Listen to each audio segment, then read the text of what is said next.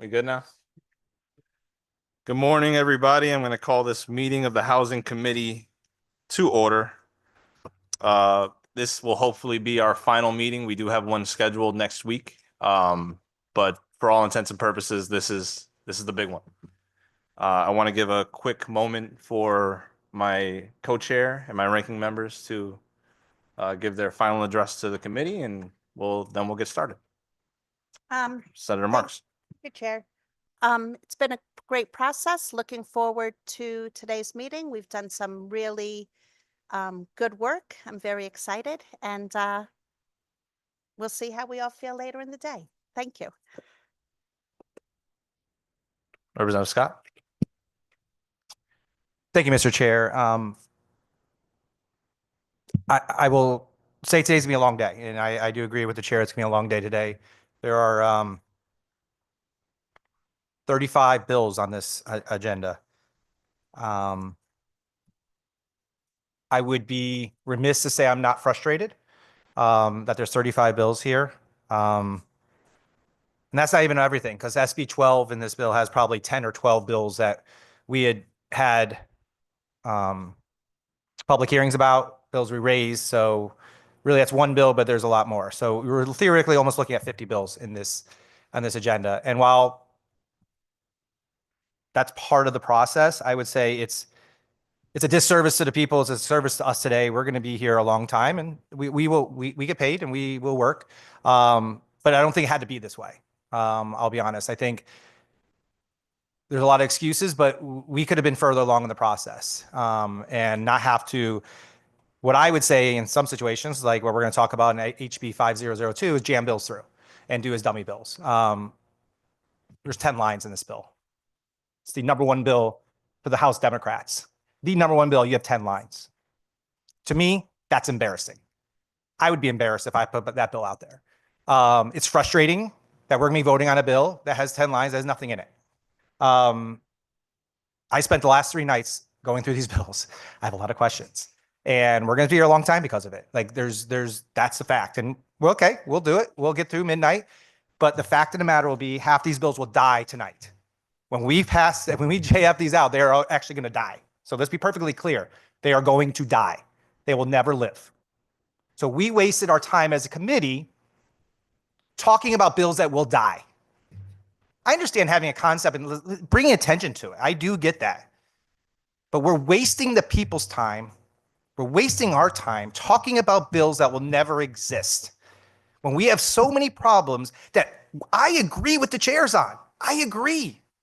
Senator Sampson, I can speak for, agrees. He can't be here right now because, coincidentally, labor is running right now at the same time with a bunch of JF bills. Coincidentally, I'm sure.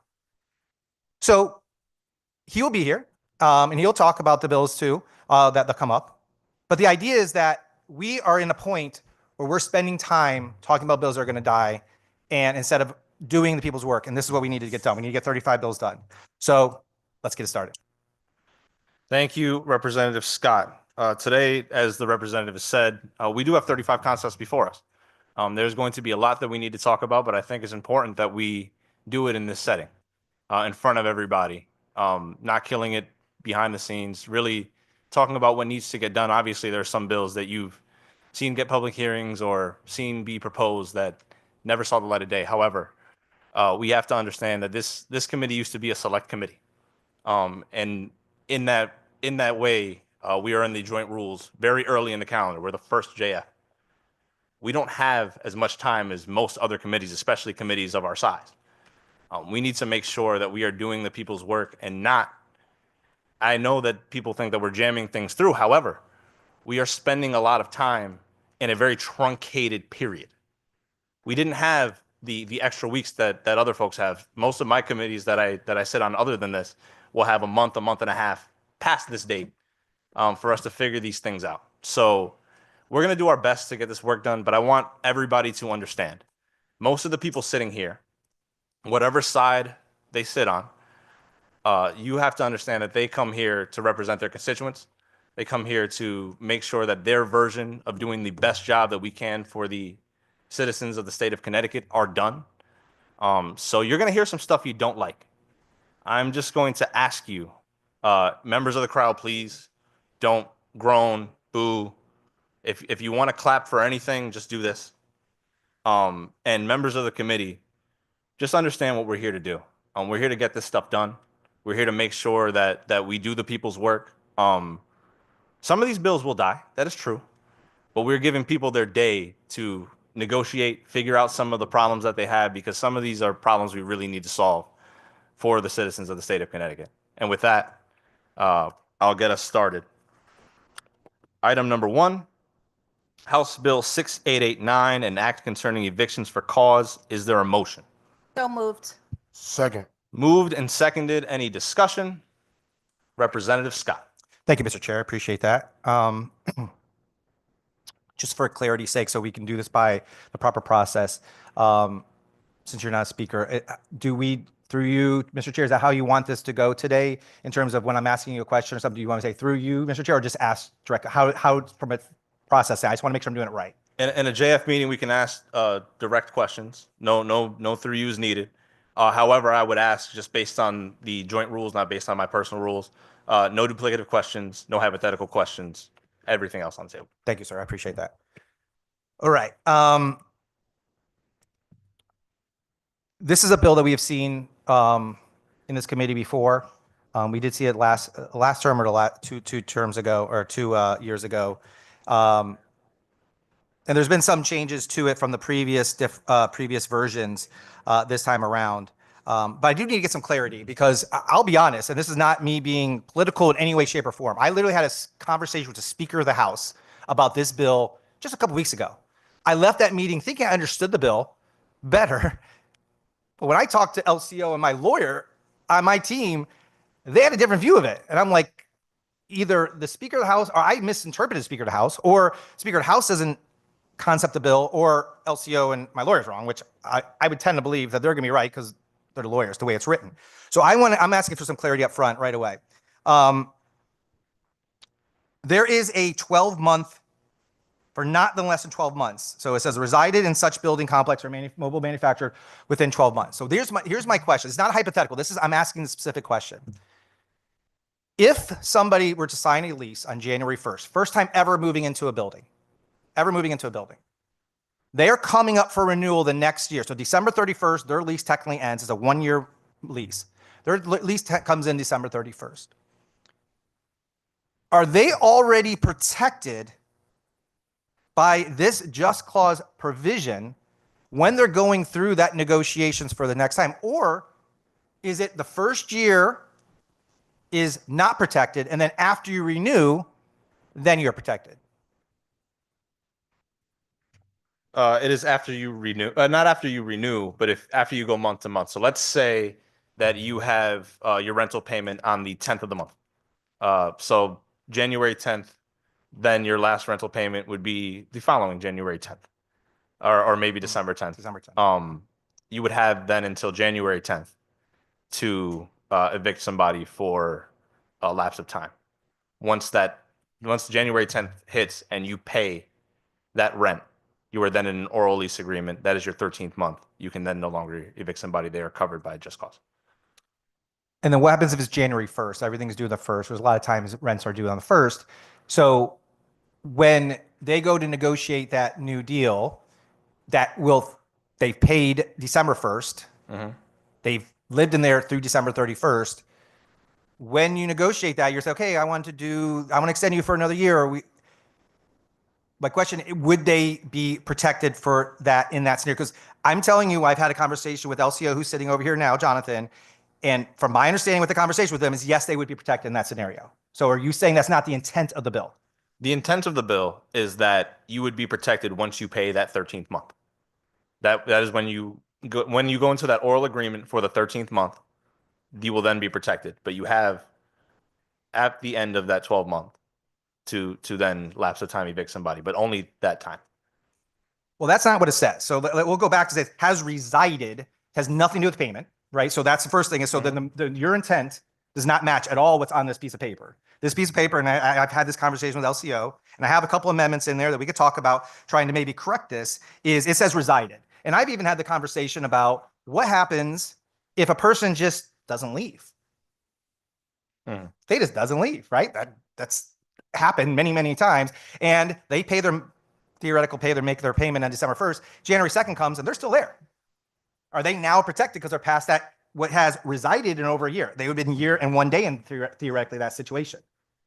When I talked to the Speaker of the House said, listen, you should have a year as a landlord to, hey, if you want to renew this person, you had a year. And I can understand that. Like I can get that thought process. You had a year, you want to renew them, that then after that, the next time you come back around, like, hey, like you had your chance, right? I wouldn't necessarily support that, but I get that thought process. That's not how this is written. This is not how this is interpreted. And I'm telling you, LCO, and if Jonathan can speak up about it, he can give his interpretation of it. That's not what it is, because it literally says resided and not paid. I do worry that the way this bill is written today, that literally the second you sign them up for a contract or at least for a year, they are already protected immediately because they will live there for that year, 12 months, because they will live there physically 12 months, unless you sign them only to an 11-month deal, which would be a way to circumvent this, which I don't think people want to do, is only sign for 11-month leases. But to do that, and then now they're protected from day one. And I don't think that's the intent of the bill, but if it is, please let me know so that we can just our mental thought process, because that's not the way I thought the bill. No, the intent is for 12 months and then an opportunity to evaluate the tenant landlord relationship. All right, then I don't know if we can take a pause second and talk to LCO about that to do this, or you just want to keep moving on and I can put amendments in there, because then that's not what we're passing. So that means literally everything you guys are going to vote on today about this bill is not what you're saying is going to happen. And you could tell me it's going to change, but then we can make the change right now and we could do that. And I think I have an amendment to do that. You want to pass these out, Jackson?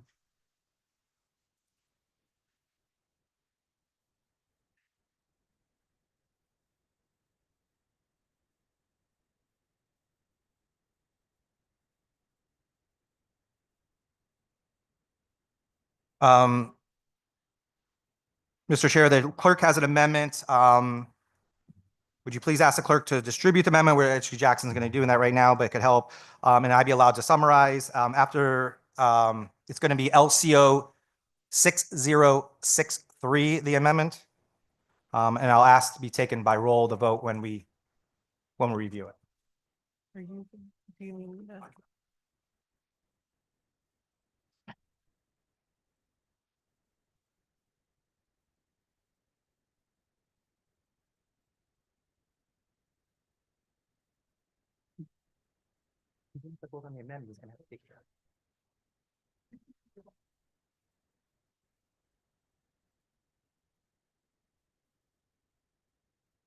I don't think she has one. Tina, did you get one? No.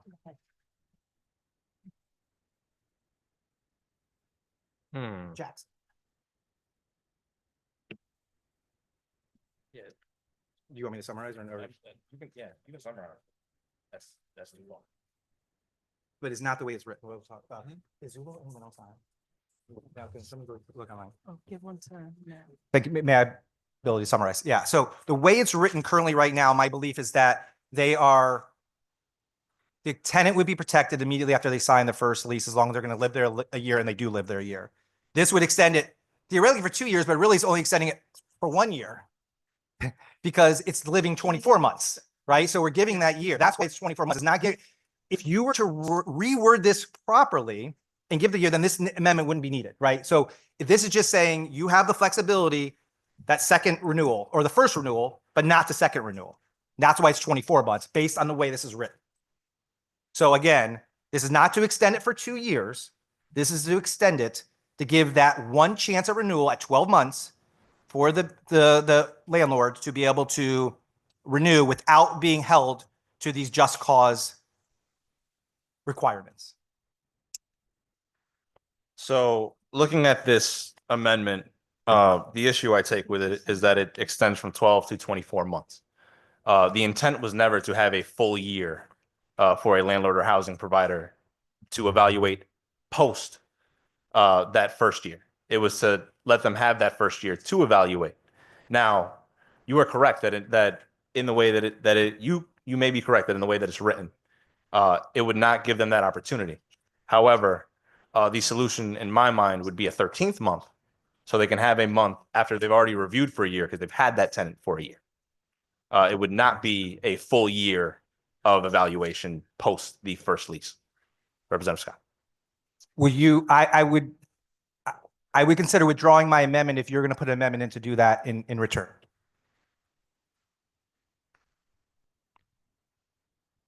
Yes.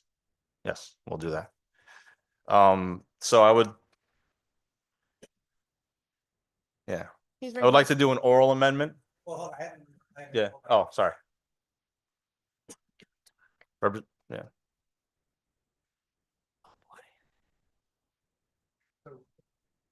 What's the difference between?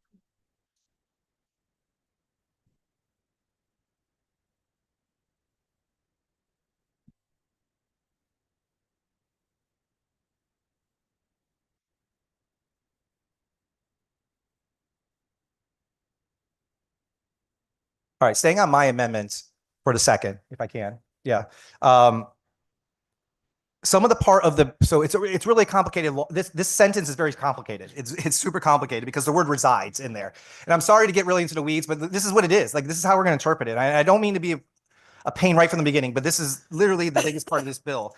It's reside. So when you say 13th month, is it paying and residing for 13 months, or do they stay there for 13 months? That's where we're getting down into the nitty gritty, but it's super important that when someone's residing there, doesn't mean necessarily paying. They might pay for the 12 months and be pissed that they're not getting the lease that they want. And they're going to stay there for that 13th month, and now they're protected. And we've had that discussion with the LCO yesterday. I literally had this conversation with Jonathan about how that is a loop around this to all of a sudden now get the protections right away, theoretically, without any official renewal. I don't know the 100%. I'm not a lawyer, but this needs to be worked out, and we really need to figure it out now. Like, this is a massive bill for you guys, and this is clearly not the intent. It's not the kind of Speaker of the House. I believe it's not the intent of you. We need to figure out the wording that makes sense for this so we all can agree. Because right now, I don't even know if you have support on your side, because this is not the intent. So I have not pulled my amendment yet. We will stand at ease.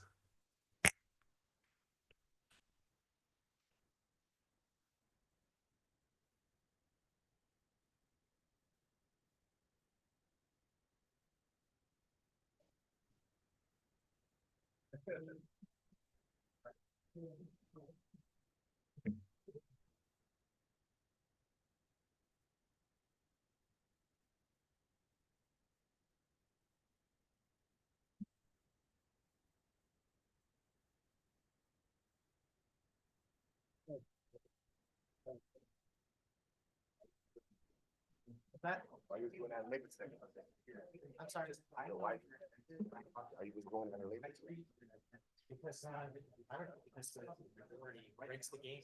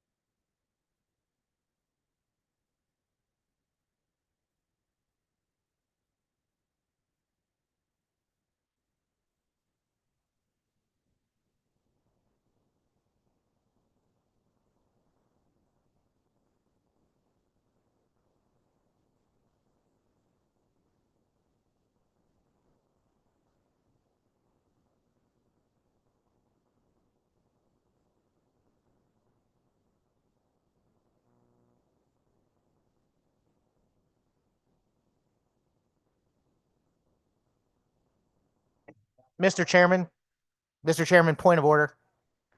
I understand that there's a conversation going on, but this is a conversation that I believe should be on the record, debating the amendment that's before us.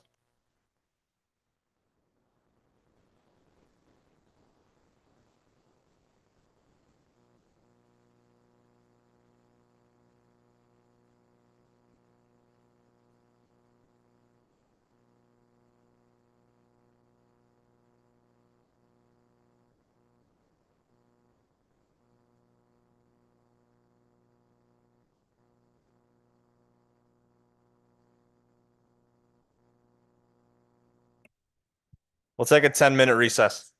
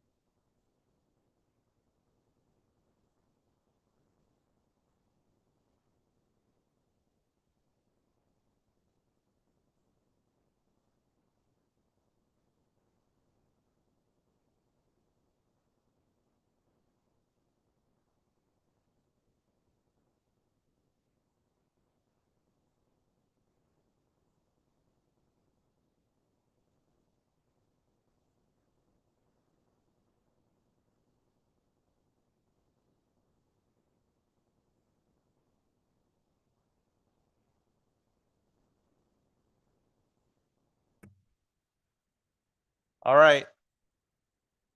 We'll come back to order. There is an amendment on the floor. Representative Scott, the floor is still yours. Thank you. I'd like to summarize. I don't think I actually got fully through to the summarization. We're talking back and forth, but I'd like to summarize if I can. The amendment, basically the way it's written. And I know we're going to have a further conversation about this, maybe in another amendment or so, but as written, it says reside in such building, complex, or mobile manufactured home for not less than 12 months. We're asking that to be switched to. Where's the amendment? Okay. I don't know if I have. I don't know where I lost it to. 20 to 24 months. Yep. From 12, we're basically just striking the word 12 and making it 24 in a loop. And again, in this theoretical way, it's really just protecting at that first renewal. If it's a year lease, then a second year lease, that second time when they come up for renewal, the second time in this scenario, the tenant would be protected under the just cause protections for that second renewal based on the way this is written, as long as 2 1-year leases. So, and that's more the intent of what the bill is. The intent of the bill was to protect the resident after that first renewal. And that's what this is doing for the 24 months based on the way it's written today. So, and I asked it to be taken by roll. Thank you, Representative Scott. Just quickly, I think 12 to 24 is a step too far. There have been conversations about making sure that there is a time period in which the landlord can act. That time period being a full year, I think takes away from the essence of what the bill has been intended to do. So I would say that this is an unfriendly amendment, and I would ask for my colleagues to not support this.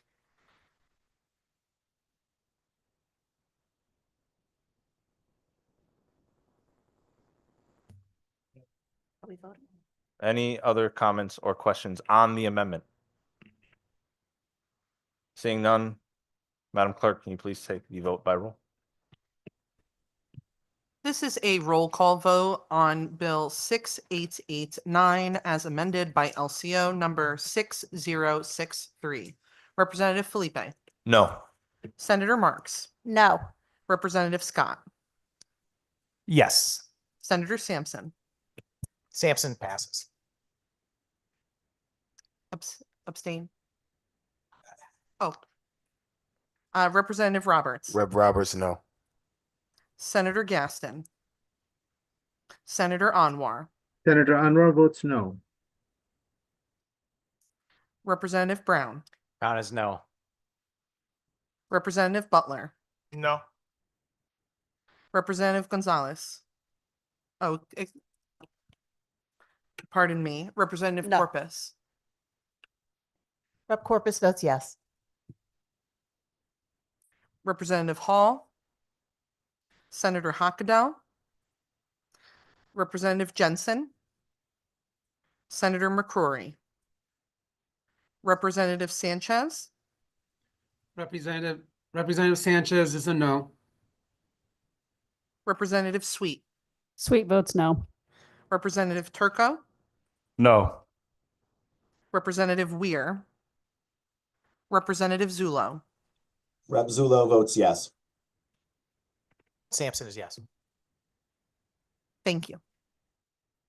Thank you. The amendment fails. Can you call tally? Thank you.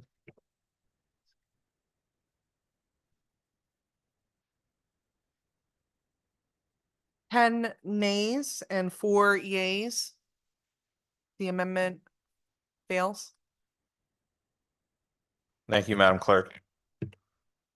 I will, before we had the amendment, the floor was Representative Scott's. Representative Scott. Thank you, Mr. Chair. As previously discussed, if you would like, I could defer to you to discuss the amendment that you're potentially running on this topic, so we can stay on topic before going into the rest of the bill. If you'd like, if not, I can continue with the floor. You let me know how you'd like to proceed. Thank you, Representative. I will take that. I would like to offer an oral amendment. It is similarly worded to the amendment that we had just heard, but it will be in line 16, strike 12, and insert 13 in lieu thereof. rather than 24. I do understand the good ranking members' frustration with the intent, but I do think 24 months goes too far. 13 months gives you an extra month to make a decision rather than a full year after somebody has already been residing for a year.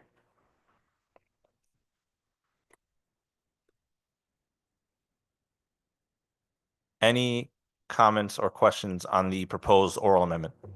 Representative Scott. Thank you. With this amendment, would it, is it pushing to 13 months? Because the word resides still lives in the statement.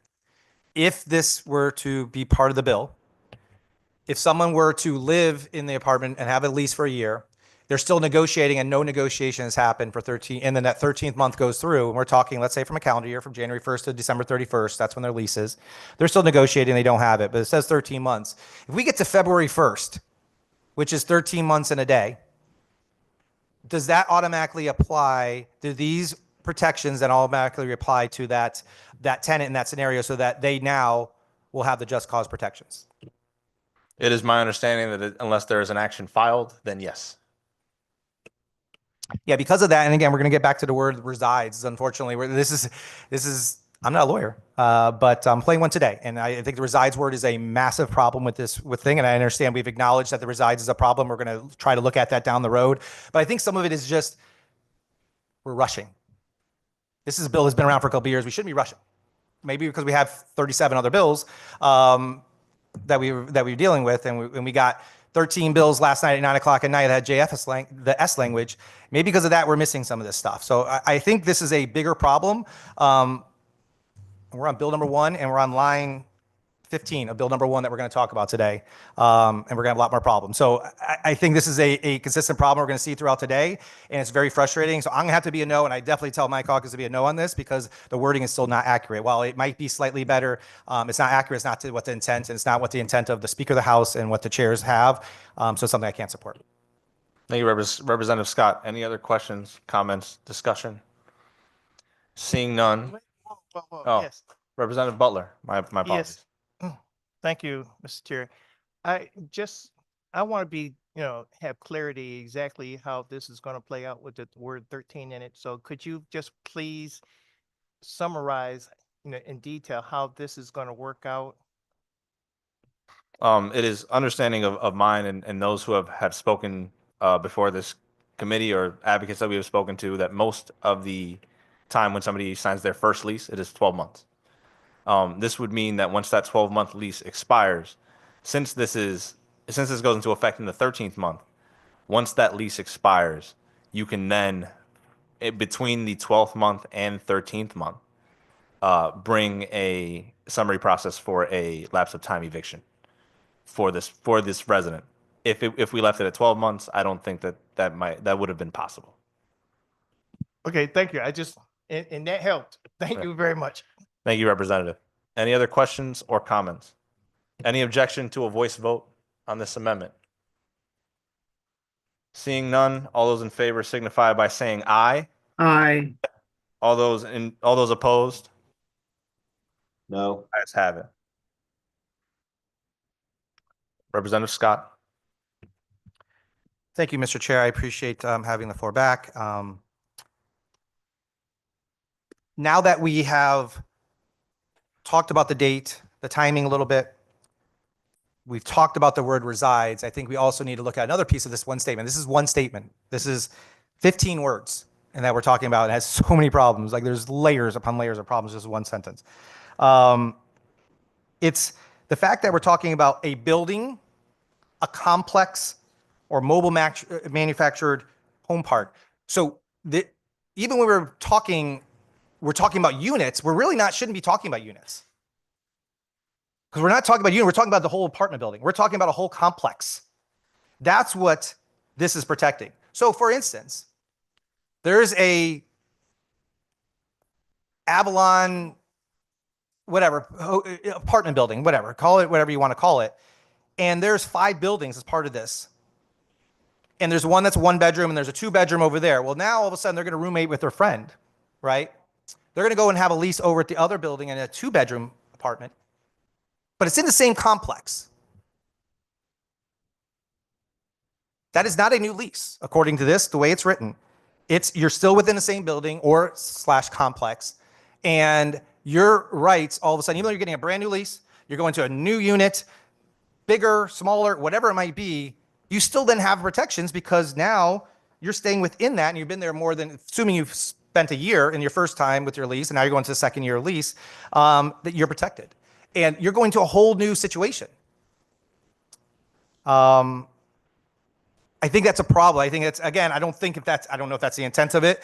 If it was, it should be a unit. You're renting a unit. You're not renting a building. You're not renting a complex. You're definitely not renting the whole park for a manufactured home.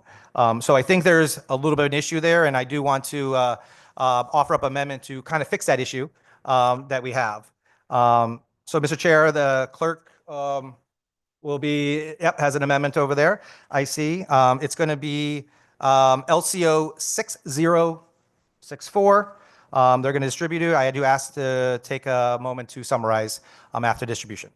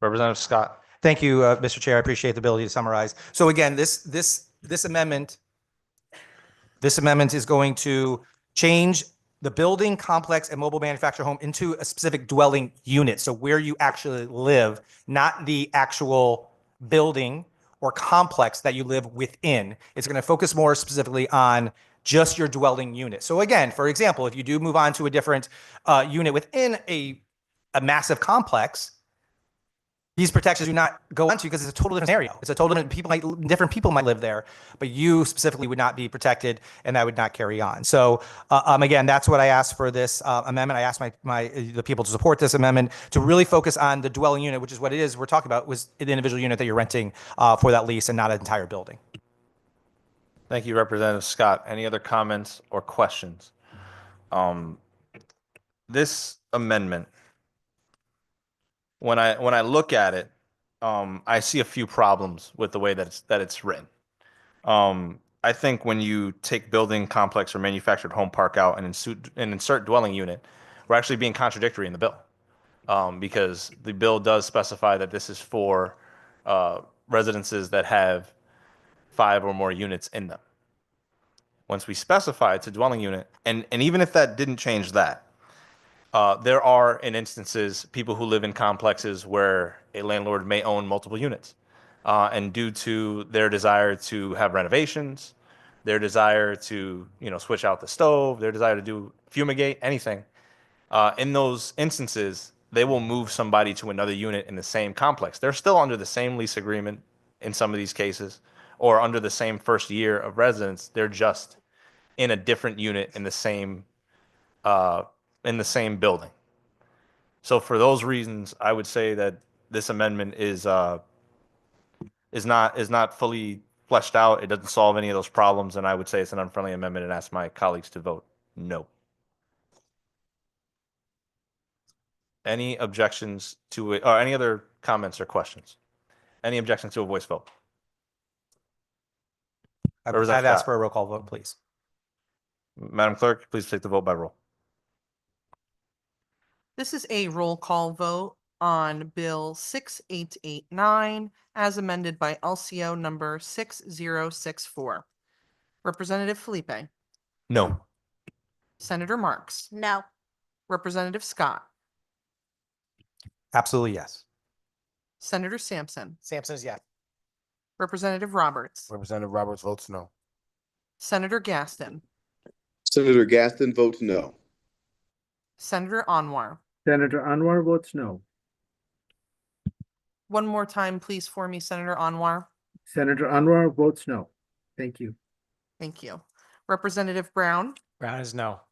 Representative Butler, No. Representative Corpus, Yes. Representative Gonzalez, Representative Hall, Senator Hockadell, Representative Jensen, Senator McCrory, Representative Sanchez, Representative Sanchez is a no. Representative Sweet, Sweet votes no. Representative Turco, No. Representative Weir, Representative Zulo. Rep. Zula votes yes. Thank you. Madam Clerk, can you please call the tally?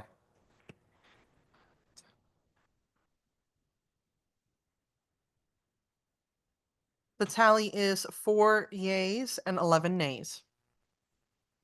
Amendment fails. Representative Scott? Thank you, Mr. Chair. I appreciate having the floor back. So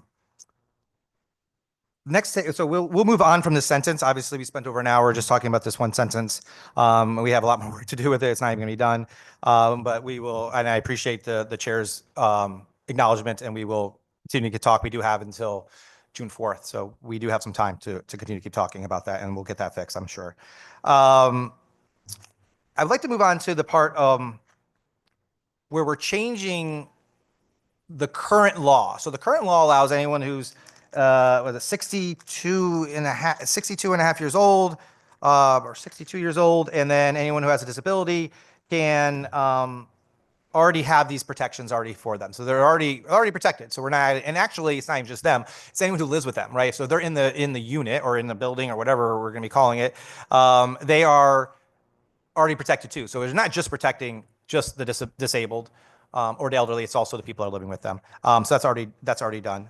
62, it's not 62 and a half, it's 62 years old. Because we're also protecting their spouse, sibling, parent, grandparent, and everyone else who's with them. My question is about this is we're changing this piece. So we're not just leaving that piece alone and adding more coverage. We're actually changing the piece around the disability. Can you talk, Mr. Chair, about how that piece specifically about the disabled is being changed as part of this bill? I think there was a definition in the original bill that changed the way that this statute looks at disability. We are removing that definition. So in order for this to not negatively affect the law that's already in effect for those people. Through you, or back to you. Thank you. I do appreciate that. There's also additional understanding of mine that there's additional changes that are happening specifically around the disabled piece of it, and what's the allowance for someone to be classified as disabled, and their proof of being shown as disabled. The one piece I have a little bit of a problem with that change, again expanding even further, is that there's ability to not just have maybe a medical, it's not just a medical. So I want to talk specifically about like Social Security disability benefits. That's an added piece to this. a medical professional, case manager, peer support group, all those people, from my understanding in the bill, and I'm going to ask you if that is correct, is also a way for them to be able to classify as being disabled. That's new to this bill. That's from not in current law. Is that correct through you, Mr. Chair? As I said, the S language eliminates those changes.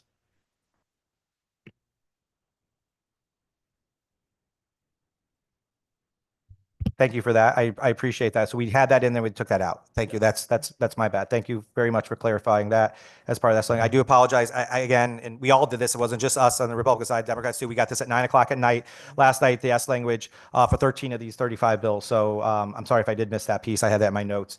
I did not catch that. So thank you specifically for that piece.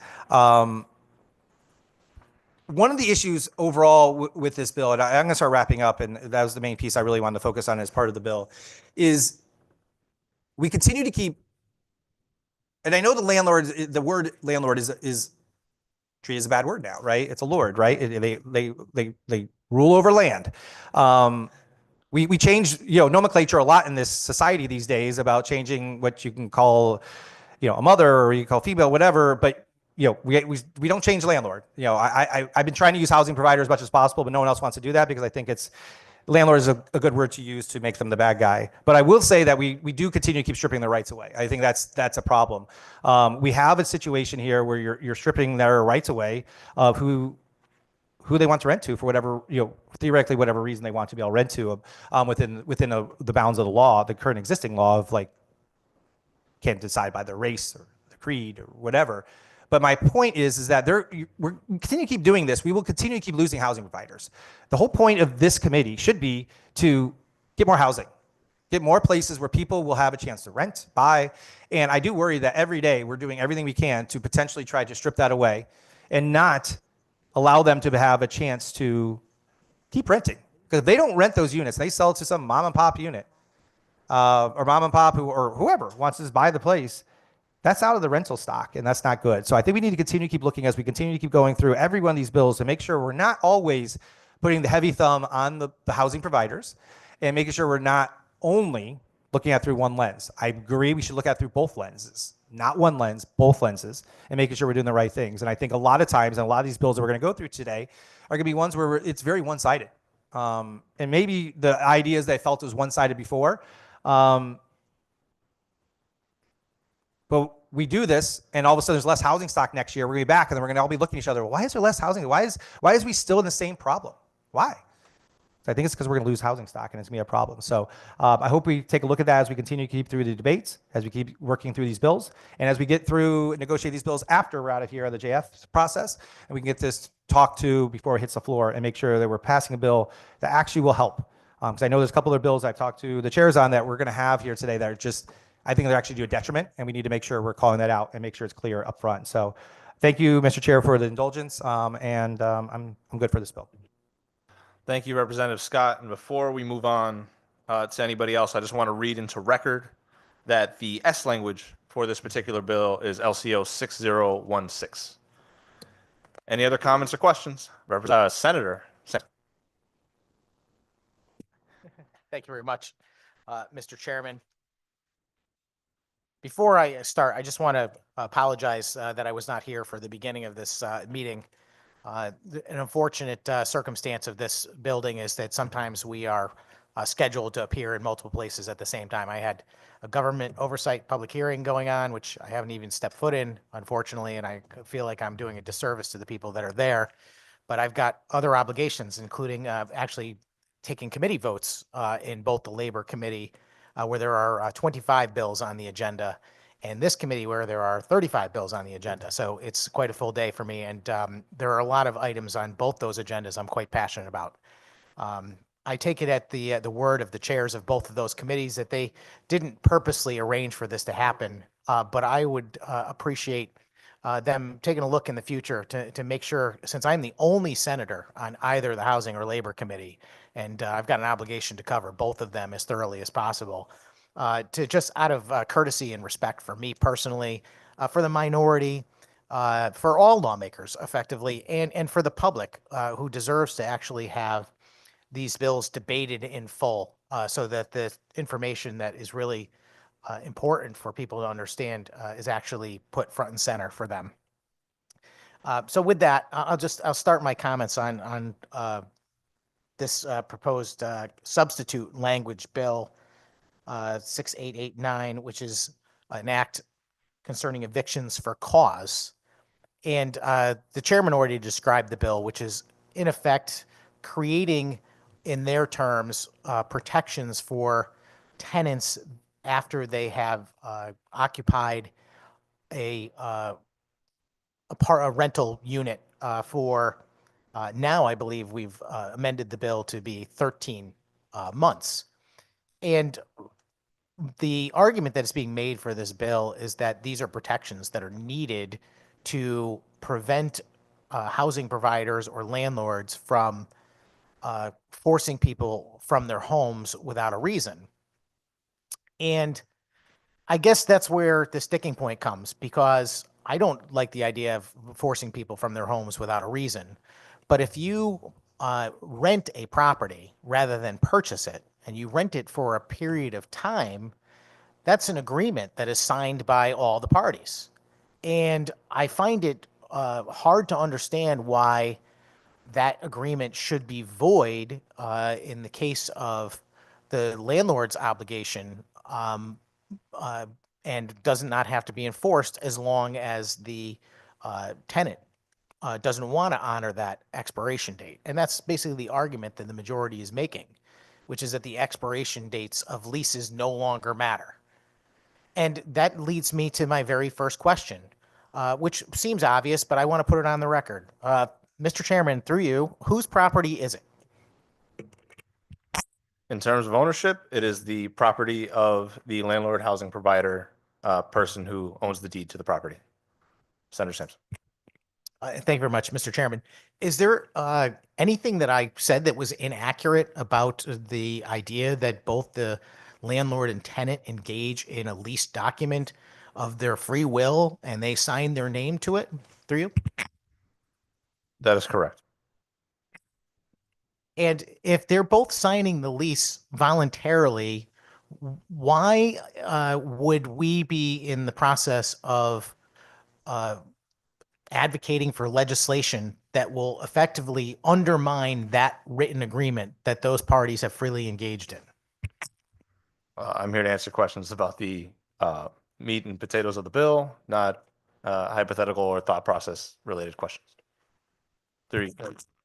Meat and potatoes. Okay.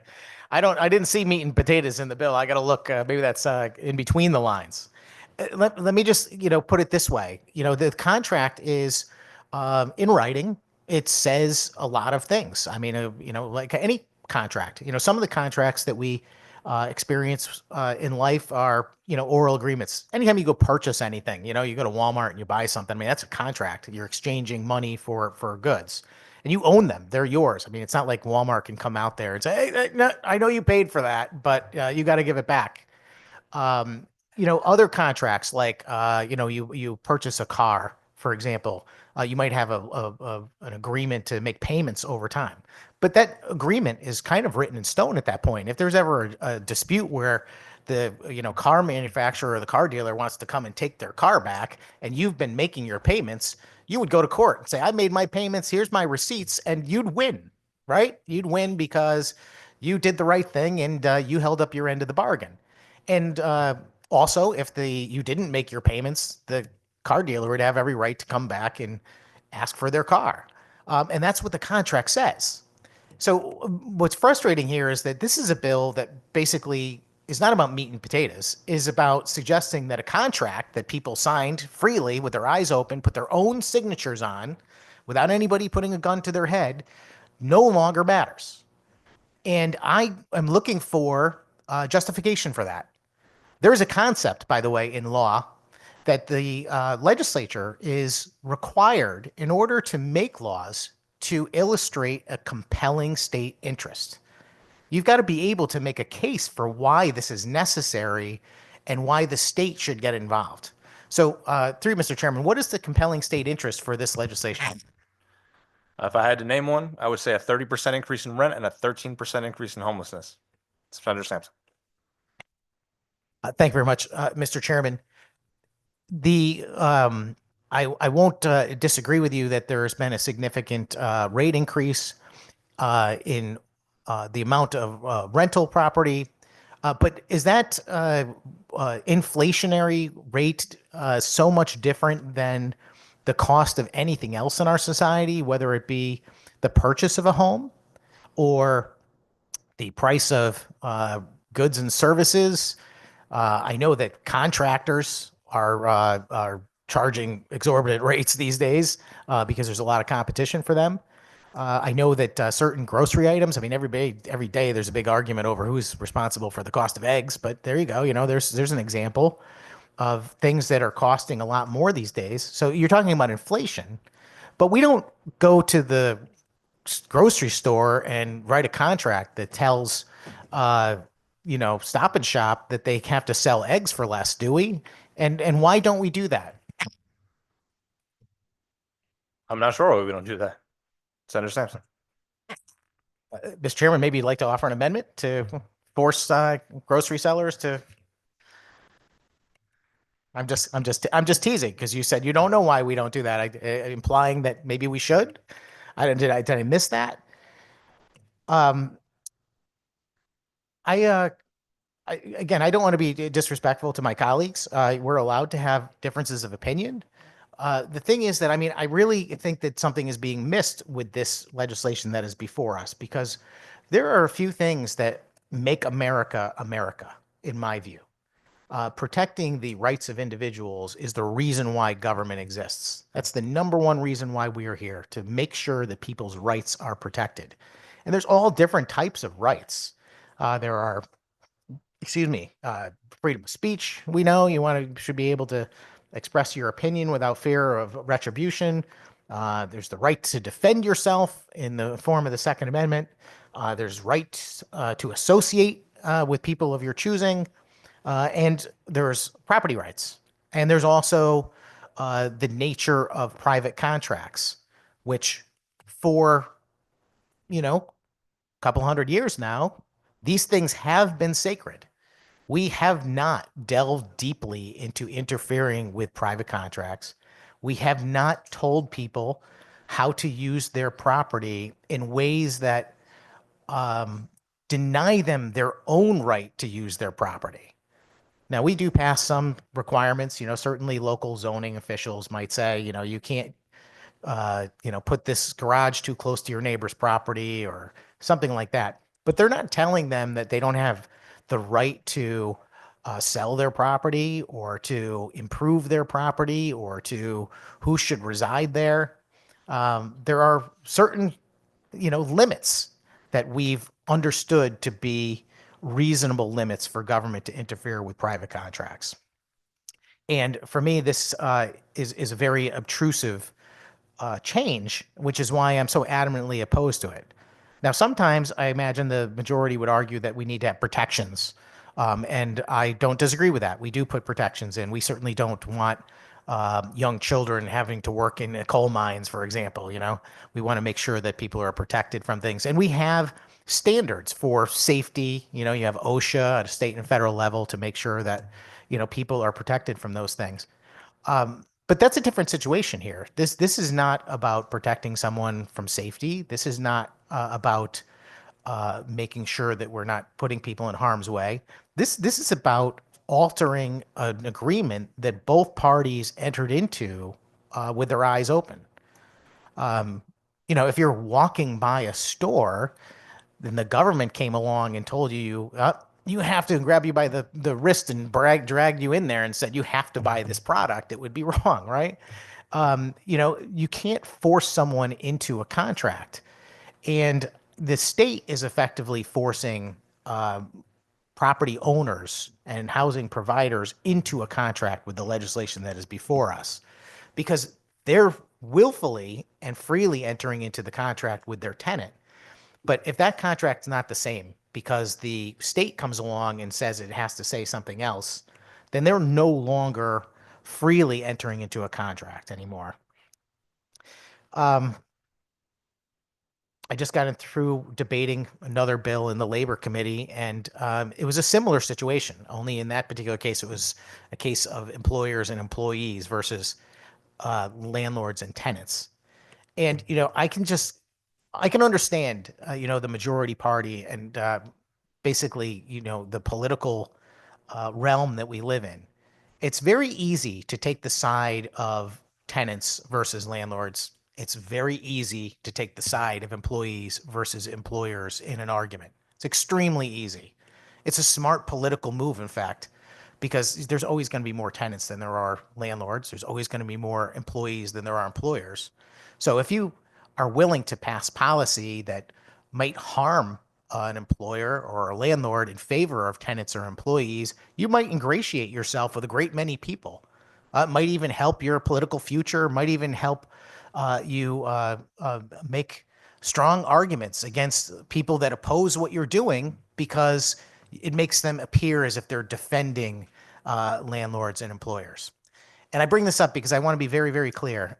Never in this committee or the Labor Committee or anywhere else in this legislature have I ever taken anyone's side. I don't do that. I am here to defend the freedom of all the parties. And I mean that sincerely. If you see me saying that this is a bad bill and any of the other items on this, frankly, absurdly large agenda, it's because I'm defending the rights of the parties to engage freely. And I'm going to make a point that I also made over there a little while ago, which is that the best answer in any policy dispute, in my view, is freedom. That's always the best answer. It's one of the reasons why we live in the greatest country on earth, is because we have more freedom here than anywhere else. And that freedom is what allows things to happen. When you allow people to decide whether they want to engage in business or commerce with each other, the sky is the limit. People come up with all kinds of really novel and innovative ideas. And those things are why we have cell phones and, so many luxuries and quality of life things that we have in America. And frankly, the rest of the world gets the benefit of the things that we've done here out of freedom.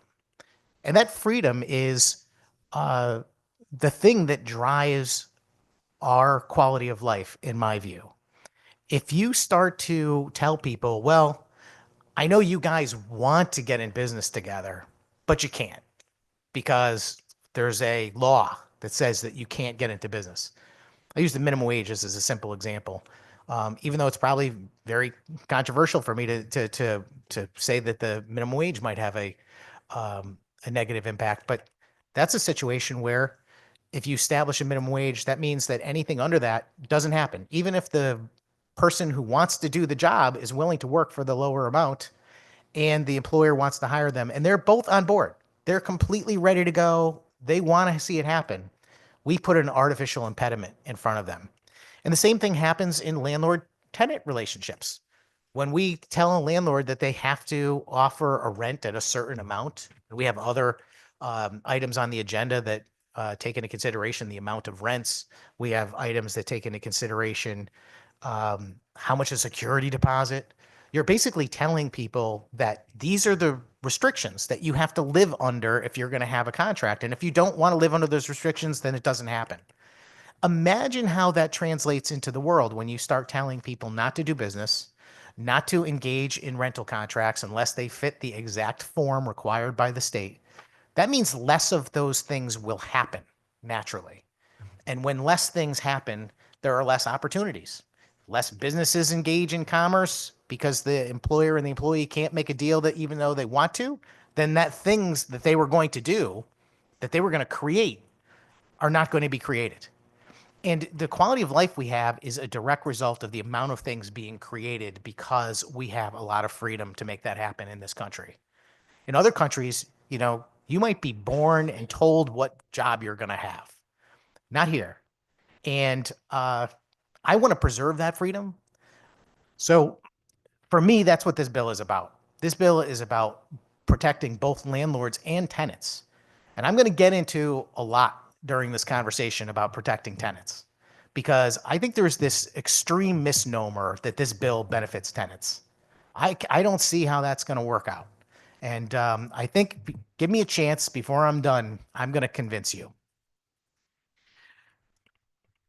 The fact of the matter is that putting restrictions on the marketplace for landlords is only going to create a few new situations. One, some landlords are going to refuse to participate. Just like we witnessed businesses leaving the state of Connecticut, we have a reputation as the most business unfriendly state. It's because of the policies that are happening over there in the labor committee and other places where we basically put more and more impediments on businesses to the point where when I'm a big company and I can decide I'm going to put my new facility, I'm going to put it in Connecticut or I'm going to put it in some other state that doesn't have this restriction, it's an easy choice. The same thing is true for housing providers. You know, a lot of this conversation that we have in this room is about these, corporate housing providers and how they're coming in. Well, those people can buy buildings in any state they choose, probably. So, as mad as we might want to get rid of some of the worst providers, the fact is that there are some good ones in there too. And if we continue to chase them away, that'll mean there is less housing available. I'll just say, it's common knowledge in this committee that I own a couple of single family houses that I rent out. And I have very friendly tenants that I have good relationships with. Most of them have been with me for a long, long time.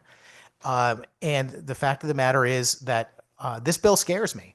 And it scares me because I look at it like the government would be taking my property from me. And I think that there's a lot of landlords and housing providers that are going to look at this much the same way. It says the first question I asked the good chairman was, whose property is it? And he said, use some more legal term to suggest, well, they have the deed to the property or something to that effect. No, they own it. Just like anything you buy. You buy a car or you buy clothing or you buy any article and you pay your hard-earned money that you work for it, it's yours. And it should be yours to do what you want with. If you rent things, for example, whether you rent a car or you lease furniture or a TV or something like that, it's a contract and you're required to make your payments and you are effectively in a deal. If you don't bring your rental car back on the day that you're supposed to bring your rental car back, effectively you've stolen it. And if you take things outside of the terms of the contract, whether you're on either side of it, you are in violation of that contract. And we have courts that exist for the express purpose of making sure that people's rights are protected on both sides of that agreement. It's a very strange thing indeed to have the government itself come along and instead of trying to protect those agreements by making sure we hold people accountable to what they said, which is why we have a court system. That's why we have civil litigation. That's why we have lawyers all over the place. They're to protect people on both sides of agreements when the other side doesn't do what they're supposed to. For me, it's so odd to see the government, who's supposed to be making sure that that's what happens, coming along and saying, no, we're going to be the ones to say your contract that you wrote doesn't mean anything. And this is a very, very extreme example in my view, because sometimes there are laws passed to say that you can't put something in a contract. This bill doesn't even do that. This bill still allows you to have a start and expiration date to a lease, but effectively that end date of the lease, which signifies that that's the end of the term that both parties agreed to, this bill effectively says that that expiration date can only apply in circumstances that the state chooses. And a large part of my conversation today is going to have to do with, what about the other reasons that end date ought to be upheld? So I'll just talk about a few different things more basically before I get into the specifics of the language, because these things are all important when it comes to contracts. And that's what this is about. I know that the good chairman's paying attention to me. He wants to make sure I stay on the bill and that I don't stray too far. But I think the subject of talking about private contracts is certainly within the realm of conversation. And when you start talking about property rights or contract rights, I think the subject of rights is also something that is worth discussing.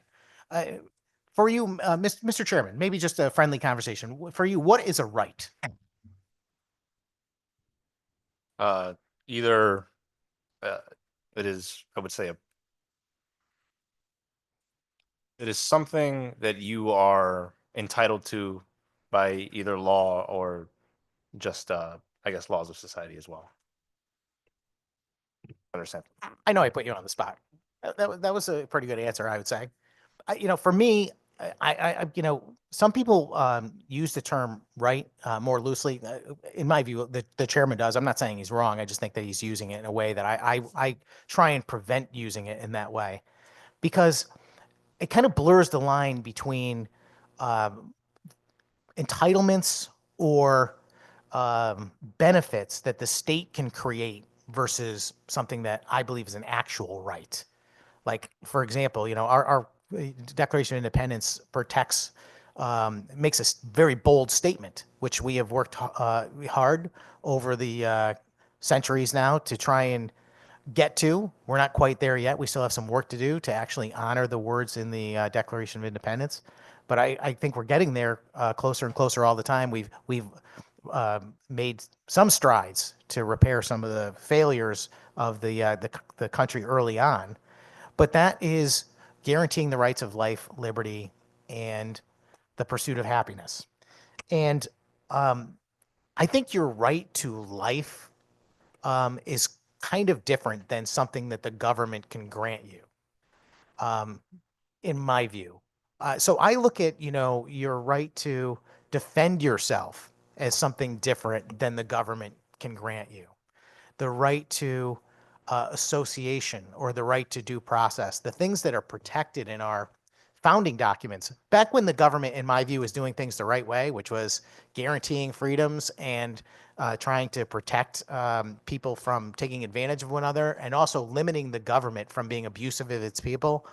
That was how the country started, and they started by protecting people's rights. Now, the government seems to be in the business of creating rights, and for me, a right is something that you're born with. They're natural rights. You have it because you were born that way. So for me, I have a tough time when people describe the creation of rights through law. Even the state constitution, people often say there's a right to education. It's like, I don't think you have a right to education. What you are getting in our constitution is a guaranteed benefit that is put into our constitution. Different. And one of the things I would say that makes the difference between a benefit or an entitlement and a right is where it comes from. I hear people come before this committee all the time and say they say housing is a right. And if you go over to the Public Health Committee, you hear people say healthcare is a right. Well, again, I am the first person to say that we want to make sure that we see people with healthcare and they have shelter. But at the same time, I don't see those things as rights, and I'll explain why. A right is something that you're born with that we should protect, but it's not something that we get from other people. If healthcare was a right, then I don't understand how you can justify that when healthcare comes from the actions of hospitals and doctors and nurses that provide it. That would mean that you actually have a right to someone else's labor. And for me, that's wrong. You can't have a right to someone else's labor. You're not automatically entitled to a doctor treating you. So I look at housing the same way. While we want to make sure that people have shelter, and our society values that to the point where we actually engage in policy to provide benefits and entitlements to folks to make sure that that happens, I don't think they have a right to it, because that would mean they have a right to something someone else owns already, or someone else has worked for or provides.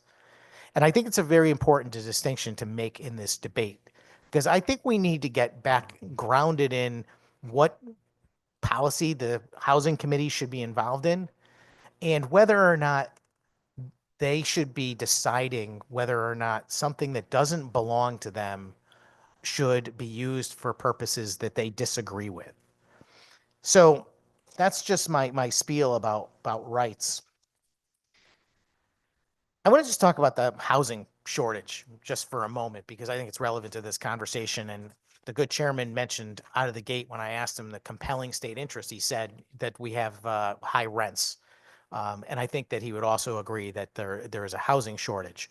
Through you, Mr. Chairman, what's the evidence and in your view, what's the reason for the housing shortage? I would say it's a multitude of reasons. Some being the rental increases I spoke about, the increase of homelessness, the aging stock in the state of Connecticut. But there are definitely other reasons. Senator Simpson. Well, Mr. Chairman, there's about 3,500 homeless people in the state of Connecticut. I would argue that very few people would say we're short a mere 3,500 housing units. And when you say the housing stock is aging, does that mean it's no longer workable, or these units are not habitable? In some cases, definitely not all. Senator Simpson. Thank you, Mr. Chairman.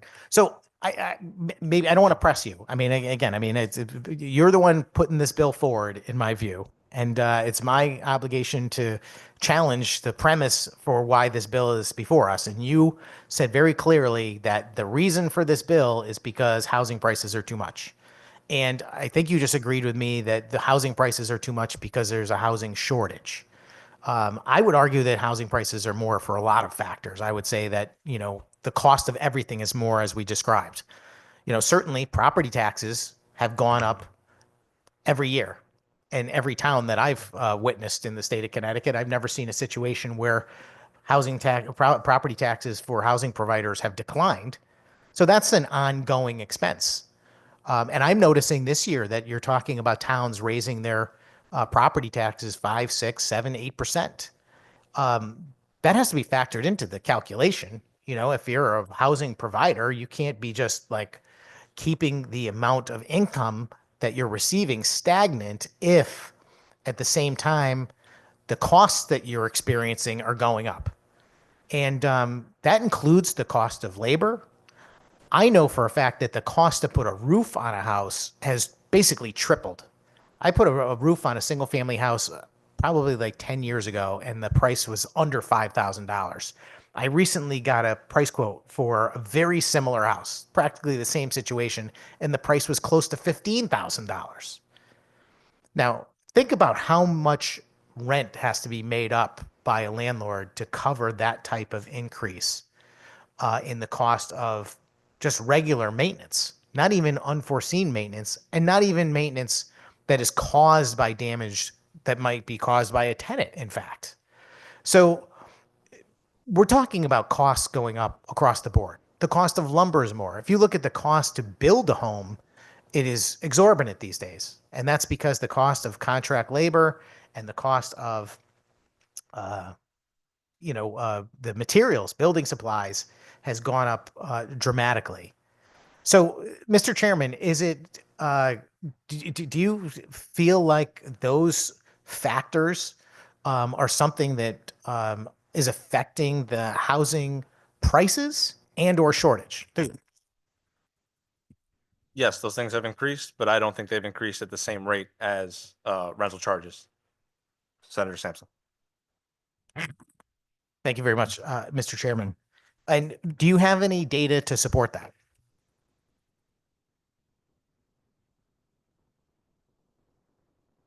I'm sorry, what was the question? If you had any data to support that. I don't have data on hand. However, I know that the cost of property taxes, as you've said, the cost of building in Connecticut has not increased at the same rate in the last year. I'm not saying over the last 10 years, as you said, over the last year, have been quite 30%. Senator Simpson. Thank you, Mr. Chairman. I would just ask that when we get to the point of debating this bill on the floor, certainly you and I are not in the same chamber, so you might be saved from my questions. But I would encourage your co-chair, Senator Marks, to have answers to these questions, because these are important things. Again, we're not talking about a small change here. This is going to be a passionate debate today, and it will be a passionate debate in the Senate if it ever gets there. The fact of the matter is, when you make a change like this, it should not be done lightly, and it should not be done without actual, and in my view, incontrovertible evidence that there's a good reason for it. I would suggest that the housing shortage has lots of things that have contributed to it. The first and number one thing I would say is I'm not convinced that there is the same definition of housing shortage that I would use that has been used. For example, the state of Connecticut's population has not increased dramatically over time. And from my understanding, the number of housing units has not declined either.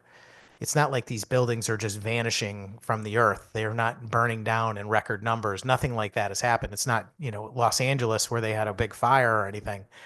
What's going on is something different.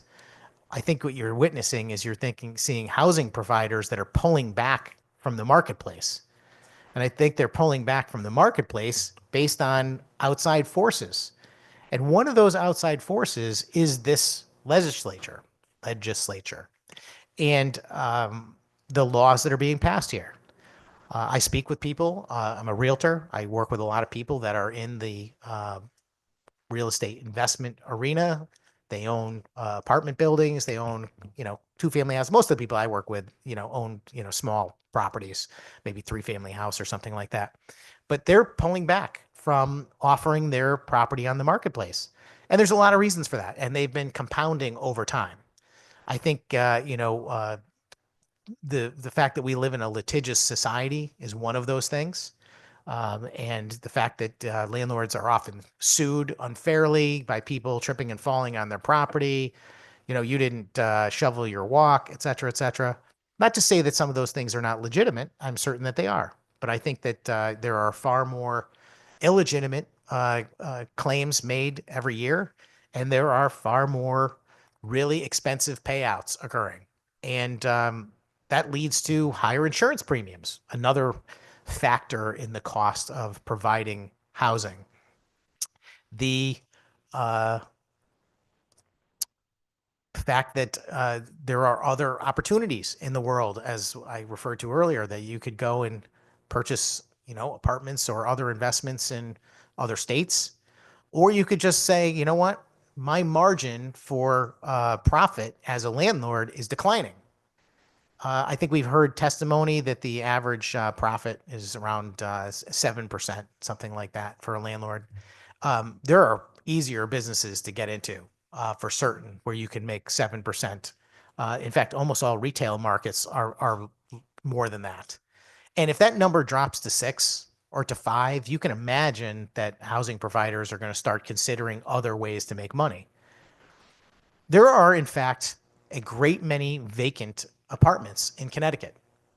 So when people say there's a housing shortage, I say, well, I don't know. I think a lot of apartments are not available. The property owners have decided that for better or worse, they're not going to offer them for rent currently. And the reason why they're not is because they are concerned about the difficulty of just participating in the marketplace. I just read an article the other day about New York City, which has literally thousands and thousands of rent-controlled apartments that are vacant. And the reason why they're vacant is because the people that own them have decided that they're better off keeping them empty for a financial perspective, because they can continue to hold them as an asset, and they can avoid the costs of renovation. They can avoid the potential costs of difficult tenancies, and they still get the benefits that they were looking for by owning real property, which is something that they can use as a hedge against other investments, things that they can write off, that kind of thing. And I think that's more common all the time in Connecticut as I talk to people that own property. They're saying, you know what? Hey, Rob, I love it. It's been good for me, but, in the last few years, it's very difficult. You have one bad tenant and all the other good tenants leave me. And, it doesn't take much, something going along good for a couple of years. And, then you have one bad tenant. They damage the apartment. I can't collect enough Social Security. They wipe out everything that I earned over the last couple of years. And I'm actually in the red now. And this just keeps happening, until there's some way for me to actually keep it steady. I'm going to choose a different thing. I know folks who have converted their properties into other uses. They've converted them into storage units. It's very interesting.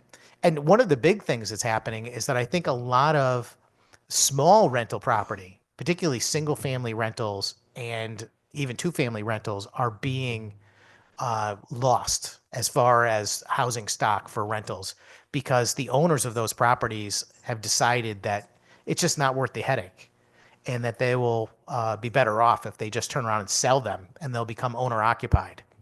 This all means that there's less rental units available. And when you have less of something, economics, which something that this committee should take a lot more focus on, dictates that supply and demand, when the supply is low, demand will be high, and therefore prices will go up. So, Mr. Chairman, are you going to just honest answer? Do you believe that the legislation passed by the state of Connecticut impacts the housing market and the cost of rents? Yes, Senator Simpson. And do you believe this is significant? And a follow-up question, which is, how about even us discussing this bill, let alone passing it? I wouldn't be able to measure without significant data the significance. And I would say us discussing this bill, I think would have a negligible effect rather than us passing legislation. Senator Simpson. Thank you, Mr. Chairman. I appreciate that opinion. And, if that's, and I take you at your word, you're being honest with me. If that's how you feel, maybe I can understand more why you're still plowing ahead with this. Because I will tell you that, like, the people that I talk to that are on the housing provider side, and I talk to people on both sides of this a lot. I've actually taken a number of phone calls from tenants that have testified in front of us, advocating for this and other bills, wanting to hear their story and just kind of, talking about what they really need, and what would improve their situation. And I can tell you that the housing providers in the state are scared. They are scared of the government. They are scared of this committee. They are scared of this policy and other ones that are on this agenda and how it is going to harm their ability to operate in the state. And I'm not exaggerating that. That's the word they use. Scared. I am scared of what the state is going to do to me next. I can't even believe that, to be honest with you. I mean, it's just, where have we gone that people are going to fear their own state legislature in operating a business? And I have heard this from business owners too. I've heard this from people that operate lots of different businesses in the state, that the policies that are being debated in the legislature are enough to scare them from starting a business or continuing a business, and forcing them to make choices other than creating more production and quality of life that I talked about earlier in our state. It's a real thing, Mr. Chairman, and I just want you to hear that from me. And I'm telling you with pure honesty that what I'm saying is true. So I kind of alluded to private contracts, but I want to get into that just a little bit more. In your view, Mr. Chairman, does this bill respect private contracts? That's a matter of opinion, whether it respects something or not. I would say it does affect them, yes. Senator Simpson. Thank you, Mr. Chairman. Yeah, I mean, you can use whatever language. Again, I'm not, we're not in trial here, and you can have any opinion you want. But I mean, I'm trying to get an objective answer to this.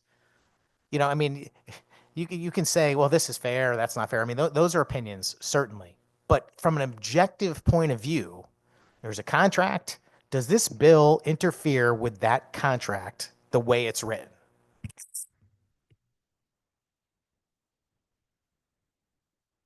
When it comes to the expiration date of a lease, yes.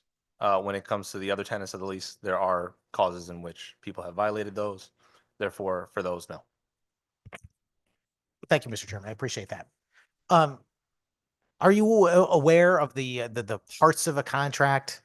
Mr. Chairman, would you, what defines a contract in your view? A contract is an agreement between parties. I'm not sure what other definition I could give you, Senator Sampson. Thank you.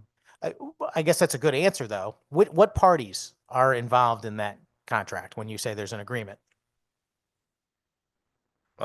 The author or the provider of the contract and the signature or the or the person receiving benefit from the contract. So the person who signs it, the person who presents it. Senator Sampson. Thank you very much, Mr. Chairman. Your answers are impressive for me, putting you on the spot, because the parts of a contract are defined most often in law as offer and acceptance, which is exactly what you described, which is someone offers a contract and someone accepts that contract. But what I was getting at more than anything is, is the government, particularly this government and this body, normally a party to a contract between a real estate provider and a tenant? I don't think we decide, other than our contracts that we may have in terms of paying our employees. I think we usually are deciders of law, not the contract itself, just what governs the contract. Senator Sampson. Thank you very much, Mr. Chairman. The concept of offer and acceptance relies on something that is very important in contracts and that you alluded to, and that's mutual acceptance. And I referred to this when we first started this conversation, which is that, both the parties have to agree. I'm going to put a contract in front of you, and regardless of the many, many times I have heard in this committee that people are forced into things, no one is ever forced into a real estate contract, at least not by the person on the other side of the contract. They may be forced by other things, like their failure to be able to find a cheaper rent, or their necessity to find housing immediately because of a job or some other reason.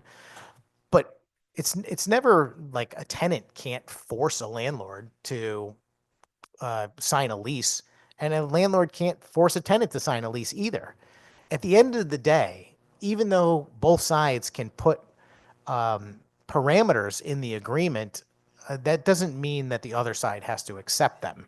So that's why I was kind of to bring this up, because it is offer and acceptance and mutual agreement that establishes a contract. It is not this notion that somehow the state should come along after the fact to interfere with a contract that's been already offered and accepted and had mutual agreement.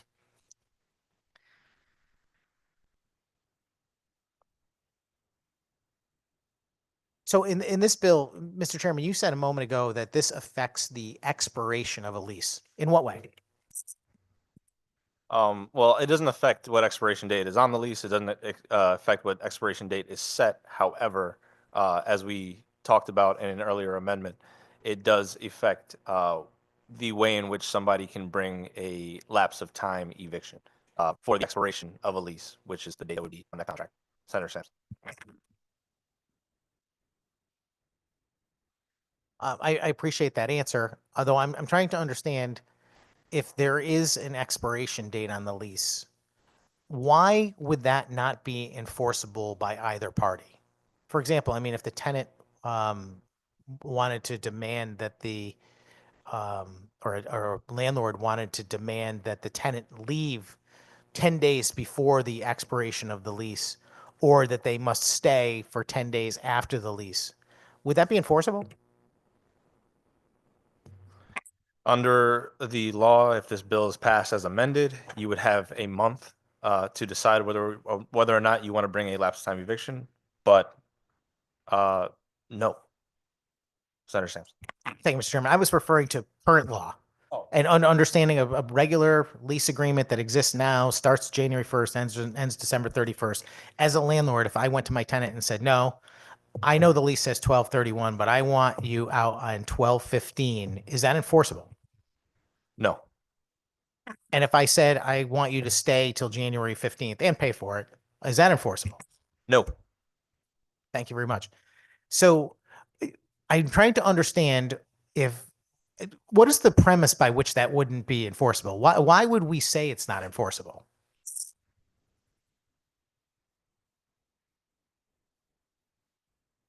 Because you can't force the tenant to go under tenants of a contract they did not agree to.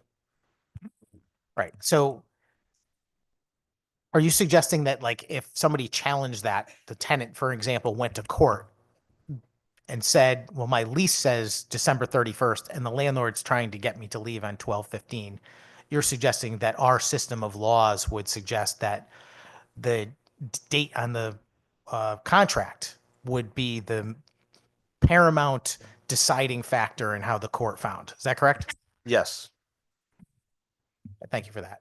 So that's the way I understand it too. And I also understand that if the circumstances were reversed, and if the tenant said to the landlord under current law, I want to leave a month earlier, and I don't want to pay for that period of time, would they be able to do that? Or if they went to court, would the court likely find in favor of the landlord and the same paramount determining factor, the actual date on the contract? Under current law, that should be a breach of lease. Understood. And I imagine you would say the same thing if the person wanted to stay beyond the time frame as well. Yes. So if that's the way we do contracts now, and that's the way it's understood, that the parties are agreeing to it, and the court is simply there to say, well, you guys both signed this agreement. It says December 31st. Then why are you bringing this ridiculous case before us? You already know what you signed, is the way I would view it. So in this bill, we are changing that only for tenants. Is that correct? That's the way you can put it. Yes. And why would we do that, Mr. Chairman? Why would we choose to allow tenants to ignore a provision of a contract that they signed and not the landlord? It wouldn't necessarily be ignoring a provision of a contract. Contracts are governed by law. We are changing law. So we're changing the regulations in which these contracts are governed under. Senator Sampson. Thank you very much, Mr. Chairman. You're talking about a statute, which would be a law and not a regulation, but I do agree with you that we do in fact have the power to interfere with a private contract by law. I'm not looking really more for a substantive reason that makes it clear that this is needed in our society for some reason. And I know that you said earlier that, you know, it's about the price of rent and the availability of property. But what if those things change? You know, what if suddenly there's a whole bunch more property available and rents drop dramatically? At that point, do you think that we should repeal this law if it's passed? No. And can I ask why? Those are determining factors, not the only determining factors. There are other factors such as landlords, and I'm not saying that this is all landlords, housing providers call them, doing massive evictions in transfer of property, for example, coming in from other states, not paying attention to their properties, letting them fall into disrepair, therefore adding to that housing shortage you alluded to, things like that. There are many, many reasons. Those are the ones I stated earlier. Those are not the only reasons. Senator Sampson. Thank you very much, Mr. Chairman.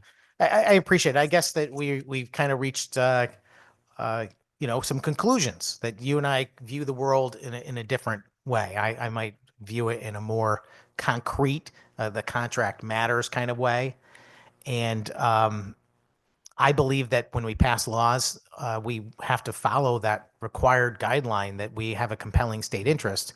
I just asked you what the compelling state interest is. You gave me an answer. I offered the opportunity to say that if that compelling state interest went away, that we would change the policy. And apparently you don't think that's the case. And that's to me, that's a frustration. I need to understand, if we're making this policy, what the reason is. Because clearly it's not because of the cost of rents, and it's not because of the housing shortage. It must be some other reason if you're unwilling to change the policy based on the changing circumstances. So what is the actual reason, Mr. Chairman? As I said, it's a multitude of reasons, not all of which I will state currently. But I will say that there has been a conversation that people have had in this committee talking about the balance of power here. And I think there's a difference of opinion between certainly you and I, and maybe myself and other members of this committee. The scales are unbalanced as it is. And this is what I see as a balancing of those scales for the tenants, not a balancing or not an overturn in their favor, but a balance between tenant and landlord. And it's just a matter of difference of opinion, I think. Senator Sampson. Thank you very much, Mr. Chairman. And I'm sorry, I don't mean to press you on these things. My questions are sincere. I'm trying to understand because frankly, I don't. For me, I've lived my life trying to follow the law. Laws should be clear. They should be easy to understand. Everyone should recognize what they say, what they mean, and they should apply to everyone the same. Laws should be equal to all parties. And when you're suggesting that, we're going to write a law and we don't really have a good reason that we can describe. And if you give me a reason and then I challenge you on that reason, if the circumstances change and that goes away, then what? I mean, what was the actual reason to begin with? And that's what I'm struggling with because I'm not seeing a legitimate reason for this bill. I see this as arbitrary and capricious and somewhat, I don't know, I'm trying to come up with the proper words. But that's a focus on the landlord, and I certainly want to show them due respect. But before I have a number of amendments, but I want to talk about tenants for a minute because the thing about this bill is that it is almost exclusively supported by tenants, at least the folks that have come before us. I've talked to a lot of other tenants who can recognize the eventual problems that come from a policy like this. We have to make sure that when we write policy and we debate these bills, that we are thinking a little more deeply than just the immediate reaction that's going to happen in the next 5 minutes. We should also be concerned about what's going to happen in 6 minutes or 10 minutes or a week or a year later. And that's, I think, what's being missed in a lot of this conversation. Because the way I see this is that you're going to have landlords who are going to immediately exit the market. I don't know what the number of those people are. I don't know if it's 1% or 50%, but there are some people that are going to be very clearly, I'm not operating in this market anymore. If you're going to pass a law that basically deprives me of the right to use my own property as I see fit or reclaim my property at the end of an expiration of a lease, then you're saying basically my property doesn't belong to me any longer and I don't want to do this. And there's going to be a percentage of those people. I don't know what it is. But no matter what that number is, it is a number. It's not a negative number. More landlords are not going to come along and say, well, I want to participate and I want to be a landlord now because they passed this great just cause bill and they're taking away the right to have the property be in my own use and control.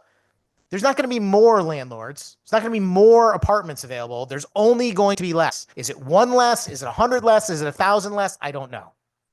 But there will be less. And when there are less apartments, the rents are going to go up. Also, when there's less apartments, and even now, even if every landlord that still existed in the state decided to stay in business and try this out and say, okay, we're going to see how it goes.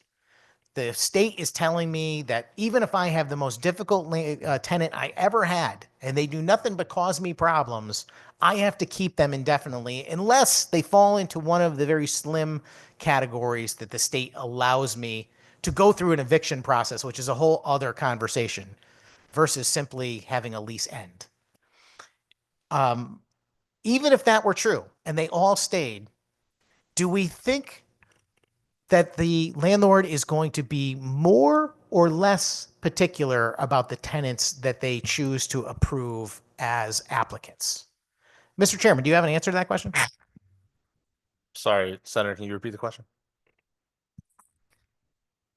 I was asking that if every landlord, even though I suspect many landlords will leave the industry if this becomes law, even if every one of them stayed, do you believe that they are going to be more or less particular or skeptical of the rental applicants that they have before them? I don't have data to suggest it one way or another. until we pass laws like this, or in other places where these laws have passed, that doesn't seem to be definitively the case. So, Mr. Chairman, I appreciate you're an honest man. You and I have always got along very well. I take you at your word when you give me your responses. But let's put yourself in the shoes of a landlord. If you are currently in control of your property, you can rent to someone, and if that doesn't work out over the course of the year, this person causes a lot of issues with the other tenants, or the police are there all the time, or they just are like mistreat you. They're late. There's a lot of things that could go on through that lease agreement.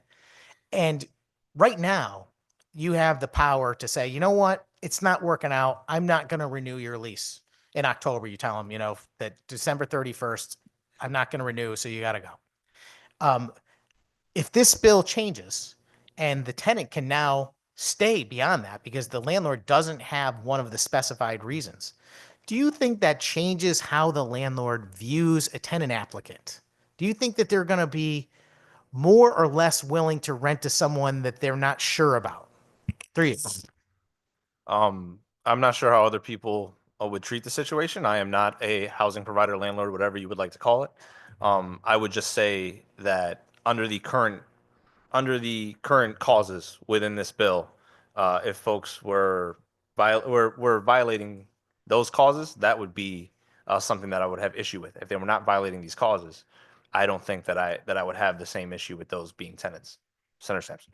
Understood. Thank you, Mr. Chairman. I'll take you at your word, although I think most of the people that are listening can understand what I'm saying, which is that anything, if you said, I'm gonna loan you my car for a couple of days, if you do that to your family member who obviously you're going to trust them a lot more, frankly, than if you had an acquaintance you barely know asked to borrow your car for a couple of days.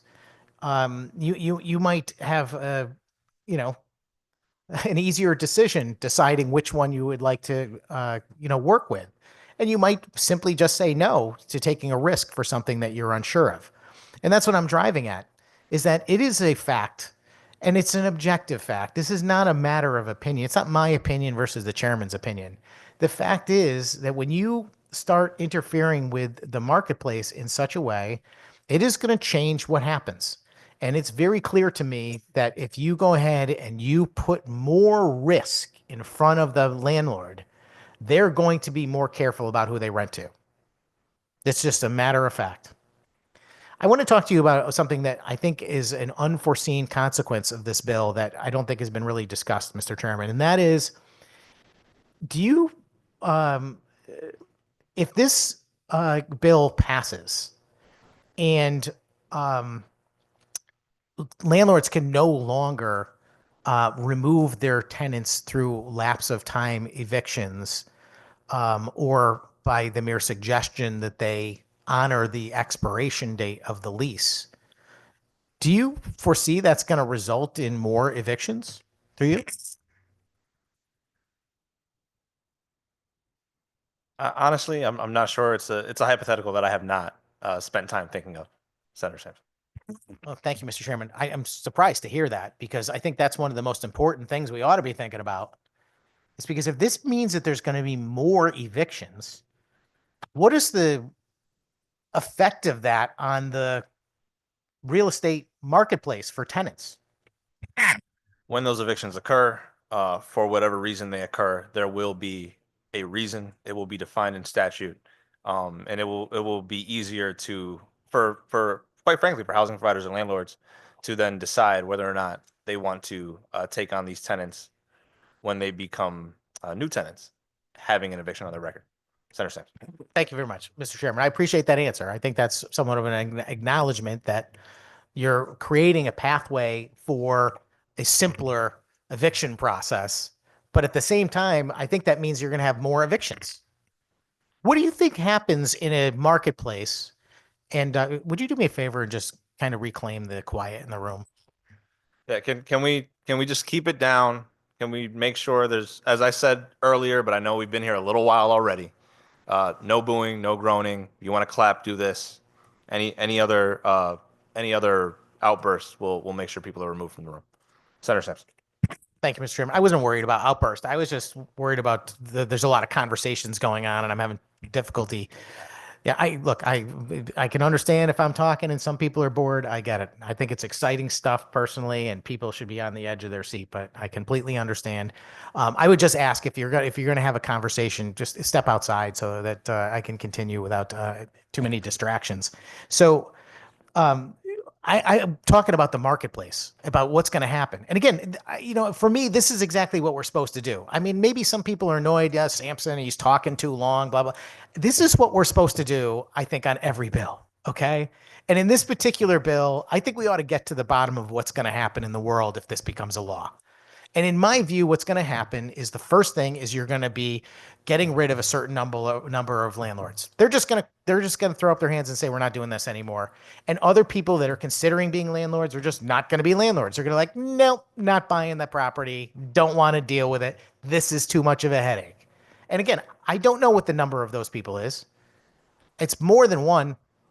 I don't know if it's going to be 10% or 20 or 50% of people that provide housing now. That's going to only make the situation, which the chairman told me is the reason for this bill, worse, in my view. It's only going to mean less apartments and more rent. That's what that's going to mean.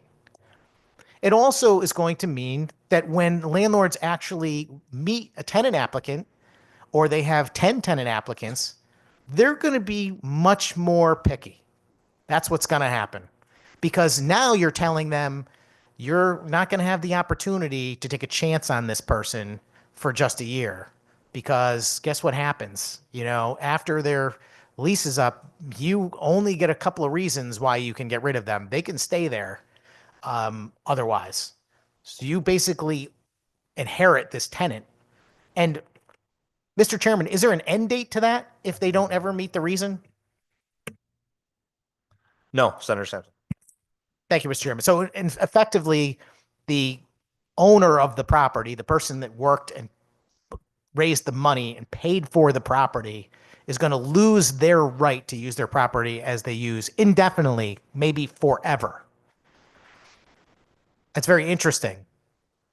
I'm really surprised that anyone would think that this is good policy. I can understand the desire to help tenants and try and sort out our marketplace. But this is egregious. This is just violating people's rights. It's just going over the top and harming people that are innocent.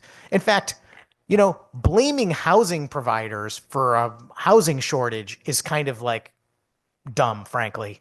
There's still people out there willing to be in this marketplace, and they're out there trying to survive with these crazy laws, these crazy taxes, and these crazy costs providing rental units.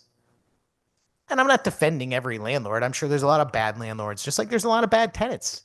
But the fact of the matter is to go after the people providing the housing in a way that is going to cause them to provide less housing, it's not the wisest thing I've seen this legislature do.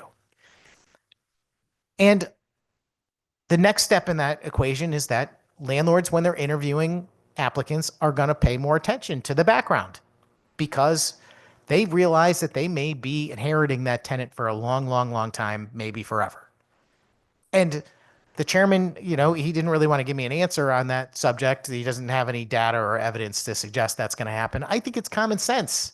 I think anyone in the sound of my voice is going to recognize, yeah, that's going to happen. Landlords are going to be a little more picky about who they choose. And the next thing that's going to happen is that when we start to see more evictions occur because of this policy being passed, because that'll be the only mechanism to get rid of tenants in the future, unless they leave voluntarily, because they'll still have that right. What do you think happens when there's a great many more tenant applicants out in the world that have evictions in their past? Mr. Chairman, do you think that someone with an eviction in their past is more or less likely to get accepted as a tenant?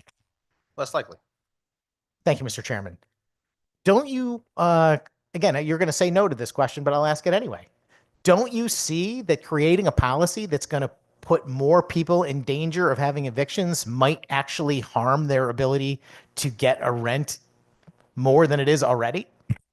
Respectfully, where this law has been passed in other states, sometimes without even the provision of the 12 months or the 13 months now that we have, without that provision, there is no evidence that it has resulted in more evictions. I'm not sure about New York, who's had this for only, I think, a little bit over a year, or places who've had it shorter. But I know New Jersey's had it since I think the 70s or 80s. We've had it obviously for 62 years and older and disabled since 1980. And I think New Hampshire's had this for a while as well.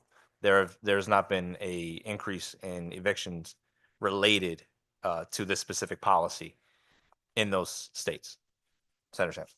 Thank you very much, Mr. Chairman. I'll take your word for it. I would love to see that data. And again, I hope the senator comes equipped with that when we actually have the debate on the floor, because I want to pick it apart. Frankly, because I can't believe it. Because common sense tells me what's going to happen. And if the data doesn't line up with the common sense, then there's a problem. And I just don't believe that somehow you can suggest that you're going to put all of these new requirements on housing providers to put them on a very, very precarious position in what is traditionally been a freely negotiated agreement without there being some sort of consequence. And this is unusual, ladies and gentlemen. Don't get me wrong. I mean, think about everything else that you might rent or lease temporarily. I don't know that there's another thing where the state has decided that you can just ignore the end of that agreement. You know, if you go to the movies and the movie's over, you got to leave. Okay? It's not okay. Oh, I'm going to stay for the next movie. No. If you rent a hotel, you don't get to stay longer because you want to. You'd have to go and ask them, hey, can I get another night? And, what's that going to cost? And if they got somebody else coming, you're out of luck. You rent a car, all of these things. It's understood that you are signing a contract, and that's your word. Why do we want to have laws that make people's word mean nothing? I guess that's the biggest question in this bill, because that's what this bill does. It says, I know you signed a lease that it's going to end on December 31st, but we're going to pass a law that says you as a tenant, that doesn't apply to you. You can do what you want. Landlord's still got to follow it. It's just not just. And for me, laws should have a compelling reason that's easily defined, not, well, there's a lot of reasons and I can't say what they are today. And they should be truly just, and they should affect people fairly. My biggest issue with this is that I think that the folks pushing this bill think that they are being fair because they are stipulating a few reasons where landlords are still eligible to evict someone. And I just want to get into this notion of an eviction versus an expiration for a quick second, and then we'll talk about those evictions. Currently, a lease having an expiration date is an indicator to both the parties that that is the end of their agreement. And virtually every lease agreement that there is has something in it that says before the end of that lease, the landlord and the tenant got to talk and find out what the deal is. Are you going to renew the lease? Are you going to raise the rent? Are you staying? Are you moving someplace? Did you get a job somewhere else and you're going to move out? That's what happens in the real world. This bill effectively takes that away because the expiration date now only means something as words on the paper and not in a dispute over how long the tenant can stay. The landlord, again, owns the property. It's theirs. They paid for it.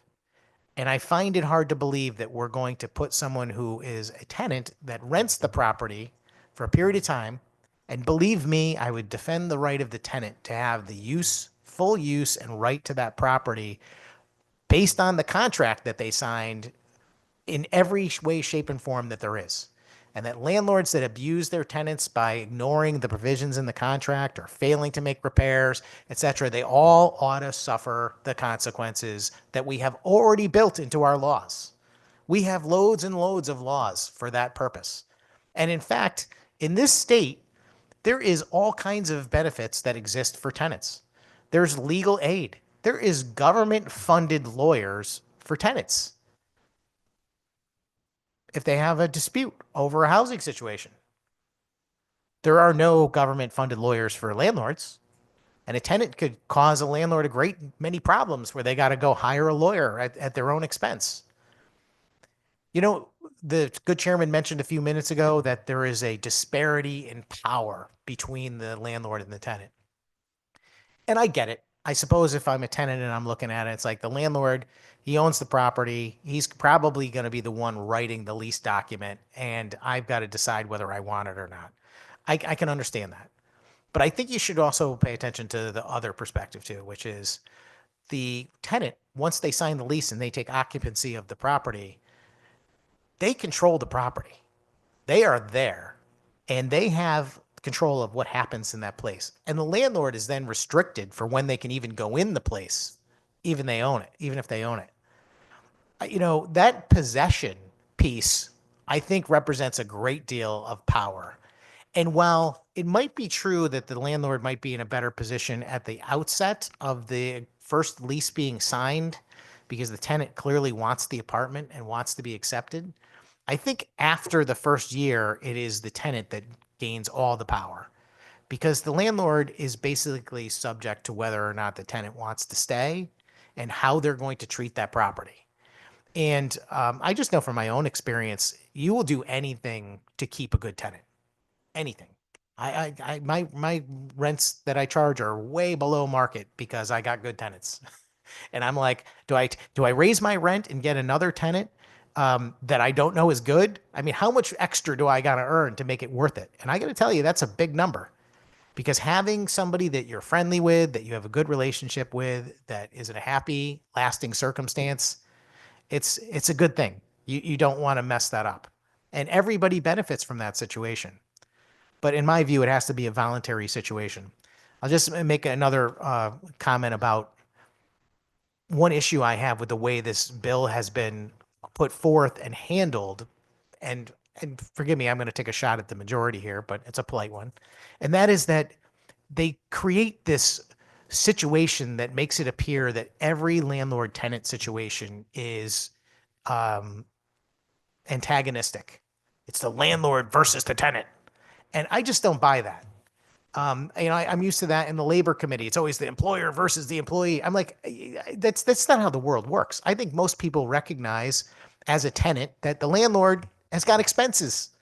You know, I know that, people that rent, most of them have respect for their landlord's property and they don't want to ruin it. It's not just that they have an obligation in a contract not to ruin it. They're like, that's somebody else's property. I'm not going to destroy it. And they recognize that the landlord's got bills to pay too. And that it's not personal when the landlord's like looking for their rent.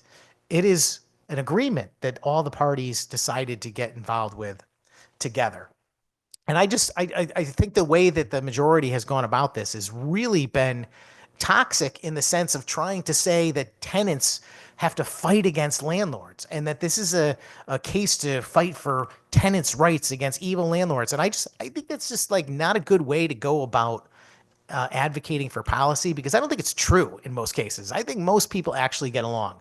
And if there are evil landlords, I think the first thing you ought to do as a tenant, just as my personal advice to you, is leave.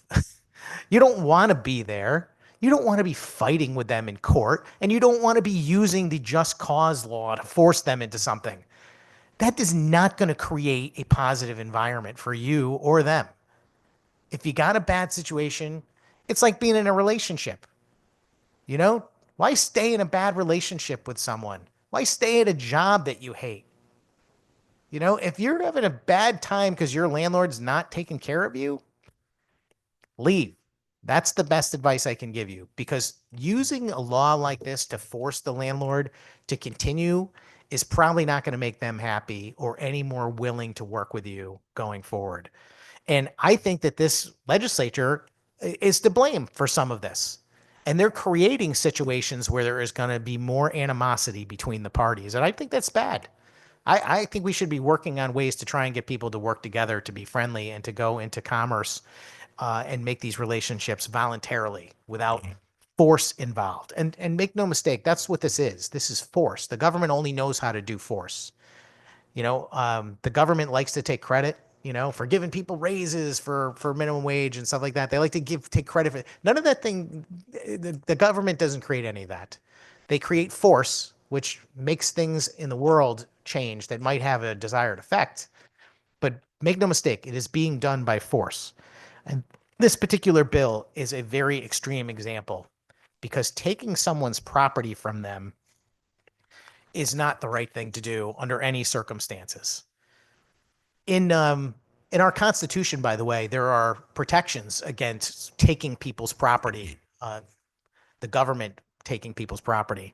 And there's two real forms of taking people's property. There's a physical taking where the government actually literally comes in and takes the possession of somebody's property.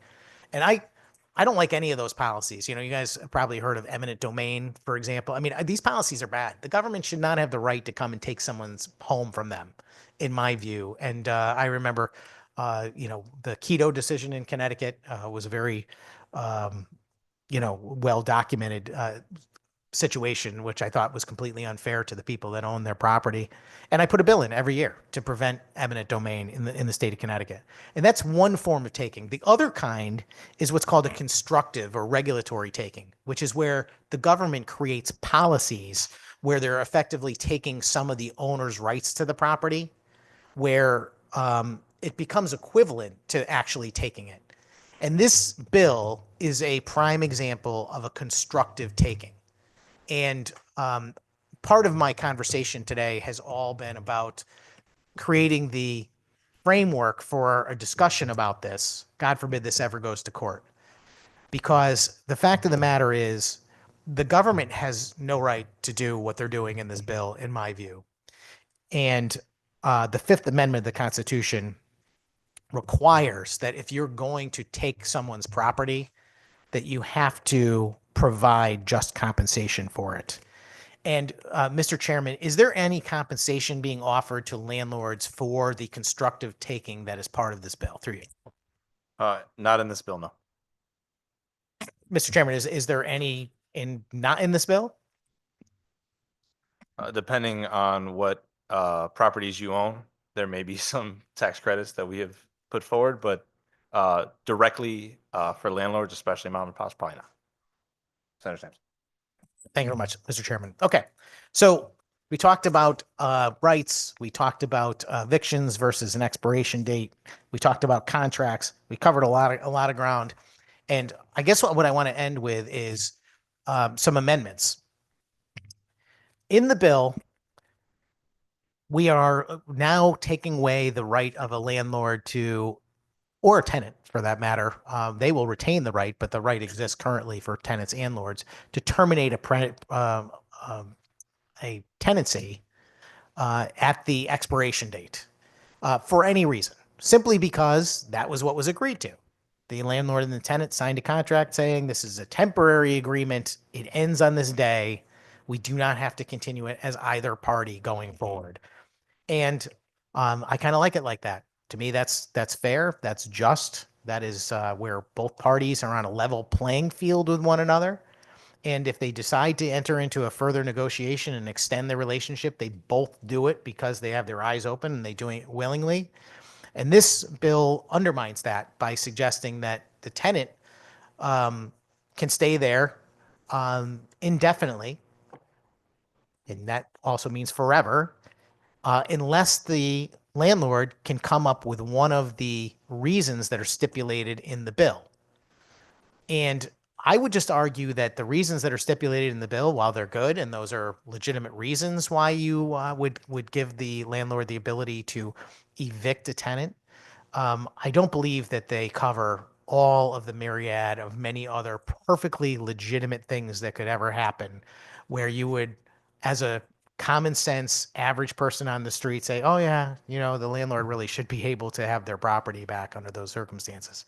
I also want to point out that requiring an eviction versus somebody simply leaving on an expiration date is a really big difference. There's no cost to anybody when someone honors the expiration of a lease and they just go their separate ways. But for a landlord to be forced with having to go to court, hire an attorney, and make the case that they are entitled to reclaim their property that belongs to them, that they paid for, under the language in this bill, is abusive in my view. Why are you making somebody who is simply trying to honor an agreement and has honored their agreement entirely through the entire lease period unable to reclaim their property as both parties stipulated willingly? It's pretty out there in my view. So let me ask you a couple of questions, Mr. Chairman.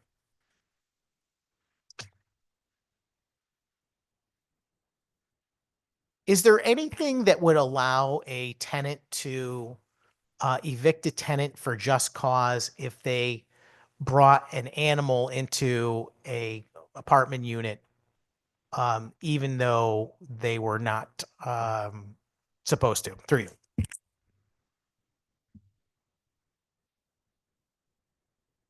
My assumption in that case would be that that is a violation of the tenets of the lease.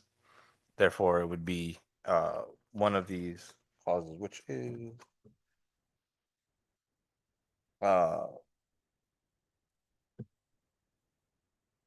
material noncompliance with the rules and regulations of a landlord the landlord adopted. So, if you were to write into the lease that they are not allowed to own such animal, they have not complied with that lease. Senator Sampson. Mr. Chairman, I would agree that they have violated the lease and that they have not complied with the lease. But in the court of law, would that be sufficient to meet the requirements of this bill to grant a landlord the ability to bring an action of summary process through you? According to the law that this bill would pass, yes. Mr. Chairman, how certain of that are you? I know you're answering me in a certain way, but are you familiar with the law to the degree of certainty that you can say that as a matter of fact? I'm familiar with the law. Yes, I am not saying that I'm familiar with the procedures of every court, but the law, yes, the law would state that that would be non-compliance. Understood. I'm no lawyer either, and that's why I'm asking you the question.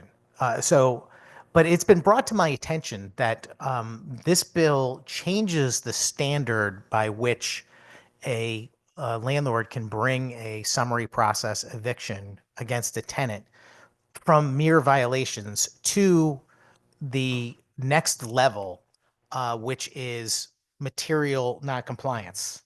And my understanding is that that requires a much, much higher burden for the landlord um, to meet in order to satisfy the requirement. And after consulting with our staff attorneys, we've come to the conclusion that this bill would certainly not consider a violation of someone bringing an animal into the apartment as material noncompliance.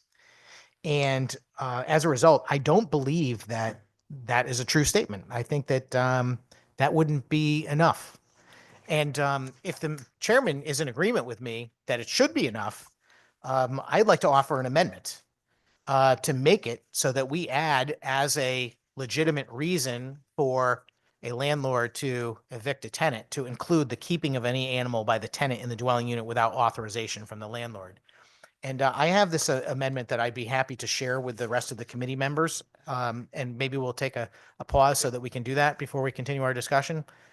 Is that okay with you, Mr. Chairman? Yes.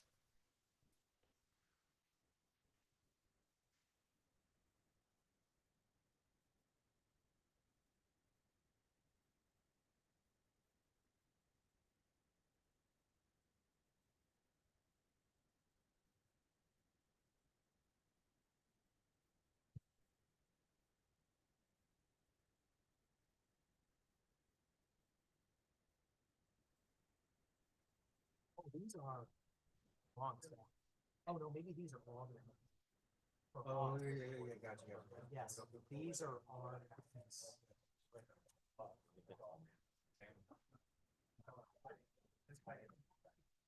Make sure that they're all the different amendments. Yeah, they're all different.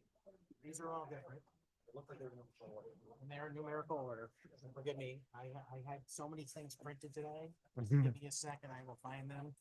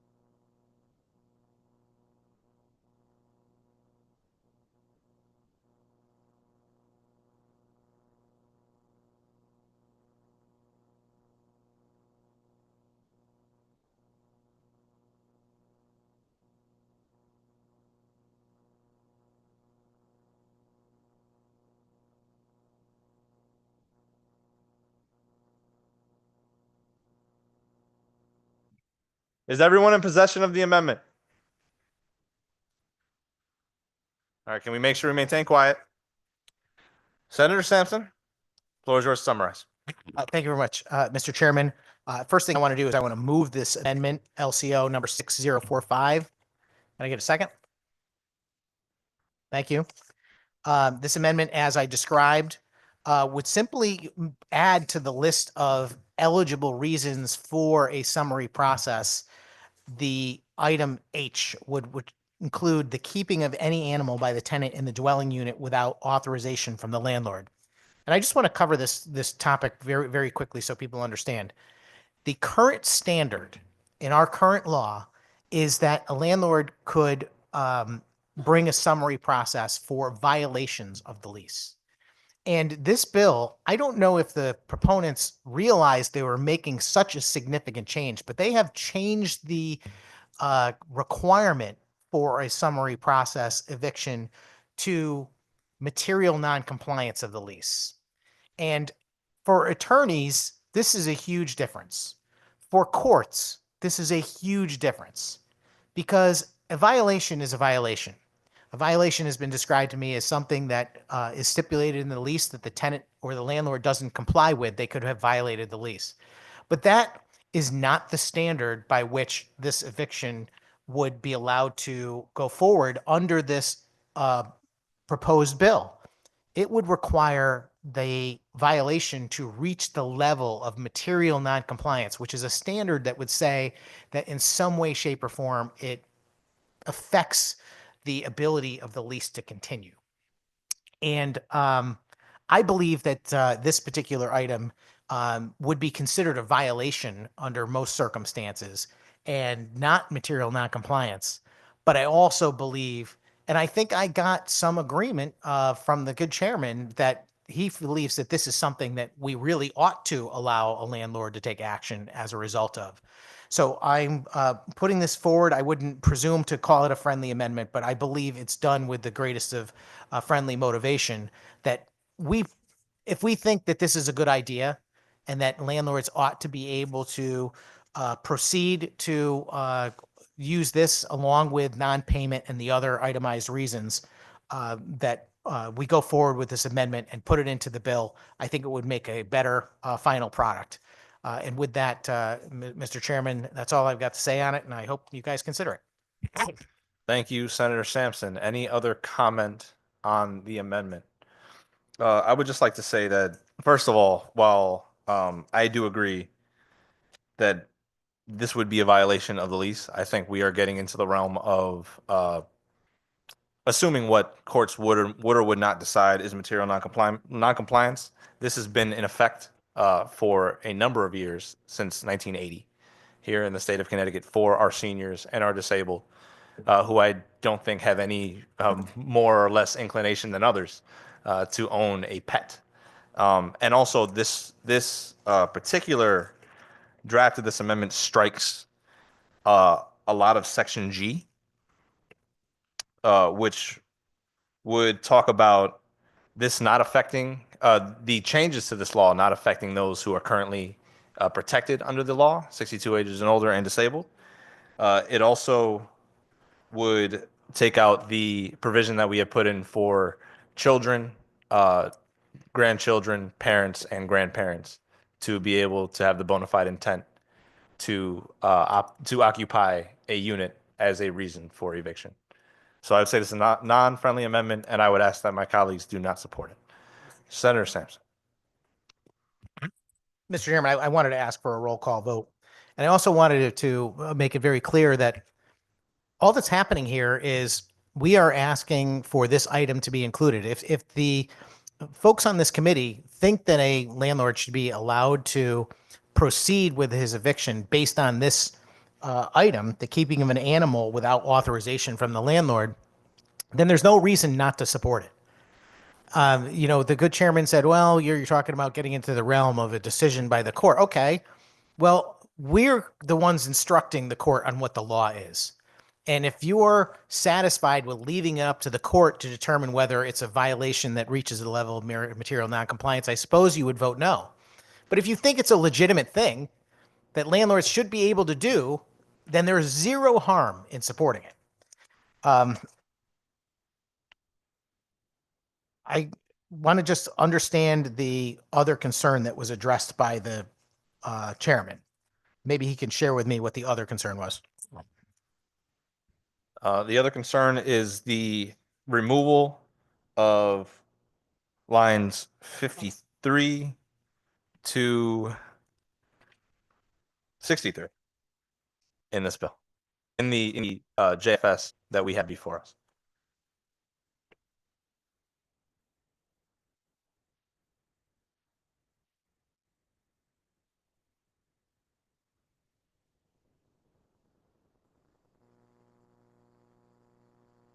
Mr. Chairman, this amendment is an add-on amendment. It does not strike anything from the underlying bill, and it doesn't make any other changes than what I've already stipulated. And maybe if you need to, we can check with LCO to make sure that that's in fact the case. But that is the intent of the amendment. Thank you, Senator. We will pause for a moment. And renumber. Yeah, and renumber. Just add it. It's not taking anything. But it has in it the section G minus. No. All it's moving is the or. It's taking the or out there and putting the or here. Okay, and after, Oh. but see, it would put it between that and the rest of section G. You get what I'm saying? This is not going into the bill. It's getting added to the end of the bill. Add it after the last section of the bill. Add the following. Oh, hey, Okay. your mic's on.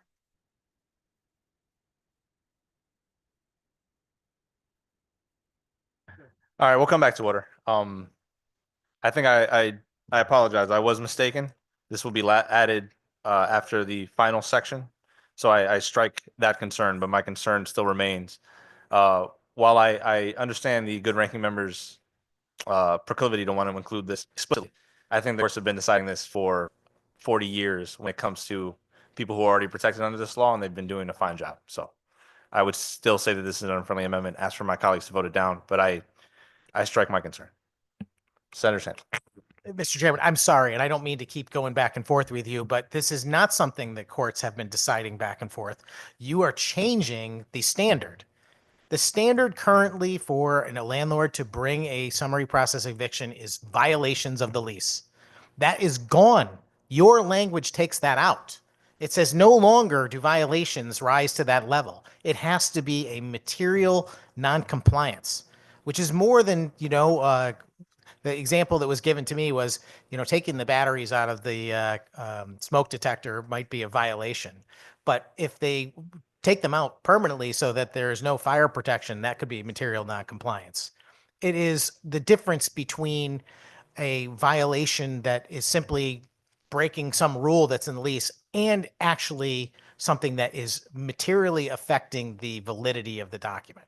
And again, I believe that having an animal, it would just be a violation and therefore not rise to the material noncompliance standard. And as a result, I feel like we're putting landlords at a disadvantage, that they're going to end up having to renew leases indefinitely, read forever, if somebody has an animal, and they'll just be able to do it even though the lease says no. And that's the reason for this. It's a genuinely put forward in good faith amendment. I don't like this bill. I don't. But I'm trying to make it at least reasonable to landlords by giving them the tools to do things about everyday circumstances that make a difference. Thank you. Thank you, Senator. And just to fairly clarify, I was not saying that this already applies to all. I just meant an existing statute for those that are covered under the existing statute. Any further discussion? Seeing none, we'll take this vote by roll. This is a roll call vote on LCO amendment number 6045 to Bill 6889. Representative Felipe, No. Senator Marks, No, Representative Scott, Yes. Senator Sampson, Sampson's yes. Representative Roberts. No. Senator Gaston, No. Senator Anwar, Senator Anwar, no. Representative Brown. No. Representative Butler, No. Representative Corpus, Corpus votes yes. Representative Gonzalez,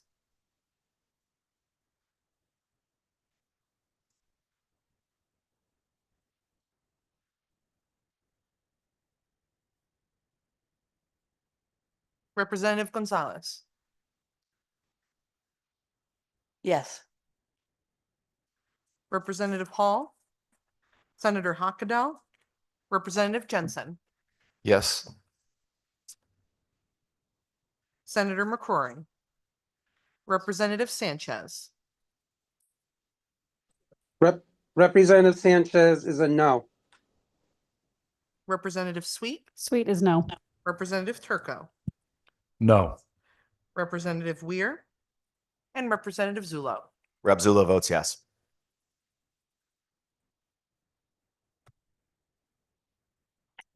Madam Clerk, can you take a tally? The tally is 6 yeas and 10 nays. The amendment fails. Thank you, Madam Clerk. And I just want to remind anybody joining us on Zoom on the committee, please state your name before you vote. Senator Sampson, the floor is still yours.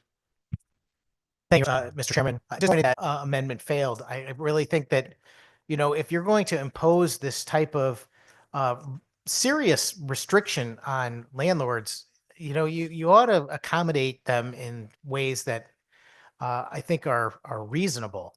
There's no way we could predict all of the millions of reasons that could come up in a lease term where the average person would say, yeah, that landlord really has a reason to non-renew that tenant.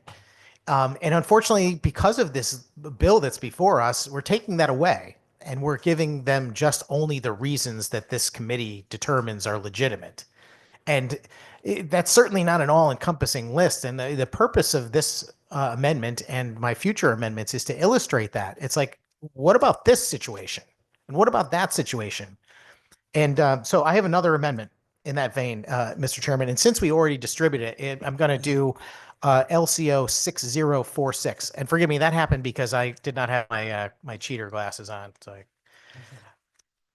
But 6046 is a similar amendment that would just add to the list of reasons why a landlord can engage in summary process.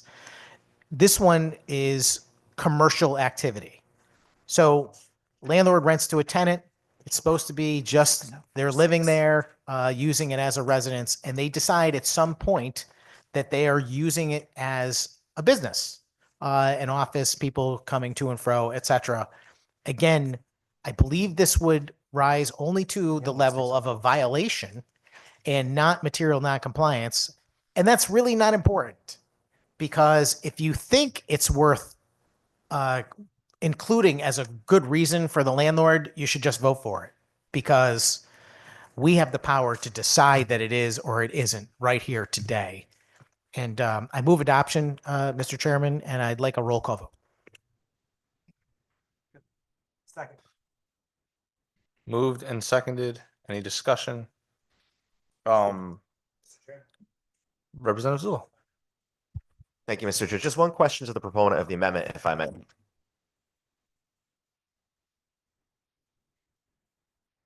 Perfect. Would a home daycare, for example, home childcare facility, would you envision that as being commercial? Because I know we have statutes in place already that protect home child care functions. I just don't want to see that get caught up in this. I don't mean to put you on the spot, but I just want to raise it in case, because I stand very firmly in our residents' rights to be able to do that. Right. If there is an existing law through you, Mr. Chairman, that already protects the right to a home daycare, this would not interfere with that in any way, shape, or form. This would have to be a otherwise lawful commercial entity, but without the permission of the landlord and not stipulated in law as having by right as a daycare is. Thank you. Thank you very much for that clarification. I appreciate it. Representative Corpus. I also have a question for the proponent of the amendment. Something that you said, Senator Sampson, that I did not know, the current standard for a landlord to be able to evict someone 62 years and older, the things that we know are in existence in law now, is non-compliance with the lease, period. And this is going up to material non-compliance for these specific purposes. Is that what you said? Senator Sampson. Mr. Chairman, through you, actually, no. I'm suggesting that the standard for a traditional tenant, not the 62 and over class that's carved out, is a violation, just a violation of the lease.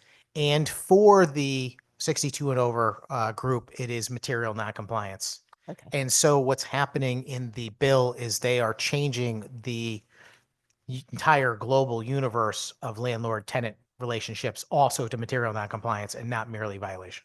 Thank you.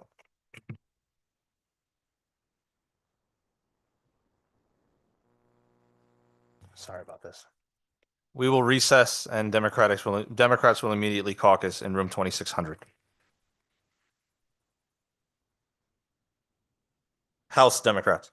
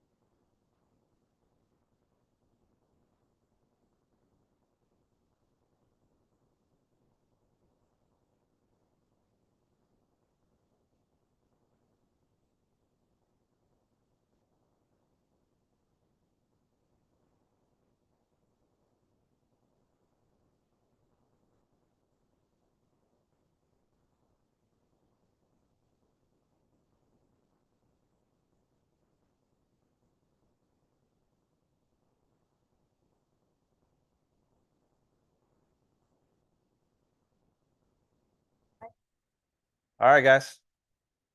Going to call the Housing Committee back to order. There's still an amendment on the floor presented by Senator Sampson. I don't know if he would like to re-summarize, but the floor is his. Thank you, Mr. Chairman. I think we pretty much covered the amendment, which was commercial activity. Should a landlord be able to go forward with a summary process eviction if a tenant during their first year of tenancy engages in commercial activity, violating the lease, but maybe not reaching the level of material noncompliance? Again, we can talk about what the court might decide. I'm pretty confident that these items are not a guarantee for action as far as the court goes. But if we believe, as members of this committee, that that is a good enough reason for a landlord to take such an action, then there's no harm. We should be the deciders anyway, and we should put it into law if we think it is a worthwhile reason. And with that, I don't know if we made a motion or not, but I will make the motion for this amendment once again and ask for a roll call vote. Motion was already made and seconded. I did hear your motion or your call for a roll call vote, seconded by Representative Scott.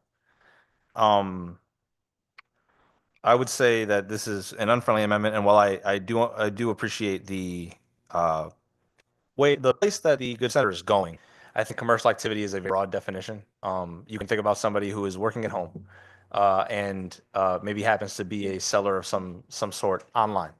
Are you then participating in that commercial activity in your dwelling unit, even though it is an online transaction? I think that is a question that leaves a lot to be desired. And I won't ask it now. But I think it's I think we're in a place where this definition is very broad, and I don't know what kind of unintended consequences would come from it. So I would ask my colleagues to not support this amendment. Any other discussion? I would ask this vote be taken by roll. Madam Clerk, please call the roll. This is a roll call vote on LCO amendment number 6046 for bill number 6889. Representative Felipe, No.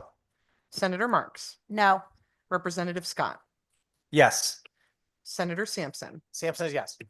Representative Roberts, Representative Roberts is a no. Senator Gaston, Senator Gaston votes no. Senator Anwar, Senator Anwar votes no.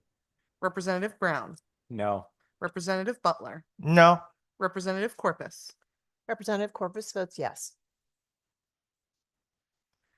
Representative Gonzalez, Representative Hall, Senator Hockadow, Representative Jensen, Jensen is yes. Senator McCrory, Representative Sanchez, Representative Sweet, Sweet votes no. Representative Turco, Representative Turco votes no. Representative Weir, Representative Zulo, Rep. Zula votes no. Madam Clerk, please call the roll. Tally. Sorry, tally. Thank you, gentlemen. We have 4 yeas and 9 nays. Thank you. The amendment fails. Senator Sampson, floor is yours. Thank you very much, Mr. Chairman. Again, I'm disappointed these amendments are failing. Every time we do not pass these amendments, you're making the bill worse, in my view. Because what we're doing is we're suggesting that the landlord has less and less ability and frankly, right, used as the way I describe the word right, to their own property and to make decisions about how it's used.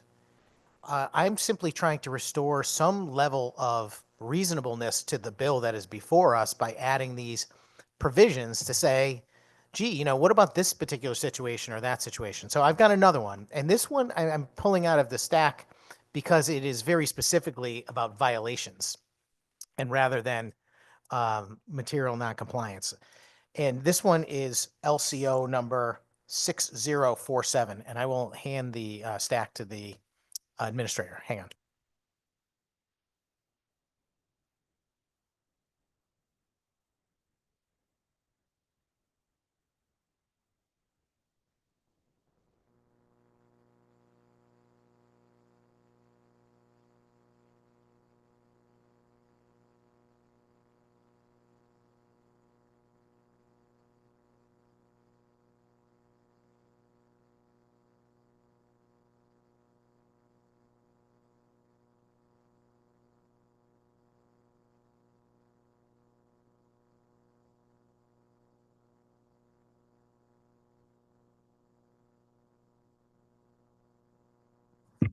Senator Sampson, if you'd summarize.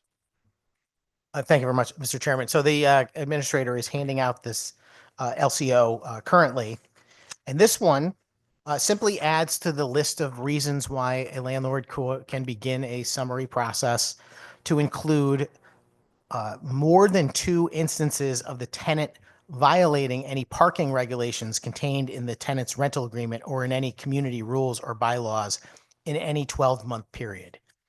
And I put this forward because think about this for a second. You know, imagine that you're renting out an apartment building that has on-street parking, for example, or it has some sort of rules associated with the complex that it's in. And it's a very distinct possibility that the actions of the tenants could cause financial penalties to end up having to be paid by the property owner. And at what point do we suggest that a landlord should be able to take action for these things? I guess is the question I would ask. At what point should a landlord be able to protect the other tenants in an apartment building if there is a particular tenant that is disregarding the parking rules? Maybe parking in the handicapped space despite the need of another tenant in the building, for example. I mean, these are just a couple of things I'm coming off the top of my head. I mean, you probably come up with 100 other circumstances that could lend you to believe that this could become a significant problem. And effectively, by passing the bill as it is without this amendment, you're disarming the property owner from being able to correct this situation. And that's my fear about this bill in many ways, is that one of the things that keeps tenants as good tenants is the desire to continue their tenancy. And by limiting the landlord to only the few specified reasons in the bill to take action, you're basically allowing every other activity to occur. And that to me is an open door to bad situations that affect other tenants as well. Because remember, we're talking about multi-unit properties. Again, this is not covered, in my view, under the current definitions because it doesn't rise to the level of material noncompliance. But it is definitely something that could create a significant problem over time. And for that reason, I think we ought to empower the landlord to be able to take action for this reason.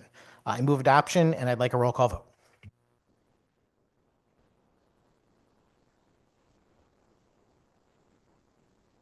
Moved and seconded. Any discussion? Representative Rowe. Senator Marks? I thought we were just going to the votes. So if it's in the lease that there is a parking situation that you can only park here, then you're covered. I don't know why we need that in this part of the this bill, but I would also say that life is hard and people are human, and you might have a flare up of your spinal stenosis, which I've had before, and it makes it really hard to walk. And so just for a month, life is hard, and you're going to park maybe a little closer, and I would hope that you could tell your landlord that you're going to have to do this, but you can't always get in touch with your landlord, right? Because many of them are impossible to get in touch with. Or I don't know, you get a new diagnosis of CHF and you can't walk a long distance, or you have pneumonia or COVID and you're really unable to walk a long distance. Life happens. It's a parking spot. And if my neighbor needed that closer parking spot because of something that was going on in their life, I would park half a mile away to make that easier for the person that I am sharing a apartment building with. So I think this is already covered. I know, are you laughing? I am already covered. This is already covered, and it's an unfriendly amendment, and I certainly hope we will all vote as such. Senator Sampson. Thank you very much, Mr. Chairman. I really have no intention of going back and forth on these things, but when there are material statements of fact being presented that I don't believe are accurate, I've got to have an opportunity to respond. I am very familiar with this statute. I've been over it with the staff attorneys numerous times. We can get LCO if we need to make some clarification about the difference between a violation and material noncompliance. But I'm quite confident that the gentle lady, despite her adamant indication that this would already be covered, I don't believe it is. I believe that a situation like this would simply rise to the level of violation, and it would be very unlikely for a court to grant that to a housing provider. And I also appreciate the fact that she's a kind person and that would, grant a space to someone who need it. I think most landlords would do that also. This is about a situation where you have a problem tenant who's completely disregarding someone else that might be a tenant that might be in need of that type of consideration. And again, if you guys want to engage the nonpartisan staff to weigh in, but the reason why these amendments exist is because these things are not covered. Just to be perfectly clear, we have engaged nonpartisan staff. We will not ask them, as we have in other years, to go on the record as that is not something that is customary. It's just something that has been done in this committee before. But we have talked to them, and I think when it came to other material noncompliance things we have heard, whether they passed or not, it has been their view that these are up to the courts, and how the courts interpret this law and how it is intended could be different, but is not always. Senator Sampson. Thank you very much, Mr. Chairman. Certainly, it is your prerogative to try and find the answer or not. For me, I'd like to have the answer. I think that before anybody on this committee votes, either in any capacity, in either party, they ought to have the answer. So often we pass bills through committee and we pass them into law without actually having these facts. And I don't believe that's accurate. I believe that these items, certainly a landlord can file a summary process and go to court for anything. Whether they're going to be granted that is another thing altogether. And you have taken the current standard of mere violations and increased it to material noncompliance, which I'm quite certain the staff attorneys would tell you is a much higher bar. I don't want to overstep my grounds by demanding that you do it, but I'm quite certain they would verify that that is in fact an accurate summation. I wouldn't be putting these amendments forward otherwise. And as before, it doesn't matter. The question is not about whether it meets the standard or not. It's, do you think the landlord should have the right to take action based on this or not? If you think the answer is yes, then there's no harm in voting for the amendment. Any other discussion? Seeing none, Madam Clerk, please take the roll. This is a roll call vote on proposed LCO amendment number 6047 to Bill 6889. Representative Felipe, No. Senator Marks, No. Representative Scott, Yes. Senator Sampson, Sampson is yes. Representative Roberts, Representative Roberts votes no. Senator Gaston. Senator Gaston votes no. One moment, please. Senator Anwar, Senator Anwar votes no. Representative Brown, Brown is no. Representative Butler, No. Representative Corpus, Corpus votes yes. Representative Gonzalez, No. Representative Hall, Senator Hockadell, Representative Jensen, Jensen votes yes. Senator McCrory, McCory's a no. Representative Sanchez, Representative Sanchez is a no. Representative Sweet, Sweet votes no. Representative Turco, No. Representative Weir, Representative Zulo. Rep. Zula votes yes. Madam Clerk, please take a tally.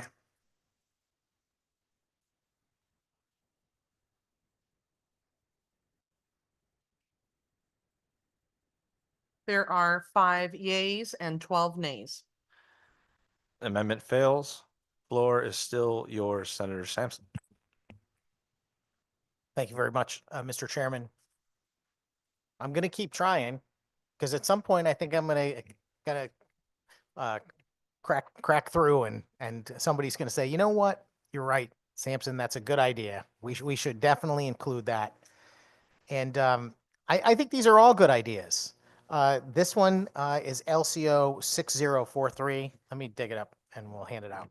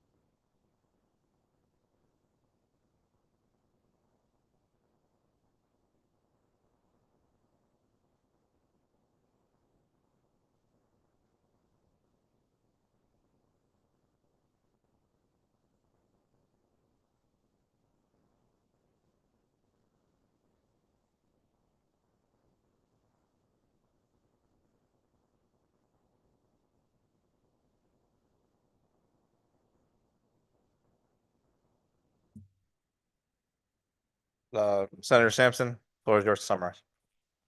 Thank you very much, Mr. Chairman. So the administrator, I think she handed out this amendment, which is LCO 6043. So thank you very much for that. This is very much similar to the previous amendments that I offered. This is yet another violation under our current understanding that I believe ought to be actionable by a landlord, but would not rise to the level of material noncompliance. And therefore, I would like to give this authority back to them. I mean, effectively, this bill that is before us deprives the landlord of all of the potential reasons that they could ever have to not renew someone for a lease, and replaces it with just a tiny list of things that this committee seems to think are appropriate. And I would like to just restore some of those items. And this is one of them. This language is that the tenant makes substantial alterations to the structure or fixtures of the dwelling unit without the consent of the landlord. So ask yourself, do you believe that a property owner, the person who actually owned and paid for the property, should have that as a reason why they might want to evict a tenant since they can no longer non-renew them in this particular circumstance? The answer for me is an easy yes. Every lease under the sun I've ever seen restricts the tenant from being able to engage in that activity. And therefore, again, I keep hearing side conversation. Madam Chairman, if you'd like to conversate with me on the record, I would love to. Okay. The repeated notion, it's in the lease. It's in the lease. It's not in the lease. The fact of the matter is the lease, the bill limits the reasons to material noncompliance, which is a high standard that rises above simple violations of the lease. And some of those violations, while they might not rise to the level of material noncompliance in the view of the court, are still serious situations that might cause a very, very significant hardship to the landlord. And also, more importantly, as discussed many times earlier today, to other tenants. I can't stress enough that this bill is not a friend to tenants. You can continue to place it in that vein of politics where you're pitting landlords versus tenants. But for me, I'm concerned with the actual outcome of the bill. And this is going to harm other tenants as much as any of the other things that I've offered. I move adoption and I like a roll call vote. Thank you. Moved and seconded. Any other discussion? Representative Roberts. Senator Simpson, just a quick question. So currently, like when you, and this is, I think, I'm just gonna have a question for you. So when you create your leases, do you actually put in that structures aren't supposed to be damaged? Let's just say, for instance, a mounting of a TV on the wall. And if it is, when the lease is complete, they want to leave, do they, in your leases that you put in, do they patch it back up, paint it back up? Like, how do you do that? Just a quick question. Senator Sampson. Thank you, Mr. Chairman. And through you, I don't know that my leases are relevant, but they are pretty standard. And yes, I don't have the language in front of me, but it does prohibit someone from making material changes, including painting, without permission. And it's not that me or any other landlord would not allow someone to do those things. We would just want to have a conversation first. Oh, you're going to paint the room? Okay, well, let's talk about that. And the issue here is whether or not damage is or not damage is done, alterations are made without the landlord's consent. Should the landlord be able to take action because of that? Thank you, Mr. Chair. Thank you, Representative. Representative Corpus. Thank you.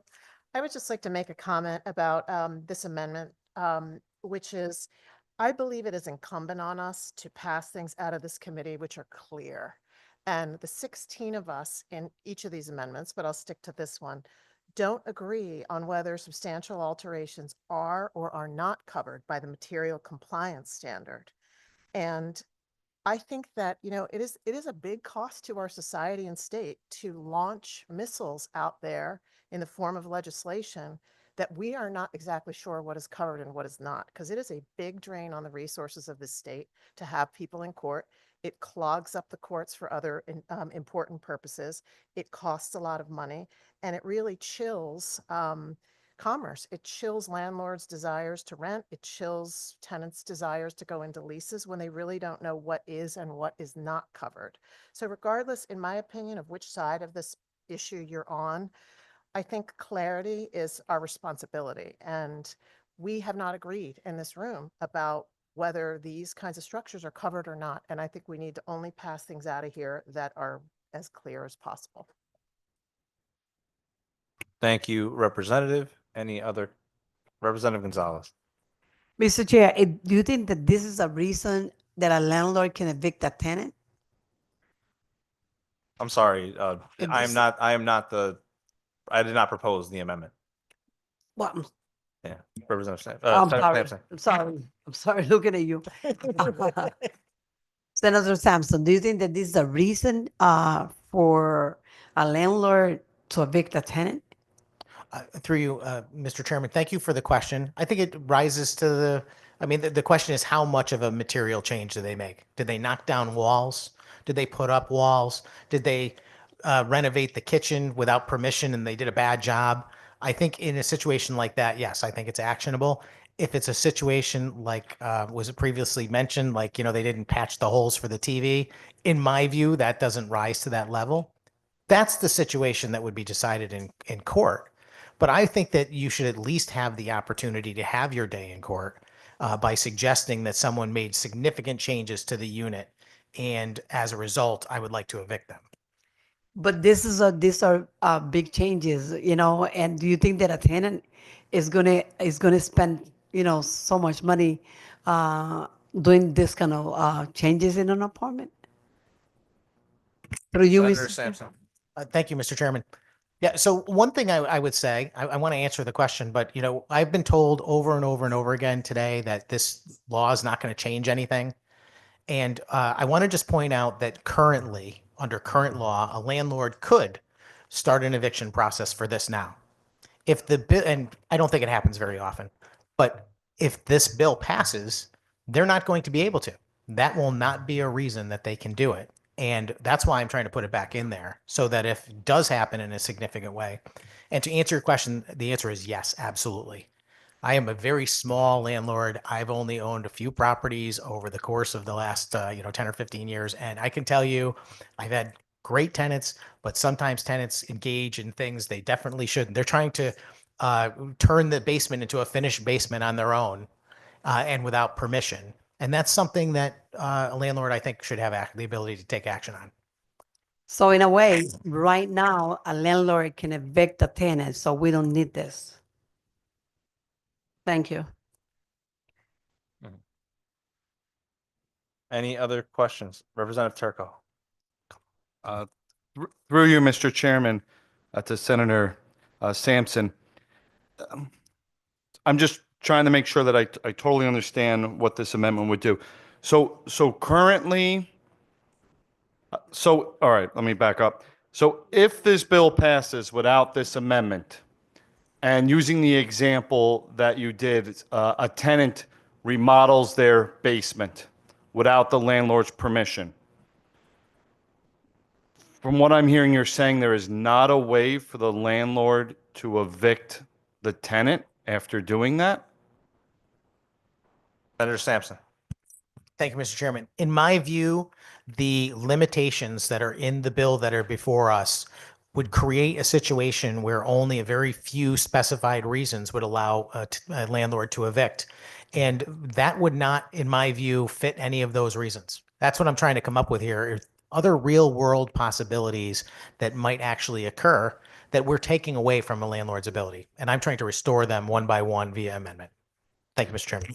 And through you, Mr. Chairman, did we hear any testimony to Senator Sampson, any testimony from an attorney or an expert in this area that stated this concern to advise this committee that we needed the amendment?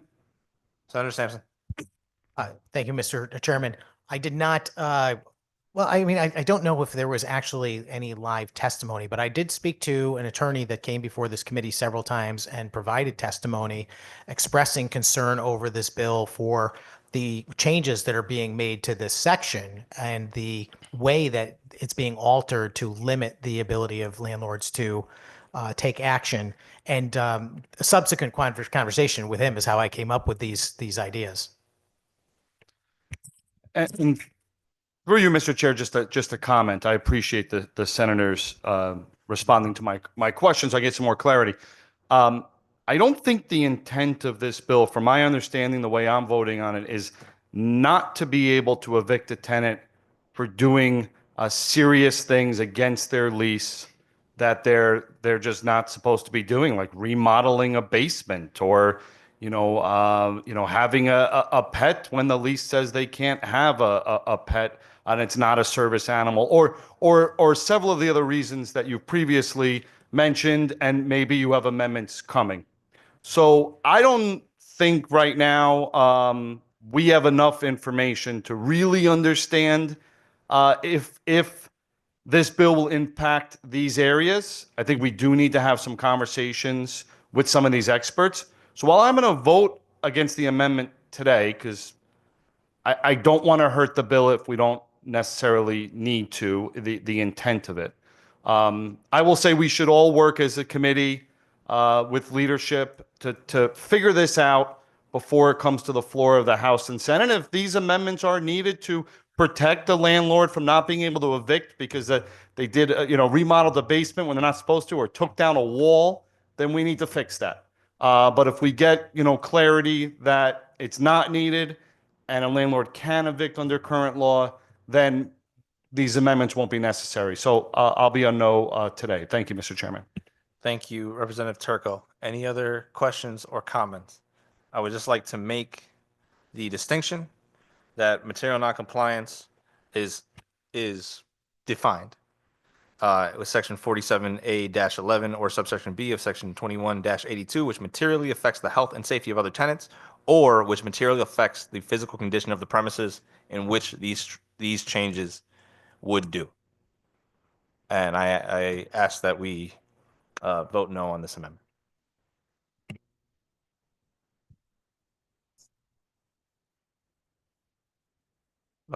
Please call the roll. This is a roll call vote on proposed LCO Amendment 6043 for Bill 6889. Representative Felipe, No. Senator Marks, No. Representative Scott, Yes. Senator Sampson, Sampson is yeah. Representative Roberts, Rep. Roberts is a no. Senator Gaston, Senator Gaston votes no. Senator Anwar, Senator Anwar votes no. Representative Brown, No. Representative Butler, No. Representative Corpus, Corpus votes yes. Representative Gonzalez, No. Representative Hall, No.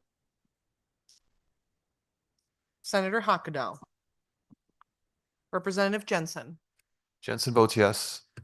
Senator McCrory, Senator McCrory votes no. Representative Sanchez, Representative Sanchez votes no. Representative Sweet, Sweet votes no. Representative Turco, No. Representative Weir, Representative Zulo. Rep. Zula votes no.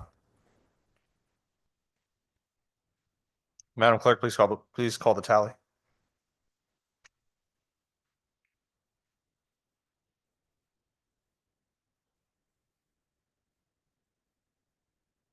There are 4 yeas and 14 nays. Amendment fails.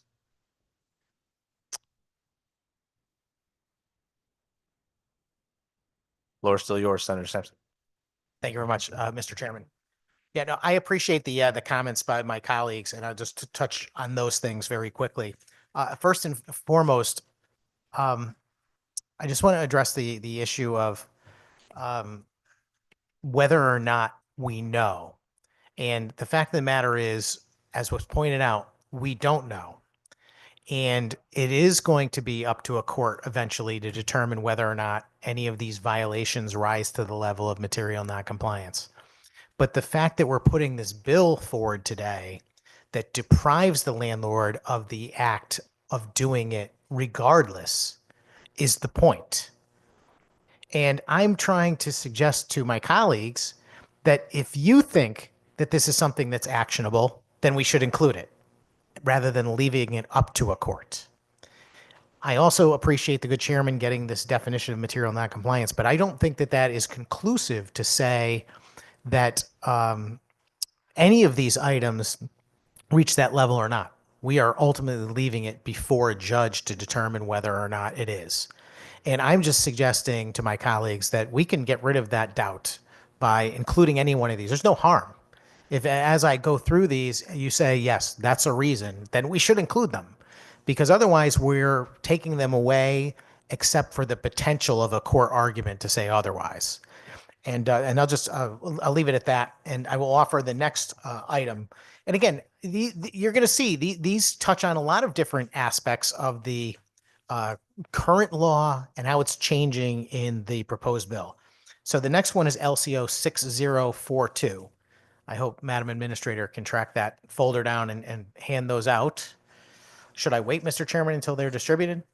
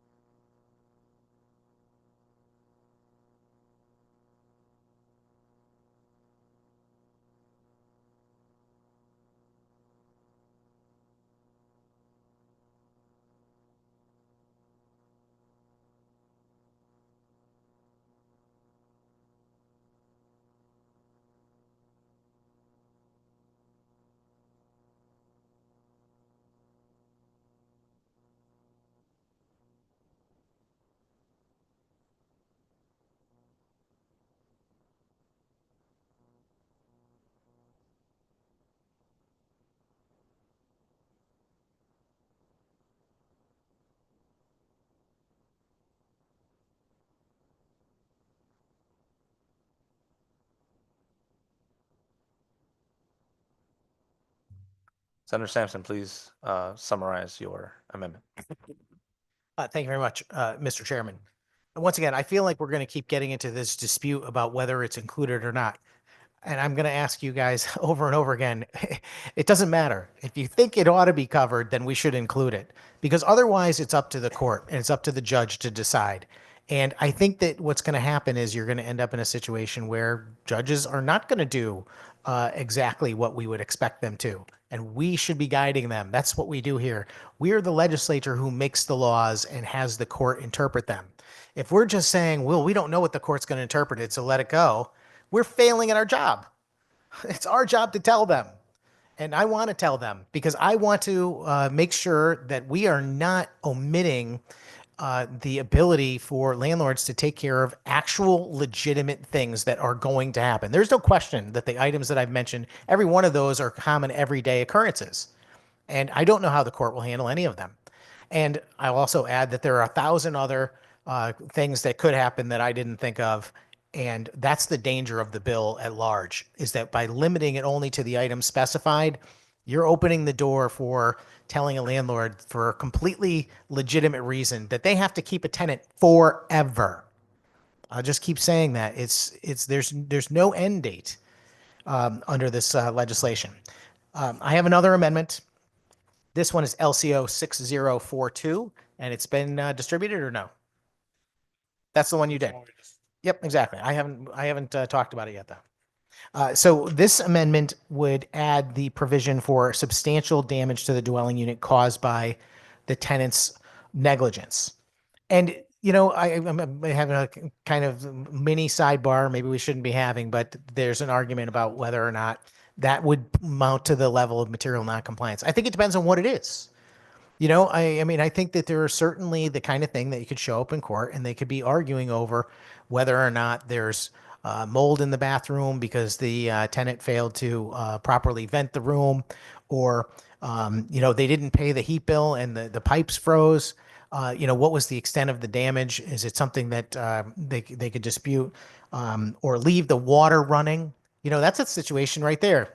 That is not going to cause any actual damage to the house. But imagine if you left the water running in the faucet indefinitely and you had, you know, it just, I mean, this kind of thing can happen if you are dealing with landlords and tenants. And I'm trying to, again, give the landlord the option to be able to take action as they can today. Not trying to add anything new, trying to simply bring some things back that you are eliminating with the bill before us. I move adoption. I'd like a roll call vote. Moved and seconded. Any discussion? Madam Clerk, can you please call the roll?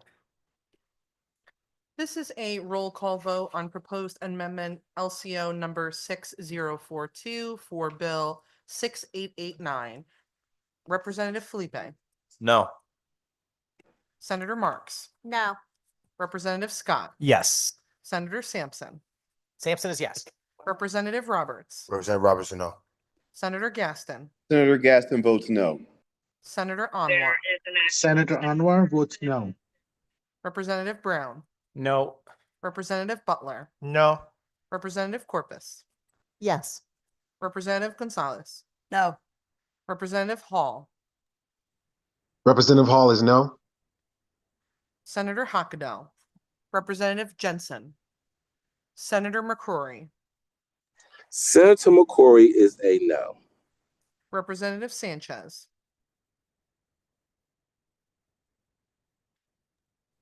Representative Sanchez is a no. Representative Sweet, No. Representative Turco, No.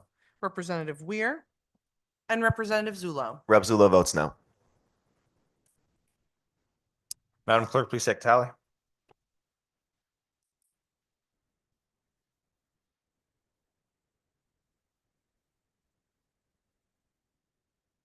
There are 3 yeas and 14 nays. The amendment fails. Thank you, Madam Clerk. Senator Sampson, floor remains yours. Thank you very much, Mr. Chairman. Another similar amendment. This one is LCO 6049. I will let the clerk distribute them.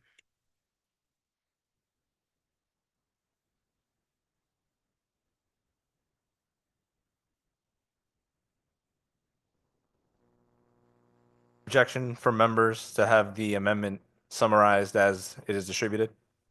No. Seeing none, Senator Sampson, floor is yours. Thank you very much, Mr. Chairman. This one has to do with noise complaints. This would simply add this as another cause of action.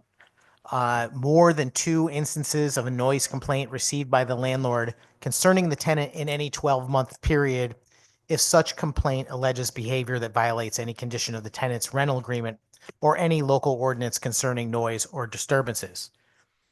I move adoption, and I'd like a roll call vote.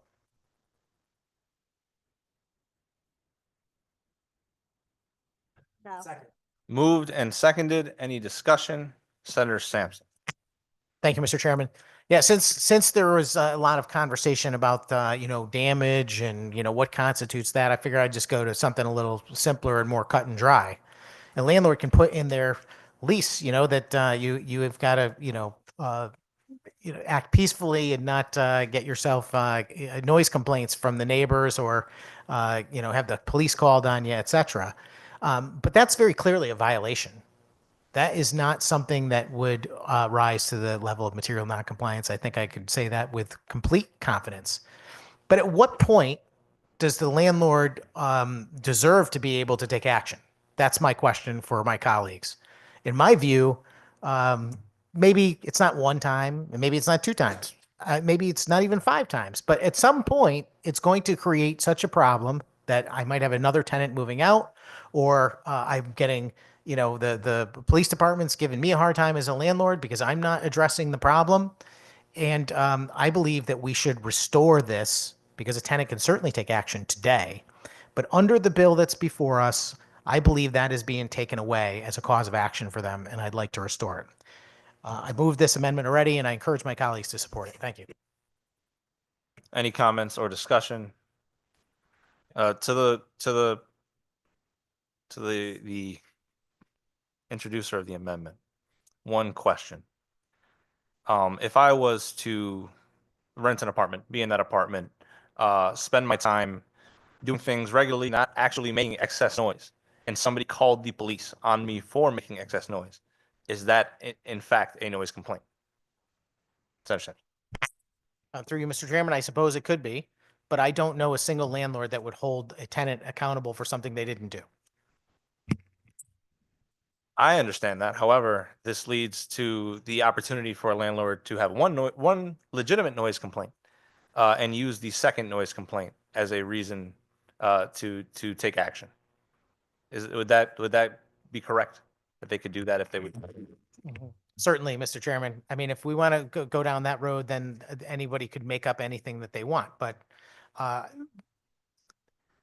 well, the fact of the matter is that right now landlords can take action for noise complaints, and it's, it's already something that they have the ability to do. You're taking it away with the bill that is before us. I'm simply trying to restore it. I don't know if the problem that you've suggested is currently happening, much like you told me earlier, if this happens, I don't know that there's going to be any change for landlords in the marketplace. Well, I don't think you've got anything to suggest that's going to happen. That's all I would say. Understood. Any other questions or comments from members? Madam Clerk, please take this by roll. This is a roll call vote on proposed amendment LCO number 6049 to Bill 6889. Representative Felipe, No. Senator Marks, No. Representative Scott, Scott is yes. Senator Sampson, Sampson is yes. Representative Roberts, Representative Roberts votes no. Senator Gaston, Senator Gaston votes no. Senator Anwar, Senator Anwar votes no. Representative Brown, Brown's no. Representative Butler, Butler's a no. Representative Corpus, Corpus is yes. Representative Gonzalez, Representative Hall, Representative Hall is a no. Senator Hockadell, Representative Jensen, Senator McCrory, Senator McCrory is a no. Representative Sanchez, Representative Sanchez is a no. Representative Sweet, No. Representative Turco, No. Representative Weir, and Representative Zulo. Rep. Zula votes no. Madam Clerk, please take tally.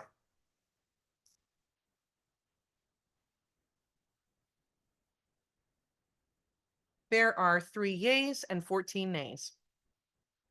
Amendment fails. Senator Sampson, floor is still yours. Thank you, Mr. Chairman. Continuing on with more reasons that are being taken away from current landlords under current law in the bill that is proposed for them to take action against a difficult tenant. And this one is LCO 6048.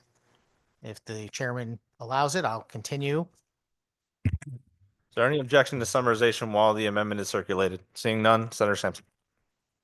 Thank you, Mr. Chairman. This one would add item H after the current listed items to include the tenant's provision of a false statement in the rental application concerning the dwelling unit if such false statement was made with the intent to deceive the landlord.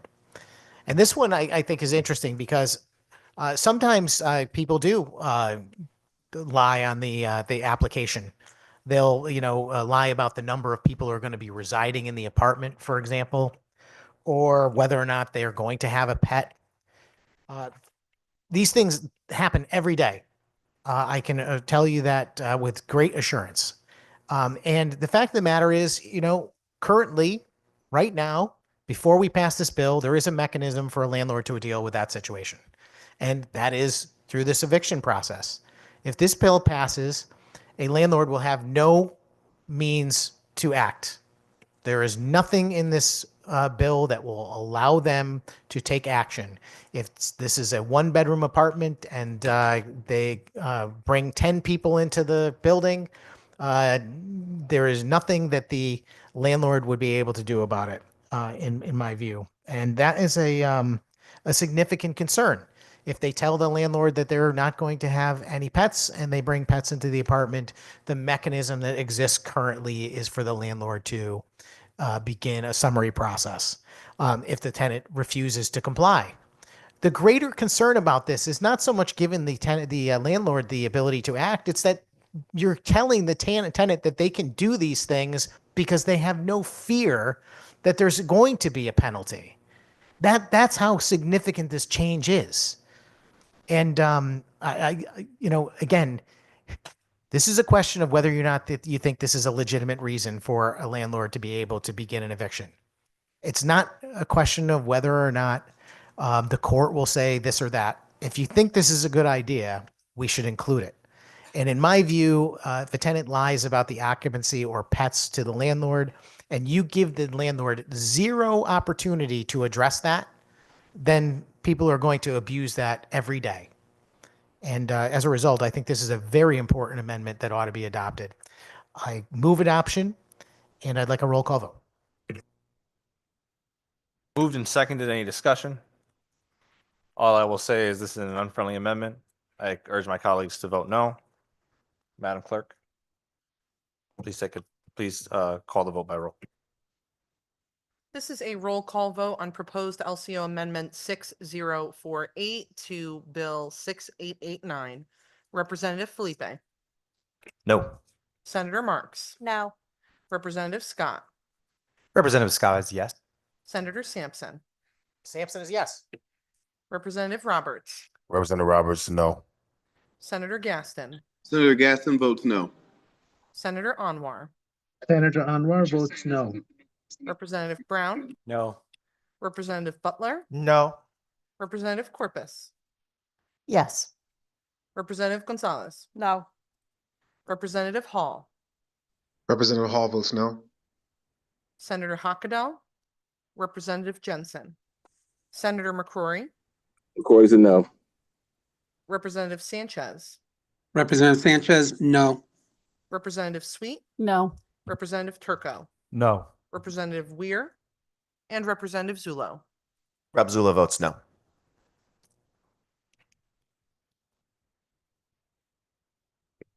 Senator Sampson. Oh, sorry. Can you please take a tally? There are 3 yeas and 14 nays. The amendment fails. Senator Sampson, the floor is still yours. Thank you very much. Mr. Chairman, a little while earlier in my opening remarks, I mentioned that there is actual fear out there among housing providers and how they're going to survive in a new world where some of the bills that are on our docket, even on just this one agenda today, limiting security deposits to 1 month, putting in rent caps, creating other impediments to housing providers, and this very significant one, which deprives the landlord of the right to their own property, how they're going to impact the marketplace going forward. And just watching, I appreciate my colleagues and their skepticism, but the fact of the matter is I'm not trying to pull a fast one. I'm trying to make good policy here, and you've got a bill which I think is going way over the top, and I'm trying to pull it back in the tiniest ways I can by offering these amendments. And I'm going to keep offering them because you're going to keep seeing that they make sense.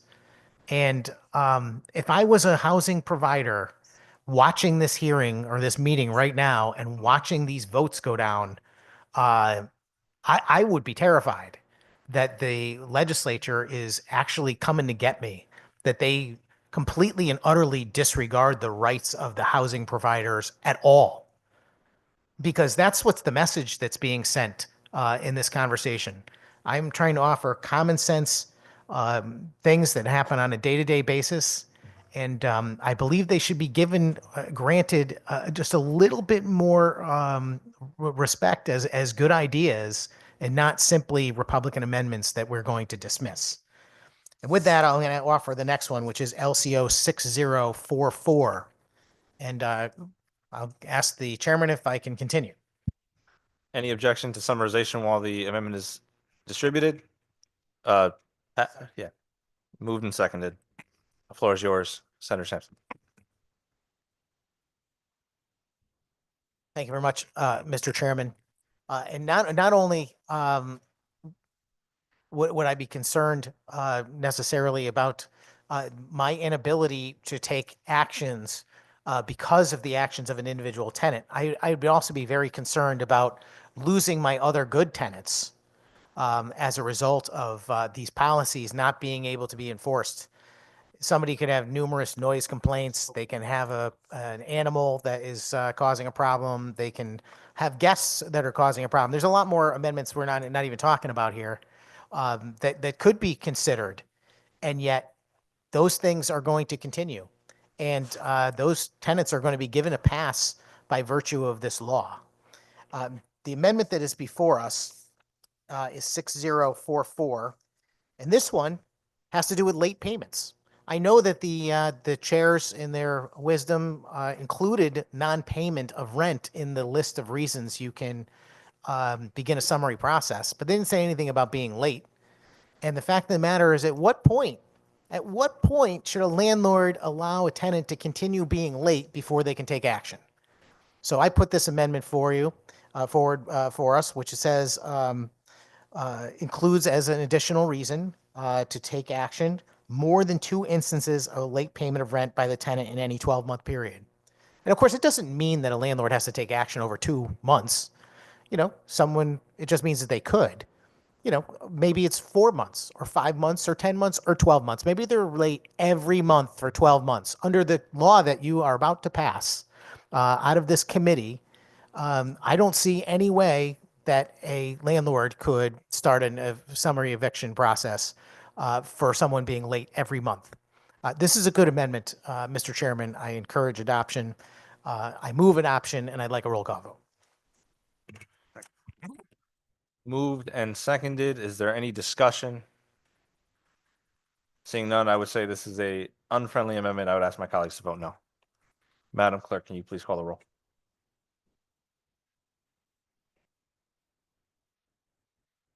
This is a proposed amendment LCO 6044 to Bill 6889. Representative Felipe, Yes. Senator Marks,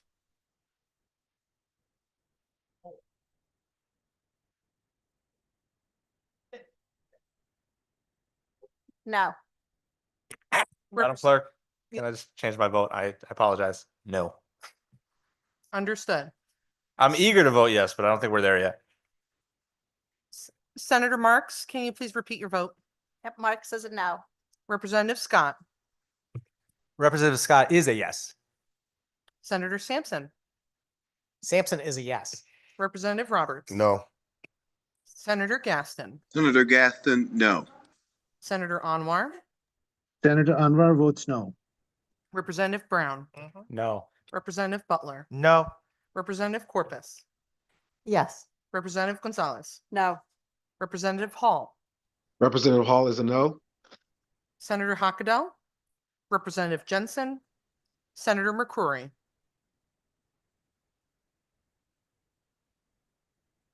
Senator McCrory, Representative Sanchez, Representative Sanchez is a no. Representative Sweet, No. Representative Turco, No. Representative Weir, and Representative Zulo. Rep. Zula votes no. Madam Clerk, can you please take a tally? There are 3 yeas and 13 nays. The amendment fails. We'll stand at ease for a moment. And we're back. Senator Sampson, floor is still yours. Thank you, Mr. Chairman. I noticed that there's less debate about my amendments as they go. And I think that's an indication that there's a less debate to be had about them. I think that they're just pretty clear, pretty straightforward amendments. And again, I'm not trying to rub anyone the wrong way. I'm just like, I'm pleading with my colleagues. If you think these are good ideas, there's no harm in putting them into the bill. There is not. And I would also remind everyone that this is why we have a committee process. This is why we're here. I think before any of us were ever elected and somebody asked us, what do we do in the committee? Well, we fine tune the bill. Well, I'm pointing out things that I think are legitimate concerns. I think they're hard to argue with, which is why there's no argument on some of them. And as a result, I'm just pleading with my colleagues, please consider the fact that this is not just a vote we're going to take in committee. This is, a step along the way of enacting law, policy that's going to have a real world impact. And we do things in this building all the time, which I think have detrimental effects because we're charging ahead into the unknown without thinking and considering all of the ramifications of our actions. I have a question for you, Mr. Chairman. Would this particular bill include a circumstance where a particular property owner, housing provider, landlord, if they owned, say, 5 or more units in a single condo complex, would they fall under this particular legislation? Through you. We'll stand at ease for a moment. I think it's yes. I think it's yes. Yeah. It's my understanding that it's.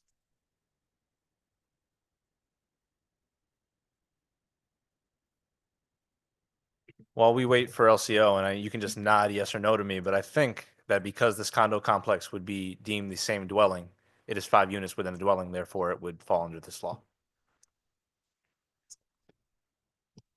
I'm asking for nod. Nod, not an explanation on the microphone. I know they don't love doing that.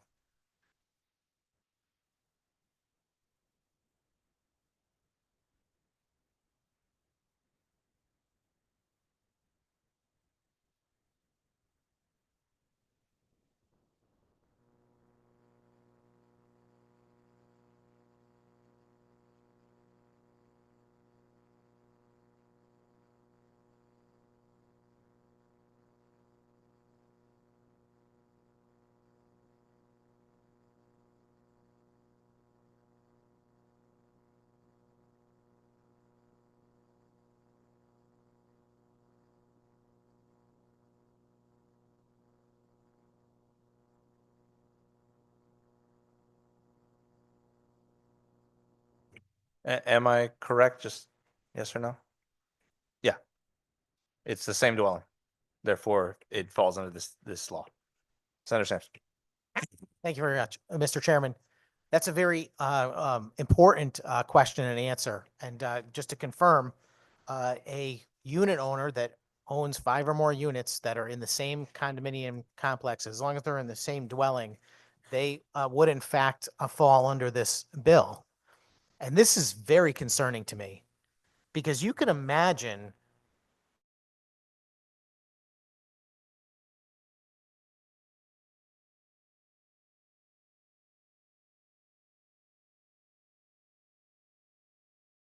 in in the dumpster properly and the associations fining them $25 every time they do it, or maybe they are, violating other rules, parking in the wrong parking space, which is something we talked. All of these things are going to end up with the condominium association going after the owner, the housing provider.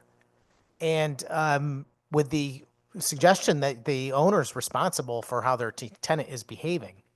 And for me, that's a huge concern in this bill because we've disarmed the landlord from being able to do anything to actually correct the behavior of their tenant. Imagine a situation where the tenant just simply says, you know what, I'm mad at my landlord. And I know that they are going to get fined every time I do something. And I also know that there's zero ability for the landlord to act. Now, I would hope that would never happen, but I just know that these types of things, there are, as we said, really good people in this world as tenants and landlords, and there are bad people. And what we should be doing is making sure that we give them all the opportunity to work with each other freely and to have the ability to act if there is a problem. The bill suggests that there is no ability for the landlord to act in the case of a condominium association having issues with the tenant and therefore putting it on the property owner. So I have this amendment that is before us. I don't think I called it yet. It's LCO number 6039. Second. Moved and seconded. Is there any objection to the amendment being summarized as distributed? Seeing none, Senator Sampson. Thank you very much, Mr. Chairman. I don't know if that I actually moved it, but I know we had a second and you said I moved it, so good enough for me. I moved this amendment. This amendment would add to the list of abilities that fall under the bill to include more than 2 instances, again, and I'm not suggesting that it has to be 2, maybe it's 100. Should we allow a landlord to act? More than 2 instances of the tenant violating any rules or regulations contained in the declaration or bylaws adopted by the common interest ownership community as defined in section 47202, in which the dwelling unit is located in any 12-month period. So if a tenant is occupying a condo unit owned by a housing provider that falls under this proposed bill, that means that that tenant could be violating the condominium rules repeatedly and at the expense of the landlord, and there is zero that the landlord could do about it. I am hoping my colleagues will see their way to suggesting that that's a pretty good and compelling case there, Senator Sampson. We should probably give them the opportunity to take action against a tenant that would engage in that activity. It's already moved. I invite a debate on the topic if someone wants to disagree over whether this is a good idea. Thank you. Any discussion? Seeing none, I would say, once again, unfriendly amendment. I'd ask my colleagues not to support it. Madam Clerk, please call the roll. This is a roll call vote on proposed amendment LCO number 6039 to Bill 6889. Representative Felipe, No. Senator Marks, No. Representative Scott, Representative Scott votes yes. Senator Sampson, Sampson's yes. Representative Roberts, Representative Roberts votes no. Senator Gaston, Senator Gaston votes no. Senator Anwar, Senator Anwar votes no. Representative Brown, Brown is no. Representative Butler, Butler's no. Representative Corpus, Corpus votes yes. Representative Gonzalez, No. Representative Hall, Senator Hockedal, Representative Jensen, Senator McCrory, McCory's a no. Representative Sanchez, Representative Sanchez is a no. Representative Sweet, No. Representative Turco, No. Representative Weir, Representative Zulo. Rep. Zula votes no. Madam Clerk, please call the tally. There are 3 yeas and 13 nays. The amendment fails. Senator Sampson, floor is still yours. Much obliged, Mr. Chairman. Again, very disappointing what's going to happen in the future when this becomes law. God forbid. And I'll be doing my best to prevent that from happening, at least not without substantial changes, because I don't think it is prudent. This is the concern I have is we're passing a very poorly written bill. We learned right out of the gate today that there was confusion about when it even takes into effect. And we're still not satisfied with the language of the bill with regard to whether we count someone's residing in the unit at any given time. This series of votes that we've had is very telling, and in my view, very disappointing. I would hope that we would put aside any partisan differences to work on the policy that is before us in good faith to try and resolve some of these concerns. I have another amendment, Mr. Chairman. This one is LCO 6033. And again, I'd like permission to continue. Any objection? Seeing none, Senator Sampson, floor is yours. Thank you, Mr. Chairman. I'll move this amendment. And I'd ask for a roll call vote. This particular amendment adds this additional part of the reasons. I'm getting lost in repeating myself. I know you guys are loving to listen to me, but I'm going to try not to repeat myself using the same words every time, just to mix it up. This one adds language to create that additional opportunity for a landlord to take warranted action in the case that it comes up. And in this particular instance, I'm adding this language. A landlord may bring an action of summary process or other action to dispossess any occupant of a dwelling unit who is occupying such dwelling unit pursuant to a rental agreement assigned or otherwise transferred by the tenant to such occupant without the written authorization of the landlord. In shorthand, that's a sublease. So if a tenant signs a lease with a landlord and then that tenant decides to lease the property out to someone else entirely without the permission of a landlord, I mean, that is generally speaking something that would be actionable as a violation of the lease terms. And I don't believe that the language that's before us allows the landlord to take action on this situation as long as the circumstances otherwise remain the same. Again, denying the owner of the property the ability to reclaim their own property they paid for is bad enough. But to go ahead and tell them that you don't even have the ability to take action when your tenant gives the property over to another person, to me is absurd. In fact, I think the only way around it is for the landlord to go and rent the unit as a subleased tenant from the actual tenant. And this can't continue, Mr. Chairman. We've got to start addressing these particular items as if they're as serious as they are. I'm trying to do this in the nicest possible way. I thought about challenging you and your co-chair on each of these items individually to put you on the spot about each of one of them. And I figured, you know what, it'd be much better for me to just offer them as potentials that ought to be addressed, that ought to be pondered and considered to be included in the bill. And I'm continuing in that vein. But I'm tempted to challenge you. I mean, how can we justify a situation that would allow something like this to go on, where the landlord is going to lose the right to reclaim their property, but the tenant can actually sublease it to someone else? If this could become a whole cottage industry, in my view.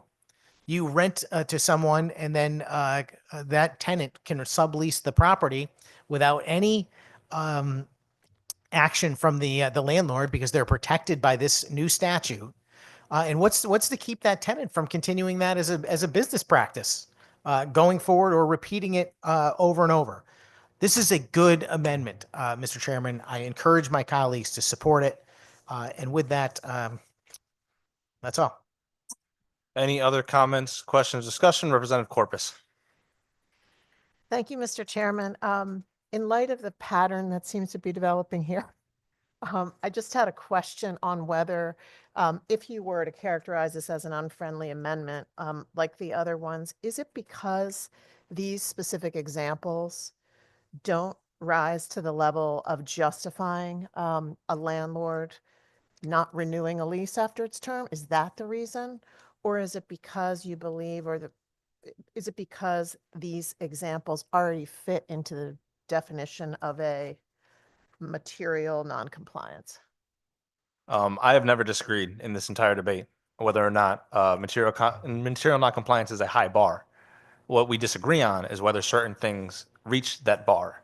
And I would say that if a lease has a provision where you cannot sublease a property in that lease, that would be material noncompliance, in my view. And then the others who have spoken to about such issue. So it's therefore already covered. That's the thinking. It's therefore already covered. Yes. And the fact that we don't agree on whether it's covered or not in this room, we're willing to take the risk that we launch it out there.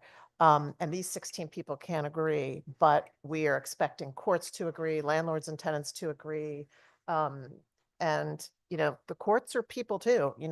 We could get wildly divergent interpretations of this, which is problematic for our housing market, which we're trying to support. Respectfully, there are reasons that are not necessarily partisan that we don't require people to unanimously pass every single bill out of the House of Representatives or the Senate or this body at all. We are going to disagree on the way that things work, and we will continue to have conversations on whether or not we can come to an agreement on some of those things. But this is one that we seem to disagree on. I understand that, and I accept that. And it's one of the best parts of this committee is that people respectfully disagree. But what I mean by that, that's a little bit of a different issue than whether we are passing out of the committee clear statutes. Like if we don't agree that something is material noncompliance or not, that's just agreeing to a legal standard, whether something hits that bar. And if we had clarity on that, it would supersede, in my opinion, differences of opinion on it. But we should at least be clear that we believe this is material non-compliance, and therefore let's state it as such. Because if we pass it out of here without these things in it, we're never going to be sure, or the courts are never going to be sure. I'm not articulating this very well, but I guess what I'm saying is, if we put this language on here, it just clarifies it. Doesn't detract from it. I will respond to that only by saying there's also a reason why in this legislature we vote for judges.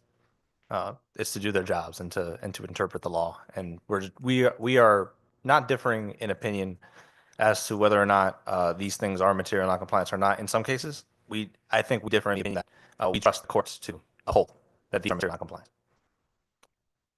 Okay, I guess my final comment would be materiality in every contract that I've ever negotiated is a very subjective thing.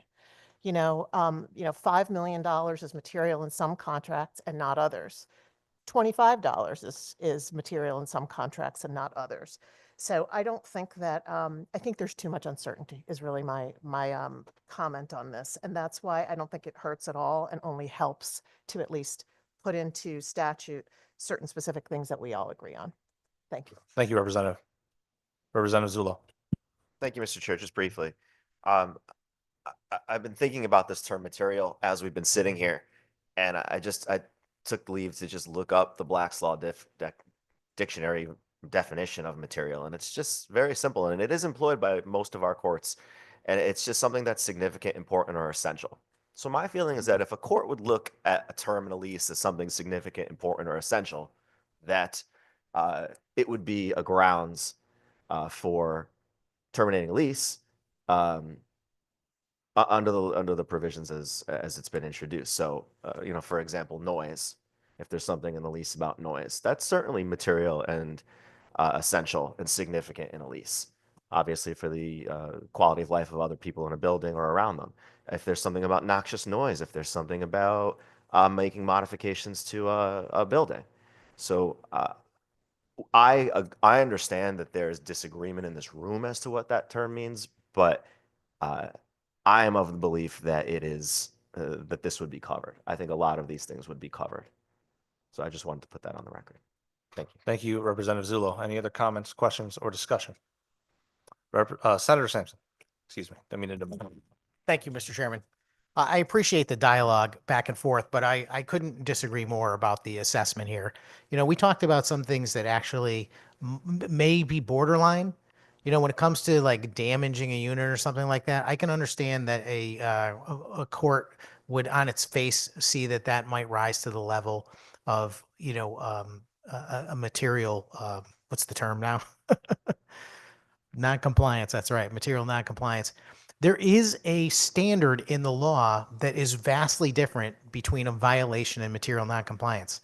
And for the edification of the other committee members, I'm not making this up. I heard this from an attorney that has vastly more experience in housing court than any of us do, somebody that actually works on these cases every day. And this is the thing they brought to me as the most critical argument to make in this committee meeting. It is the fact that changing from mere violations being actionable to material noncompliance raises the bar so significantly that landlords are not going to have a slam dunk win unless it's explicitly stated in this statute.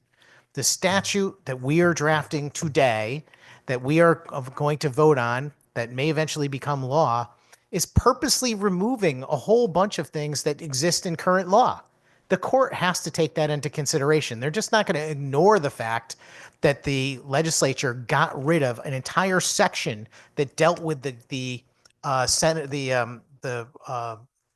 landlord's ability to evict based on violations. That part's being removed. You're taking that out. The court's going to notice that. The court's not going to be like, oh, that must have been an oversight. We should still look into violations. They're going to notice that there was a very significant and impactful change being made with knowledge by this legislature. And I also want to add that, this conversation that we're having is hurting the case even more, because each one of these that we vote down with the added invocation of the argument that it doesn't matter what the court says if we put it in the bill. If we think it rises to the level, well, every time you vote no and say it doesn't rise to the level, the court has a reason to suggest it doesn't rise to the level. I don't know whether legislative intent is going to play a role down the road, but I certainly hope not, because if some of these things actually do rise to the level of material noncompliance and the court goes back to this meeting and says, oh, gee, there was 14-3 or something like that on almost all these votes to say this doesn't rise to the level. That's to me a big, big concern. And Mr. Chairman, I mean, you can say that about some of them, but, let's go back to, I think noise complaints, for example, at some point, if there is the police at the unit every day and, there's it's widely publicized, ends up in the newspaper, it's a factor in the community. Yes, I think that the court will say, oh, that's material noncompliance. But if there's a dispute between the landlord and the tenant over the substance of it, currently the landlord can act. Okay. A court may very well say, well, Mr. Landlord, we're not seeing it. We're believing the tenant in this case. And you might say, well, that's a good idea, but that's not necessarily a good idea. You're depriving only one side here of their ability to enter freely into an agreement. And when you're depriving that side of their freedom, shouldn't the benefit of the doubt go to them in that case, not the other way around? So you're not only depriving the rights of the landlord to retain their property, you're also saying in cases where it's in dispute over these issues that we're also going to limit the ability of the landlord to make that case. I find it shocking that we're not passing these amendments, to be totally honest with you, because they are all common sense. I see people and I look in their eyes when I read off what it is, and they're like assessing, gee, should a landlord be able to do that? And I think in almost every case, if not all of them, everybody says yes, but then we're voting no. And I don't see why, because as I said from the outset on every one of these amendments, if you think it's a legitimate reason, there is zero harm in voting yes. Zero harm. Nothing is harmed by saying yes. All that means is that we directed the court to take that into consideration. And if you're voting no, frankly, you're saying you don't want the court to take that into consideration and that people shouldn't have that right. That's what a no vote actually means. It is not, I think that's already in there. We don't know if it's in there. And if you want it to be in there, you vote yes to make sure it is. Mr. Chairman, I got another amendment. This one's LCO 6050. Wait, we haven't voted. Oh, that's good. Let's vote. Any further discussion? Madam Clerk, please take the vote by roll.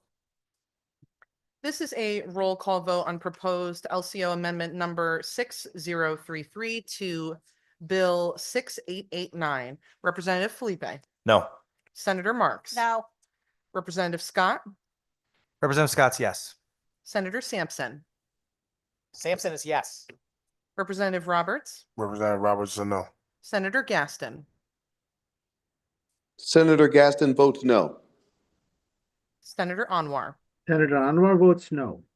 Representative Brown, No. Representative Butler, No means no. got it. Representative Corpus, Corpus votes yes. Representative Gonzalez, Representative Hall,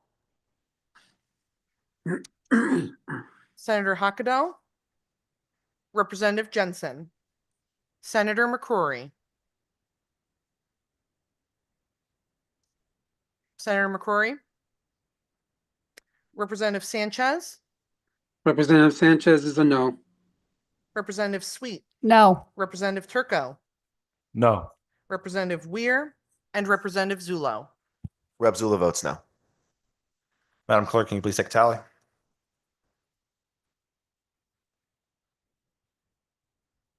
There are 3 yeas and 12 nays. Amendment fails. Senator Sampson, floor is still yours. Thank you, Mr. Chairman. We need some WD-40 for this, this creaky unit that we have. I have another amendment. As I jumped the gun a moment ago, and I apologize. But this amendment is LCO 6050. Yeah, I ask that it be distributed and be given granted to summarize. Any objection to summarization? Seeing none, Senator Sampson, floor is yours. Thank you, Mr. Chairman. I move adoption of this amendment, and I'd like a roll call vote when it comes. This amendment, I need a second. Second. This amendment would add this language to the actionable items for a landlord to begin a summary process. And that is a bona fide intention by the landlord to use such dwelling unit for a family member as defined in section 31-57R, which is the same statute that governs our paid family leave statutes. Because that's the accepted definition of family member by the majority. I thought it was suitable to be using. This bill that's before us would limit the ability of a landlord to take possession of their own property once again, unless it was because they were going to have a bona fide interest by the landlord to use such dwelling as such landlord's principal residence.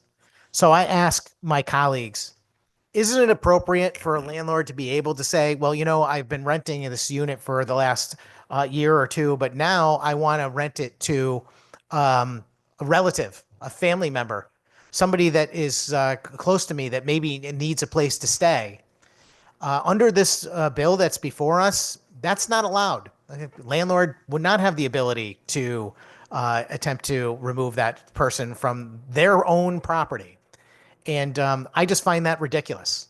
And frankly, I can't believe we would have a bill that would deny the right of the landlord to be able to reclaim their property at the end of a lease period. And to suggest that they wouldn't even be able to do it for a family member is remarkable to me. I hope, again, this is not an article about material noncompliance. You know, that argument's out the window for this one. This is very patently listed right in the bill that it only applies to that person's principal, that individual landlord themselves. Is it unacceptable in the eyes of my colleagues to expand this bill to include family members of a landlord if they intend to put that person there? Shouldn't that landlord have the right to decide who they're renting their property to? If they have someone in their own family that is in need of a place and they can offer them shelter at a reasonable and affordable accommodation and they're willing to do that, shouldn't they have the right to make that choice? Shouldn't they have the right to decide that for themselves, being that it's their property? We've moved this amendment. I think it's a very clear-cut one. There's no dispute over whether the court is going to interpret it in a certain way. The language of the bill is clear. It only applies to the landlord themselves. I believe it should include family members. And I encourage my colleagues to see it my way and support this. Thank you. Thank you, Senator Sampson. Any questions, Representative Zullo? Thank you, Mr. Chair. Through you to the proponent of the amendment, is it just your contention then that the definition of, rather than family member, it says for such landlords, child, grandchild, parent, or grandparent, your contention is that is too narrow in scope, and so you would just rather have it be the FMLA definition of family member? Is that what you're proposing, or at least in concept, through you? Senator Sampson. Thank you, Mr. Chairman. I appreciate the question. I'm open to any expansion between you and me. The reason I drafted this amendment the way I did is because I'm trying to negotiate with the majority. And the majority believes that the definition of family member includes the folks that you mentioned. It is used elsewhere in statute. I noted that this is the exact language that is used in the Connecticut Paid Family Leave. I think if it's good enough for the Family Leave Act to consider these individuals family members, I think it's good enough for a landlord to consider those people family members too when it comes to letting someone rent their own property. Through you. Sorry, Thank Representative Zullo. Thank you, Mr. Chair, and thank you for the proponent for that explanation.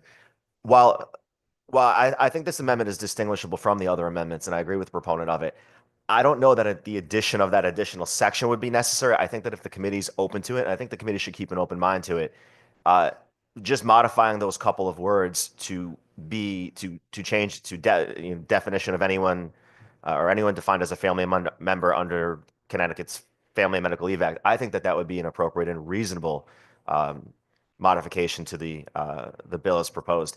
That Family Medical Leave Act, interestingly, defines family member to also include someone with a close personal bond.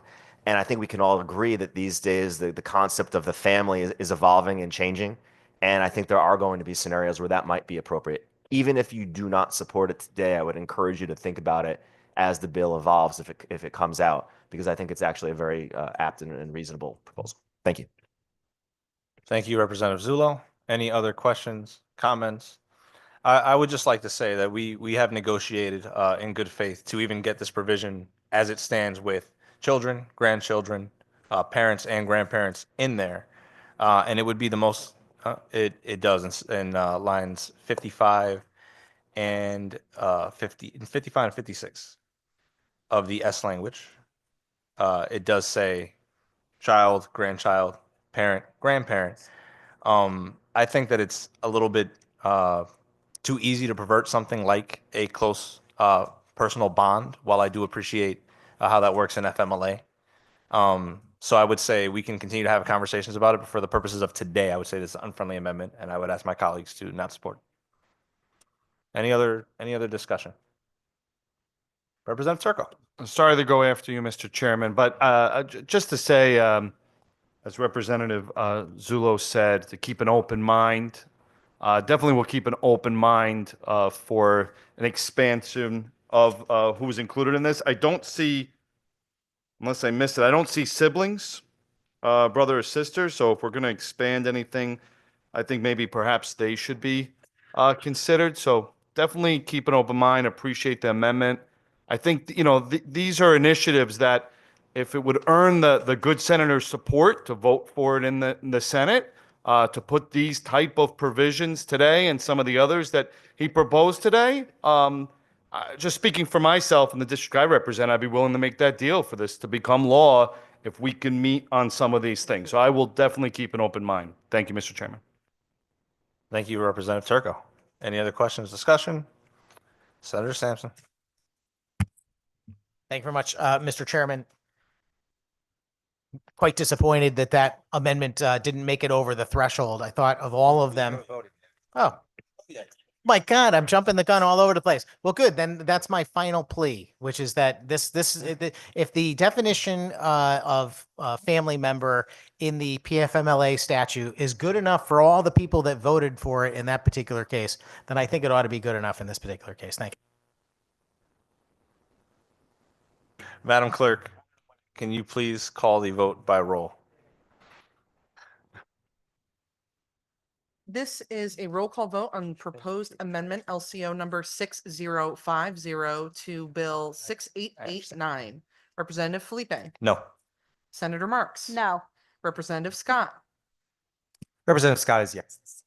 Senator Sampson, Sampson is yes. Representative Roberts, No. Senator Gaston, Senator Anwar. Senator Anwar votes yes. Oh, sorry. Senator Anwar votes no. Sorry. I was almost ready, but Senator Anwar votes no. Senator Anwar votes no. Thank you. Senator Gaston votes no. Got you. Representative Brown, No. Representative Butler, No. Representative Corpus, Corpus votes yes. Representative Gonzalez, No. Representative Hall, Representative Hall, no. Senator Hockadell, Representative Jensen, Senator McCrory. Can you please repeat your vote? Senator McCrory is a no. I apologize. Can you No. please turn on your camera for the vote? You can't see me? No, sir. If you could Can please you see repeat your me? vote. I'm a no, but can you see me? Now I can see you. Thank you. Thank you, Senator McCrory. Sorry about that. Representative Sanchez, Representative Sanchez is a no. Representative Sweet, No. Representative Turco, No. Representative Weir, and Representative Zulo. Rep. Zula votes yes. Madam Clerk, can you please take a tally? There are 4 yeas and 13 nays.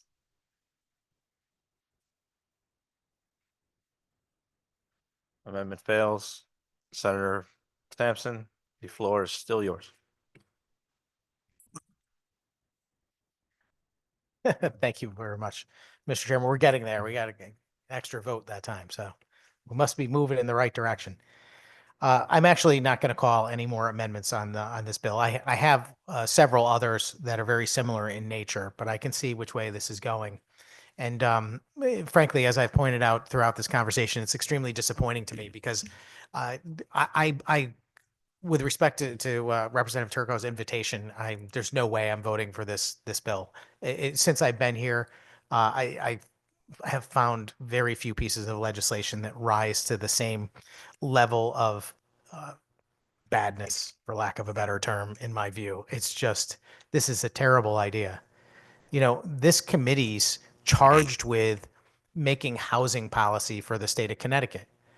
And every one of us is bombarded on a day-to-day basis as members of this committee with concerns from tenants, from landlords, from people in communities all across the state, you know, from town officials concerned about zoning, with people who are engaged in the building trades, trying to survive, how it all interacts together, and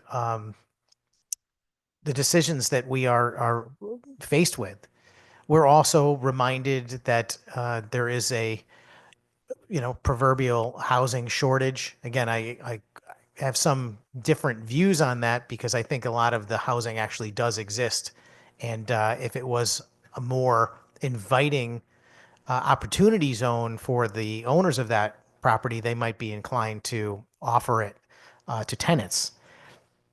And that's what I'd like to see more than anything, is I'd like to see this committee take a proactive role in trying to make the state more inviting to people that provide housing. If you want to create more housing and you want to drive down the cost of rents, that's how you do it. You make it so that it's a good deal, so that it actually makes sense for people to engage in that activity. But this is the exact opposite. Madam and Mr. Chairman, this bill is going to send a message very loud and clear to landlords in this state that the state government is even more hostile than they thought. And I can tell you from dealing with housing providers, their first reaction when asked about state government is that this state is unbelievably hostile to landlords. Now, this is going to just add another level of that hostility. And I think it's completely unnecessary, and I think it's short-sighted for many of the reasons I stated early on in this conversation. You are going to chase away the very people that you need to invite to make more housing and make it more affordable with this bill.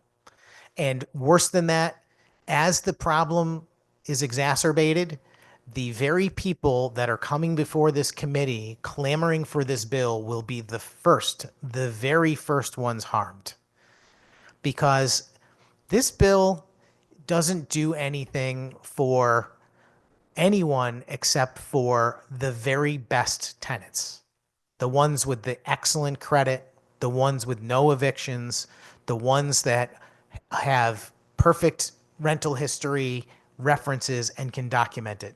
Because once this passes, I can tell you that housing providers are going to scrutinize every application, every dotted I, every crossed T, to make sure that they're getting a good tenant. And while you can't ever predict that completely, I've had tenants that I thought were excellent for 5 years, and then something goes horribly wrong after that. But the fact of the matter is, they're going to do their due diligence like never before to make sure that they are providing an affirmative response and an acceptance of only the very best tenant applicants. And that means that anyone who has a blemish, they're going to find it even harder to find a rent. And this policy being enacted is going to create more evictions, because the only way a lot of tenancies will end in the future will be via the eviction process contained in this bill. And once those evictions occur and those tenants have those evictions on their record, I don't know what they're going to do unless the chairs of this committee and the majority party is prepared to create lots more government housing. I think those people are going to be in a world of hurt, frankly. And I hate to see that. I've talked to a lot of these people. They're good people. Many of them have had issues with their landlords. And I would say, sometimes when talking to them, I agree with them 100% that the landlord mistreated them and they were completely, utterly wrong. And sometimes I remind them that, they weren't perfect in that conversation either. But the fact of the matter is, as this tightens things up, which it's going to do, and there are fewer and fewer rents available, which there will be as a direct cause and effect of this bill, there is zero chance this bill will make more property available. No one's going to be jumping at the chance to become a housing provider after this is passed. And many folks will change their view on that potential or existing situation for themselves. I could not caution this committee any more strenuously than to say, don't do it. Don't do this. I know you got a lot of other things, irons in the fire. We got 34 more bills on this agenda. Some of them actually are going to benefit the housing situation in the state of Connecticut. This is not one of them. This is not going to help. This is going to make the situation worse. And as I said, I believe it will be most worst for the tenants that most need the opportunities to be recreated right now. And that's what we should be focused on, recreating new housing opportunities instead of slamming the door on the ones that already exist. I'll be a no today, Mr. Chairman. Thank you. Thank you, Senator Sampson. Any other comments, questions, discussion? Representative Zullo. Thank you, Mr. Chair. I have to say, in a lot of respects, I agree with my Senate ranking that Connecticut is a very difficult place to be a housing provider, to be a landlord. And I also agree that this is going to make it even harder. And I think the only thing I want to add, because I think a lot of people have made some great points today, is that we can't think of this legislation in a vacuum. There's other legislation that's being passed this year, for example, or it's being proposed this year, for example, Work, Live, Ride, which is going to allow potentially as of right development for up to 9 units. So you're going to be, if this were to pass in conjunction with that you now have situations where individuals like us, not big, supposedly bad corporations, but individuals like us might be creating this new development, right, and renting it out, and options for keeping that development a healthy place to live, a constructive place to live, are going to be limited. And I think you may be disincentivizing the exact type of development that you're trying to see in other types of bills like that bill. For a lot of reasons, I'm a no today, but I just wanted to put that on the record, and thank you for the indulgence. Thank you, Representative Zullo. Representative Butler. Thank you, Mr. Chairman. And I've been on this committee for a long time. For the 18 years that I served here, I've been on this committee that whole time. And my approach to policy that came out of this committee was always to promote good policy that takes everyone's welfare under consideration for the whole state. And, sometimes I see here people bring forward legislation, and sometimes it takes either a hammer or a scalpel approach to actually dealing with something. In this case, I believe a hammer is being used on the entire industry, because we're not addressing what we want to address here. We want to address the bad actors. But in going forward with this, there's people who are acting in good faith that we're punishing. in both landlords and tenants. Because there's tenants that have great relationships with their landlords. And in this situation, if we actually change that dynamic, the landlords might put in place new leases that actually doesn't make their tenants very happy. I believe the tenants want us to deal with the bad actors. I'm glad to see that the bill carved out some provisions for mom and pop landlords and that 13-month buffer. That was good. But the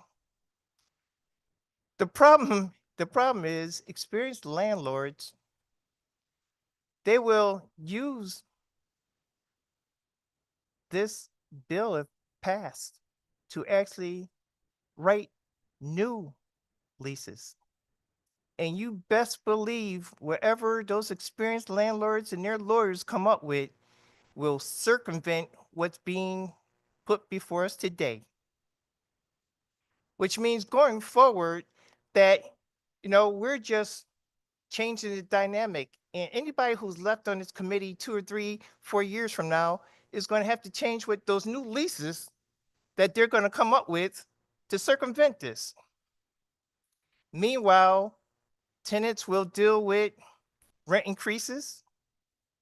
Some of them will have to deal with evictions for cause, which will prevent them from finding new housing. I'm just disappointed that we did not carve out legislation pertaining to the bad actors specifically. I would hope in the future that's what we do. And for any tenants who think that, okay, I'm looking at this landlord perspective, in my career here, I have voted for tenants' rights when it came to their developments being sold. I've supported hundreds, if not thousands, of units for tenants being rehabbed. I voted for bed bug bills that kept them from being eaten alive.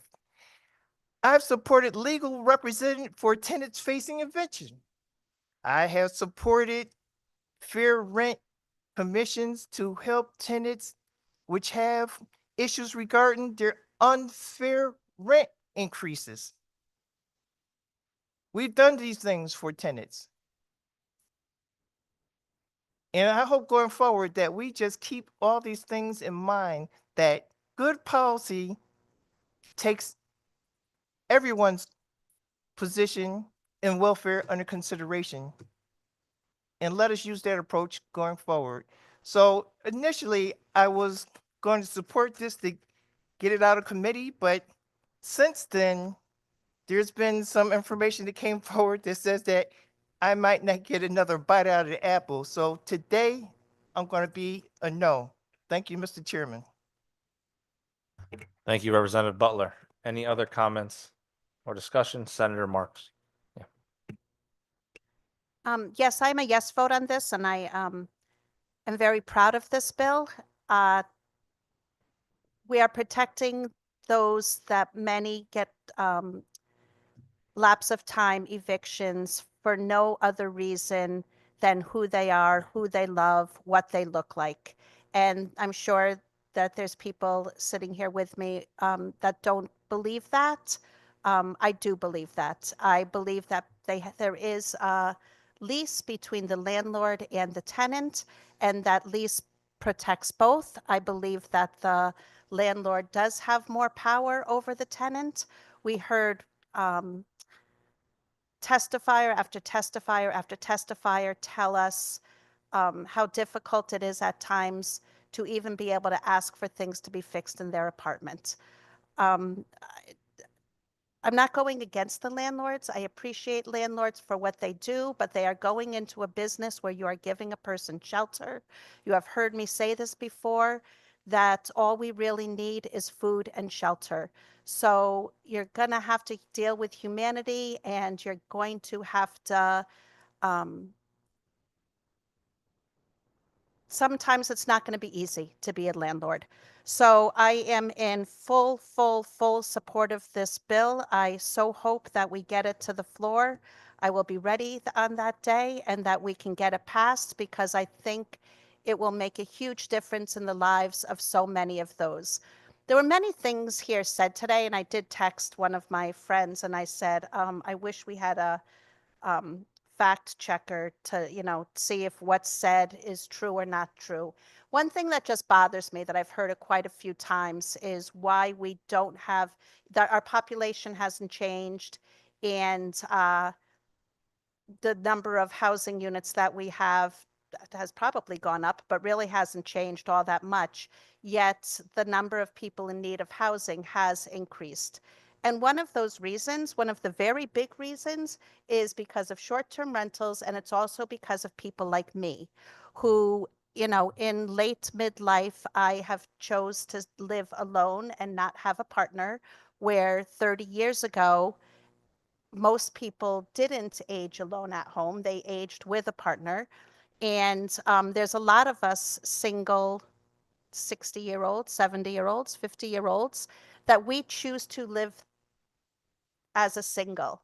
And I am so fortunate that I live in a society where it's okay for women to live as a single person in their own dwelling, because there were times where that was not okay, and it was not too long ago. So that is actually one of the reasons why we have such a shortage of housing. So it's not because our laws have made it so difficult for the landlords. It's because society changes, and I think it's great. I am living a really good life, and that's what happens, right? That's society, and that's it's pretty awesome to be a part of it and watch it change. So I'm voting on this bill for those that need housing, for those that need to be able to call a home, for those that need to be able to put their head on their pillow every night with all of the stressors in life. Life is so hard for so many people, and that they will be able to go to sleep knowing that they are going to have that same apartment next month, because they are good people and not because of who they are, who they love, what they look like, or because the landlord chooses to change the way he's being a landlord. So thank you for letting me speak, Chair, and I look forward to voting yes. Representative Gonzalez. Thank you, Mr. Chair. I don't know if people noticed that I was struggling with this bill. I know that we have problems with landlords, with tenants, and tell me about it, that I live in a poor neighborhood, and which we see problems every day. I recognize that we have the good landlords, we got the bad landlords. We got the good tenants, and we have the bad tenants. But it's very difficult for me to accept that we will impose things to landlords when they buy the properties, they pay their taxes, they pay the insurance. And it's so difficult for me to say, you're not allowed to decide what you're gonna do with your property. It's so hard for me to accept that. I was a landlord, and I sold the properties because I couldn't handle it anymore. Too many problems. And I believe that I always was a fair landlord. But I deal with a lot of problems. And even though that I did vote against a lot of amendment today, for me it was very hard, because I know in my heart that there are some things that are wrong. And we have so many problems here in the state of Connecticut with the housing problem. We have a lot of problems. But It's not that I'm voting against this bill today, not voting against anybody in my community or any other community. I think that I'm trying to be fair. And we cannot decide that the tenants all the time, they are right. But we can't take away the right from landlords to decide what they want to do with their property. I believe that fair is fair. And it kills me, but I'm voting no if this bill goes to the House and maybe, bring some new changes. I might change the vote. I will reserve the right to change my vote. But today, I'll say that I'm voting against the bill. Thank you. Thank you. Any other comments or questions? I got it. Representative Hall.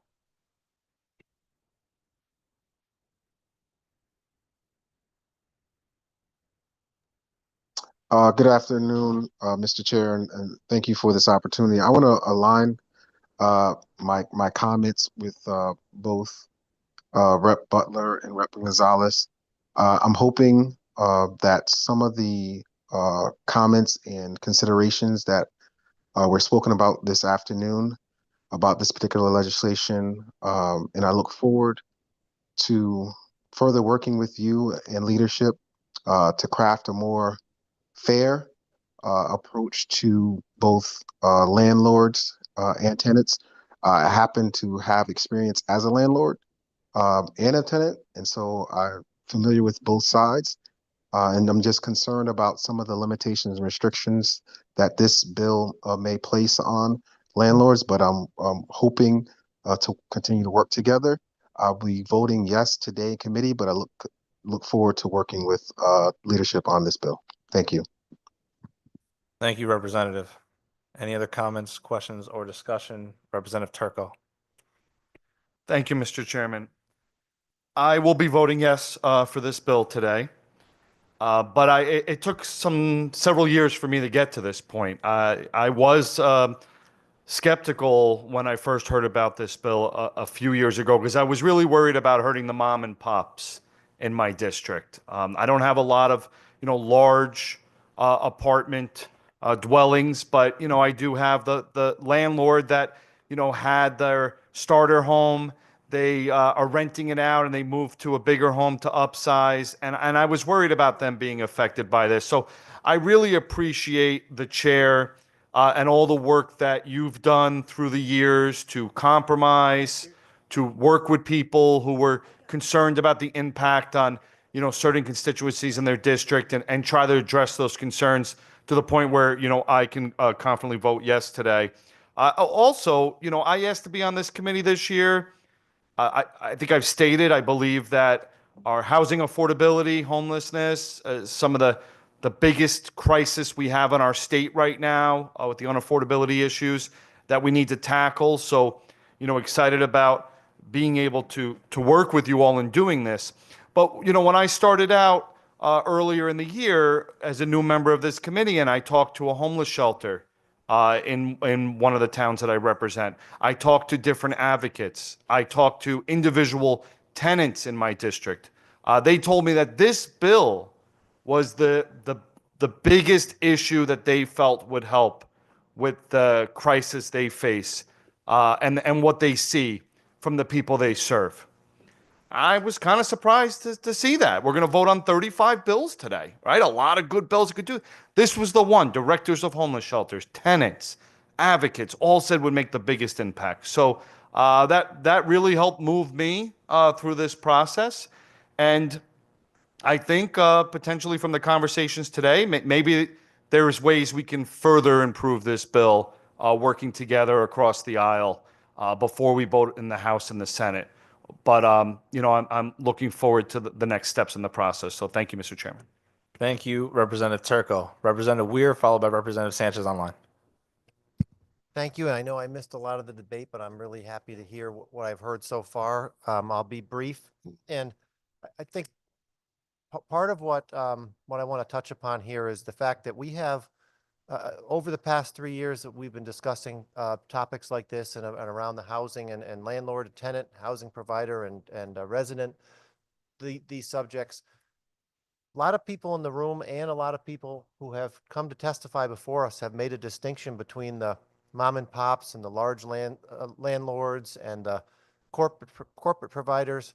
And I want to caution all of us to be considerate of the fact that we have out-of-state landlords, large housing providers, bringing money in from out of state who are running great operations where any of us would want to live and be happy to live there. And we have the same size running operations that aren't anywhere we'd want to live. And then we also have 1 and 2 family mom and pop operators running great operations. And you've got 1 and 2 family Connecticut resident owners who don't take care of their properties, and we wouldn't want to live there. So I want to be cautious when we start pitting large against small and saying, you know what, we can just only go after the large ones. I think we want to be mindful of the fact that the message we are sending to people when they're bringing their investments in and taking that risk to be a landlord. So thank you. Thank you for indulging me, Mr. Chair.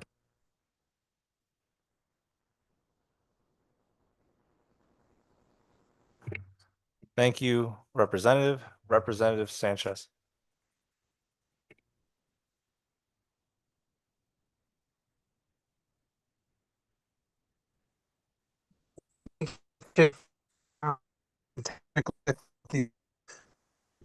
I just wanted to say that I am a director of a homeless shelter in Meriden, Connecticut. And in the last close to 2 years, I have heard from so many of the clients about the difficulty of getting apartments. And this is not just Meriden, this is happening throughout the whole state of Connecticut. So even though there are some questions that I may have and, listening to the discussions, listening to all the amendments, there were some good things and some other things I couldn't support, but I'm hoping that if this bill does move on, that we can have more discussions on it. I am going to vote on it, yes, to get it out of committee. But I think that we also should be able to talk to more people that are working out in the streets, trying to talk to people that are homeless to find out why this is happening throughout the state of Connecticut, and to listen to their stories. I know that we had many people come in and testify, but please get out into the trenches, get out there and talk to people and listen to their stories, and you will see that we do have a crisis here in the state of Connecticut, and it's my hope that everyone in the state of Connecticut will have a place to sleep and that we can eradicate homelessness in the state of Connecticut. So thank you for giving me this opportunity to speak. And like I said, I will support the bill out of committee, but I hope that there will be further talks as this bill moves on. Thank you. Thank you, Representative Sanchez. Any other questions or comments? I will try not to belabor this any longer. But as was pointed out by a colleague a few moments ago, I have worked for the last year since I've become the chair of this housing committee. It's something that I think is important to address some of the issues that we see. And I know that we may not agree on those, but I bring up every single chance I can when we're talking about a number of these bills, the conflation between a 30% increase in rent and a 13% increase in homelessness. And I'm not saying that one totally causes the other, but I do think that one may exacerbate the other. When we look at these folks, the face of these people is changing, right? The ability of somebody who may be seen as affluent or may have been seen as affluent to afford a home is astronomical. And I understand that that's the same for landlords and housing providers who are looking to now buy and come onto the market. I'm somebody who's, and I guess it's probably a matter of public record in some way, shape, or form. I make in the lower six figures. It's tough for me to figure out how to own a home at 29 years old. It really is. Try to figure out how to work myself into a position where I can have a stable place of my own, build my own equity, raise a family. I have met this year, whether it's in front of train stations, whether it's in, out and about in my own neighborhood, families living in their cars with their children, both parents fully employed, because they can't afford rent the way that it's structured, or the way that the available units have their rent structured. They can't find a place to live. And I understand that there are available units. I'm not saying there aren't available units. I'm saying these available units have barriers to them. That is a fact. But we have heard people come before this committee, and I'm not going to say this definitively, but I'm going to say, based on what I've read, what we've heard in live testimony, most people we've heard support this bill. I understand that most of those people might be renters. I am not sure, and I'm not going to say this definitively, but I don't think I saw a single person that is not a landlord or an attorney that represents a landlord that testified in opposition to this bill. I don't think I saw one.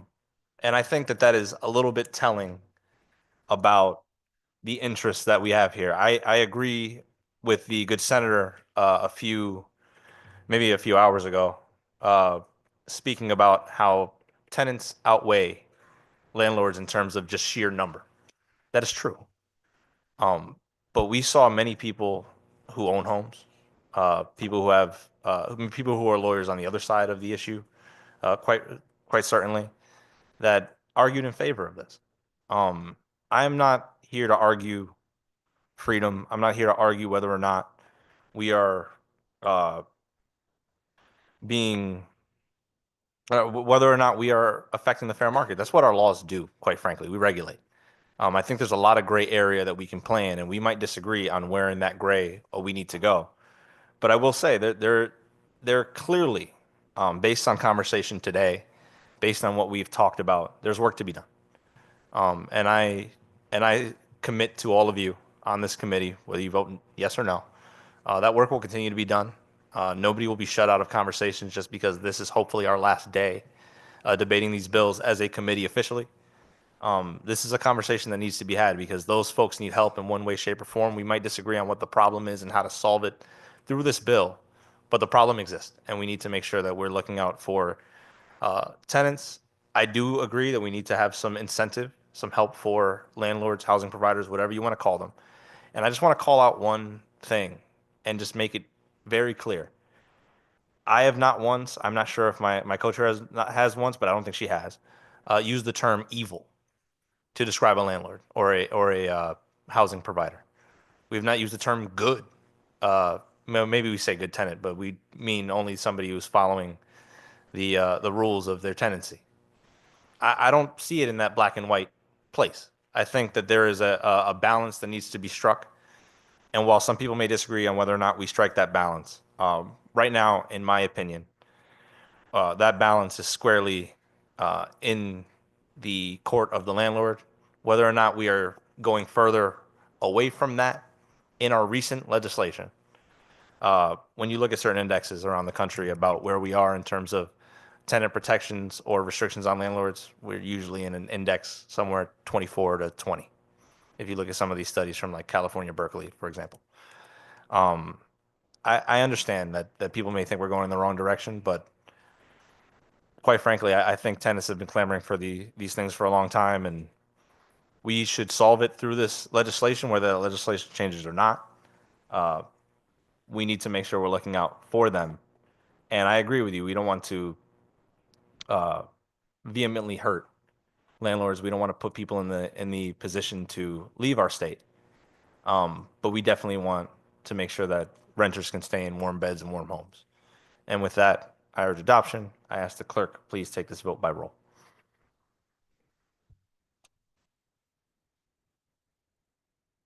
I apologize. Do we have a motion on this? It was moved and seconded when we began discussion. Thank you. Just, thank you. Just confirming. Representative Felipe, Yes. Senator Marks, Yes. Representative Scott, Representative Scott votes no. Senator Sampson, Sampson is no. Representative Roberts, Representative Roberts, yes. Senator Gaston, Senator Gaston votes yes. Senator Anwar, Senator Anwar votes yes. Representative Brown, Brown is yes. Representative Butler, Butler is a no. Representative Corpus, Corpus is a no. Representative Gonzalez, Gonzalez is a no. Representative Hall, Representative Hall is a yes. Senator Hockadell, Representative Jensen, Senator McCrory, Representative Sanchez, Representative Sanchez is a yes. Representative Sweet. Rep Sweet votes yes. McCory's a yes. Thank you, Senator. Senator, if you could please repeat your vote for me with your camera on.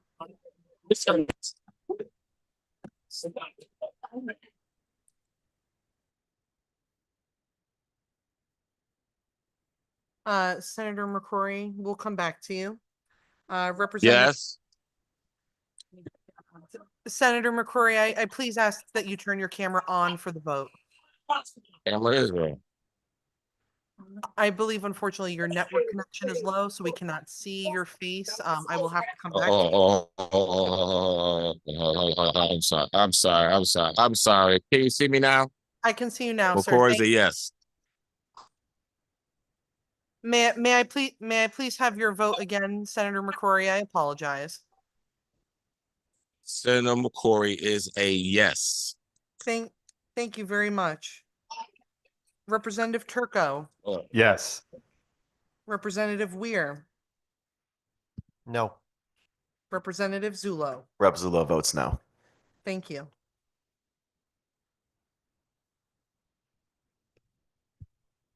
We will be leaving votes open. We're not really sure yet, so we're not going to announce that. Our next item is Senate Bill 12, an act concerning Connecticut's housing needs. Can I have a motion to JF to the floor? Second. Okay, moved by Rep. Butler, seconded by Rep. Brown. This has 8 sections, I believe. Section 1 is a section on starter home work groups.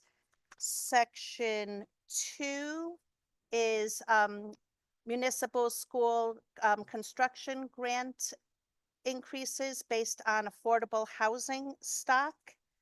Section 3 and 4 is about union construction job creation in affordable housing projects. Section 5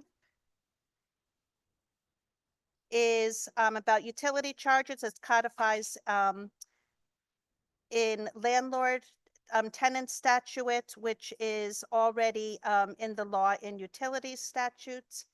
Senate 6 is about fair rent commission requirements for all towns or regions. Section 7 is as of right, single and multifamily housing construction in commercial zones. Section 8 is to codify CHFA smart rate pilot program. And section 9 and 10 is rentalist increase the number of RAP certificates. Do we have discussion? Yep, Rep. Corpus. Thank you, Madam Chair. I'd like to start with Section 2, please. If I understand this correctly, building project grant money to municipalities is going to be based on what percent of affordable housing municipalities have under 830G. Is that correct? Yes. And my understanding of how this works currently is that a lot of different facts and circumstances are taken into account when deciding school building project grant money, including the grand list of the municipality, the needs of the school, whether the school has been renovated in a long period of time or a short period of time, whether the school has any structural issues, et cetera. And my question is, all of those things seem to me to have a real nexus between building project grant money and the granting of that money. But I don't see the connection between affordable housing stock and giving that grant money other than, in effect, to penalize or in effect, to reward those who have housing stock and penalize those who have under 10% for purposes of 830G. Can you explain to me what the nexus is between those two things? The this section of the bill, we believe that it would incentivize those municipalities to increase their affordable housing, so therefore would get an increase in the school grants program. Okay, I refer to the testimony submitted by the Department of Housing Commissioner who came before our committee. And in that testimony, among other things, she makes the point that although the stated purpose of the proposal is to encourage the creation of affordable housing, it provides a benefit based on the current status, the level of affordable housing that already exists, but does little to encourage the creation of new affordable housing, which is very much needed in Connecticut. Do you have a response to that? I think that's a point well taken in this testimony. It is. I too read that, but I think it's going to extend farther past that, and I think that it will incentivize some municipalities to therefore increase their affordable housing.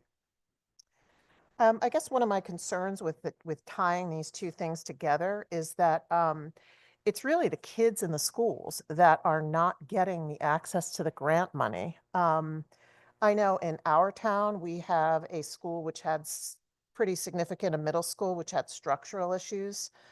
Getting grant money for that school is very important to our town.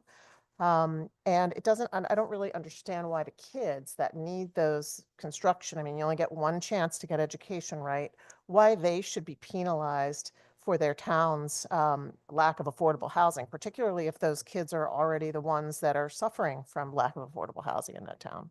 Well, they'll still be able to get their school construction grants. They just won't get the increased percentage because it depends on the amount of affordable housing in your municipality. Okay, so a town that has 6%, which one of my towns has, and one has 20%. So let's focus on the 6%.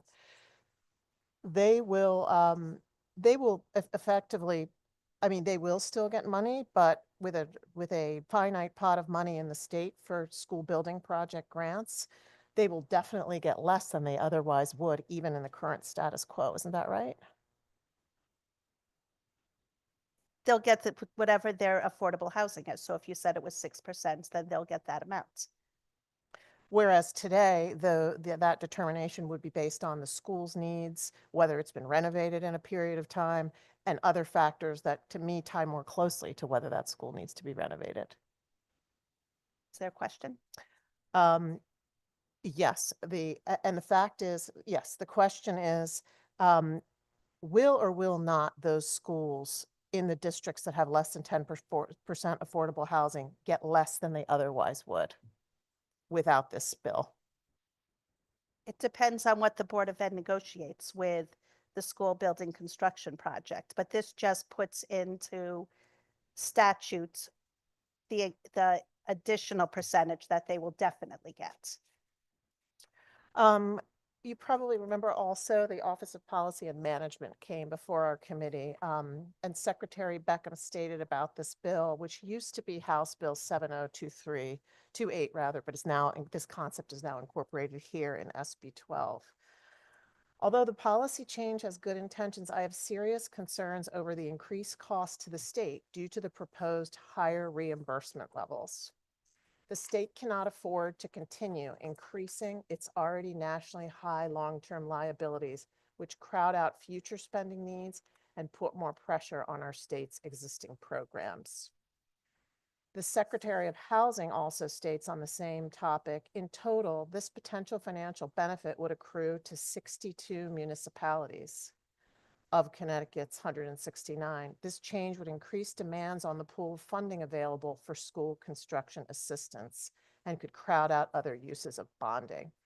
So with two of the most relevant, really, departments in our executive branch weighing in on that point, that essentially these costs are something we really can't manage in the budget. I just wanted to see if you had any thoughts on that part of this. That's their job, is to stick with the governor's budget. They're doing their job. I support this bill. Section, okay, section 7 of the bill, which, if I'm reading this correctly, requires municipalities to adopt zoning regulations that allow for as-of-right conversion or partial conversion of any commercial building into a residential development. I'm looking at section 7.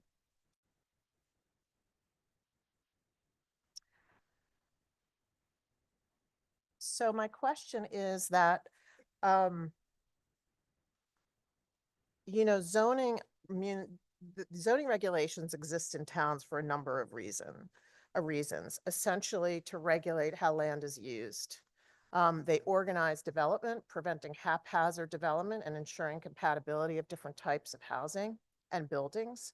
They protect the community from noise pollution and safety hazards associated with certain industries. They preserve property values.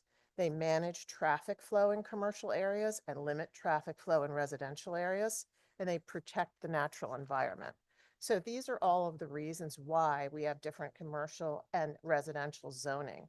Does this bill disregard all of those reasons why we keep commercial and residential zones separate and requires municipalities to allow as-of-right conversion of commercial buildings into residence? Yes, I believe developments? that's what as of right means. So how, help me understand how this bill trumps all of those other valuable societal considerations of protecting property values, protecting residents from noise and pollution, protecting protecting traffic patterns and the natural environment. It will increase the residential and multifamily construction, gives them the freedom to build where they want to build. Well, it does give developers essentially the freedom to bypass any kind of commercial versus residential zoning that the municipality may choose to have. Is that right? Yes, that's what the bill states. So you could have, you could project out 10 years in the state of Connecticut where we have really no zoning for commercial and residential. We have stores mixed with homes, mixed with factories, mixed with water treatment plants. And does this essentially abrogate any kind of distinction between commercial and residential zoning? It states as of right, you may build residential in a commercial zone. So I guess the answer to that is yes. It was a hypothetical question to go out 10 years. I mean, the bill's quite simple, what it states. Okay, so if this were passed the day afterwards, there would really cease to be a distinction between commercial and residential zoning. People could develop as of right without any regard to that distinction the day after the bill was passed. We don't have to project out 10 years. If No, that clouds the it question. states that as of right, you may build residential in a commercial zone. Okay. I guess I believe that, the concept of zoning has value for all of the reasons previously stated. And I feel like this language here really puts the goal of building residential development above any other societal goal or any other consideration that a municipality may have, including protecting the health and safety of the residents. Am I reading that wrong? Can you repeat that question, please? This appears to say that in the name of building residential development, we will put that goal here as a legislature ahead of protecting the health and safety of residents who may not want to live next door to a commercial development, a commercial property that produces pollution or noise, et cetera. We put it ahead of the desire to have the traffic patterns in a residential community differ from those in a commercial community. All of those things, including the differences between zoning in a residential environment or commercial for environmental purposes, all of those things take a backseat to purely developing residences. Is that correct? States that as of right, you may build residential housing on commercial property.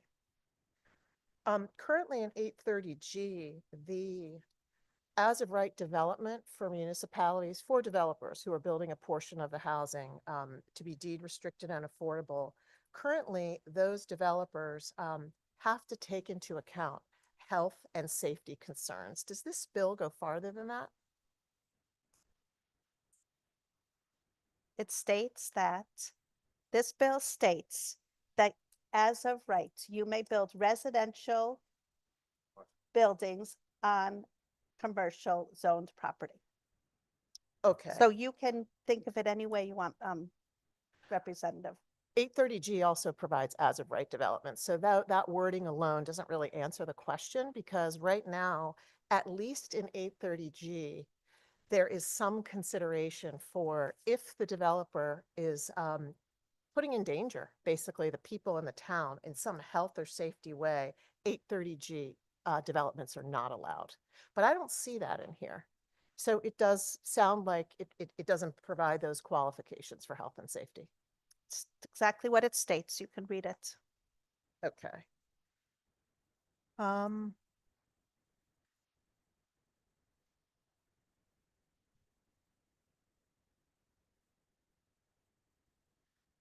Those are the only questions I have on this bill. I have obviously very great concerns on them, and I think to summarize, they really are related to the fact that we're creating a nexus where one doesn't logically exist between how much grant money a school should get and the kids should get with how much affordable housing is in a town.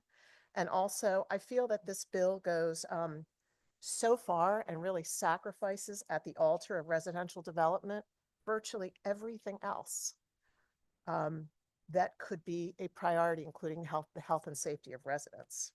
And I just wanted to state that for the record. Thank you. Thank you. Anybody else have any comments or questions? Yep, Rep. Zulo. Thank you, Madam Chair. I'll try to be brief.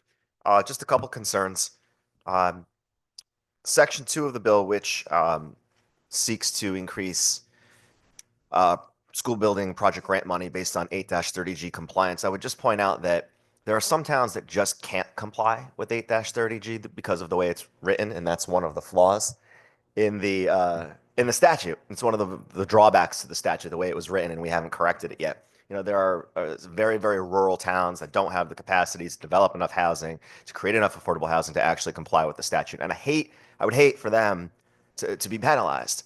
My good colleague from Chaplin is not here, but I know if he was here, I feel like I'm channeling him. He would be saying that. So I want to point that out, and I'm hopeful that maybe we could address that deficiency in some creative way. And then I just want to speak to Section 6 as well. Section 7, the as of right conversion of commercial properties into residential developments. I think this is a very risky, very bad idea for a lot of reasons. But I think the market and actually the construction of these properties is probably going to foreclose most conversion anyway. A lot of these buildings, just to do the retrofitting, to do the subdivision, it's never going to work out financially. And so a lot of these properties, it's never going to happen anyway. But I am terrified of the concept that the local Rite Aid that just closed in my town would suddenly be turned into incredibly dense housing with no public hearings whatsoever, because that's what as of right means. Let's be clear what as of right means. It means no public hearings. It means a developer goes up to the desk in the zoning department, hands a stack of paper taller than me. I'm only 5'6", but it's still a pretty tall stack, and says, "Here you go, Mr. Zoning Administrator. This is my as of right plan to turn that Rite Aid into 400 units of residential housing." And no public hearing. Just done at the desk. And as of right means as of right. So he's going to get it or she's going to get it. I don't think that's a good idea. Do I think we could, with all of the creative talent in this room, we could craft a more nuanced plan to better repurpose some of our commercial properties? Absolutely, we could. Hopefully, we will do that going forward. But as it stands today, for just those two reasons, but probably so many more, I'll be opposing the bill. And I appreciate your indulgence. Thank you, Representative Zulo. Anybody else?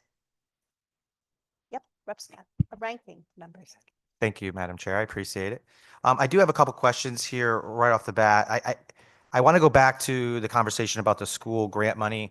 I am a little confused. I'm not trying to ask the same question, so I hope I'm just trying to be clear of my understanding of it. My question is there a fund currently out there that exists for the building grant money that this is referencing back to? Is there a amount of money, and how much money is sitting in that if there is a set amount of money out there? I don't know the answer to that question, sir. Okay, because okay,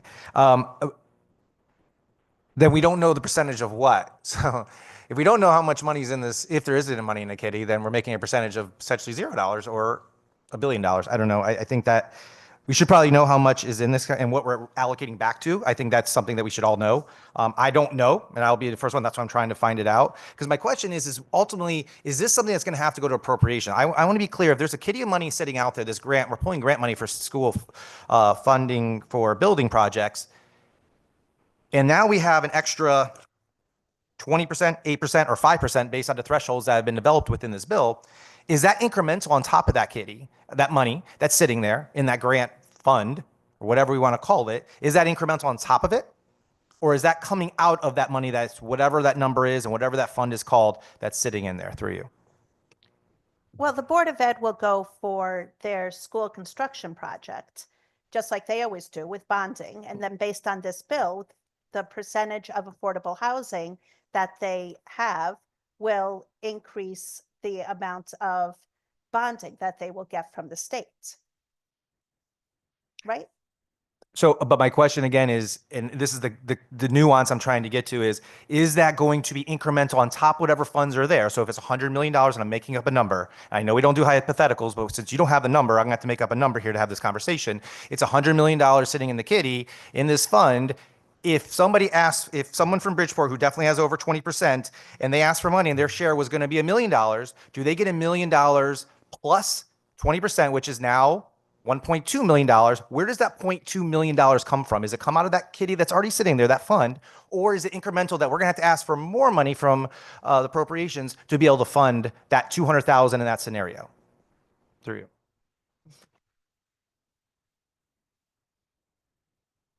We're just bonding the money. I don't know that there is an actual amount in the school construction fund. I can recess for a minute and find out if you would like me to.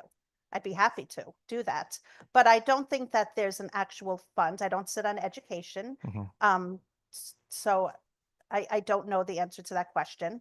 We can get it after this, or I can recess the meeting and I can get you that answer if you would like.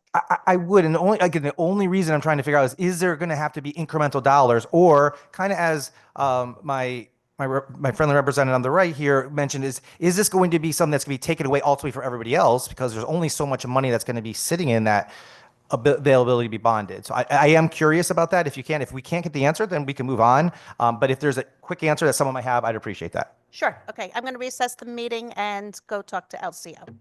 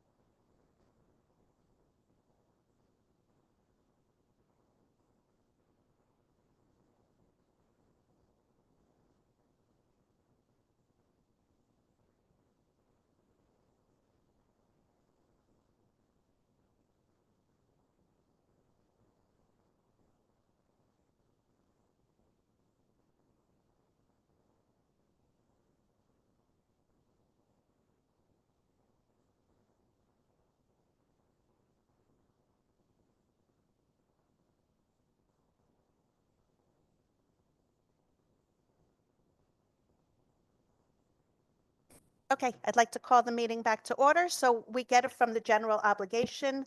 Bonds is what the school building construction projects go through. Every year there's a school building construction bill, which I'm sure we've all been part of. In my short tenure here, I have already been part of that. And so it's just telling those municipalities that meet a certain percentage, they will receive more if they have more affordable housing. Okay, thank you. From my understanding, is it is a flex fund. It depends on if nobody asks for construction funds that year, then there's obviously no request. But if people ask and it gets accepted, then it depends on what those asks are. So that's understandable, and I think that answers my question. So I do appreciate that clarity on that specific. It's not like a set fund of $100 million sitting there. So I do appreciate that clarity. I do want to move on to Section 6. That is the talking about the fair rent commissions. Can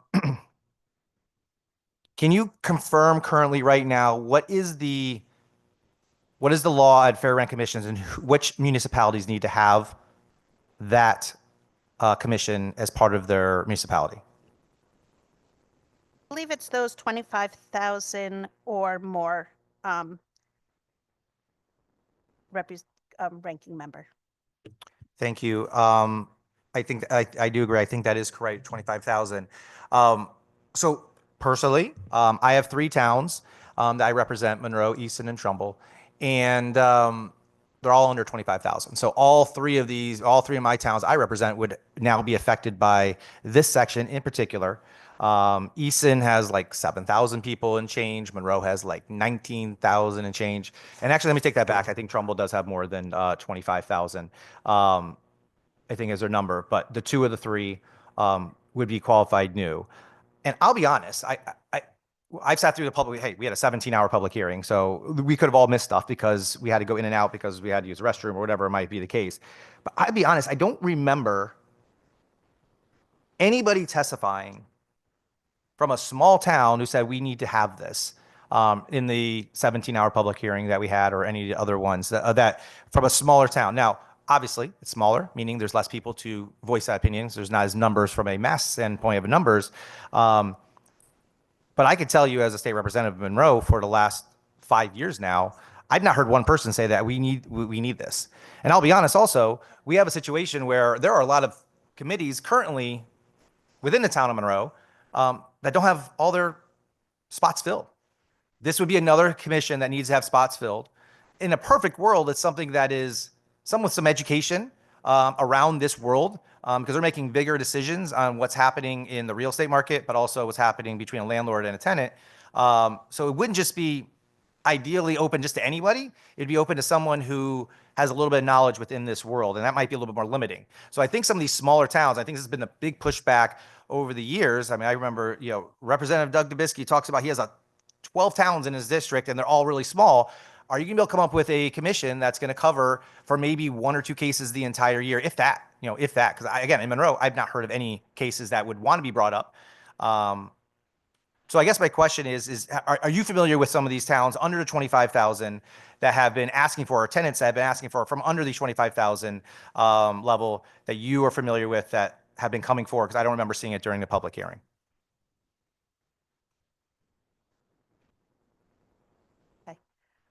Yes, actually, East Lyme, Connecticut, in my district, the 20th district. They didn't think they needed a fair rent commission. They have less than 25,000 people. One of their buildings was bought up by a large private equity company, and they then formed they did form a fair rent commission very quickly.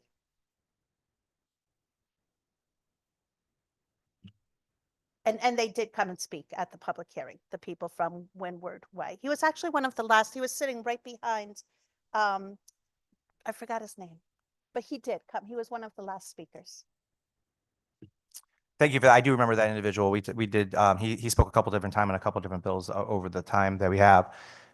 My response to that would be, then they have a fair rent commission. Why do we have to put it in law? If someone needs it and wants it, they will speak up. They will have it. They could do it. There's not a reason to put it in law and mandate it. another mandate to the towns. East Lyme did it. Monroe can do it. There's no stop. There's no stop. I don't have to look at you. I can look anywhere I want to look at. I like looking at myself on the screen, I guess. Whatever. The idea is that the towns have the right to do what they want to do. And if they wanted to, like East Lyme did, congratulations, they were able to do it, they could do it. I don't know why we have to mandate someone to do it if it's not an interest to them to do it. I don't know what we're trying to accomplish in that case, because if they wanted to do it and there's reason to do it, it would be done. So for that reason alone, I will be voting no on this bill today. And unless this gets out of the bill at any point, I'll be voting no down the road too, as an undue burden to 2 of my 3 towns. So thank you. Any other questions? Yep, Rep. Weir. Thank you, Madam Chair.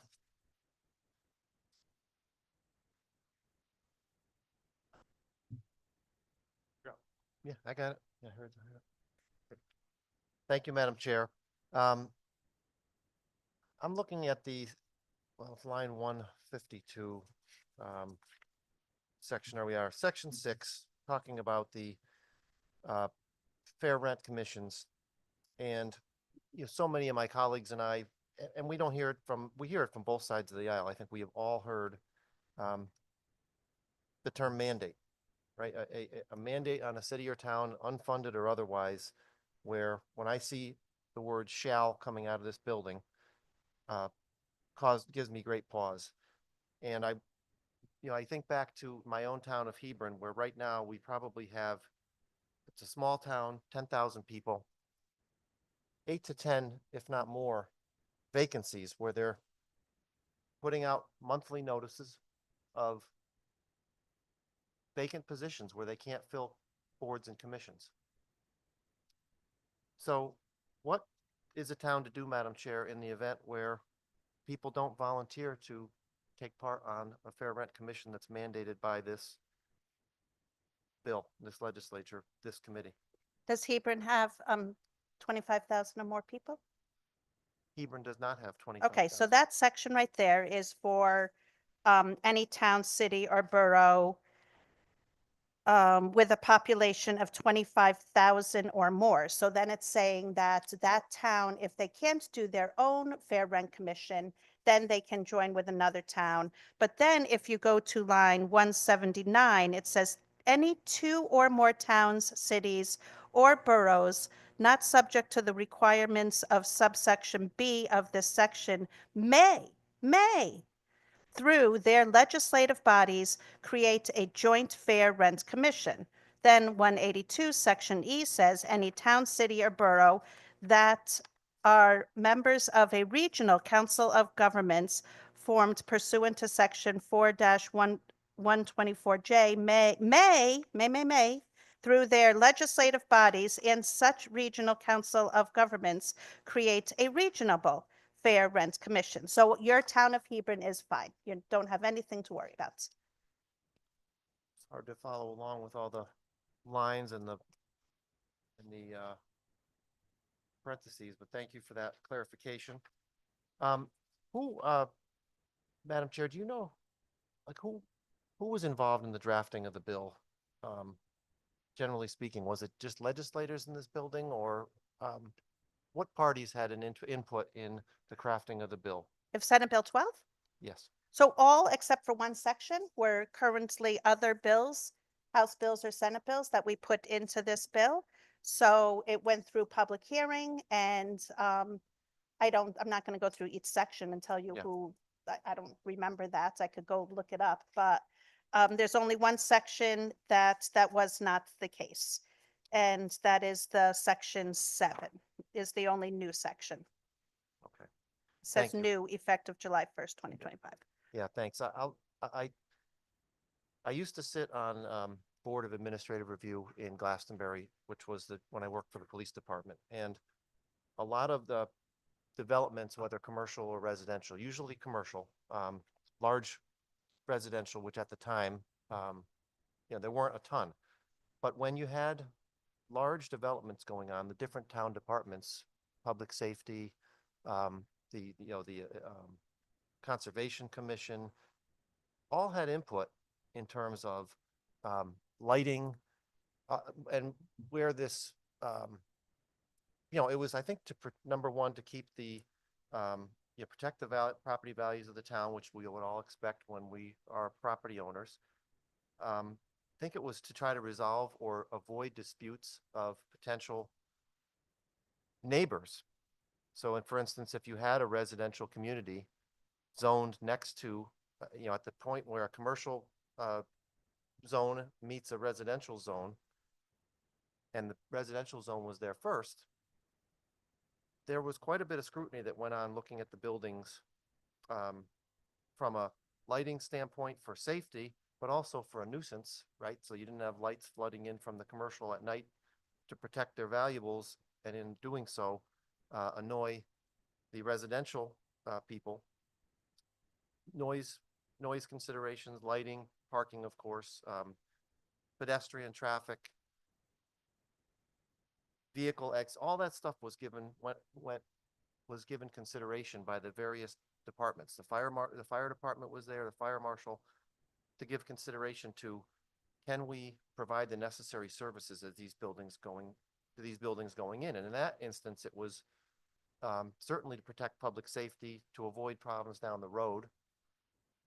And in this case, I worry that if we now have an established commercial setup, whole commercial zone that was zoned to be in with additional commercial on next to commercial, where everything is more or less conforming, now we take and we input, and we have this situation occurring in Glastonbury right now, where a residential building is looking to be plopped on an open lot in the middle of an industrial park, with daycare right behind, a electrical fabricator, electrical contractor to the right, contractor storage to the left. And some of the pushback to that is not just having to do with affordable housing. A lot of it's to do that it just doesn't fit, and you're looking to potentially open up some of these considerations. So these are all this is part of the thought-making process that goes into approving or denying with requests to make improvements, just as we do here with our bills. It's not always perfect right out of the gate. So as of right bypasses public safety, conservation, maybe the input of the neighbors, and maybe the building gets put up and you have residential people who go look at it at a certain point of time, and the noise isn't occurring, they move in. Now there is noise from the commercial property, and you have a neighbor dispute. So I think that's a miss here in terms of creating that as of right in this circumstance. I want to put that on the record that it's not just about making more housing, it's making sure that when you get it in there, it's not a square peg in a round hole with, now you've got a neighbor upon neighbor dispute, which creates another burden for the town that we created here. Do you have any, I don't know, you're looking at me like you don't agree, but any response to that, Madam Chair? Was there a question? Madam Chair, has any consideration been given to the local authorities as we create an as of right, and not we, because I had nothing to do with this, as this body created an as of right situation that will force the building official, the fire marshal, the police department, the town planner, conservation, planning and zoning, town council, all the people who are the closest to their town, some developer from God knows where with authority from on high in this building goes into that town. Do you have has any consideration been given to the expertise of the local authorities who are closest to the people they represent? Yes, I don't think any developer is going to build where they don't think anybody's going to want to live, right? That wouldn't be a very good idea. I mean, we'd all love a Starbucks or a Panera Bread in our little towns, but we're not going to get one because there's not enough traffic there. So, you're doing a lot of what ifs. I will just say, I don't know if you've ever lived next to a fire station, but I have like right around the corner from a fire station in New London, Connecticut. So they go out a lot. And after about a week, you don't hear the fire engines anymore. And then you move down near the water. And all of a sudden the foghorns. I mean, if you ever like slept with a, in a bedroom that's near a foghorn, you swear it's in bed with you. And then after a week, you don't hear the foghorns anymore. So, I mean, if you live in a city or a more densely populated municipality, those are the things that, happen. I will also say that in one of my municipalities, Waterford, Connecticut, there is a nuclear power plant built in a residential neighborhood. And those homes, their prices have gone up. They have not gone down because of that. They have no problem selling their home, which is next to a nuclear power plant. So, when you buy that home, you certainly know the risks that you're that you're taking. But if you live in southeastern Connecticut, it doesn't matter where you live. There's a risk because of the and I love Millstone, don't get me wrong, but there is risk. So I think you're not giving the developers enough credit. They're not going to develop where people aren't going to want to live. As far as the neighbor on neighbor, are you say? I guess you're saying the residential is going to get mad at the fire station for turning on their sirens, or for Amtrak for ringing the bell at night. I've lived next to Amtrak too. You you build there, you buy there, you know what you're getting. So I still support this, and I think there's always what ifs with every case, right? And you're not always going to make everybody happy, but I think we have to figure out how to build more housing. We have to figure out how to build more housing, and in the places where they don't want housing. So yeah, I think it's a good bill, and so it has been taken. We have considered it.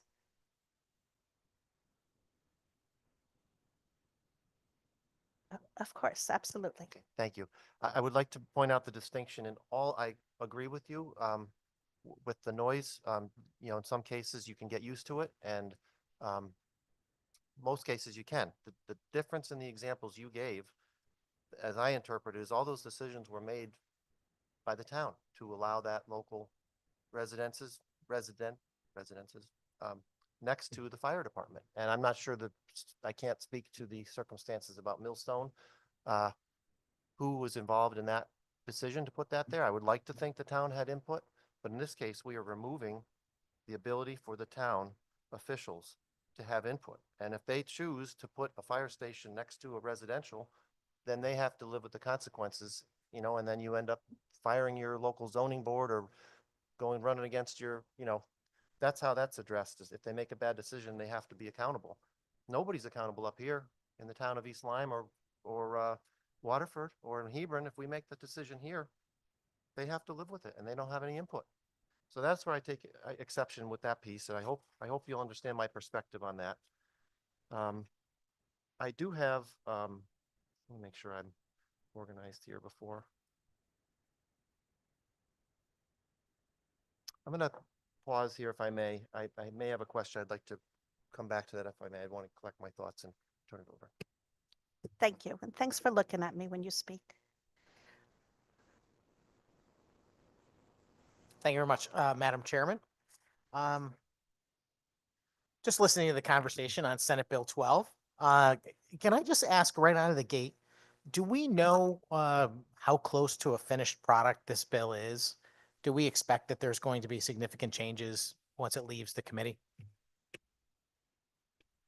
Honestly, I think we might put in other bills that get JF'd into this, so therefore they've gone through the process. As far as putting in any new concept, right now, I don't have any. I mean, if you'd like to share something with me, I'll consider it. But I don't have any right now. But am I going to promise you that? I don't make promises. No. Well, thank you very much, Madam Chairman. I appreciate that. Except that, it makes it very difficult, particularly as a member of the minority, to vote in favor of something that you don't know what the final product is going to look like. And, we hear in committees all the time, this is a work in progress, et cetera. That's why, this bill, unlike some of the other ones that I see as, priority bills for both the House and Senate that have very low bill numbers, for example, you have an expectation that those bills are going to make it out of the committee. And this one is included in that, but this one actually is a little more fleshed out than the others. In fact, it looks like there's, a cohesive group of parts. And I just, I was just curious whether or not we're going to build on this even further, or this is what we're going to end up with. There's a few elements in here that I like. And then there's a few elements that I have some concerns about. Certainly the Fair Rent Commission piece is something that I don't care for. There's 169 towns in the state of Connecticut, and I don't know how many exact fair rent commissions there are now, but since the law currently requires only towns with over 25,000, it's a relatively small number. I think it's somewhere in the 40 range or so. And so you're talking about another 120, almost 130 towns potentially that will end up having fair rent commissions. And we have municipalities in the state that have like under 1,000 people.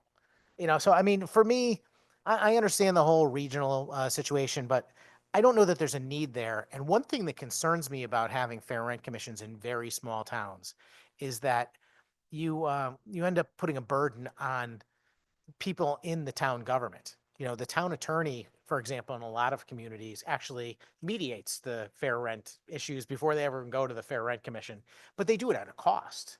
And that ultimately has a financial impact. You take a larger, town with 40 or 50,000 people, it probably doesn't mean that much, but you take a town that's got, 500 people, and now you got the attorney who's mediating certain things.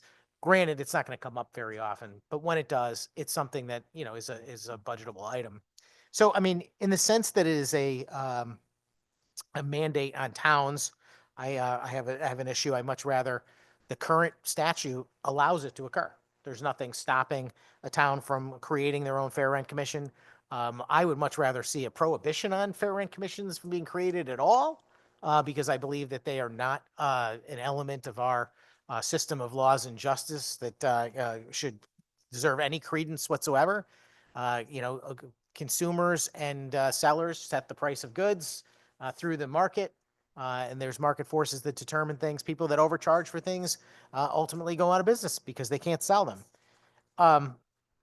So I've got, that's the one thing that stands out to me that I'm just never going to get past. So Senate Bill 12 is kind of a non-starter for me just because of that piece, even though I look at some other portions of the bill and I see potential. Can I say something about that piece? You are more than welcome to interrupt me anytime, Madam Chairman. Oh, good.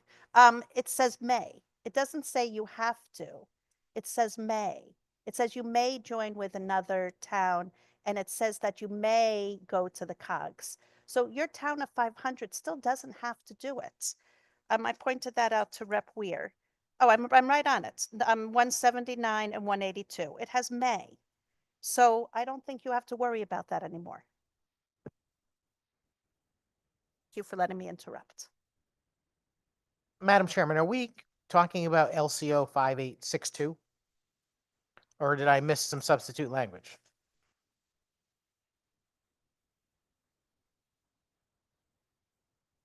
Any two or more towns, cities, or boroughs not subject to the requirements of the subsection B of the section may, through their legislative bodies, create a joint fair rent commission. And then the same word may is in the next section, sir.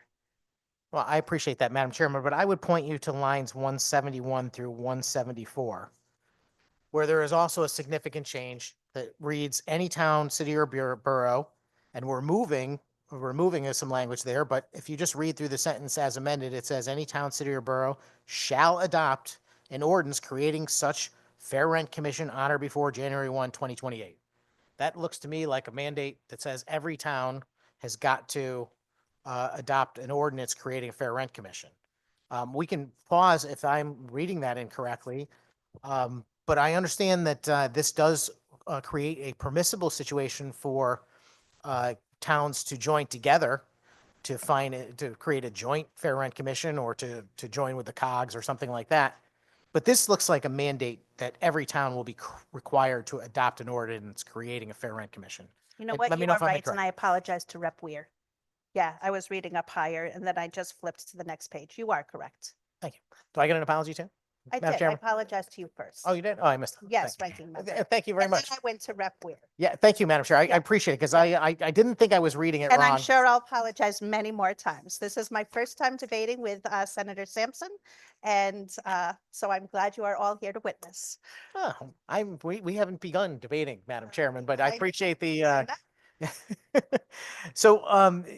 so, there you have it. I mean, a mandate on towns for fair rent commissions, including little itty bitty towns. I don't see a point in it. We got along, in my view, just fine with, the law that predated the mandate on fair rent commissions that we have now, when it was just the major cities thought that they needed them, and they created them on their own because they can, and they still can today. And if Hebron or some other place decides they want a fair rent commission, they can have one. We don't need to use the state government as a hammer to be telling towns what to do. And that's kind of my objection to a lot of this language that is in the bill. I want to just say that my colleagues did a really good job of pointing out that, some of this stuff, if you say it in passing, it sounds really good. For instance, section 7, oh, we're going to have as of right, commercial into residential. If you don't think about it, you say, oh yeah, well, why is that a big deal? But it is a big deal. There are so many circumstances beyond the first layer. And this is a theme. We are passing laws on a regular basis out of this legislature that have not been considered beyond the first layer. And if you get past the first layer in this bill, you start to ask yourself questions like, what if that commercial property was, I don't know, an oil change operation, or it was a laundromat, and now you're going to put residential units in there? What about the dangers to the potential new folks that live in the property? Madam Chairman, is there anything in here that protects the future residents of a residential development? Because I don't think there's anything here that says they would go through the necessary remediation that you would under current circumstances. Through you. No, Rep Corpus asked me these same questions and the language is pretty concise. I am listening to you. That's, debate is good. But the language is quite concise that as of right, you may build residential property on commercial property, commercial zoned. Thank you very much, Mr. Chairman. You were definitely very, very specific and clear that the language of the bill is as of right, and that means no other consideration. And I'm asking a genuine question here, which is there any thought, would you or your co-chair consider making changes that might actually consider some of the impact? What if you're talking about a young family and they want to put a kid on a playground that used to be a place where, they're doing oil changes and the soil's contaminated, for example? What do you do in a case like that if we're just going to say as of right, that's what the bill says? It's a hypothetical. I have no idea. You're going to ask me a lot of hypotheticals and I just won't answer them to maybe you don't want to keep asking. But the language is concise. It's very concise. And we'll keep it at that. The bill states what the bill states, and I'm not going to go into hypotheticals. Respectfully, Madam Chairman, I asked you one question. I think it's a legitimate question. It is a hypothetical question, but I think it's not out of the realm of possibility. And I'm not asking you a lot of hypotheticals. I'm asking you whether or not there is an openness to discuss the potential to include some more substantive language to protect people in the future who end up using this property for residential purposes. If you say the bill is concise and you're not changing it, I will accept that and move on. But that's my question. It's not about any specific situation. It's just, I pointed out a situation which I think should raise the question and asking if there's an openness to have that conversation. Okay, well, I appreciate that. That sounds good. I hope that, if this bill makes it out of the committee, that we do continue some dialogue on that, because I can see potential situations. I mean, I think about, the commercial, zones in the towns that I represent and the types of businesses that are there. And the concept appeals to me that we might be able to take some commercial property that is not in use and it is not, viable as commercial property any longer and seeing it repurposed for residential. I'm with you on that. But I think that's number one, to suggest to a town that they've got to do this without of any of their own considerations. And I mean, and there's so many considerations when it comes to zoning, traffic, health and safety concerns, delivery of other resources that might be necessary, water, sewer. I mean, you just go on and on about all of the things that go into a planning and zoning decision, and to just as of right something, completely disregarding the community's concerns. And again, I'm mentioning the local town government, but it's not just the local town government. I'm talking about the people that live there too. They, in my view, should have a say. And as Representative Weir pointed out, that's the reason why you have local planning and zoning, because those people are close to home. They're elected by the people in that community themselves to make those decisions. And of course, therefore, are much more accountable than we are up here simply saying, well, the bill's concise. I don't think that would play back in the Hebron planning and zoning. They'd be like, oh, the bill's concise. Well, guess what? We're going to throw you out and we're going to place you with a new planning and zoning commissioner next time. So that's all I'm suggesting, Madam Chairman. That's all I'll do on this bill, especially since I don't know what it is going to look like 100% in the future. But again, there are some good ideas that I think that we could get behind as a bipartisan committee, but that requires some effort to communicate and come up with answers to the very important questions that we are asking. These are not questions to derail the bill. These are questions to say, we get you. This is an idea. Let's turn some commercial property into residential property. That might alleviate some of our housing shortage. Okay, I gotcha. I'm with you so far. But then the next steps are what's important. And to dismiss the other concerns, and I'm not suggesting you dismiss them out of hand, but to dismiss them without a real conversation about the potential of working together to come up with solutions to those problems and answers to those questions, I think is short-sighted. We want to be a part of this committee and coming up with the solutions that will ultimately fix our state. Thank you, Madam Chairman. Thank you. Yep, Rep. Weir. Thank you, Madam Chair. I'd like to just come back now that we've had a couple of comments I would like to make. Back to the, now we've established that the fair rent commissions are required. I will just restate for the record that in Hebron alone, there's 8 to 10 vacancies on different boards and commissions. And, I'm not going to ask you a hypothetical, but I will put it out there that if the town of Hebron, I wonder what the penalties would be if the town of Hebron couldn't fill its fair rent commission with volunteers.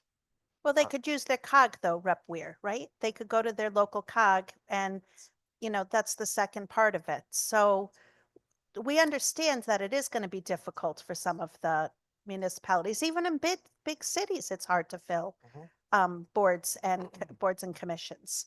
But we're giving alternatives. This is a way to, if you don't like fair rent commissions, you don't like fair rent commissions, so you don't want to come up with a way to fix it. But I personally do like fair rent commissions, and for those smaller municipalities, Salem, Basra, in my district, this is a great way that they can then have a fair rent commission through the COG or through going with other municipalities, joining up.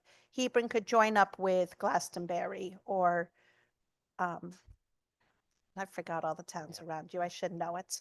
Marlborough, so we're trying to give those towns a way to do it. Thank you for that. And it's not a matter of whether I like or not like them. To me, it should be the town expresses a need and then has the ability to handle it. But I know we will agree to disagree, but that's how I see it. To me, I I don't, it's irrelevant what I think of them. It should be up to the towns. I don't want to be I don't want to be saying what Waterford should be doing. I don't want to be saying what East Lyme, not out of here. And I would prefer that we keep our hands off of my district and let the towns.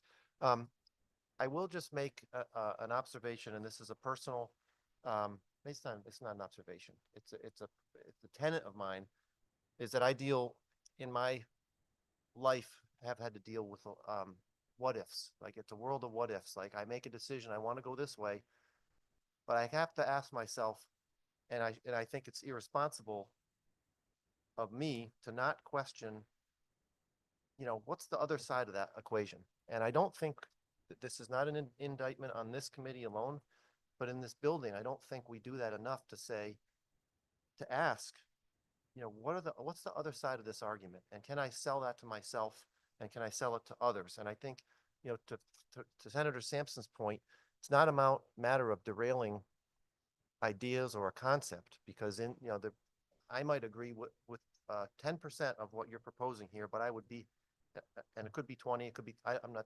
whatever percentage, I would be happy to endorse and work with you on that 30 where we agree. Unfortunately, the message a lot of times is, here it is, and then we're back and forth, where a lot of this could be in a smaller scale, in a more focused scale, where we've talked about those hypotheticals, because that's eventually some of them become reality, whether you're not going to think of them all. But problem solvers, that's, when somebody's trying to solve a problem in the private sector, or they're trying to build something or create something, they're usually testing it before they, put it out to fly. And I think that we should be open and happy to have somebody pushing back on an idea, because if we get it wrong, then we're back here fixing it when maybe we shouldn't have done it in the first place, and maybe made it more fully baked, or said, you know what, let's go for 30% of this, the stuff that we know we can dial in, that we've got bipartisan. I'll just make that statement, that I don't want to be an obstructionist. I have no interest in, it's a waste of everybody's time. But when the only option I get is take it or leave it, and I have to stuff some of this stuff to my towns, but then that's kind of where we end up. So thank you for indulging me. That's all I have. Thank you, sir. Yep, Rep. Butler. Thank you, Madam Chair. And I like some of the sections of this bill, but I just have a couple of questions on the as of right permit process. And the questions I have, okay. Okay, okay. The question I have is uh pertaining this as a right permit application process. Can they go forward with this with these initiatives without having any public comment, like or notice, like notice to the public that this is going to happen in your neighborhood? Please show up and give us, commentary on what we propose to build. As I've said a few times, Rep. Butler. I'm sorry, I wasn't in the room. Okay. I apologize. Yes, that's okay. Okay. It states as of right, and that you may build residential on commercial property. Does it need work? Absolutely. Am I gonna fix it right now? No. But that is what it states, and that's what the bill states. Great. Well, you know what? I apologize again for not being in the room when you shared that with folks.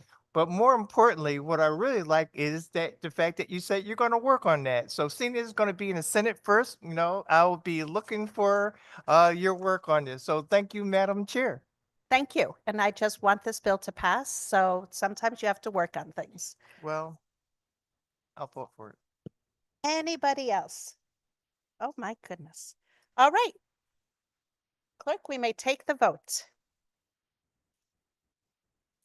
We did the motions. This is a roll call vote on bill number 12. Representative Felipe. Senator Marks. Marks votes yes. Representative Scott. Representative Scott is a no. Senator Sampson, Sampson is a no. Representative Roberts, Representative Roberts votes yes. Senator Gaston, Senator Anwar. Can I just clarify, we are voting on the bill, right? Yes, sir. We are voting on the bill. Senator Senate Bill Anwar votes 12. yes. On Senator Anwar, you vote yes. Correct. Thank you, sir. Representative Brown, Yes. Representative Butler, Yes. Representative Corpus, Corpus votes no. Representative Gonzalez, Yes. Representative Hall, Senator Hockadell, Representative Jensen, Representative Jensen votes no.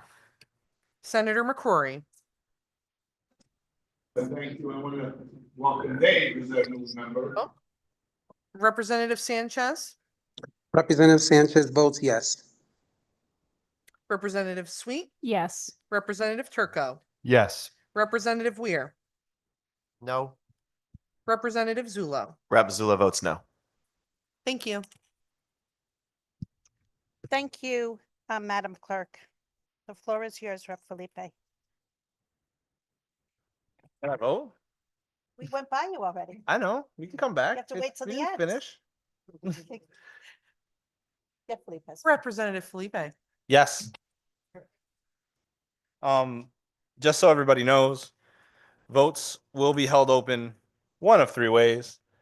For an hour, if we end an hour or more before midnight, for half an hour after midnight, or until midnight, whichever's earlier. Cool? Cool. Item 3. House Bill, Senator Sampson. Pardon me, Mr. Chairman, just a question. Is that midnight tonight or midnight tomorrow? Midnight tonight. As I said, if we go past midnight, we'll give everybody an extra half an hour to get their other votes in. Moving on to item number 3. House Bill 5002. Is there a motion? Motion. Second. Moved and seconded. Any discussion? Senator Sampson. Thank you, Mr. Chairman. I'll be brief. I know that my fellow ranking member has some comments on this one. It's a short one paragraph bill, basically giving the Commissioner of Housing the charge to go and study initiatives to lower housing costs, increasing housing options, and to support folks experiencing homelessness. I agree with these goals wholeheartedly. And frankly, I don't mean any disrespect to the Commissioner of Housing, but I find it hard to support this bill because of some of the initiatives that the commissioner has put forward, which in my view tell me that she knows very little about how to fix the problem, at least on lowering housing costs. To be creating impediments to housing providers, and I won't regurgitate everything that we talked about today, is not going to fix the problem. If you decide that you want to put in limits on security deposits, that's going to raise rents. Landlords will make that up some other way. They will raise rents to make up for lower security deposits. If you put in a rent cap of 10% as has been proposed, then landlords will just raise rent 10% every time. It is foolish, frankly, to put in policies that are going to have a natural economic reaction. This is not rocket science. It's not a hypothetical. It's not my opinion. Economics has been studied over and over. And while there are debates about certain types of economic situations, this is not up for debate. If you go ahead and create more impediments on housing providers, they will find ways to react and work around that thing. Not because they're bad people, but because they're trying to survive in a new set of circumstances. So I'm going to support this, but Mr. Chairman, I got to tell you, I got very little faith that the housing commissioner is going to come up with something that I think is going to actually address at least the first two problems. I will give her the benefit of the doubt that she's going to come up with something good on homelessness at least. So thank you very much. Thank you, Senator Sampson. Any other questions, comments? Representative Scott. Thank you, Mr. Chair. And I want to be very clear with my comments that are going to be fairly harsh here in the next couple of minutes. This is not directed at anyone individually and not taken personal. But I am extremely disappointed. I mentioned this before, and I think it's somewhat embarrassing that HB 5002, which is the second primary bill, but number one primary housing bill for the state house, Democrats has, and I actually counted. So it's not even half a page. It's 10 lines, 91 words, and you actually have more people endorsing that bill than there are actually lines in the bill. I'll be honest, it's embarrassing. I think I understand that we're going to be talking about a bill soon, that some of this stuff's going to come over to, but I think it's a disservice to us. It's circumventing what we're supposed to be doing here, which is literally trying to pass bills. I don't know how we could pass this bill. It's a dummy bill. That's what it is. We do pass those out of there, and I don't support those dummy bills. I think they're a disservice to the process. I understand we will be talking about these bills, and we will have more conversations as we go forward, and I do appreciate that, and I know specifically Chair Felipe has promised me that we'll continue to keep having these conversations. And I know he'll live up to his word 100%, and I don't deny that. But I can't say my disappointment in having a bill here in front of us that we're going to go and talk about, especially with the word homelessness in it, and have nothing behind it. So super disappointing. I will be a no today because of that, but I hope to support this down the road when there's actually something in there to actually support. Thank you, Representative Scott. Any other questions, comments? Nice. Madam Clerk, can we please call the roll? This is a roll call vote on Bill 5002. Representative Felipe, Yes. Senator Marks, Representative Scott, Representative Scott is a no. Senator Sampson, Sampson's yes. Representative Roberts, Representative Roberts is yes. Senator Gaston, Senator Anwar. Senator Anwar votes yes. Thank you. Representative Brown, Yes.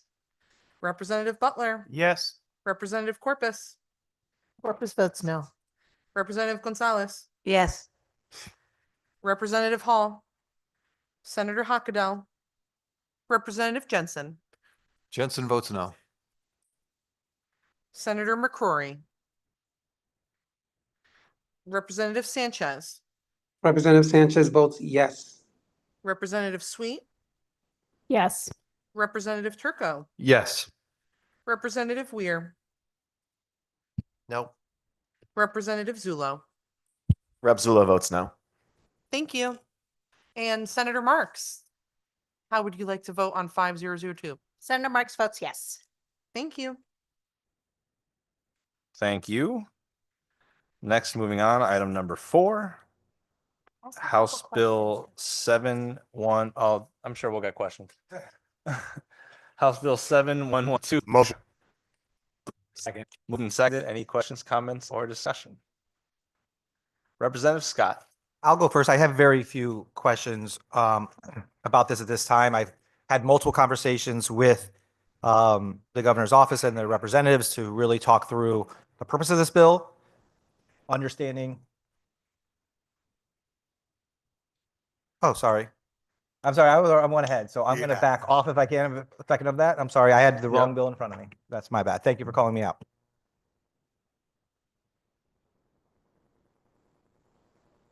Representative Corpus.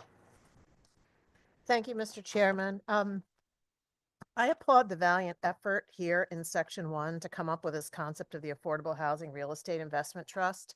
And I don't mean anything negative to the effort to propose this, but it struck me very much in the hearing about this that the structure was really not baked. You know, the fundamental economic incentives and structure of this REIT essentially weren't ironed out. When would it break even? How many units would it buy? How much debt would it take on? Would it build or buy or both? Were there going to be any fees charged on this vehicle? I know it's only asking for a majority leaders roundtable to study it, but you know, time and resources are not infinite. And I personally think that at least the basic economic structure of creative proposals need to be baked before we, spend the taxpayers' time and spend the taxpayers' resources to investigate them.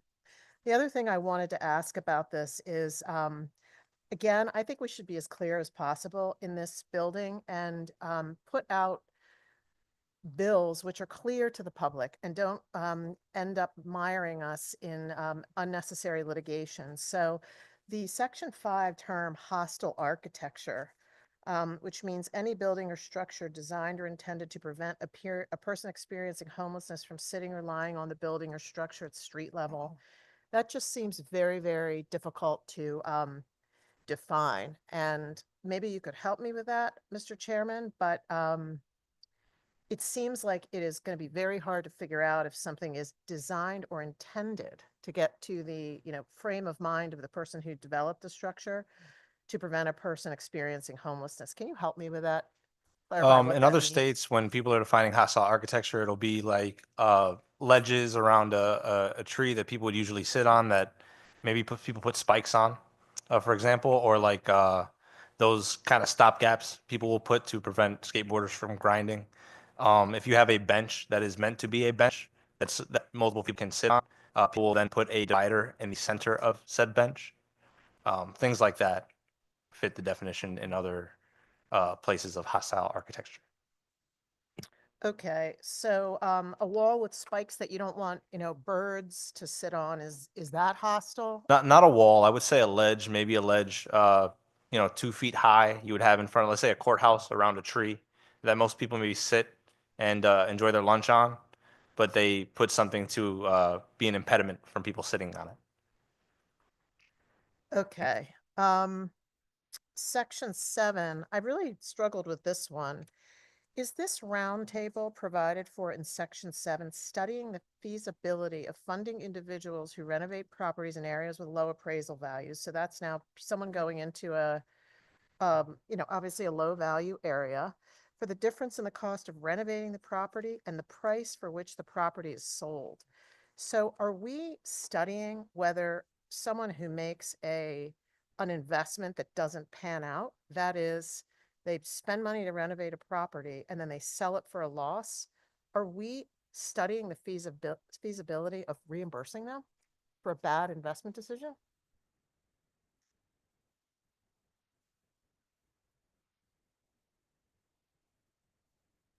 I don't think that's necessarily the full intent of this study, but that may be part of it, yes.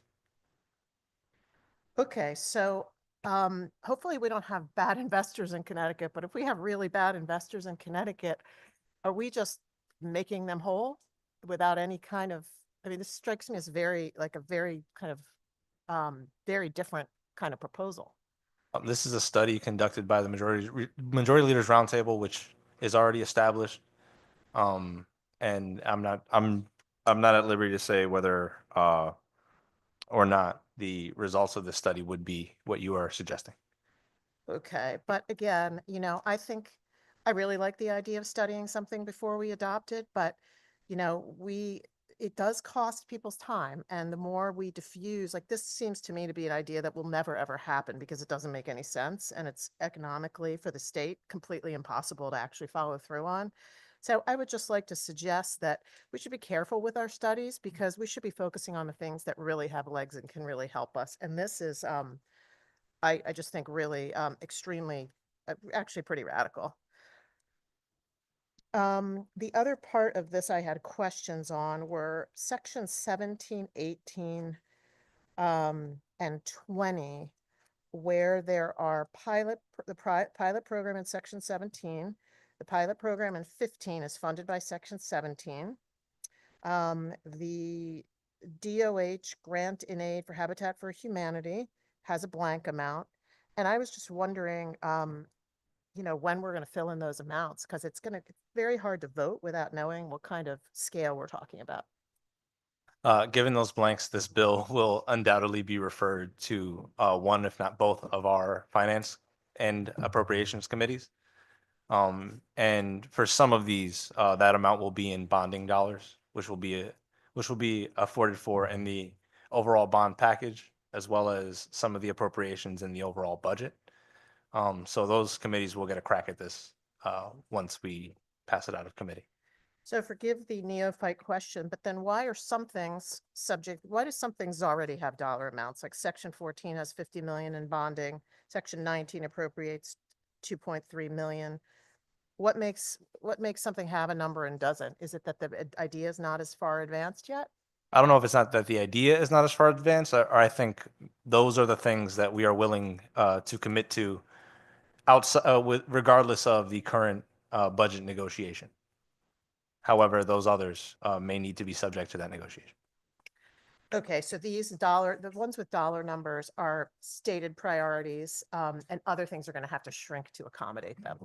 Whereas the things without dollar numbers are the ones that are going to shrink to accommodate the They budget, might not more or necessarily less. shrink. We just need to understand what our revenue is like probably more towards April before we can start making final budgetary decisions. Okay, thank you.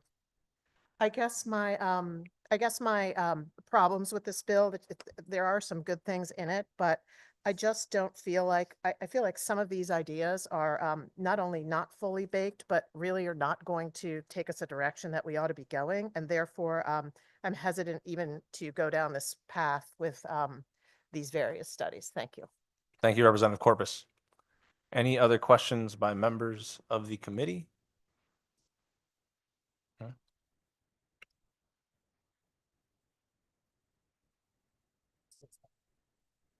We good? Representative Jensen. All right.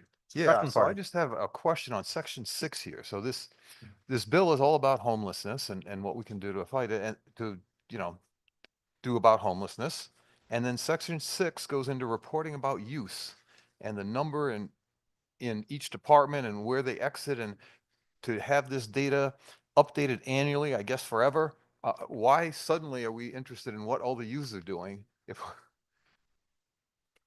First of all, the bill is about housing homelessness and the rental assistance program. And the data collected would be, it is intended to be for those youth who are experiencing homelessness. but does it say that here? I don't. Yes, when it says exiting the services, they Okay. mean those receiving homeless services. Oh, okay. Okay, thank you for the clarification. Thank you, Representative. Any other questions? Senator Sampson. Thank you very much, Mr. Chairman. Yeah, this bill is, it's a lot of pilots, a lot of studies. I mean, some of these things seem okay, but asking us to vote for a bill that has blank amounts throughout it for various types of appropriations and bonding is problematic. I want to ask a question about section 15. This is the section dealing with direct rental assistance. And my understanding is this is something that has nothing to do with our existing, RAP program or any other type of financial aid. This would be something brand new. Can you tell me, Mr. Chairman, how this is going to work? I mean, are they just going to give direct cash assistance to people and trust that they're going to use it for rent? Is that what I'm reading? This is a direct cash assistance program. You got that exactly correct. That will be administered by an outside agency. I'm not sure if I'm at liberty to say what outside agency that is. But I do know who it is, and I'd be happy to tell you offline. And it is exactly that. It's direct cash rental assistance through Senator Sampson. Thank you very much, Mr. Chairman. I appreciate your willingness to tell me offline, and we'll talk about it. I just, this is the kind of thing that belongs in the bill, in my view. I understand this is a pilot program, but I think you need a little bit more. And it concerns me that we're going to use an outside entity, and much like the debate we had in the House and Senate over the past couple of days about a lot of funding that was going out just as simple line items without any policy to go with it. That I feel like that's what's going on here, and I don't know if there's enough oversight to determine whether or not money is going to actually go to where it belongs. Remembering that I'm the ranking member of the Government Oversight Committee, that kind of thing piques my interest. So at any rate, I'm not going to support the bill before. Again, this is another one where some of the things that are in here could be achievable, or could even be, reasonably good ideas if they were fleshed out a little bit more. It's very vague. the blank amounts of being, somewhat hard to predict. I've got to vote no today, Mr. Chairman. I'm trying to work with you on the things that I can. We had a big dust up on the very first bill of the day. It's something I just don't want to see happen. I think it's bad policy. But these other items, I'm trying. I'm really trying. And if you can get me over the 50% good marker, then I'm going to get there. But this one, it falls a little short. Sorry. Thank you, Senator Sampson. And just to clarify, these outside agencies, these nonprofits would be contracted by the Commissioner of Housing, just so folks know. Representative Scott. Believe I'll be the last one on this side to be speaking on today. I just wanted to acknowledge that from my understanding, this is a lot of this stuff will ultimately be living within 5002. So as I talked about 5002, my frustration, we are living here and that's my understanding. And I want to acknowledge that as we're talking about that. Unfortunately, a lot of this stuff is just studies and things that probably will not be what's truly in 5002 when they actually gets totally flushed out. So again, some of my little anger will kind of still rise up about that. I'm also a little frustrated. As has been mentioned a couple different times about 16, 17, 18, those sections having blanks. Not loving having anything that's blank, like literally blank. We're just like, well, TBD, FPO, like for placement only kind of situation. Not a big fan of that also. So I will be a no, just as, again, procedurally, like this bill is not what we're going to see if it ever hits the floor. This is not. A lot of these studies, a lot of these things will be different. That is frustrating to me as someone who's a very process-oriented person in life. I will be a no, but I'm more than willing to obviously have these conversations. We continue to keep talking about what this is going to live ultimately in 5002. Thank you, Representative Scott. And just to be clear, it is not clear yet whether all of these concepts would live in 5002, just to clarify that. Any other questions or comments? Seeing none, Madam Clerk, can you call the vote by roll? This is a roll call vote on bill number 7112. Representative Felipe, Yes. Senator Marks, Yes. Representative Scott, Representative Scott's a no. Senator Sampson, Sampson is no.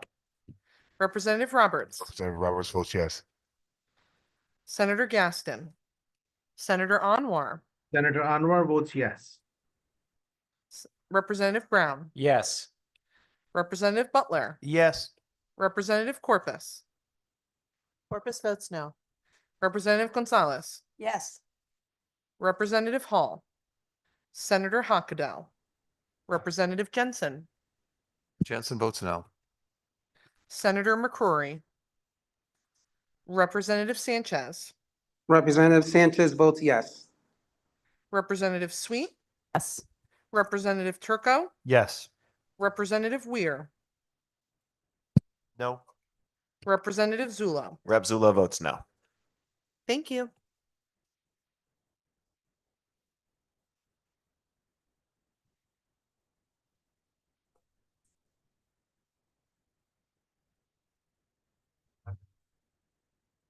No. Okay. I thought we were waiting. No, we're going. No, I was waiting for my brain to catch up. It's been a long day. Next is Governor's Bill 1252. JF to the floor. Is there a motion? Oh, motion. Yes. Second. Moved and seconded. Any discussion? Representative Scott? Ditto what I said before, I guess. No, to be honest, like I've had multiple discussions with the governor's office on this bill. There is a lot of carrots in here over sticks, which we appreciate to understand how that can actually benefit municipalities and stuff down the road. I actually am very intrigued with the idea of this theoretical, I guess it's theoretical, a new concept in terms of these priority housing developed zones. I get something that is new, in quotes of what it is. So I am intrigued about it. We have talked about it.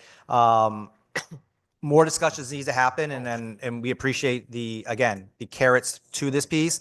And I appreciate the fact that they've acknowledged that there's still work to be progress on this and more than willing to talk to us. So for that reason, I am going to be very supportive today of the bill, just to see it out of the committee and so we can have further conversations about it. So I do appreciate the governor's office in bringing this forward. Thank you.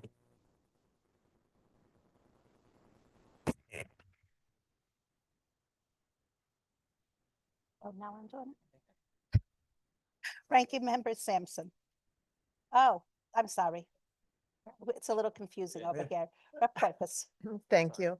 I struggle with this one because I very much appreciate the governor's approach here, which is to incentivize towns to adopt zoning regulations. This is a very big swath of the town. It's 10% of the total developable land within a municipality. But I do recognize that it is an opt-in and the town has the decision of whether or not to go in. One thing I think would make it more attractive, and I would hope that it has legs, is if we really want to use this carrot to make maybe it's not a quantum leap, but a material leap. And now I'm not sure we know what that is, but a material leap. It might be a bigger incentive to say, rather than a lower standard of review when applying for an 830G moratorium, maybe if towns develop this and they make a quantum leap in multifamily housing by becoming a PHDZ, maybe they should be exempted from the requirements of 830G entirely. Like, I think that would really move the needle as far as getting towns rather on board with something like this. We've heard it in this committee. I don't remember what bill it was under, but multifamily housing has a lot of great benefits. It helps old people, it helps young people, it helps people who want to buy a house, recoup some of their investment by renting out parts of it to other families. So I think this has a lot of merits. Because I worry that opt-ins ultimately become requirements, and because this is such a big part of the land of a town, I would love to hear the rest of the debate, but I will probably vote no on it. But I really wanted to put on the record how grateful I am for the direction that this bill goes. Thank you.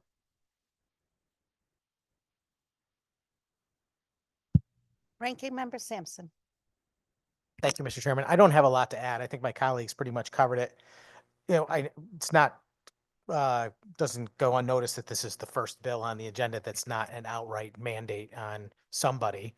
It is a carrot and not a stick. I do have some concerns about the way it's done. It's kind of broad-based, and I don't think it's a finished product at this point. And for those reasons, I'm not going to support it today. But I do like the idea that the approach is done in a way that is incentivizing housing decisions to be made, voluntarily rather than by force. And I'll just say also that, for me, reading through this, it's a planning and zoning bill, not a housing bill. I'm not sure why it's in our committee. Thank you.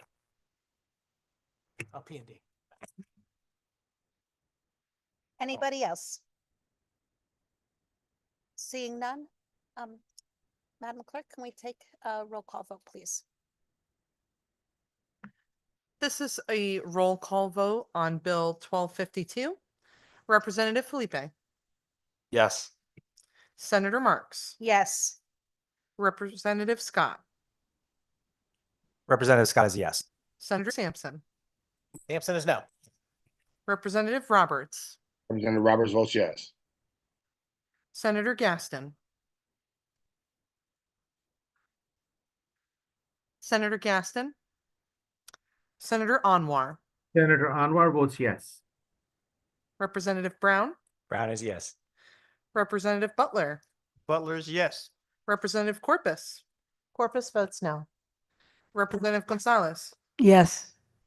Representative Hall, Senator Hockadell, Representative Jensen, Jensen votes no. Senator McCrory, Representative Sanchez, Senator Sanchez votes yes. Representative Sweet, Yes. Representative Turco, Yes. Representative Weir, Yes. Representative Zulo. Rep. Zula votes yes. Thank you. Thank you. Really quickly, we're gonna take a time machine. I neglected to call up the LCO for the JFS language for number 4. So I'm going to make a motion for LCO number 6018 FS for proposed substitute bill or sorry, for House Bill 7112. Yes, I call out the LCO number for that one.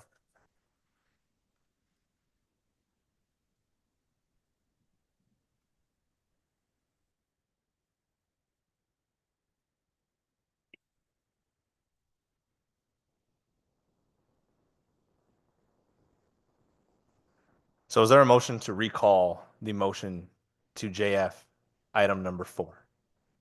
So moved. Moved and seconded. Anybody opposed to a voice vote? All those in favor say aye. Aye. All those opposed, nay.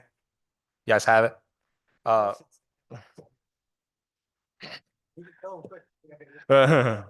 right. Now, is there a motion for House Bill 7112 LCO, proposed substitute LCO 6018? Second. Moved and seconded. Any discussion? I would ask that the discussion that we had previously had stand as the discussion.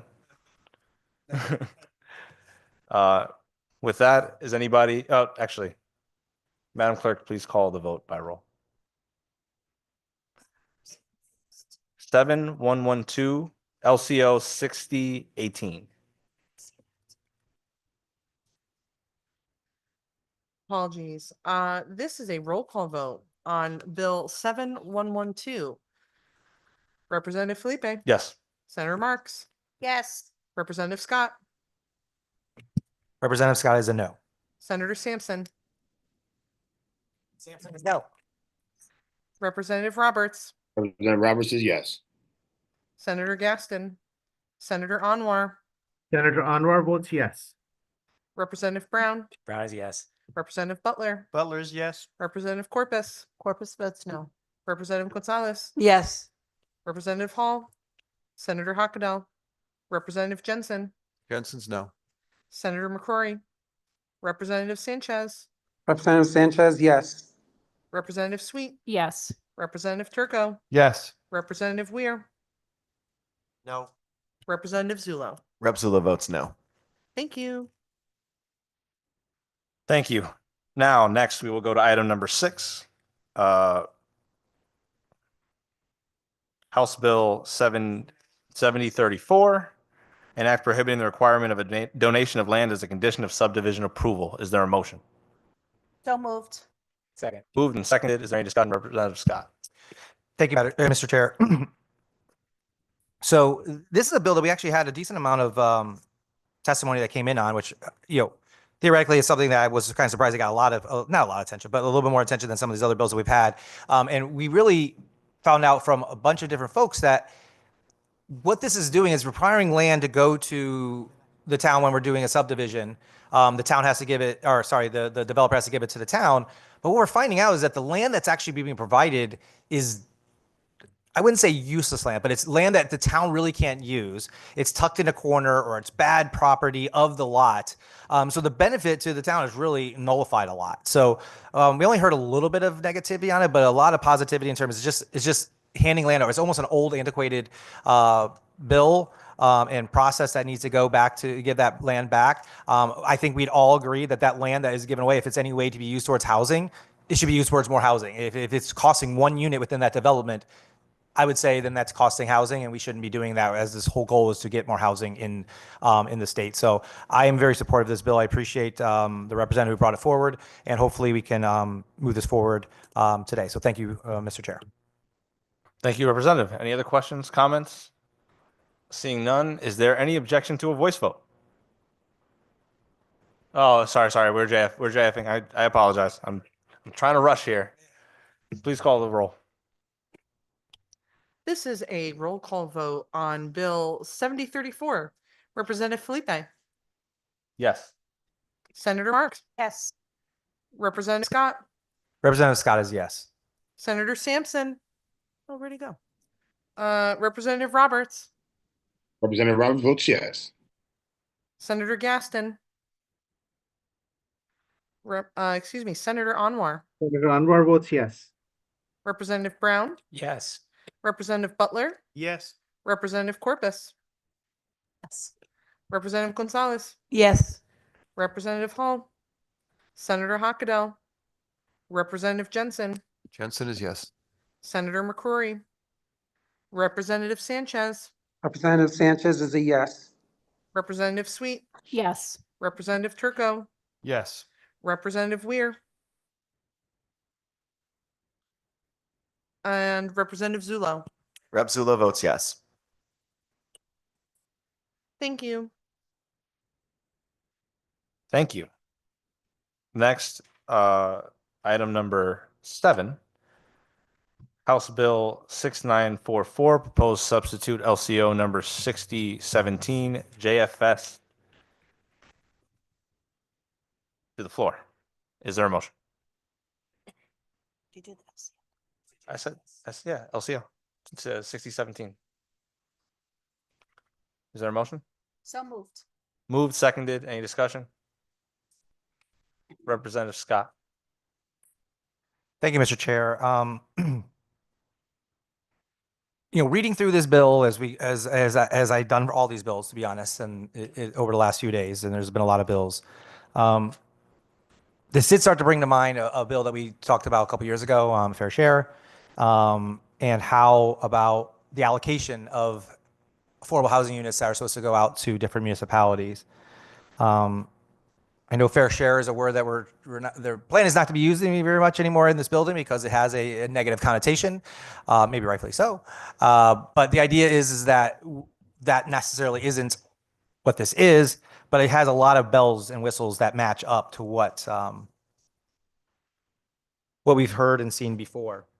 I do about when we're talking about any of these housing affordable plans and what the plan is going to be and what the responsibilities are going to be, the mandates are always going to be, to take a look at that and understand a little bit better what the requirements and what the mandates are for these individual sections or individual topics within these bills. I do have a question, Mr. Chair.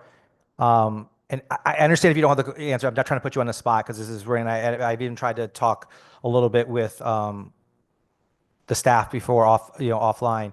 There's a part that says that requires municipalities in the highest 80% of net equalized per capita brand list income. All right, so that's a lot of words. I'm just understanding the top 80%. So that's like 135 towns if you do or municipalities if you do the math. How do we come up with 80%? And my question would be ultimately is where do I get this information, understand who is in the highest 80%? Because I don't this is a very technical specific language that I just don't know me personally where I can go on the website, on the Connecticut CGA or wherever I can find it, where I can find that information. Thank you. I would assume that's a question that we could ask OLR at some point. Maybe not today. Maybe it's a little bit tough to get that information as it stands. I know that particular number came from advocates, and they seem to express that just covers kind of the folks that they deem need this oversight. But I don't have a full fleshed out answer for you, if I'm being completely honest, Representative. Thank you for that. I do appreciate that, and I have reached out with Sean and we'll talk and we're gonna he sent me something informally and I think we have to figure out formally where that's coming from so that all the towns and municipalities and cities can understand if they're on that or not. Like I don't know how the notification is going to go. That's a question for you. How is the notification going to get to those municipalities in terms of are they able to know that they're in that 80%? Because it's not going to be guaranteed 80% every time. It might change year to year or every 5 years. How are they going to be notified and let them know that they are now responsible for these requirements, these mandates within this bill, that they're going to be in the high 80%? I would assume that would be a procedure of the administrator, which I think is Department of Housing here, but is not explicitly stated in the bill how that notification would happen. Representative Scott. Thank you for that. There is a lot of breakouts of percentages of affordable units that are quotas, fair share, whatever word we want to use, that are set forth in here. Where did the percentage breakouts come from? It's 20% units affordable to low income households, 50% to rental units. There's different levels and thresholds that have been set in this specific quotas or what kind of affordable housing units individual municipalities are come. Where did those percentages specifically come from and how were they developed? Thank you, Mr. Chair. One correction I want to make. It's not Department of Housing, it's OPM. OPM, That okay. would be administering. I misspoke there. It's fine. I think these were in discussion amongst advocates, amongst some members of our General Assembly who have been putting together the bill. I don't know the specific reasoning, but I know it has to do with folks who are kind of approaching the threshold for either going out of the appeals procedure or moratorium. Representative Scott. Thank you. You know, my question, I guess, goes back to the point of mandates and mandatories. Can you explain, is this a mandatory thresholds that these top 80% of, again, that long, I won't repeat the phrase, but the phrase we talked about earlier, is this going to be a mandate, if this bill were to pass, it'd be a mandate for them to hit those thresholds? And if so, is there a time limit to those timelines of them hitting these thresholds?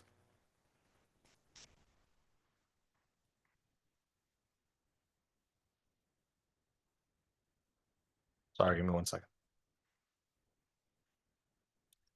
I think I'm not sure if there's a timeline. If they do not participate, they do not get prioritized funding.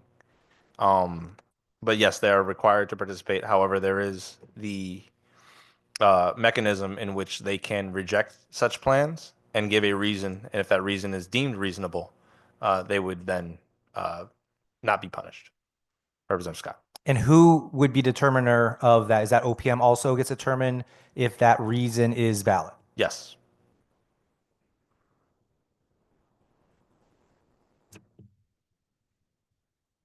My question again goes back to the quote unquote mandates that lead to the discretionary extra funding.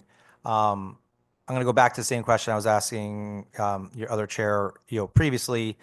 That funding, that is not an incremental bucket of funding that they might now have lack of additional access to. We're talking about the same funding in general that every town has available to, that now they might have less chance to get that funding, or are we talking about an incremental fund that they're not able to get access to? This is not a new fund that's being established. They would be prohibited to get prioritized funding. However, this is not structured as a punishment to towns to take away the funding they currently do get. And I appreciate that. And unfortunately, use a word that was a trigger word for me is prioritizing, since there is a bill that we literally have that we're going to be talking about very soon that you did not like the word prioritizing, and we literally changed the bill out of that. And you said that's not a penalty, and you thought it was a penalty in the other one. So I'm not going to. I will bring that up as a comment. I will not harp on that. I trust you, but it is kind of funny that there was a prioritizing word before that was a negative, and now it's okay to be used in this scenario. I think a lot of times we use words in this legislature that could be used for or against your own argument or own policies or own ideals, and it could be used good or negative. And I think this is a perfect example in the prioritization. I think the prioritization, literally what it does is it puts these municipalities at a disadvantage, right, for getting funding. And I understand the process and the reasoning and why that's being proposed. But I still think that the fact of the matter is they are being deprioritized. Instead of someone else being prioritized, they're getting deprioritized for not doing a certain thing. I think we see a lot of things on the federal level that people here in the state of Connecticut are not happy with being deprioritized from potential funding cuts. They're not happy with that. I think you can see the reason why a lot of these towns, the top 80%, and I'll be honest, the top 80%, there's a lot of cities in that top 80% because I did look at the list that was sent to me tentatively. There's a lot of cities in that too. Are they going to be able to do the justification too to get undeprioritized, if that is a word, in there? And I do wonder if that's going to be a worry or a question to some of the cities too. So I think there's definitely a lot of questions, a lot of clarity that needs to be done and thought through here over the next couple of months as we fight through this bill. I'm not going to go any further on that. I'll leave it to where it is right now, but I just want to put a couple of thoughts on the record that I probably won't be supporting this bill today, but I do have some questions about it, and I think it can get to a point where maybe we can get some support, but I do worry that it's getting very close to the bad word fair share. And if it is, or if it's an avenue for fair share down the road, that it could be a problem. So I appreciate the time and I appreciate the allowance to discuss this bill. Thank you. Thank you, Representative. Any other questions from members? Representative Corpus. Thank you, Mr. Chairman. I had a question about why the threshold for deciding whether a municipality has to complete a priority affordable housing plan was the grand list, because I acknowledge that there may be some correlation between the highest 80% and lack of affordable housing, but that's not necessarily the case. It doesn't seem like, I mean, I'm not suggesting this, but it would make more sense to me if it was those who are sort of lowest on the percentage scale of affordable housing, those are the ones for whom developing a priority affordable housing plan might be most relevant. And I think of my own district, the city of Stamford. The city of Stamford is number 2. It's the highest 80% of net equalized per capita grand list income, and yet it has 20% affordable housing. It's way past 830G. The mayor believes in affordable housing. It is way past the 830G threshold. And even then, the residents are grappling in the schools and on the streets with the density. But the point is really, it's not necessarily a relevant nexus, high grand list and coming under this plan. Was that a question? Yes. Why was the net equalized per capita grand list income set as the threshold for whether a municipality had to complete one of these plans? Obviously, it's not perfect, as you pointed out, but it was to catch.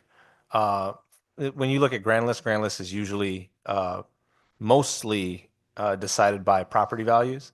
So those who have higher property values usually see a higher level of disparity between affordable units and market rate units. And I know that it's not a perfect science, as you've pointed out, but it catches the majority of folks who are in that situation. Okay. But it doesn't really, but then the bill goes on, I understand that, and thank you, but then the bill goes on not to address a disparity. It goes on to establish quotas for numbers of affordable housing units. So it's not really getting at what you just stated respectfully is the reason grand list was used.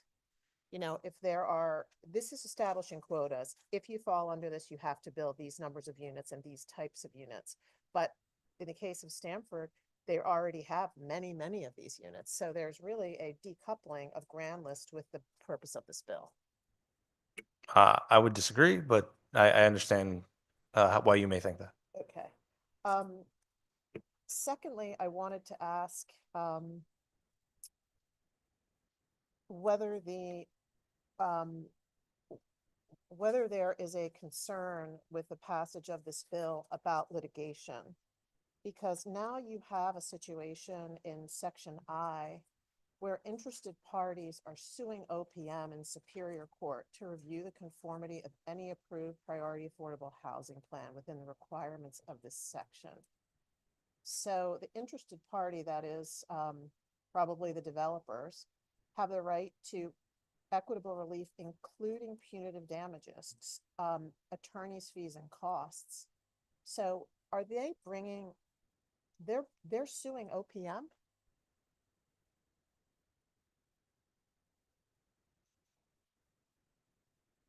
Yes. And I guess the thought process behind that is they're suing OPM because OPM has not required the municipality to have a conforming plan. Is that right? Yes. Okay. And so OPM could be subject to punitive damages and have to pay attorney's fees and costs. Yes. Okay. Is there a burden of proof one way or another for this?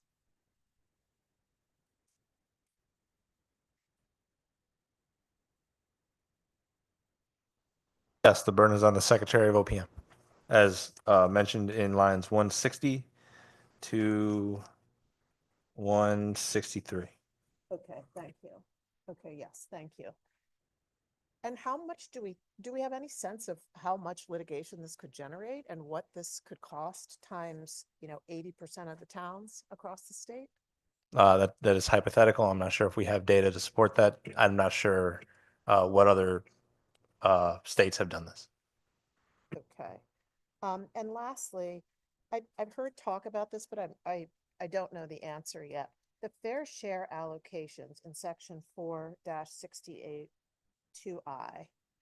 Do we have those yet? Aren't those subject to a study and not yet out? Or do we know what the fair share allocations by each municipality are as we sit here today? This is not, this is not, sorry, first of all, I did get a text message from CTN.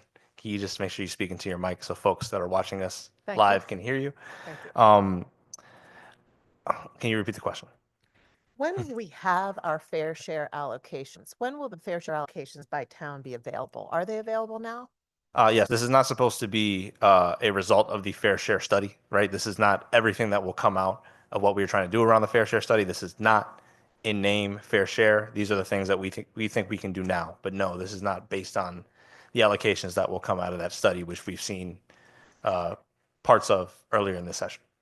Okay, but if we pass this, then the highest 80% of towns have to develop a priority affordable housing plan for the development of the number of affordable units under the fair share allocations. So doesn't this bill contemplate that there would be that guidance? So it is based on what we have so far in the study, but it is not governed by the full completion of the study. There will be other parts to come. So there's some list available now that has every town and their number next to it. Is that right? No. Their fair share No. allocation? No. Because as we have discussed, the study has not been completed yet. Okay, sorry, it's for being the, remedial class over here, but my question really is, then how does this say the number of affordable housing units designated to that municipality under the fair share allocations? Does this bill contemplate that the bill would be passed and then when the fair share allocations are available, those would be assigned by town? And the plan would have to conform with whatever those numbers are? Yes. Okay, thank you. Thank you, Representative. Representative Zillow. Thank you, Mr. Chair. I'll try to be brief. I think it baffles me. And actually, I should back up before I even say this. That I know that all these bills come from a good place and they come from leaders who are really trying to tackle this problem. But it baffles me why, when we try to figure out where to build new housing or where to allocate new housing, that we don't ask, well, where's the land? Who's got the most land? Right? We don't ask the people of Connecticut, where do you want to live? And then maybe start building housing where people want to live around presumably transportation hubs, places where there's a lot of activity. No. We come up with this not hypothetical. We come up with this highly technical concept of let's just go off the towns with the highest grand list because they're the richest and they can afford to bear this burden of undertaking all of this development, even if people may not even want to live there, or even if they have no land. It seems a little short-sighted to me. I get the concept of it. I get the argument of it. Potentially they can afford to undertake these types of developments. But I think it would make a lot more sense to just say, hey, let's find out where people want to live and where all the land is, and let's start prioritizing building there. Secondarily, I just want to add that I am terrified anytime a bill creates a right of action for private parties, interested parties. And in this case, it's nonprofits. People like housing authorities would be interested parties under this, I believe. Because here's what's going to happen. Those parties are going to sue the secretary, and then the town's going to have to appear in that action somehow as an interested party. They're going to have to file something to get into that case. So then not only are you going to have OPM incurring legal fees, but you're going to have the towns incurring legal fees because they cannot allow their rights to be adjudicated with two third parties or with two separate parties, because the town in the end is going to be the one on the hook here. So they're also going to be appearing in that. I think that you could see some of these interested parties using this as a sword and a shield. You're going to see them using it to influence towns to pass certain things or propose certain plans because the threat is going to be there to have to appear in these actions to defend them. That scares me a little bit. I'll limit my comments to that because I know it's getting late. So thank you very much. Thank you, Representative. Any other questions, comments? Madam Clerk, please take the vote by roll. This is a roll call vote on Bill 6944, as amended by LCO 6017. Representative Felipe, Yes. Senator Marks, Yes. Representative Scott, Representative Scott votes no. Senator Sampson, Sampson is no. Representative Roberts, Representative Roberts votes yes. Senator Gaston, Senator Anwar, Senator Anwar votes yes. Representative Brown, Yes. Representative Butler, Yes. Representative Corpus, No. Representative Gonzalez, Yes. Representative Hall, Senator Hockadell, Representative Jensen, No. Senator McCrory, Representative Sanchez, Representative Sweet, Yes. Representative Turco, Yes. Representative Weir, No.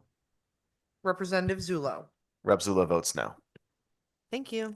Rep. Sanchez votes yes. Thank you, Representative.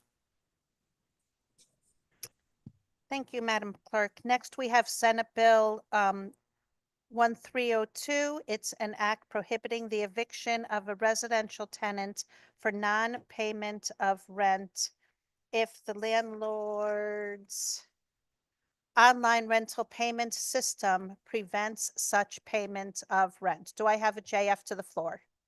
So moved. Second. I have a moved and seconded. Any discussion?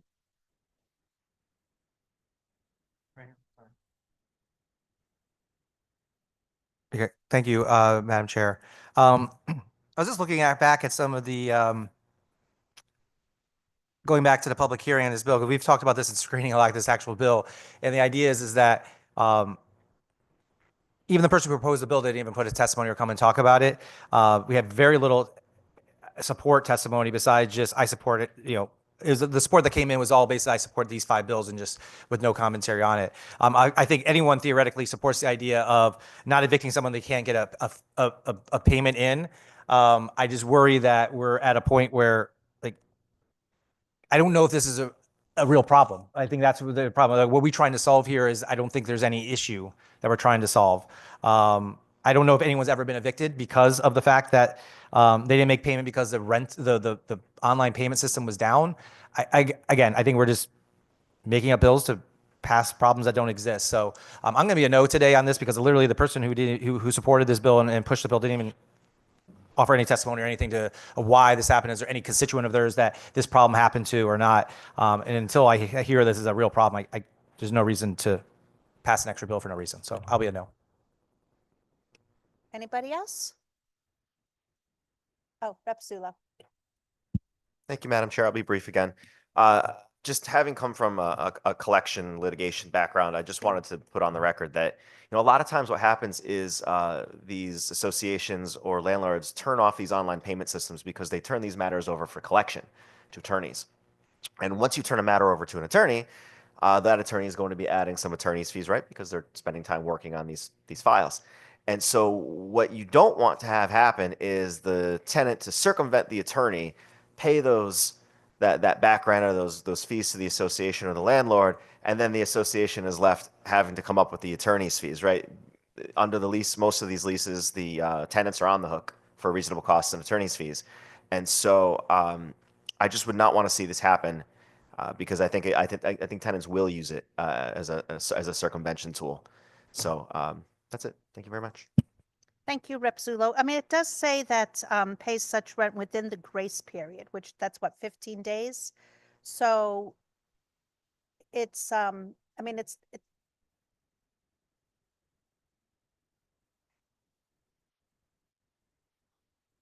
so it does say within the grace period.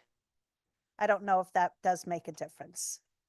I will have to take a look at it. It might make a difference, but I'm not hearing it, but I'm seeing conflicting opinion. So if I am correct, that would be my concern. And if I'm not correct, that would not be the first time that I was wrong. So we will find out. Okay, thank you. I mean, the mortgage is 15 days. I haven't paid rent for a while. So thank you. Anybody else? Okay, and just the good senator that did put this bill through did come and talk to Chair Felipe and I, and she did say that there have been instances in her district where people have complained about this. So if you can pay rent and you have an online portal, you should have to keep it open through the grace period. But seeing no other comments, Madam Clerk, can we take a roll, please? This is a roll call vote on Bill 1302, JF to the floor. Representative Felipe. Yes. Oh. Senator Marks. Yes. Representative Scott. No. Senator Sampson. Sampson is no. Representative Roberts. Representative Roberts votes yes. Senator Gaston. Senator Anwar. Senator Anwar votes yes. Representative Brown. Brown is yes. Representative Butler. Yes. Representative Corpus. No. Representative Gonzalez. Yes. Representative Hall. Senator Hockadell. Representative Jensen. No. Senator McCrory. Representative Sanchez. Representative Sanchez votes yes. Representative Sweet. Yes. Representative Turco. Yes. Representative Weir. No. Representative Zulo. Rep Zula votes no. Hold on. Senator McCrory. Senator McCoy's, is this the amendment? No, sir. We are on Bill 1302. I'm a yes. Thank you. Thank you. On to item number 9, House Bill 7030, an act expanding the open choice voucher pilot program. JF to the floor. Is there a motion?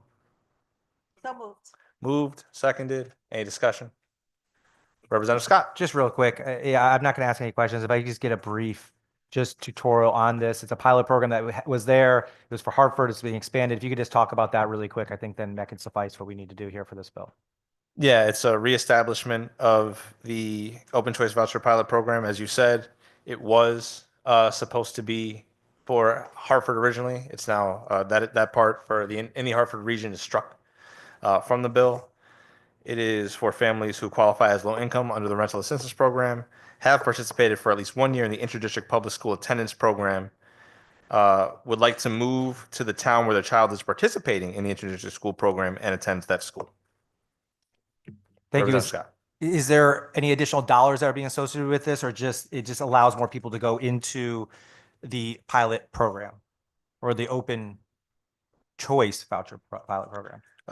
From my understanding, this is as existing rental assistance program certificates become available. That's my understanding too. Thank you very much for confirming. Thank you, Representative. Any other questions, comments? Seeing none, I ask this vote be taken by roll. Madam Clerk.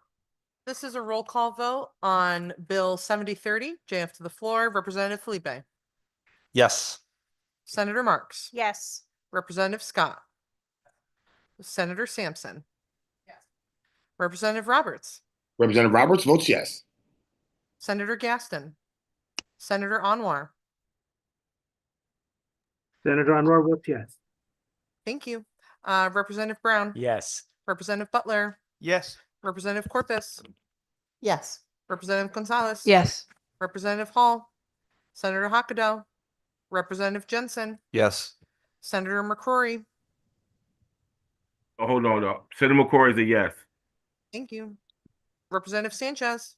Representative Sanchez is a yes. Representative Sweet. Yes. Representative Turco. Yes. Representative Weir. No. Representative Zulo. Rep Zulo votes no. Thank you. Thank you. Moving on. Item number 10, House Bill 7033. Substitute language is LCO 6013. JFS to the floor. Is there a motion? Move, seconded, and discussion. Representative Scott.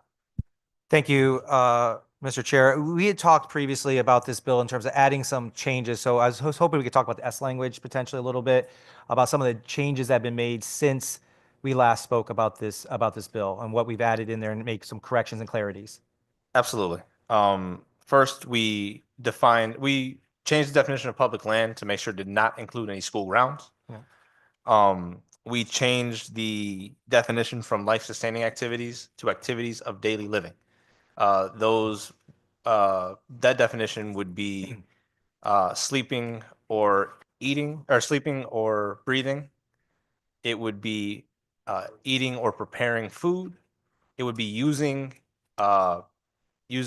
facilities, bathroom facilities. And it would be seeking shelter. I think it's important to note that it's seeking shelter, not creating shelter. This does not mean you can create an encampment. It does not mean that you can, create some structure of your own. You are seeking shelter that it already exists. We saw the example in committee or in public hearing of somebody who takes their personal vehicle, rides it onto, let's say, a soccer field, parks it there, and uses it as shelter. That car was not parked in that soccer field for that person to then go and sleep in. It is not shelter that is at that park. Therefore, it should not be seeked at that park. Representative Scott. Thank you for that clarity. And so just to make it clear, if someone were to be in a playground at a school on a swing set, someone who was unhoused, will the police then, if they were called, have the right to then remove them from that, again, move them along or do whatever to get them off that property? They're not theoretically protected from being allowed to be there on that property at that time. Is that correct? If the swing set is on school grounds, that is correct. Correct. Yeah, I was assuming is school grounds. So yes, thank you for that clarity. Yes. In that case, which again, most people don't get arrested for just sleeping out there. They tend to be. I'm not saying every single time, but I'm sure it's very rare. Those be shoot on. Like it's like you have to move on or try to find a place for them to go to. That is acceptable in terms of this. That's an acceptable way to treat those unhoused that aren't there to move on. That's something you would find acceptable. Yes. Thank you for that. There are some civil penalties as part of this potentially. If I'm not correct, can you talk through the civil penalties and what and how they're being handled? Yeah, I'll just read the lines in the section. Any person or municipality that violates any provision of this section shall be assessed a civil penalty of not less than $50 and not to exceed $100, to be fixed by the court for each offense. Representative Scott. And if that were to be done, it has to go through the Attorney General's office. Is that correct? Yes. Okay. Because it's a municipality. Correct. Okay. Thank you. I just didn't know the hierarchy and how that works, but that's how it read to me, and I didn't know if that's how it worked. I do appreciate that. Listen, I'm very supportive of the idea of not arrest someone for being homeless. I personally am supportive of that. I appreciate the chairs who we've talked about some of these carve outs. I hate the word carve outs, but that's what they are. They're carving out some of these places where, listen, you can't set up a campment there. You can't sleep there. You just can't. Like it's unsafe for the public, for people. So I appreciate that and listening to that, and I know and hope the police continue to keep doing what they're doing and protecting the people, but also protecting those who are homeless and making sure that they're protected, but in a way that doesn't cause a public disturbance or issue. So I do appreciate the idea of this bill. I am a little torn, but I do appreciate it, and I definitely want to hear some more. But I'm looking forward to see if this bill gets to the floor and how we can see if we can make it work to be able to work for all parties and make sure that, again, just because you're homeless, you're not getting a ticket for being homeless. You're already in a bad state at that point. But we also have to keep about public safety in mind and make sure that is happening across the board in all areas of the municipality. So thank you for bringing this bill forward and having this conversation. Thank you, Representative. And I just want to say, in my explanation of the S language, I did forget one piece, which DOT asked us for. In public land, we made sure that was the area outside of public transportation facilities, not inside where they have their own procedures and codes of conduct. So for public transportation facilities, it would only be the outside of those facilities.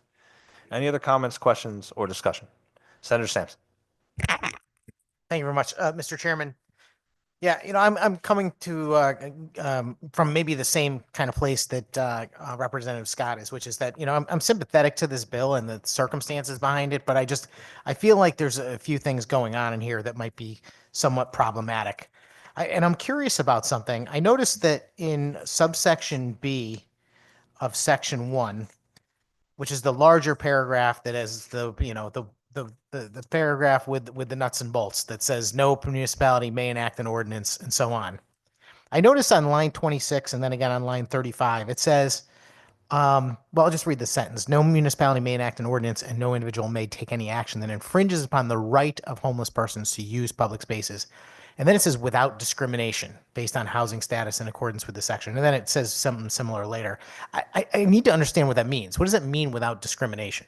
I mean, if you say that no one can make an ordinance and no individual may take any action that infringes upon the right of a homeless person to use public spaces, aren't you done? I don't know what it means to say without discrimination. Can you elaborate? I think the idea of including without discrimination is just to be clear, because somebody who you would look at and not think was a unhoused person, sitting in the park, laying down on a bench doing whatever, I am not sure that you would automatically assume that that person shouldn't be there at that time. Does that understand? I appreciate the answer, Mr. Chairman. I don't know if I'm understanding or not, because my issue is that this bill comes with a penalty starting on line 48. Any person or municipality that violates any provision of this section shall be assessed a civil penalty and so on. I understand it's not a lot of money, but I mean, again, are they being assessed a penalty for infringing on the right of homeless persons or for infringing upon the right of homeless persons without discrimination? And again, I guess I need an answer to well, what is the discrimination part?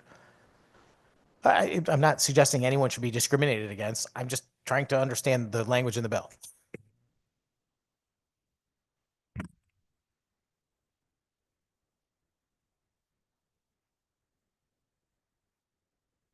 We'll stand at ease.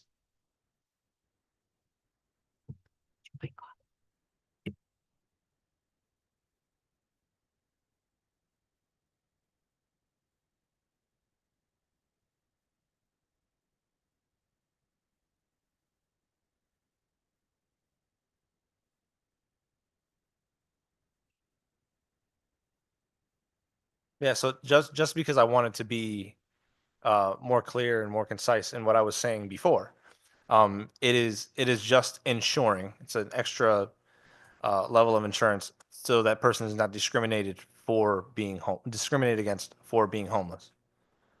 If you saw somebody and you had maybe rightfully assumed that they were an unhoused person, treated them any differently than you would another person existing in that public space. So I understand. Thank you, Mr. Chairman. Yeah, I hear what you're saying, but we're writing laws. We're not just having a conversation. And effectively, I think what you're doing is I don't know if we're creating an additional protected class with this language, at least in these circumstances. But the thing is, I don't want to write a law that goes beyond preventing the activity that the bill is intended to prevent. I feel like, once you open the Pandora's box of saying, now we're going to fine someone because they suggested a homeless person vacate a public place, and now you've got this commentary about discrimination in here.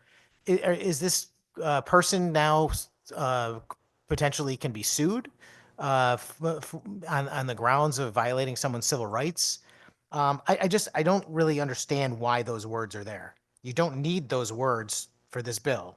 This bill says no municipality may enact an ordinance and no individual may take any action that infringes upon the right of a homeless person to use public spaces. That's the end of the conversation. There's nothing else needed. And then to say to use those spaces without discrimination. Again, we'd have to define what discrimination is. If somebody, how do we know whether somebody infringed upon the right of homeless persons with or without discrimination? As I had stated a few times, I'm not sure if I can say it any differently. It's if they can prove that that person or that aggrieved them took such action because they knew or they thought that that was a unhoused person. Senator Simpson. Thank you, Mr. Chairman. Am I getting this right that if somebody suggested that a non-homeless person leave this public space, they would not be committing the finable offense? But if they suspected they were a homeless person and therefore discriminated against them, then they would be subject to the fine? Is that what you're saying, through you? If the reason was that they wanted to get rid of unhoused people and they would not take the same action against a person that they deemed housed, then yes, that is discrimination. Senator Sampson. Thank you, Mr. Chairman. So in fact, this bill is not about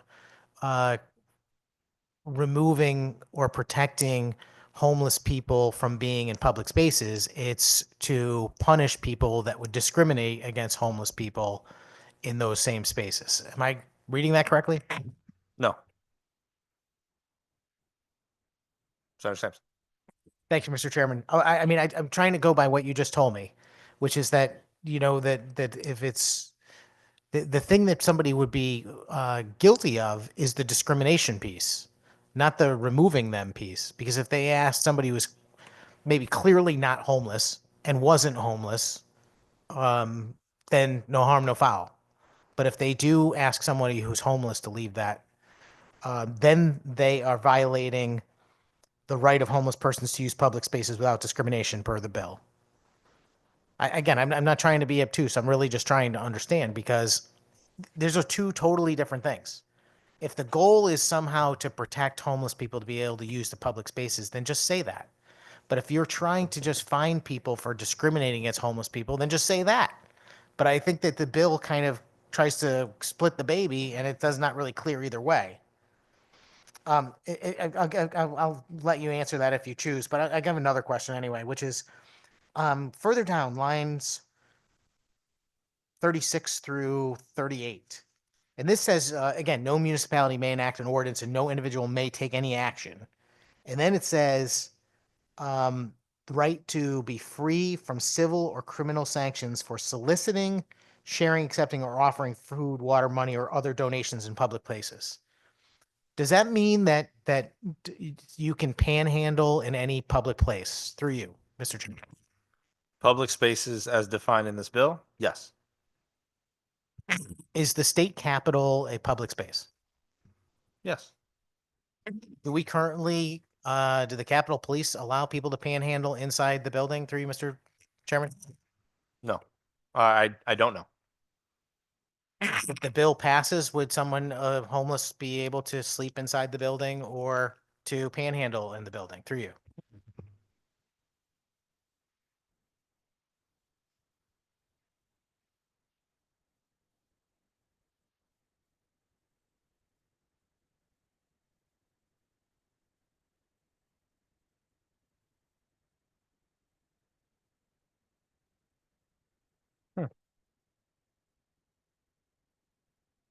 That is unclear to me, but if they did so, I might give them $1 or two. Senator Sampson. Thank you, Mr. Chairman. And I would add to that, by the way, the bill also says other things like seeking shelter, of course, accessing medical care, using hygiene facilities, eating or preparing food. I don't know if that's something that should go on in the Capitol building. Not trying to harm any homeless folks out there. I just don't know if it's appropriate to be, cooking up some stuff by the Nathan Hale statue. Just pointing out that I think the bill, very well intentioned, want to find a way to support it, but I have a couple of concerns about it. How about, we talked about parking cars. Can you, as a homeless person, can you maybe park your car on a cul-de-sac and sleep in it as a public place based on this bill through you? As defined by activities of daily living, you seek shelter from extreme weather. You do not create it. Parking your car in a place in a place that is not currently in, that is creating shelter. That is not seeking shelter. Senator Simpson.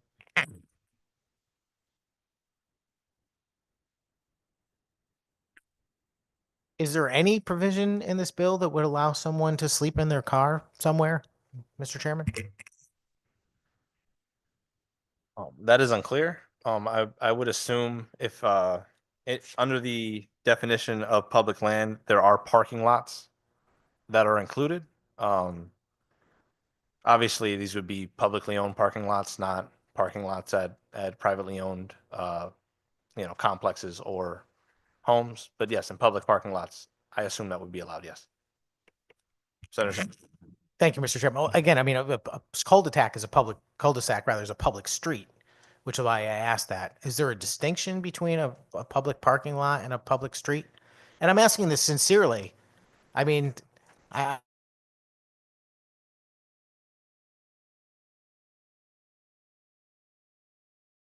and I say that with absolute sincerity, that the people that I've run into in my life that are homeless, that's their situation. So what is the scoop for them? Are there, what's happening as far as that goes? Are there changes to somebody's situation that would allow them to park in certain places through you?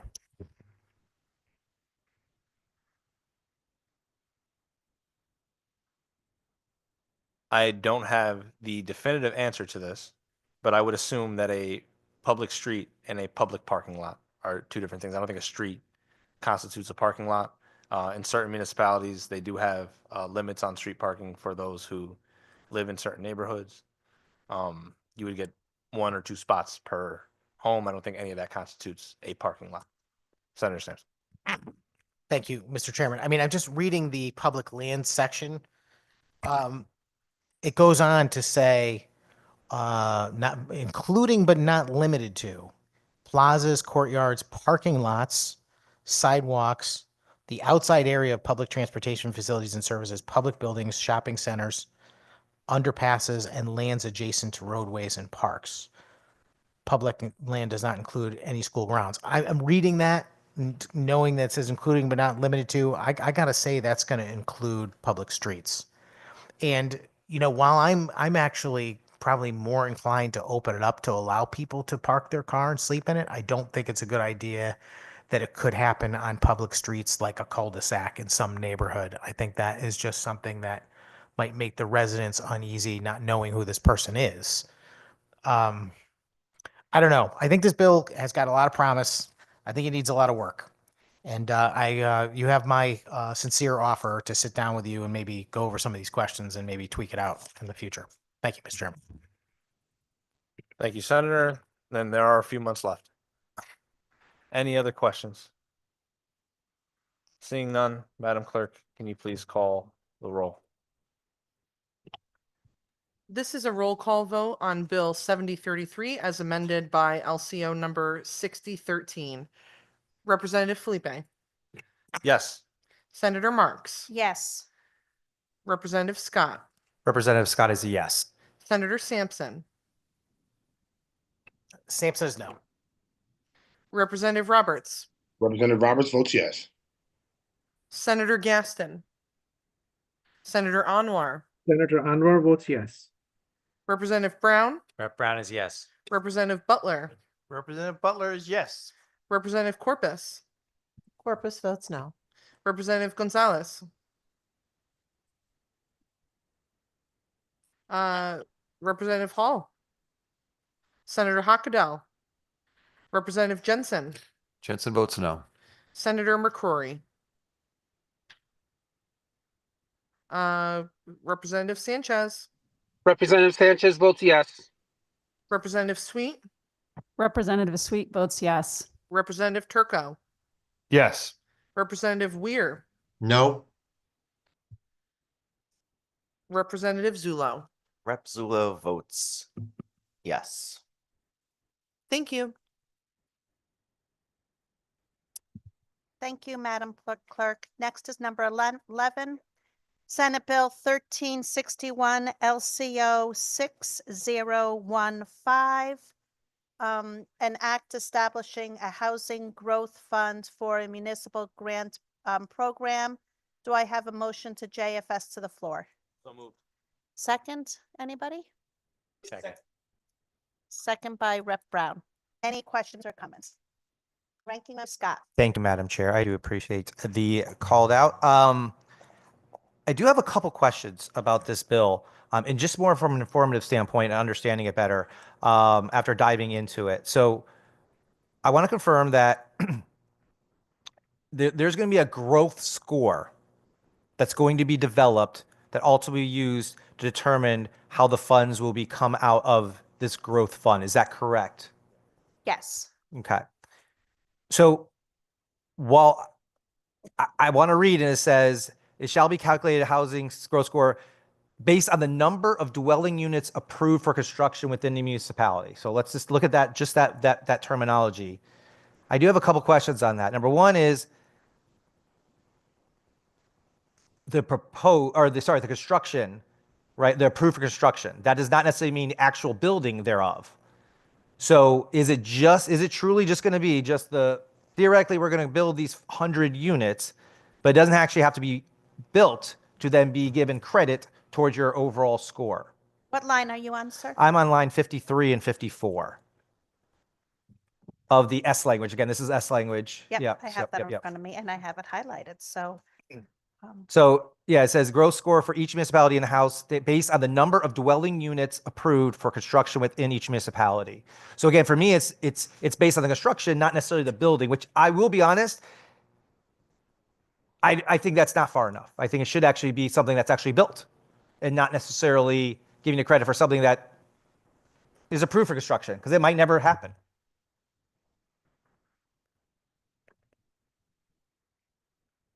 okay. Okay. All right. So I guess there's no question. There is no question. So I would say, what is the purpose of just the construction piece versus actually having the unit actually built? That's a question. I would think you would, it's to go towards the housing growth fund. So you want to get the money from the housing growth fund. So how could it already be constructed? Was that your question? Yeah, I get it from a nomenclature standpoint. Yes, it's a growth fund, but I think in my opinion, the title of it is you are growing housing, so now you're going to get some money for that growing the housing, and you're actually not growing housing by getting a construction approved. You're actually building housing by actually doing something. So really, you're only taking like a little step into the water instead of actually diving into the water and actually doing the job. So in my opinion, this doesn't go far enough. I think we need to make sure if you're going to get any money for this, you should darn right build that facility, build that dwelling unit, not just have construction plans for it. I think that's a little light and short, and I think it should go further. The people who actually do it and not just say they're going to do it actually get the dollar. So again, that's a commentary. That's not a question. I have a couple other questions that are kind of around that unit. So I do think it doesn't actually go far enough, and I think we could actually be a little bit stronger, more prudent on this, and make sure that folks are actually following through. Towns, municipalities, anybody with that.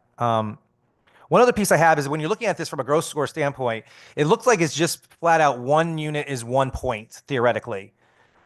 I will say that gives a lot of credence to the cities, just because of size and how much they're going to build just in general compared to something like Easton, who has 7,400 people, compared to Bridgeport, which has 6 figures of people, right? Or maybe more. I don't even know. Yeah.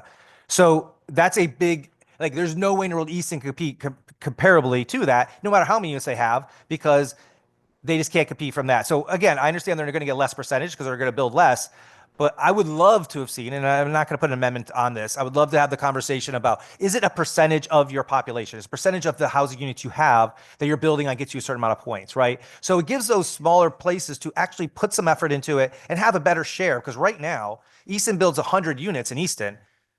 That's going to be a drop in a bucket compared to 1,000 units in Hartford, 1,000 units in New Haven, 1,000 units in Stamford, 1,000 units in Bridgeport. Their share of the housing growth fund is going to be minuscule. But yet, for their size of their town, that's pretty darn good to put 100 units in a year. So I think there's 2 things that we looked at. I think we need to look at that from a more percentage standpoint, and then also looking at it from an actual house built or unit built. I don't want to say house, I want to say dwelling built, instead of just the idea of just being under construction. I do have a question about the $50 million. So there's supposedly $50 million that will be put into this fund for that. And it's yearly $50 million. And I do believe it does say within, again, the term within appropriations, I don't know exactly what line it is. I'm trying to go through it. But the $50 million is a yearly allotment or or a fund to the Department of Economic and Community Development. Is this something that is, so this is a new fund, so this would be something additional from what is not already existent, since this is a new growth fund. Is this something that's going to have to ultimately go through appropriations, get approved for the $50 million? Question to you, Madam Chair. We'll either go to appropriations or bonding. Yes, Representative. Or potentially bonding, okay. Thank you for that. I do think, again, just calling out the fact about construction versus new dwellings. I'll be honest, I don't think this goes far enough. I would support this concept and have a conversation with appropriation or bonding to go further. So I'm going to be a yes today on this theoretically, but I do think there's still need more conversations. That's why I'm going to be a yes, because I want to show that I do want to have more conversations about this.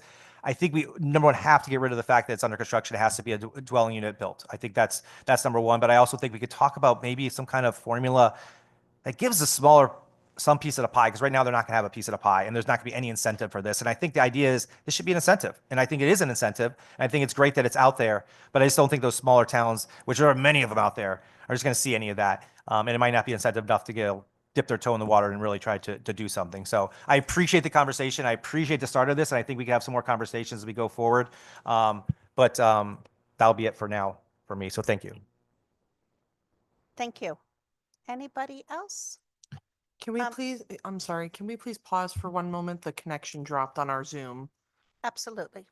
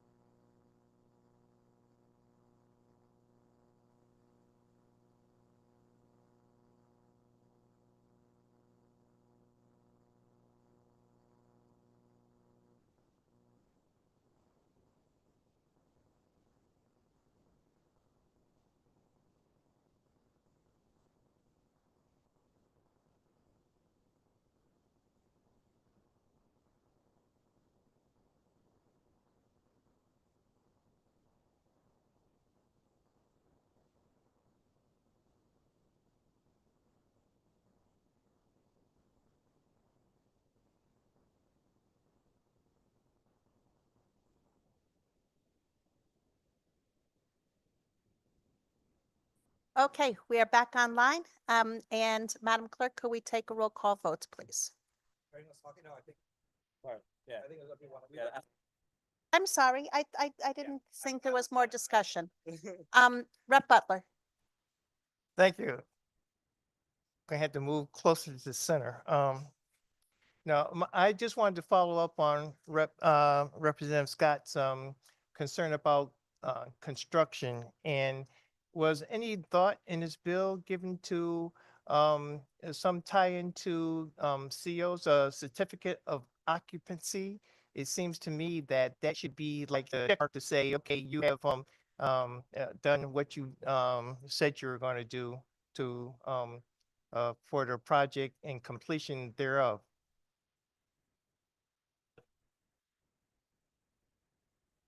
I don't think I quite understand your questions. Can you say, I was also reading. Can you say it again, please, sir?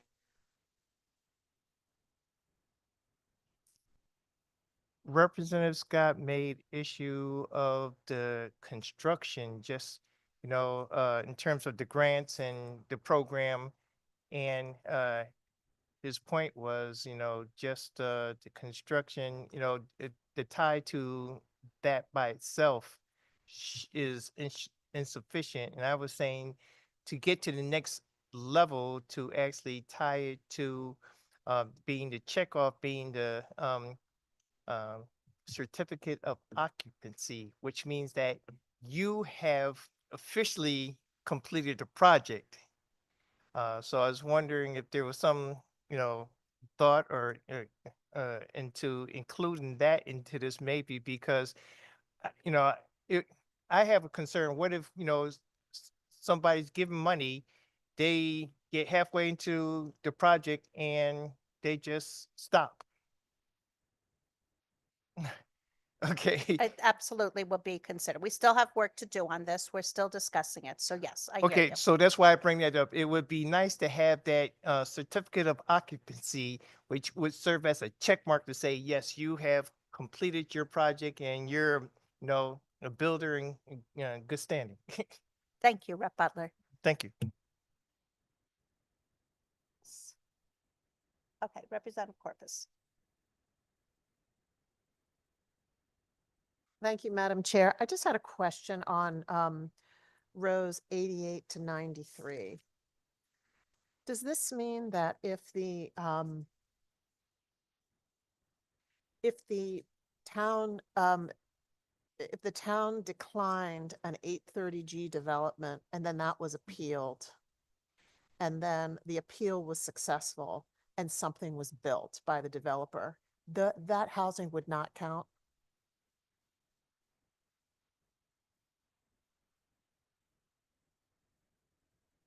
I am not sure. I'm gonna just take a little pause and go find out. Thank you. So just say the question one more time, Rep. Corpus. Do lines 88 through 93 mean that if a development is built after a successful appeal under 830G, that housing does not count and is not assessed any points? Not count towards the housing growth fund. Correct. Okay, I'll find out. Gonna take a little pause. Thank you.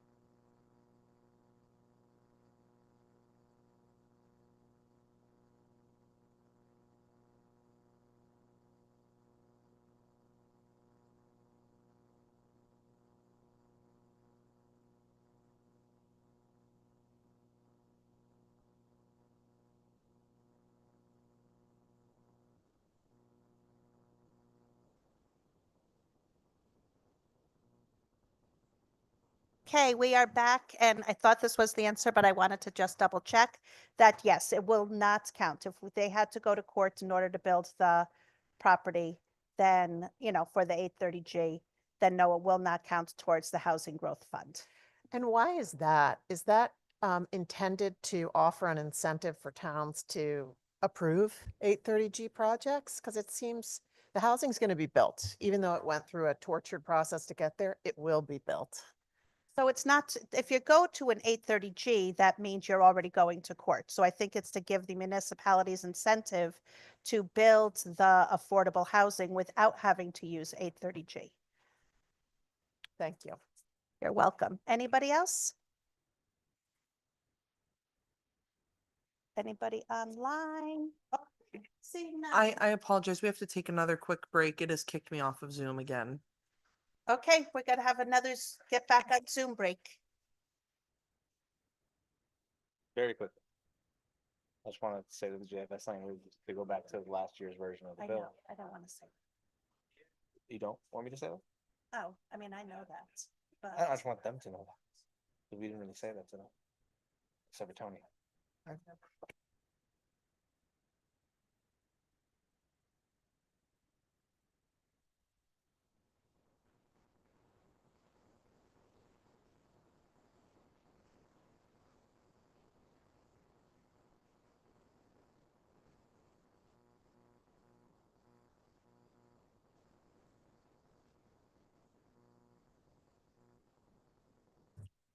I appreciate your patience. We are back online. Okay, we are back from our Zoom break and we are going to take a roll call vote.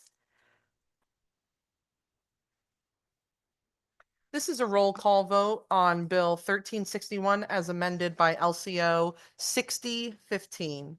Representative Felipe. Senator Marks. Yes. Representative Scott. Senator Sampson. Representative Roberts. Representative Roberts votes yes. Senator Gaston. Senator Anwar. Senator Anwar votes yes. Representative Brown. Yes. Representative Butler. Yes. Representative Corpus. Corpus votes no. Representative Gonzalez. Yes. Representative Hall. Senator Hockadell. Representative Jensen. Jensen votes no. Senator McCrory. McCoy's a yes. Representative Sanchez. Representative Sanchez votes yes. Representative Sweet. Yes. Representative Turco. Yes. Representative Weir. Why did somebody make No. the host? Representative Zulo. Rep Zula votes no. Representative Scott will vote yes. Senator Sampson, how will you vote? Thank you. Madam Clerk, I don't think you are any longer on Zoom. And Representative Roberts is now the host of our Zoom. I will do what I can to quickly reclaim that title. I don't know if he's ready for that yet. I'll be the host. Yeah. I'll be the host. You know that.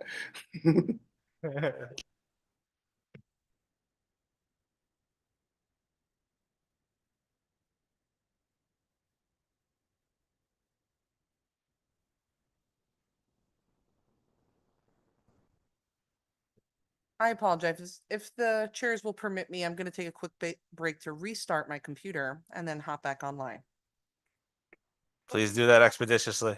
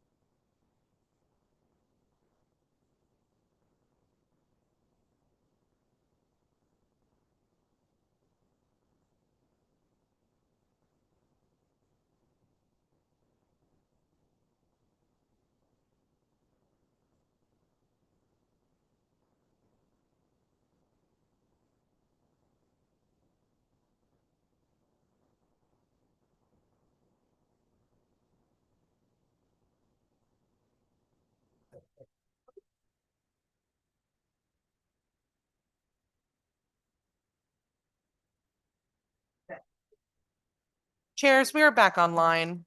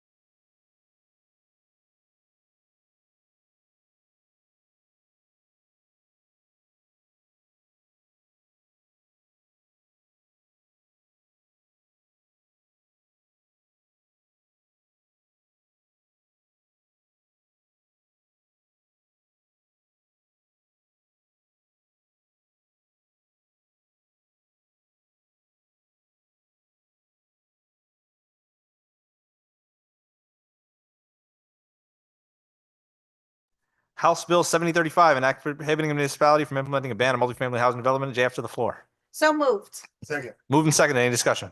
Let's go fast. Let's see if we can make it to the next interruption. Any discussion? Senator Sampson. Thank you, Mr. Chairman. This is a relatively straightforward, simple bill. It's only a couple of sentences added to an existing statute. It's a straightforward, straight up, as the title says, ban on municipality creating its own ban on creation of multifamily housing. There's a rumor this is already existing law. Clearly, because there are some towns that are still operating under this ban, I don't think that law is working very well. But let me just suggest that that's a good thing, because I don't believe that the state should pass such a mandate on municipalities. This is a decision that should be made locally. And again, this is another bill that belongs in the Planning and Development Committee and not here. I don't know why we have it. Thank you.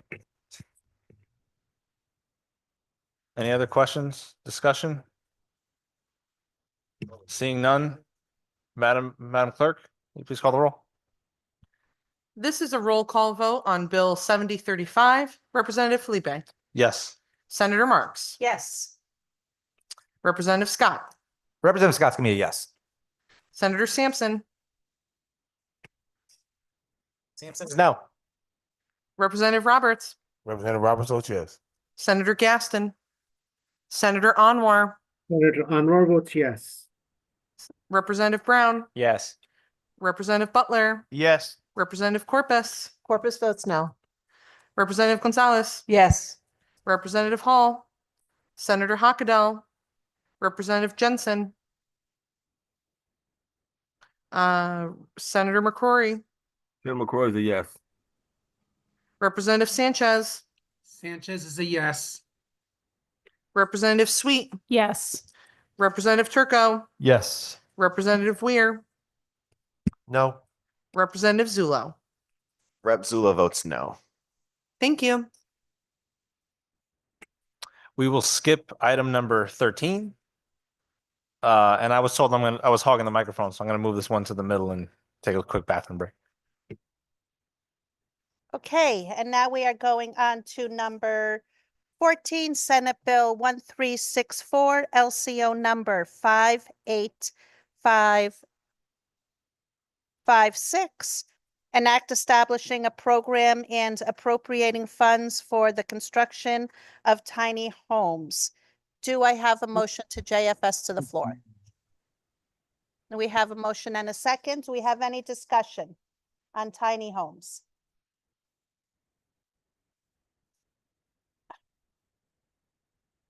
Ranking Member Sampson. Madam Chairman, can you just describe what this bill does for us? I know it's a relatively short bill, but the title's intriguing, and I'd like to know a little bit more. Thank you. I could actually read the bill. It's so short. Be it enacted by the Senate and House of Representatives of the General Assembly, the sum of $10 million is appropriated to the Department of Housing from the general fund for the fiscal year ending June 30th, 2026 to provide grant in aid to private and non-private entities for the construction of 500 permanent tiny homes that are connected to private water or septic systems or to water, sewer, and electric utilities.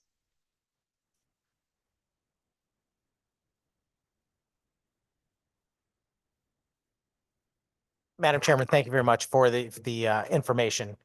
I'm certain my colleagues have some more comments on this bill, so I'm going to just listen to the conversation. Thank you. Do you have any questions? Yep, Rep. Corpus. Thank you, Madam Chair. I did have a question. When the young man who came to testify about this very creative idea, which I just thought was wonderful that he came here to provide us a creative idea. I recall from that hearing that we went from thinking that a tiny home cost $20,000 per home, and it went up throughout the course of the hearing as we asked questions, and we ended up in that hearing at $50,000 per home. So that was really my question. $10 million divided by 500 is 20,000. So if I don't know what the rest of the committee's recollection of that was, but I specifically remember we came out with 50,000, and this is not that math. So my question is, could that correction be made so that it reflects the reality of what these actually cost to build and construct and hook up to sewer, et cetera? Thank you. Yeah, I have his testimony in front of me. He was, we should actually give him a name. Michael Werner. I think that was who testified. But this $10 million isn't completely to pay for all the homes, as I believe. But I think it might just be the incentive to start it, and then you want somebody else to have some skin in the game. But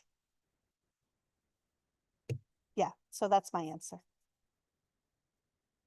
Okay, thank you. The bill says the construction of 500 permanent tiny homes that are connected to private water or septic systems or to water, sewer, and electrical. And those were all the costs that took us from 20 to 50,000 that day. So I just wanted to clarify that. I don't think this works as constructed, but maybe as the bill continues on, those numbers will be fixed. Thank you. Thank you, Representative. Anybody else? Yep, Rep. Zulo. Thank you, Madam Chair. Just a suggestion. I won't offer it as an oral amendment or anything tonight, but there's nothing in here about affordability restrictions. I mean, somebody could build 500 of these tiny homes and market them to zillennials and charge $1,500 or $1,800 a month as some trendy new thing. So I think if we really want these to go to the right population, the people that are going to need them, and they're not going to be exploited, I think we should add in some affordability restrictions or some kind of deed restriction or something that's going to make sure that these tiny homes continue to have tiny rents so that people can afford them. Thank you. I like that tiny rents. Duly noted, sir. Yep. Ranking Member Scott. Thank you, Madam Chair. There was a discussion about the permanent versus non-permanent or temporary of this. Can you just explain to me where we've landed now with this bill on, is it for permanent tiny homes or is it potentially for temporary? And is it, and to go even further, is temporary mean the temporary living or the temporary unit is temporary? Sorry. None of that is in the bill as of yet. Oh, we struck temporary. Great. I just want to clarify. So that's language I've taken out. So that I just want to be very clear. So that's good. Thank you very much. Because I know there's a situation we all kind of agreed on. It shouldn't be temporary. It should be more of a permanent nature. So I appreciate you taking that out. And I'm very interested in this tiny home situation. I'd love to see if it can come to fruition and be an affordable way of doing it. And I know Senator Anwar, who proposed this, wanted to do it for homelessness. I think whatever use it is, it'd be great. I'm very interested to see if it ever comes to life and what it looks like down the road. Thank you. Anybody else? Oh, yeah, Rep. Weir. Thank you, Madam Chair. So this is an interesting concept. I remember obviously bouncing back and forth between labor and housing. I recall some of the testimony, but not as clearly as my colleague. Are these going to be rentals, or are these going to be owned? You know, once they're built, what is the expectation of the use of these tiny homes? That's all still up for discussion during the public hearing. We talked about rent to own. We talked about renting. That's not decided yet. Of course, you know, anybody that owns a home, we know having that equity, how it is so nice to have home equity. But that is not decided yet, sir. Okay, thank you for that. I mean, it's an interesting concept. I struggle to vote on something that's so vague, even though, generally speaking, in order to get a tiny rent or a tiny mortgage, if that means we have to have a tiny home to get there, you know, makes sense. There's a scale to these things. I will point out that California had a similar proposal within the past 2 years to build 1,200 of these, and they allocated hundreds of millions of dollars, and not one has been built. So I think if we're going to vote on something, we want to put forth a proposal that's got, you know, I hope that is doable and achievable, versus just throwing money at something that's not gonna realize the intent. But thank you. Yeah, and the affordability that was talked about during the public hearing was the manufactured homes versus the ones that weren't built with the manufactured homes. So, which I guess, so that was a big part of the affordability. And the JF language did already also include the tying into the water, sewer, and electricity to protect all involved. So it's a work in progress. And it had a 3D printer. Whatever. Yeah, maybe our kids understand it. So well, maybe you guys do. You're younger than my kids. But anybody else have anything? Yep. Chair Felipe. Yeah, I appreciate the work that we've done in this S language to add sewage, to make sure it's not temporary. I think something that is important to all of us, something that a lot of us have talked about. I've talked about tiny homes for a number of years, maybe not in actual legislation, but just as an idea, because I think it's important to note, you know, I'm from Bridgeport. We don't really have a lot of space left or right? We're a very dense city, so I don't know if this would exactly help us or be built in our area. However, for a municipality, I think it's really very prudent that we take out the temporary piece, because I think we should, whoever owns it, and I hope there is an opportunity for rent to own programs, things of that nature for folks who may have been experiencing homelessness. Hey, stop coaching me, Kadeem. Folks who are experiencing homelessness, folks who may just be looking for a smaller place to, smaller place to live. It's a much cheaper way for folks to live, but it's an easy way for us to build a lot of these in places where there's the available land and put that money back in the tax rolls. So I do want to state that while I'm not sure what the intention is, and I do want to give grace to the original senator that proposed this bill, rent to own and ownership are two really big important things, because if we can get these on the tax rolls, we can help our municipalities a lot. Thank you, Madam Chair. Thank you, Mr. Chair. And anybody else? Seeing none. Madam Clerk, could we take a roll call vote, please? This is a roll call vote on Bill 1364 as amended by LCO number 5856. Representative Felipe, Yes. Senator Marks. Yes. Representative Scott, Representative Scott's a yes. Senator Sampson. One more time with the mic on, please. Sorry.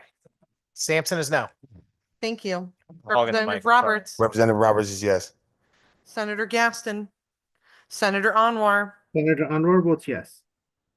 Representative Brown, Yes. Representative Butler, Yes. Representative Corpus, Corpus votes yes. Representative Gonzalez, Yes. Representative Hall, Senator Hockadell, Representative Jensen, Senator McCrory, Senator McCoy is a yes. Representative Sanchez. Sanchez is a yes. One more time, Representative Sanchez. Representative Sanchez is a yes. Thank you, sir. Representative Sweet, Sweet votes yes. Representative Turco, Yes. Representative Weir, No. Representative Zulo. Rep Zula votes yes. Thank you. Thank you, Madam Clerk. Next is item number 15. An act permitting the use of condominium deposits for construction and development, House Bill 7027. JF to the floor. Is there a motion? So moved. All right, it's been moved. Any discussion? Can we get a second? Representative Scott. You guys got a second? We don't need one. Yeah. Thank you, Mr. Chair. I have had the opportunity to talk with the people who are opposing this bill. You referred to my way, and I appreciate that. And I had a conversation with them. I know this is many states already have something like this already established. I guess we're kind of silent on it in the state of Connecticut, and they want something more in there. What I do like about this bill is it gives both the condo people who are building a condo and then the people who are buying the condo actually agree to it. It's in their contract. So it's a two-way contract, a two-minute agreement that they're allowing these funds to be used for the purpose of the building of the condominium units. And I like that because again, it's giving the contract. It's between two people and they're allowing to do it. Then I'm supportive of it. So thank you for bringing this forward. I did not know this problem existed, but if we can have any way that we could have more financial flexibility to people to build more units, if this is a small way of doing that, sign me up. I'll be supportive of it. So thank you, Mr. Chair. Thank you, Representative Scott. Any other questions or discussions? Just want to make sure that people understand this is for investor level folks. These are people who are, advised by their lenders, their banks. It is not for people who are prospective residents, right? We're not infringing on their rights or giving them the opportunity to put themselves at risk. Senator Sampson. Thank you, Mr. Chairman. I just, looking at this, I'm very much in favor of the concept. I'm just wondering why we need this legislation. Is there a existing prohibition in law to prevent this type of financial mechanism from occurring currently through you? I was made aware that there most likely is. I'm not 1,000% sure, but there are other states that have these provisions written into their statutes. So I'm assuming this may violate some sort of consumer protection law. Not sure if it does, but we are looking to just make sure that this is explicitly allowed. Thank you, Senator.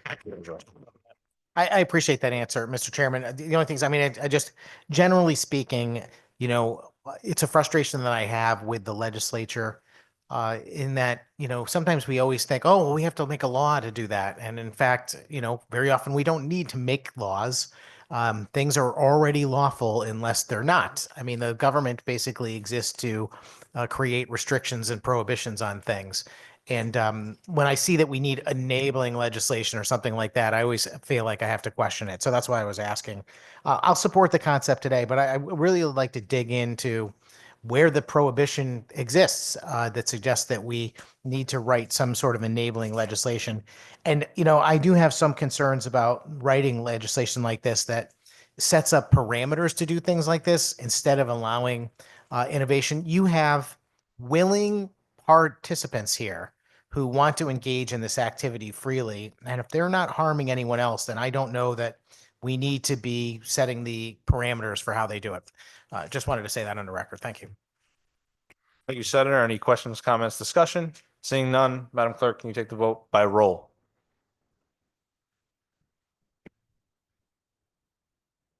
This is a roll call vote on Bill 7027. Representative Felipe, Yes.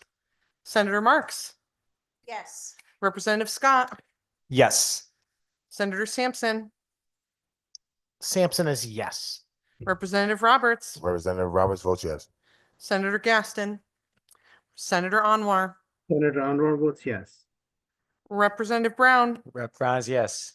Representative Butler, Yes. Representative Corpus, Yes. Representative Gonzalez, Yes. Representative Hall, Senator Hockadell, Representative Jensen, Senator McCrory, Senator McCoy is a yes.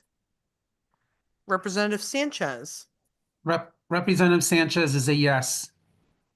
Representative Sweet, Yes. Representative Turco, Yes. Representative Weir, Yes. Representative Zulo. Rep. Zulo votes yes.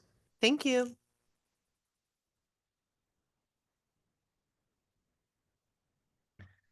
Thank you. Next is House Bill 7110, an act appropriating funds for housing to state recognized tribes, requiring each tribe to conduct a study and create a report, and concerning the care and management of reservation lands and tribal funds. Well, hold on. Joint favorable, refer to appropriations. Is there a motion? Moved and seconded. Any discussion? Representative Scott.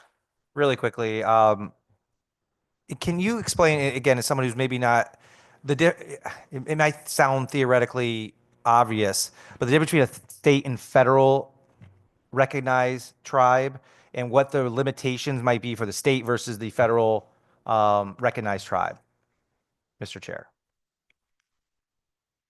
Sorry, give me 1 second. I don't know numbers today. No. Yeah, the difference is federally recognized tribes are tribes that have been obviously recognized by the federal government. Yeah. State recognized tribes are tribes that we recognize in the state of Connecticut that may not be federally recognized as well, but some are. Some are. Some They could some be. have been. Some were state recognized tribes that were then federally recognized. They're still state recognized. And can you just very quickly, and I'm not trying to draw this out, but very quickly understand what's the limitations for some of these state recognized tribes that don't have the same opportunities or same abilities to do things that the federally recognized tribes do, that this might be actually leading to why this bill is here? Yeah, so as of right now, some of these lands and properties are overseen and controlled by Department of Energy and Protection in ways that other lands are not. They are just asking that each tribe, with the advice of the Indian Affairs Council, then be able to confer with the Commissioner of Energy and Environmental Protection. Yeah, to oversee those lands instead of having DEEP oversee them solely. Thank you, Representative. Any other questions, comments, discussion? Representative Weir. Thank you, Mr. Chair. I realize in my packet here, I missed this bill, so I'm just kind of skimming through it, but I see that we're going to appropriate $1 million over to be split between 5 tribes. Is there anything in this bill that talks about how this will be accounted for? I mean, obviously it says it'll be dispersed evenly and generally what it's supposed to be used for. Are you aware of any language in here that talks about accountability or accounting? I'm sorry, accounting on behalf of the Of the tribes tri- yeah, or they're accounting for each on of the- behalf of where we're spending the money from? Well, it looks on a like s- as I read this, each of them are going to get 200,000 to Mhm. spend on planning and plans and surveys to see and studies and look at feasibility of creating housing. And I'm just curious if we are in return asking for any accounting and, receipts, proof as to how this money was spent. And I apologize, I'm skimming through this because I thought it's not in the packet here, so. Yeah. I would assume that it's under most of the general checks and balances that we have here, but that is why we're referring it to the Appropriations Committee and not directly to the floor. Thank you. Thank you, Representative. Any other questions, comments, discussion? Seeing none, Madam Clerk, can you please call the roll? This is this is a roll call vote on Bill 7110, Joint favorable referral to appropriations. Representative Felipe, Yes. Senator Marks. Yes. Representative Scott, Representative Scott will be a yes. Senator Sampson, Sampson is no. Representative Roberts, Representative Roberts votes yes. Senator Gaston, Senator Anwar, Senator Anwar votes yes. Representative Brown, Brown's yes. Representative Butler, Representative Butler votes yes. Representative Corpus, Corpus votes yes. Representative Gonzalez, Yes. Representative Hall, Senator Hockadell, Representative Jensen, Senator McCrory, Senator McCoy is a yes. Representative Sanchez, Sanchez is a yes. Representative Sweet, Sweet votes yes. Representative Turco, Yes. Representative Weir, No. Representative Zulo. Rep. Zula votes yes. Thank you. Thank you. I lost my agenda again, so I'm gonna look over here. All right, next, we're going to switch items number 35 and 17. So item number 35. House Bill 6338, an act permitting removal of an unauthorized individual from real property. JF to the floor. Moved and seconded. Any discussion? Senator Sampson. Thank you, Mr. Chairman. I just want to thank the committee for bringing up this bill. I honestly haven't had a chance to really go through the language in any kind of detail. I know there's a number of things that have come up and people have expressed some concerns about the way this is done. And I'm certainly sympathetic to those concerns. We don't want to create a problem where we're actually, throwing someone out or prosecuting someone who has a right to be there. But simultaneously with that concern, which is merited, the fact of the matter is this is a real thing. This is happening. I have talked to several people, including my own barber. This happened to. He owns a property in New Britain and it's a multifamily house. And when he went over there, he discovered people living in the unit that don't belong there. He never met them before in his life. They weren't rental applicants. They weren't tenants. They weren't anything. They were just people that moved into his place. And he called the police. And when the police got there, they said they had permission to be there. And that was it. The police went away and that was the end of it. So he had to go through the entire eviction process to remove them. And it just seems completely insane to me that you'd have to go through that for people that broke into your property and have claimed it for themselves. I mean, if you extrapolate that, imagine coming home from work someday and somebody's in your house, hey, can I come in? No, sorry. I've decided to occupy your home. And then, you're stuck because the police don't know what to do, and rightfully so. They're at that point, it becomes a civil dispute about who actually has permission and the right to be there. So this is a step towards solving that problem. I am very hopeful that we continue to work on this bill and make sure we get it right because it's absolutely a necessity that we resolve it in the state. Thank you. Any other questions, comments, concerns? Representative Gonzalez. Thank you. I would like to know what is the process. Let's say if I call the police because somebody is in the property, what is going to be the process in this? What is going to be the process if I call the cops?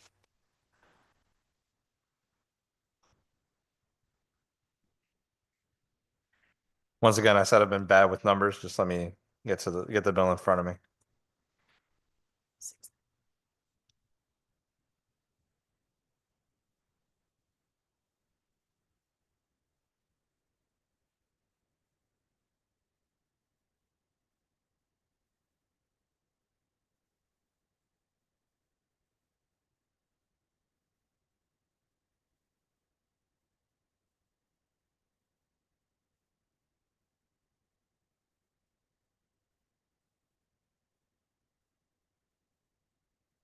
Instead of going through a summary process of eviction, you would be given a one-page affidavit, and then a marshal would be able to serve.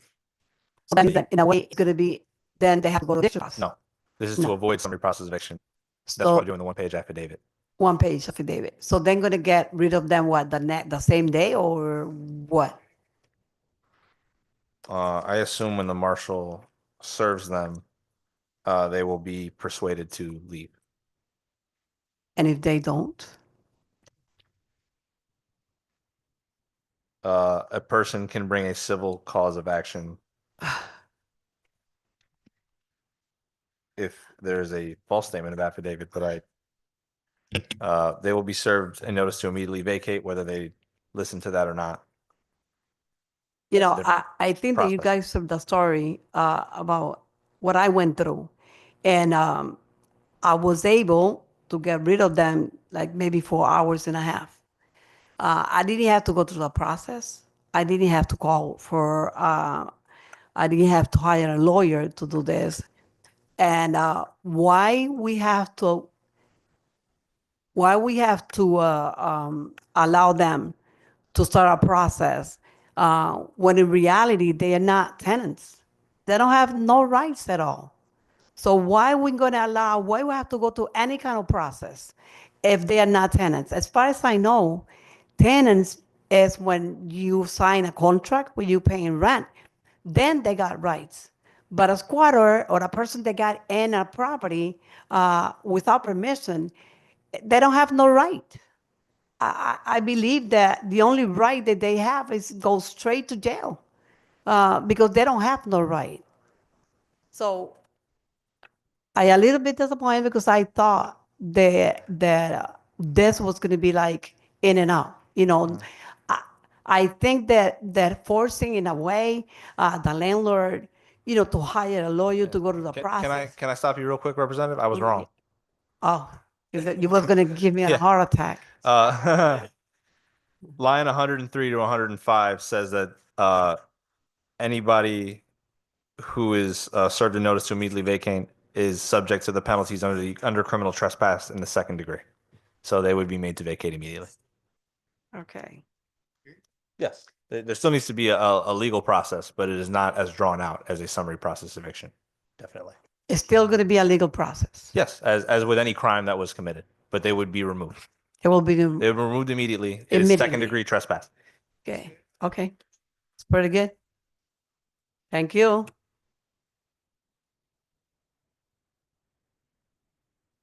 Representative Zula? I believe, in addition to that, lines 83 and 84 are instructive, and they state that not only will the person be served the notice, but the marshal shall put such record owner of such real estate in possession of such real estate. And so the intent of that is that there will not be a supplemental civil process. The way I read this, it is the marshal will be able to do that without any supplemental civil process.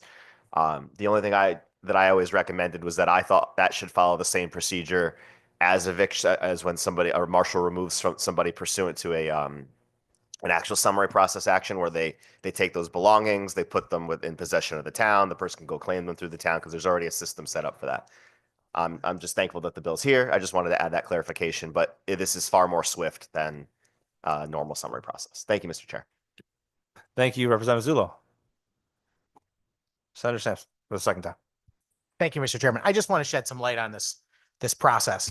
I'm completely with Representative Gonzalez. I don't believe these people have any rights whatsoever. They're criminals, they're trespassing, and they ought to be arrested and taken away straight to jail. I completely agree.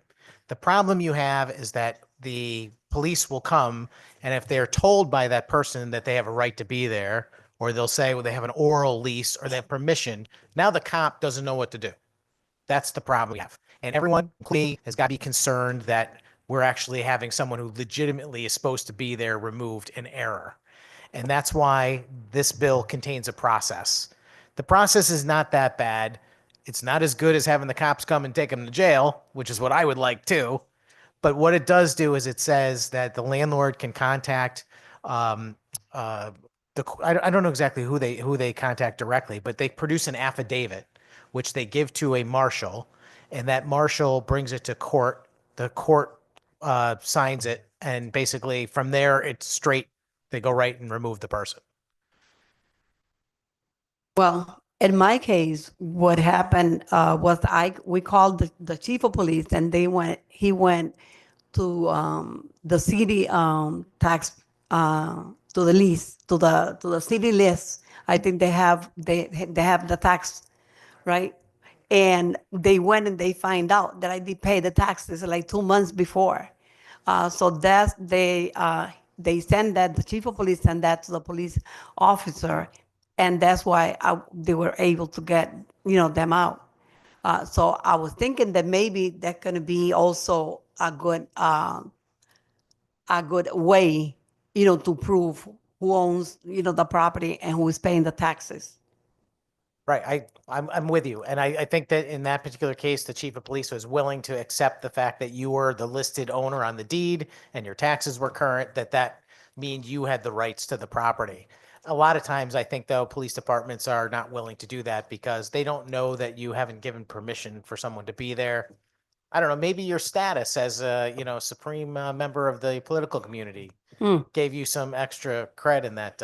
I'm not sure, but I'm with you, Representative. I want to do the same thing as you, but I also understand that there are plenty of folks in this building who are not going to let us just throw these people in jail. They want us to go through a process to make sure that they are, legitimately not supposed to be there.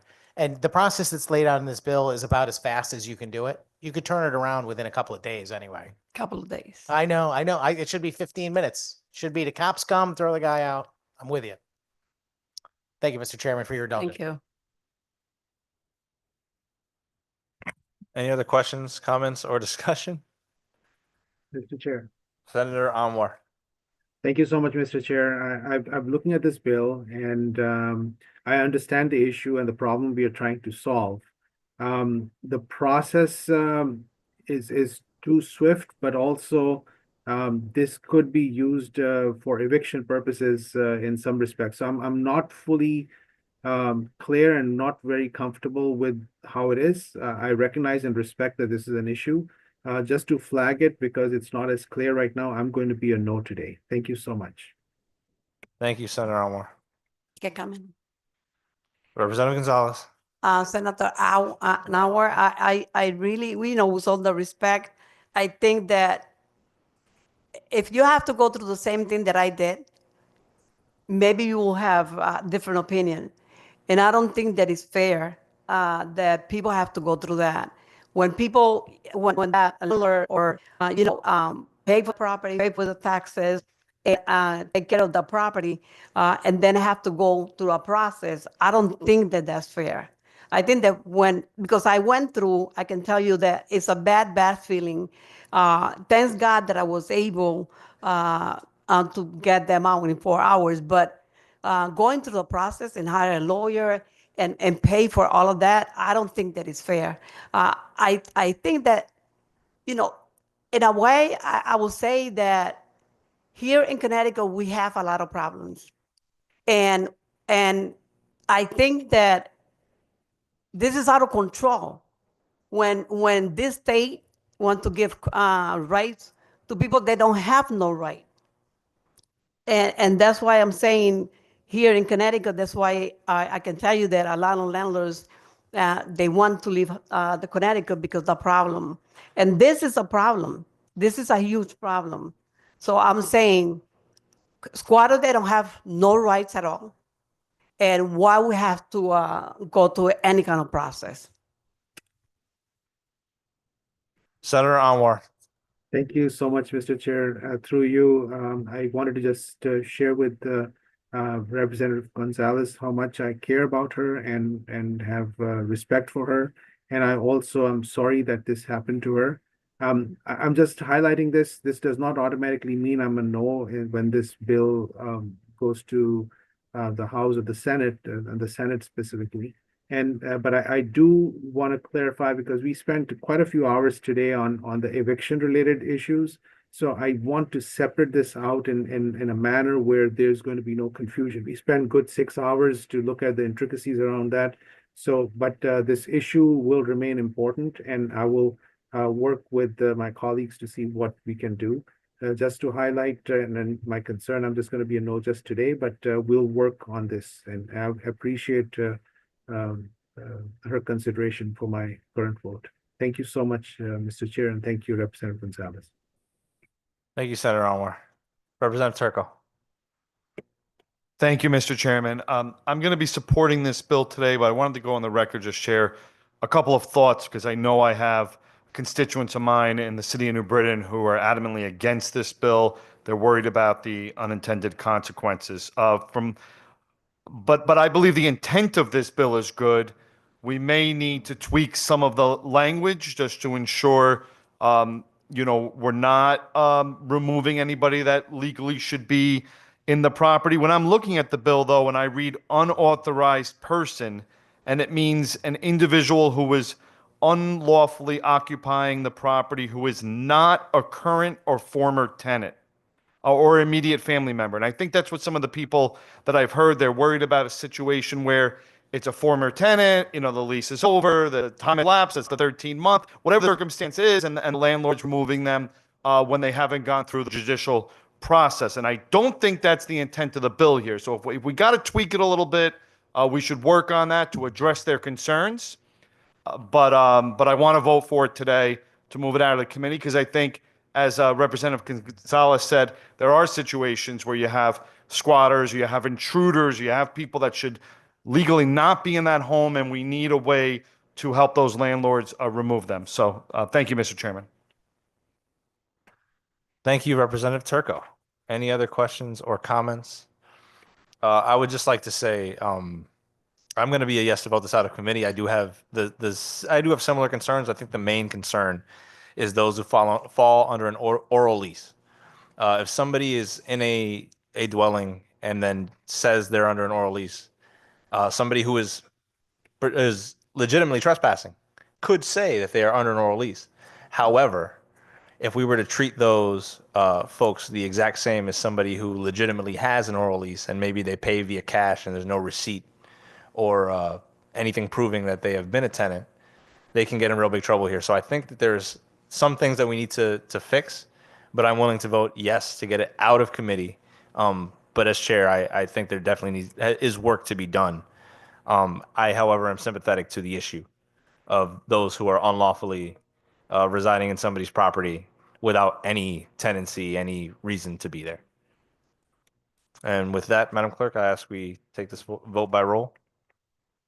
This is a roll call vote on Bill 6338. Representative Felipe. Yes. Senator Marks. No. Representative Scott. Yes. Senator Sampson. Sampson is yes. Representative Roberts. Representative Robertson, no. Senator Gaston. Senator Anwar. Senator Anwar is a no. Representative Brown. Yes. Representative Butler. Representative Butler is yes. Representative Corpus. Corpus votes yes. Representative Gonzalez. I'm a yes, double yes.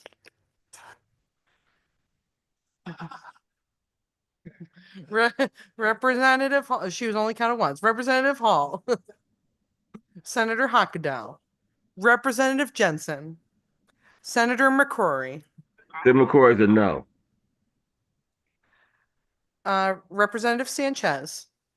Representative Sanchez is a no. Representative Sweet. Sweet votes no. Representative Turco. Yes. Representative Weir. Yes. Representative Zulo. Rep. Zula votes yes. Thank you. Thank you, Madam Clerk. Oh, look at that. I get a little break. Oh, am I up? Yes. What number are we on? 18.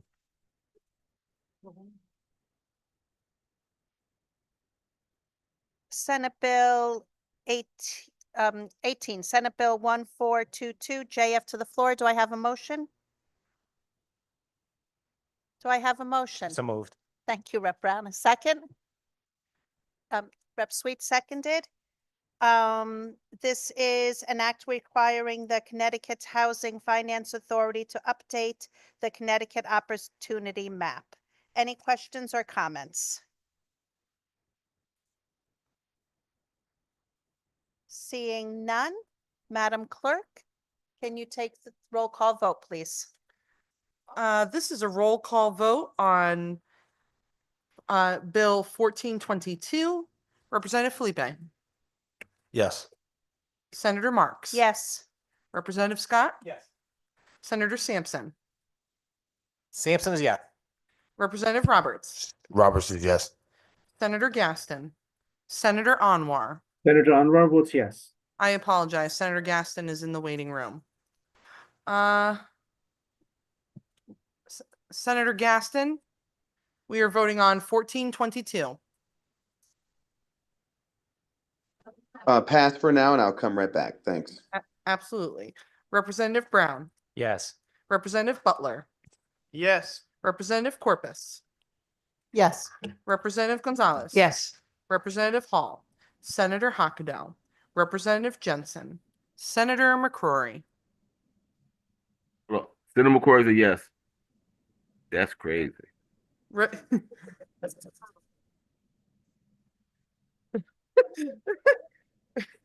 Representative Sanchez, Representative Sanchez is a yes. Representative Sweet, Yes. Representative Turco, Yes. Representative Weir, Yes. Representative Zulo. Rep. Zula votes yes. Thank you. Senator Gaston votes yes. Thank you, Senator Gaston.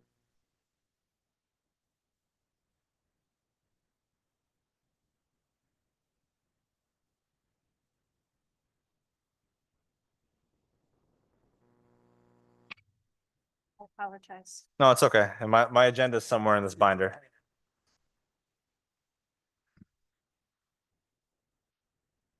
Yes.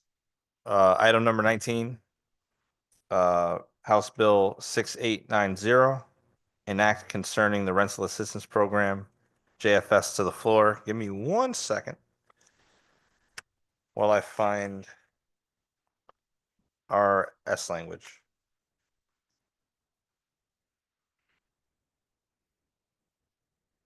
The LCO for the JFS is 6007. Moved and seconded. Any discussion?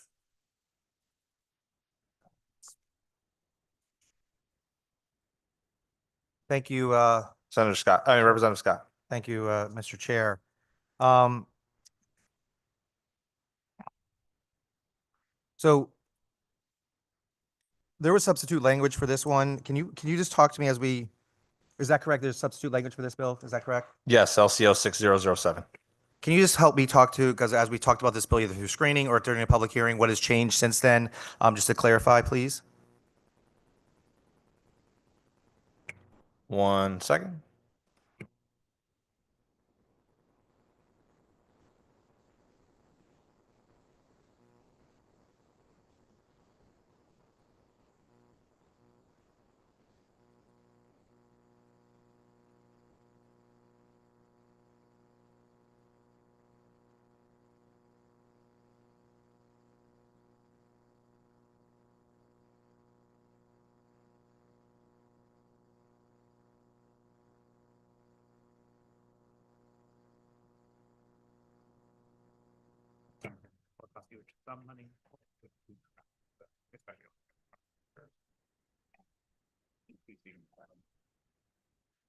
Okay, we removed two systems that over encumber DOH as well as increasing the time for inspection in the S language.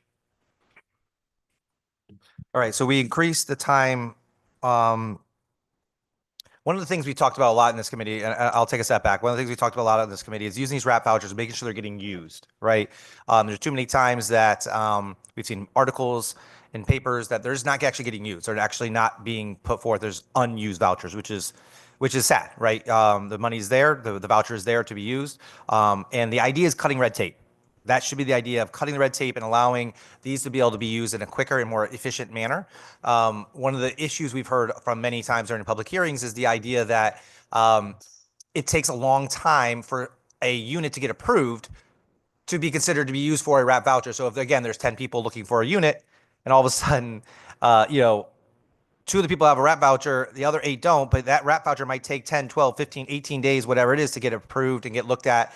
And that is the idea of trying to cut that down. Make that less of an excuse of why someone would rent to somebody with a RAP voucher. We know those dollars are good, which is great for the landlord to understand that those dollars are good. But what we don't know is how long it takes and how long that unit's actually going to be left open while we're trying to fill it. And that's what hopefully some of these things are being eliminated. So one of the things I saw is There's different certificate days of certificate of hold request is within 5. Payment is going to be by the Department of Housing within a 10-day window. So again, shortening that time, making sure it's quick and efficient to get those dollars into the landlord's hands. And also, if is denied for defects, reinspection it can happen within 3 days. Because sometimes when they go and actually get reviewed these units, there are sometimes very ticky-tack things that might stop them from actually having the reason that they get approved to be used for a RAP voucher. Because again, they have to be approved by the state to be able to do so. So the idea is that this is hopefully helping streamline. So I will ask the good chair, is these steps, and a lot of these steps are going, a lot of streamlining to help that mentality of what I was just explaining about trying to make it streamlined and easier for tenants and ultimately landlords to be able to use and execute these RAP vouchers. Yes. Thank you. I will leave it up to everyone else. I know there's a couple different pieces to this, but I just want to make sure that's clear. And if that's the case, I'm definitely supportive of that. We want to make sure these RAP vouchers can be used, and then make sure that it's easier for landlords to use so. So I appreciate that. Senator Sampson. Thank you very much, Mr. Chairman.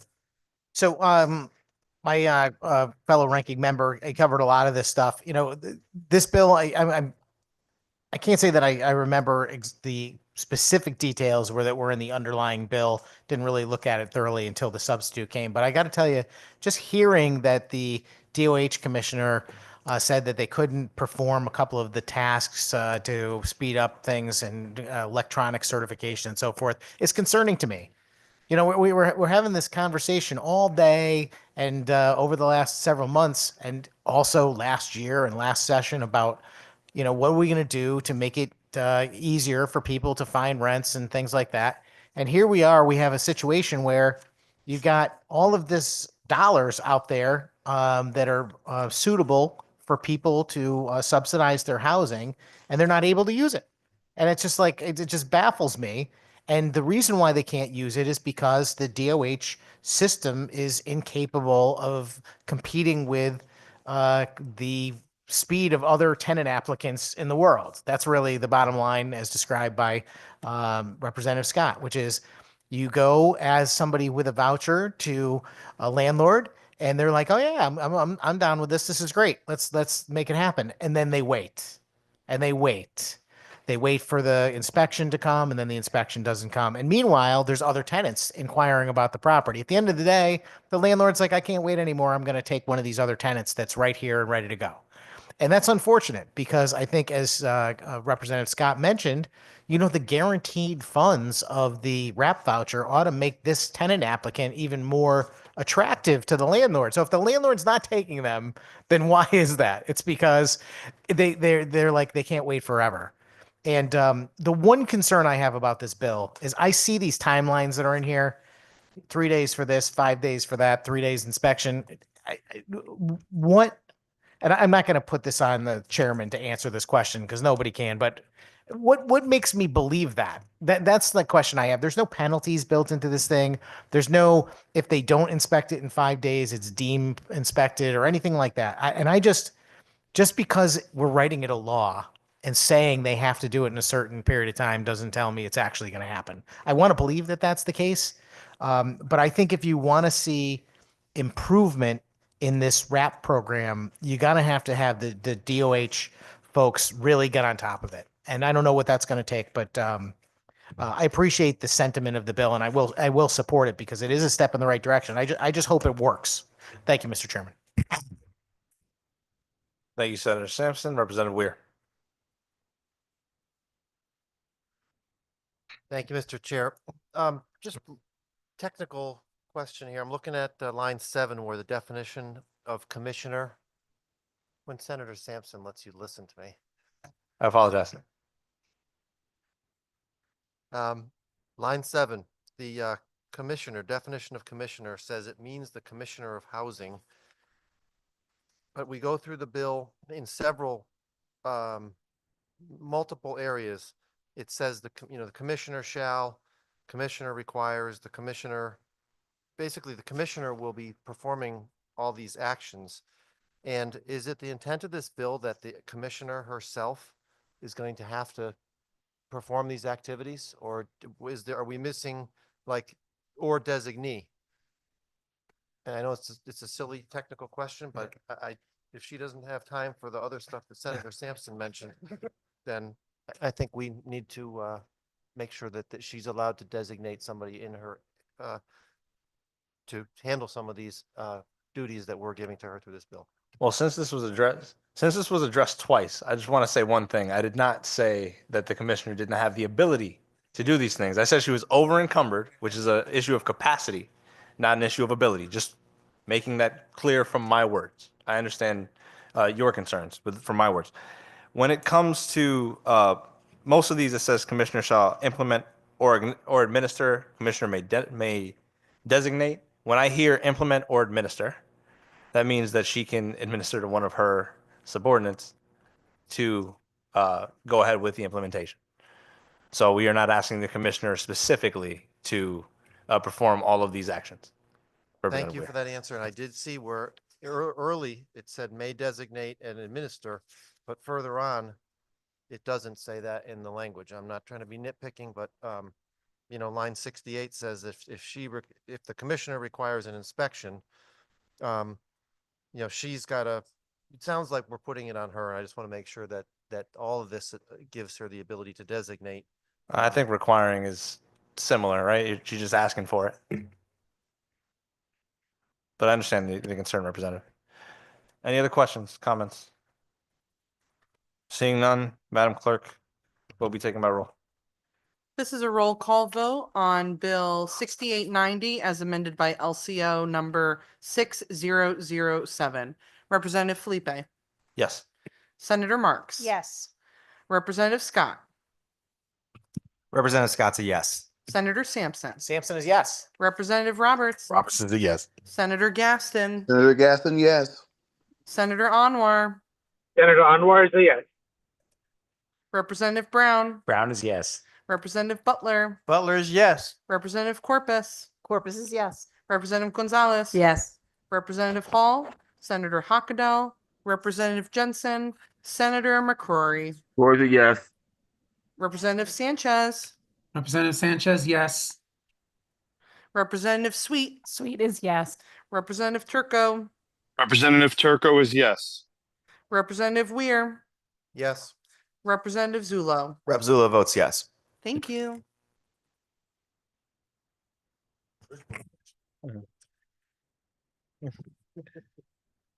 All right, guys. Item number 20. House Bill 6891, enact prohibiting a landlord from requiring a security deposit in excess of 1 month's rent from any tenant. JF to the floor. Is there a motion? So moved. Moved and seconded. Any discussion? Senator Sampson. Thank you, Mr. Chairman. I won't belabor the point too much. I think we've had this conversation enough times in this committee about security deposits, and pretty much a lot of the remarks that I made earlier this morning on the Just Cause bill apply here also, which is this is another impediment that we're putting on housing providers that is only going to result in them scrutinizing applicants more thoroughly. It's going to require them to be more choosy and more picky about the people that they approve. And I think ultimately will also cause them to raise the amount they're charging for monthly rent. The reason why security deposits exist is because it's a fact of life that very often after a tenancy, there are damages to the property. And the security deposit is there to offset those damages. That being said, I think there's some misunderstanding sometimes. The security deposit belongs to the tenant. And that is not lost on the landlord. The landlord doesn't take that money and put it in their pocket. They are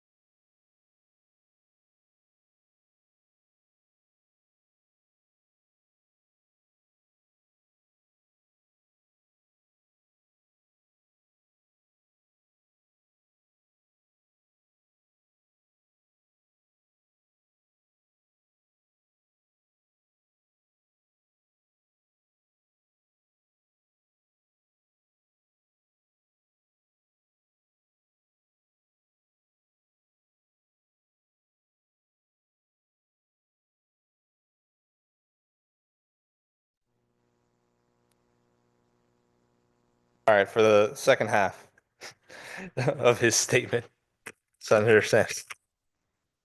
Thank you very much, Mr. Chairman. I don't really recall where I was exactly in my remarks before CTN At the end. pulled the plug, and somebody didn't like what I was saying somewhere apparently.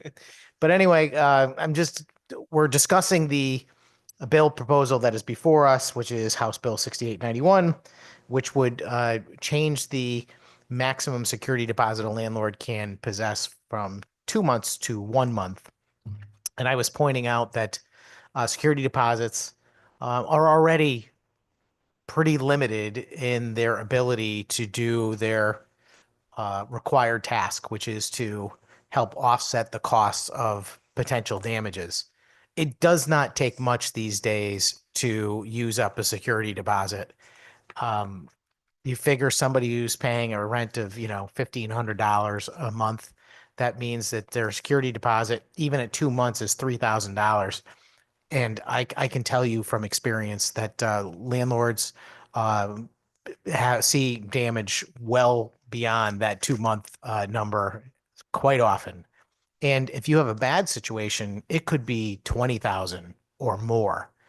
And generally speaking, folks that are renting in the inner city and they're paying rents that are sub $2,000 often don't have a lot of assets. You don't really have a way to collect money from them.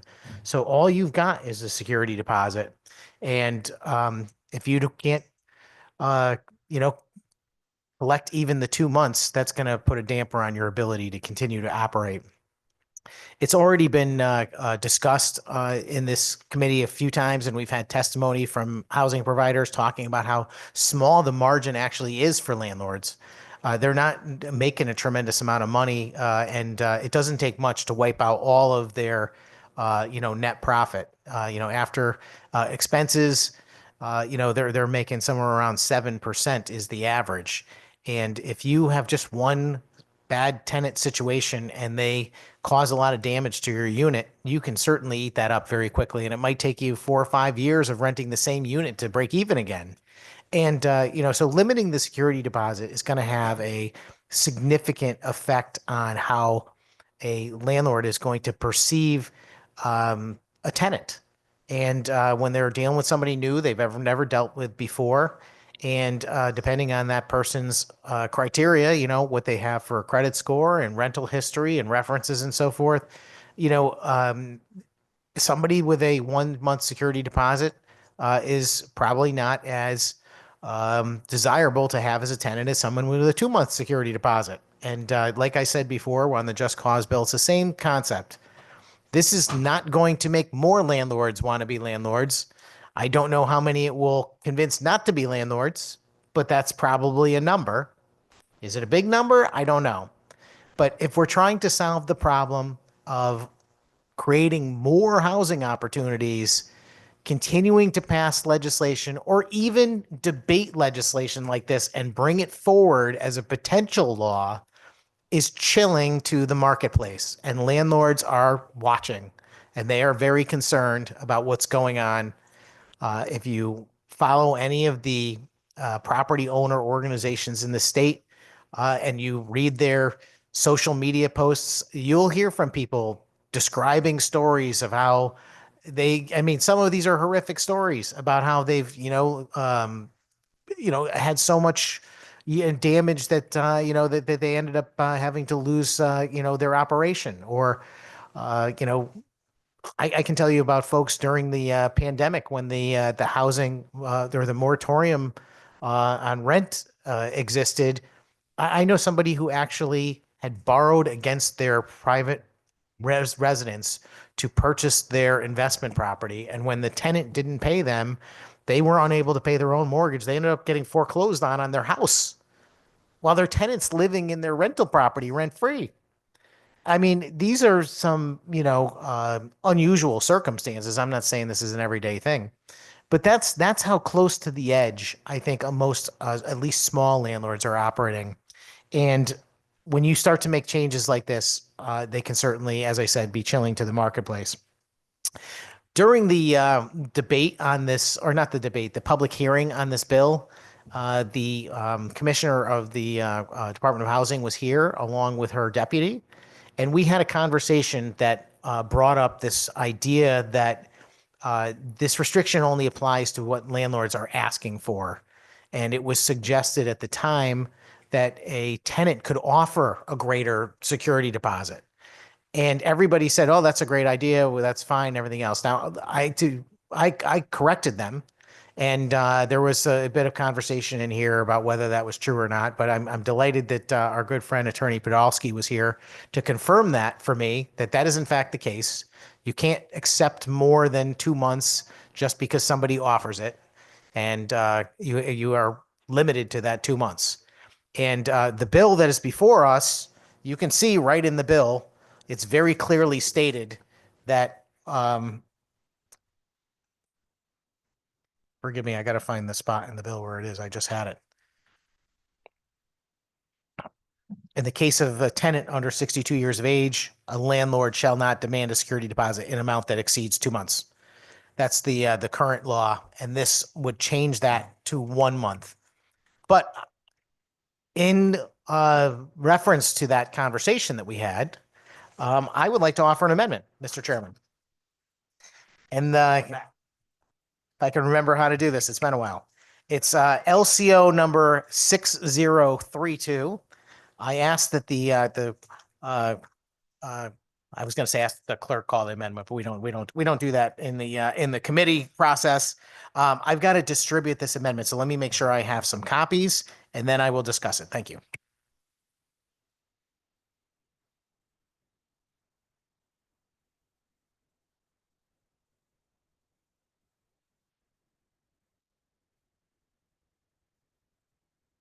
While the amendment is being distributed, I will allow Senator Sampson to summarize it.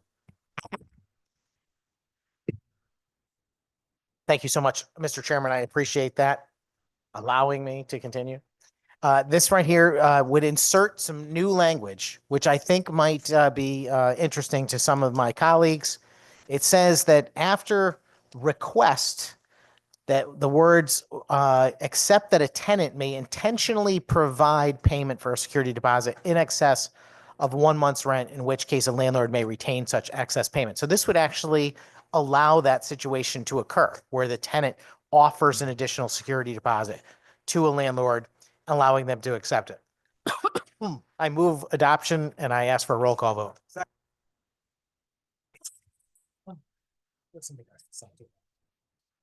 Understood.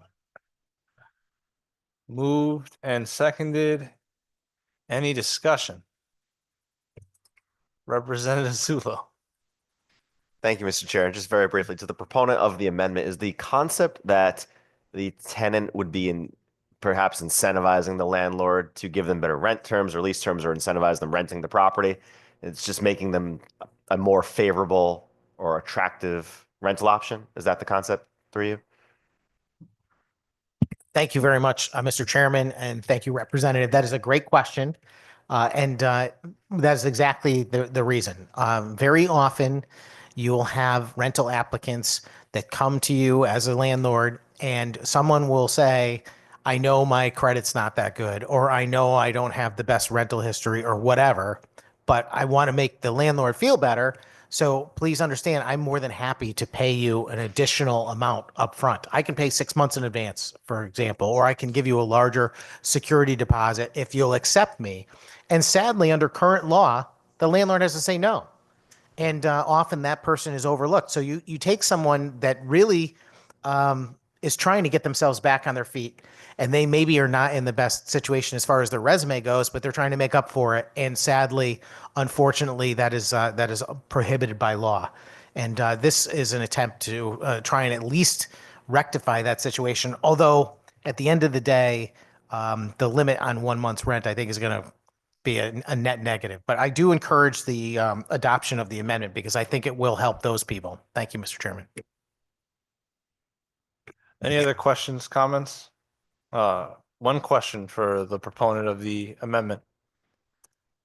Given a situation where a landlord would, let's say, go to a tenant and say, if you offer to me that you can pay 4 more months of security deposit, I will give you a more favorable rental offer. Would that be permissible under this? That a housing provider or landlord could suggest that this is possible and even imply that it would be favorable for the tenant for them to take that deal. Is that prohibited under this amendment to the good proponent? Thank you, Mr. Chairman. I will just read you the amendment, which is except that a tenant may intentionally provide payment for a security deposit in excess of 1 month's rent, in which case a landlord may retain such excess payment. That means yes. That means yes, because you can have that conversation and then the tenant can then offer to do so in return, knowing that they will get a more favorable outlook, and therefore the situation can happen. Is that how you interpret that? I appreciate these questions, Mr. Chairman, but again, you're talking to somebody who doesn't believe there should be any restrictions at all.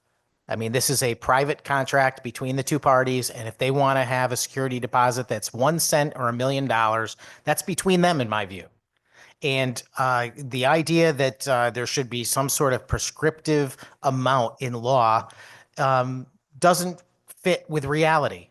Some apartments are extremely nice and some are not so nice. And some of them deserve to have a security deposit is significantly higher because the potential for the damage is that much greater. And that's never accounted for in any of this, paperwork. We always worry about one specific situation, which is maybe the tenant that is a borderline tenant that's having a difficult time. That's the only situation that is ever addressed or contemplated. But there are other things going on here. There's lots of things. There are people that are paying exorbitant amounts in rent because they can, and for properties that are exorbitant as well. The fact of the matter is, in my view, there should be zero restrictions whatsoever. And going from 2 months to 1 month is punitive, unwise, will damage the industry. And it was suggested by a number of folks on this committee that if it was the tenant offering it, then what's the problem? And I couldn't agree with that more. And that's the purpose of the amendment. Thank you. Thank you. Any other questions, comments, or discussion? Representative Gonzalez. Thank you, Mr. Chair. And I got a question for the proponent of the amendment. Right now, a landlord, it's illegal for a landlord to ask or even propose something like this. So this means with this, it'll make legally, right? It will be legal with this? Because right now it's illegal. They cannot not even mention that. The language in the amendment says the tenant may intentionally provide payment for a security deposit in excess of 1 month's rent. It doesn't speak to the landlord. But the landlord they can accept no more than what the law is right now.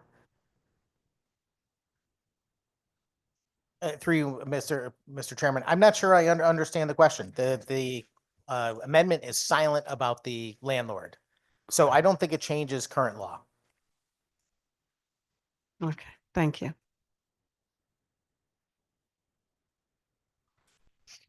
Thank you, Representative. Any other questions or comments?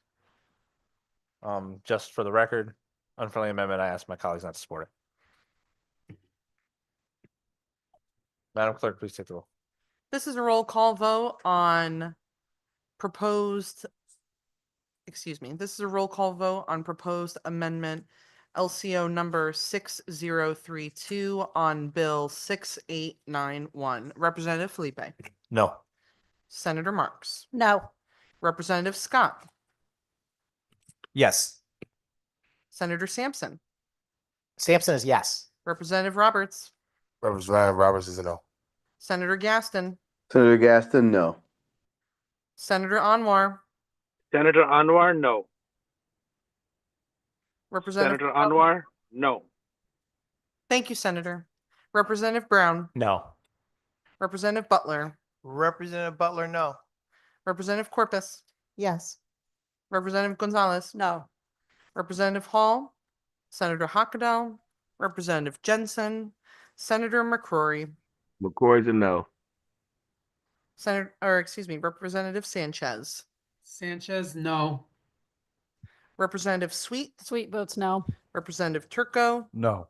Representative Weir, Yes. Representative Zulo. Rep. Zula votes yes.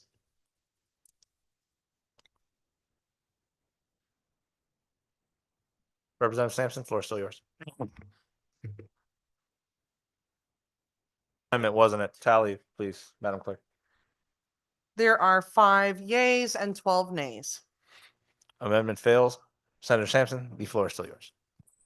Thank you, Mr. Chairman. Yeah, this is a very frustrating situation, frankly, Mr. Chairman. You know, the fact of the matter is that I actually work in this industry and, you know, I have for 2 decades and deal with folks, in my own capacity as a landlord. And I also work as a realtor and represent a lot of other landlords and tenants, by the way, and I work for both parties all the time. And I will tell you that you cannot write laws that are one size fits all like this and expect to have positive results in society.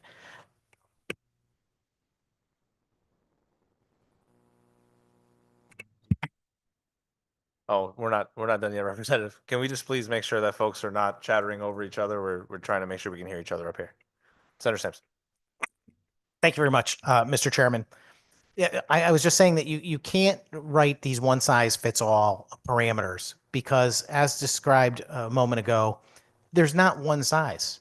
The fact is that tenants come in all different shapes and sizes as far as their rental history and their criminal background or not, or how much money they have to spend, or their references, the criteria that landlords use to determine who they're going to accept as tenants or not.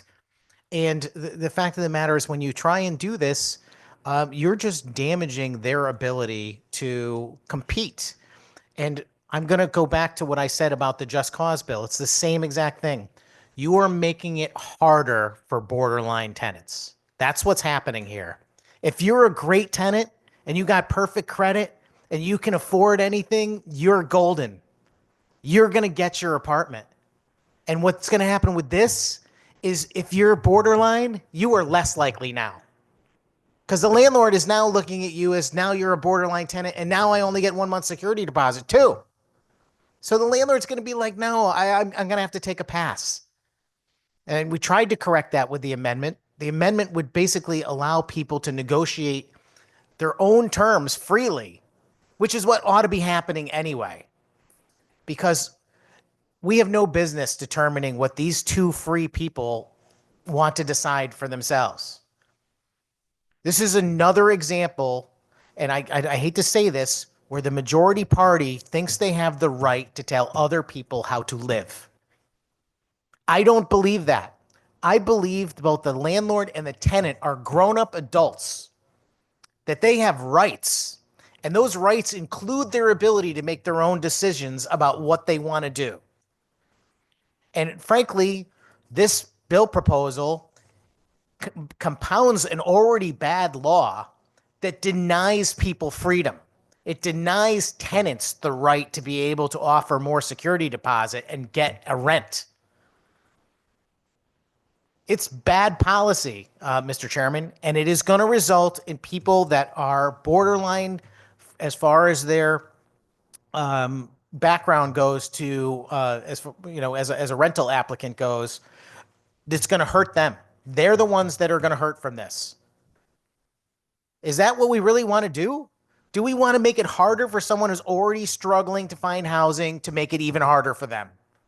Because that's exactly what you're doing here. You're telling a landlord you have even less reason to rent to this person now. Bad policy. Don't do it. Representative Scott. Thank you, Mr. Chair. I do sense and agree with the frustration from the ranking member here, Senator Sampson. I have talked about this bill multiple times as it's gone through the process. during screening and everything. I do agree with him that I do worry about how this is going to be to those marginal renters.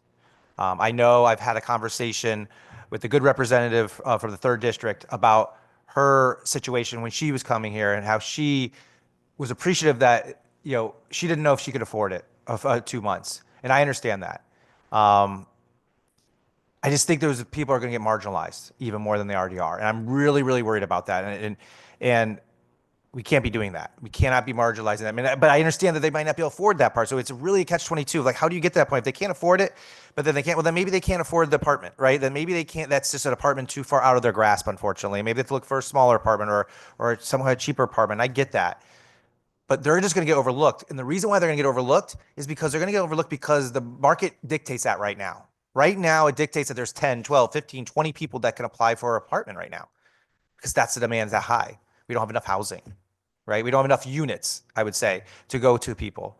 And if we had those and there wouldn't be this 20 people, then maybe there'd only be 3 or 4. And maybe that person who is marginalized would get their fair shot because there isn't 15 other people they're competing against. I mean, it's just like looking at a resume when you're looking for a job, right? If you don't have a college degree and it says, college degree preferred, but there's 20 other people that have a college degree, I guarantee you AI you will be cut. You will be cut. It's that simple. They're just going to get cut. There's 19 other people and they're applying for this job that have a college degree. You don't, you're just going to get cut. It's going to be a simple way for the employer. And this way, it's a simple way for the landlord to do so. And it's a disservice to those folks. It's a disservice to those folks who are already being marginalized, already being questioned if they can even be a good tenant or not. And we're taking that away from them by doing that. I really dislike this piece of legislation because of that. I'm not even talking about the landlords in this case. I'm really talking about those marginalized tenants. And I think it's doing a disservice to them. And that's the reverse of what this is supposed to be accomplishing. So I really hope we revisit this. I really hope we look at it. I'm going to be a no today. And I really think we should look at this because I think it's doing the reverse of what we want to actually accomplish. So thank you, Mr. Chair. Thank you, Representative Scott. Representative Weir. Thank you, Mr. Chair. I won't add a ton of time to this discussion. I just come at it from just a little bit different angle than my colleagues mentioned. And I hope maybe this will resonate. I mean, we heard a lot of testimony, both from housing providers and of course more so from the tenant and the residents. And of course, the residents said, we want this bill to go forward. And by and large, the landlords and the housing providers said, we don't agree with this bill. That this is taking away a tool from us. And I think it's important for us to remember and maybe recognize that the landlords, they're the ones making that ultimate decision. So currently today, it's their property. They're making that decision. They have experience with these decision-making process. And I think that the tenant may not see, and generally, I've been a tenant. I don't know what went into to the landlord choosing me way back when we were renting. I don't have visibility, and I don't think the tenants have visibility to that process. But the people who do have visibility, the landlords, they explain to us how it works. So part of the job of the landlord is to make sure that they're protecting their asset and also protecting other residents. A number of things they have to look, and they're responsible for that building and that investment. And we heard again, this is about the third time we've heard a similar type concept over the past 3 years. And landlords have tools to screen tenants. Background check. I mean, I don't want to go, but one of them in the background check, job history, eviction history, there's 6 or 7 things that a landlord can look at. And in this case, if all those or some of those are deficient, maybe they can rely on taking a risk, managing that risk and saying, I'm going to take, you've heard this before. It happens if somebody's buying a home. I mean, some of us around here are homeowners. And I can remember when my wife and I bought a piece of land, we wrote a letter to the seller, an older couple, in hopes that you'd build a connection. And I think that when somebody's buying or selling a home, the buyer may offer something else in addition to money because they can't, and maybe that resonates with the seller. And I think in this case, if you put it into a tenant landlord situation, the tenant may be here able to offer an extra month's rent or a half a month's rent something that's going to put them either above the rest and have them stand out, or if they're deficient, this may bring them up on a level playing field. And I don't know, I don't have the answer. We're not going to get a one size fits all. There's 1,000 different scenarios, but I'm concerned that we're limiting options between two people who could work this out between themselves. And it may not be money. And you may have somebody who says, I'm offering to mow the lawn. And you don't have to do that. And I don't want to interfere there. We don't say that they can't mow the lawn or they can't shovel the driveway in exchange for a lower rent or making it easier on the landlord. So I just ask that, I know this amendment is dead today, but as we go through the process, that maybe we consider talking with some people beyond what we heard here. We give this some more consideration and really think what the long-term ramifications are. Perhaps look at other states where they've either taken up action and decided against it, they've gone forward with it and reverted, and just look at what the situation is in other states where this has been enacted or how other people are performing. Thank you. Thank you, Representative. Any other questions, comments? Seeing none, Madam Clerk, can you please call the roll?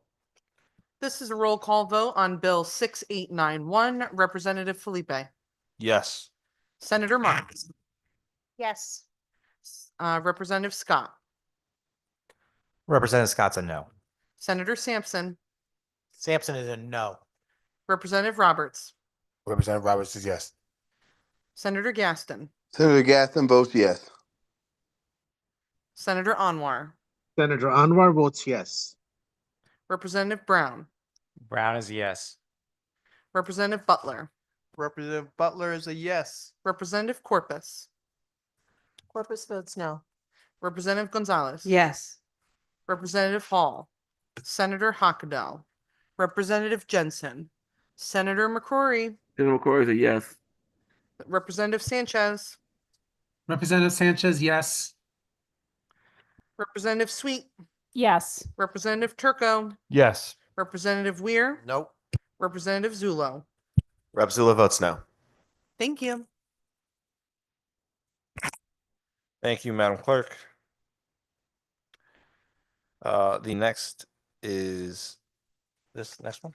21. Yeah. Yep. Item number 21, House Bill 6892, an act limiting the increase of rental charges upon transfer of residential property to a new owner. J. F. floor. Is there a motion? Moved. Doesn't really need a second. Any discussion? Senator Sampson. Thank you, Mr. Chairman. I understand that this is another bill that comes from us from the Department of Housing.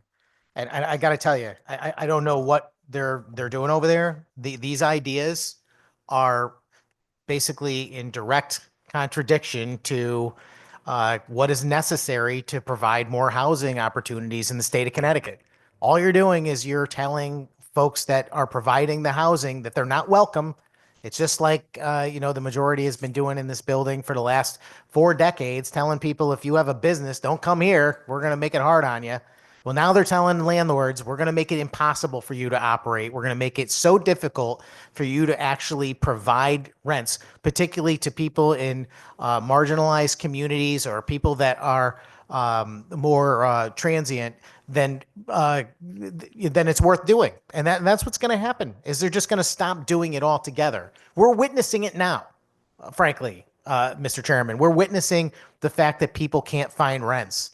And the reason why they can't find them is because the landlords that are out there are hesitant because of the system of laws that have been created in this building and the laws that are being threatened right now as we speak. This bill, I believe I've got it correct.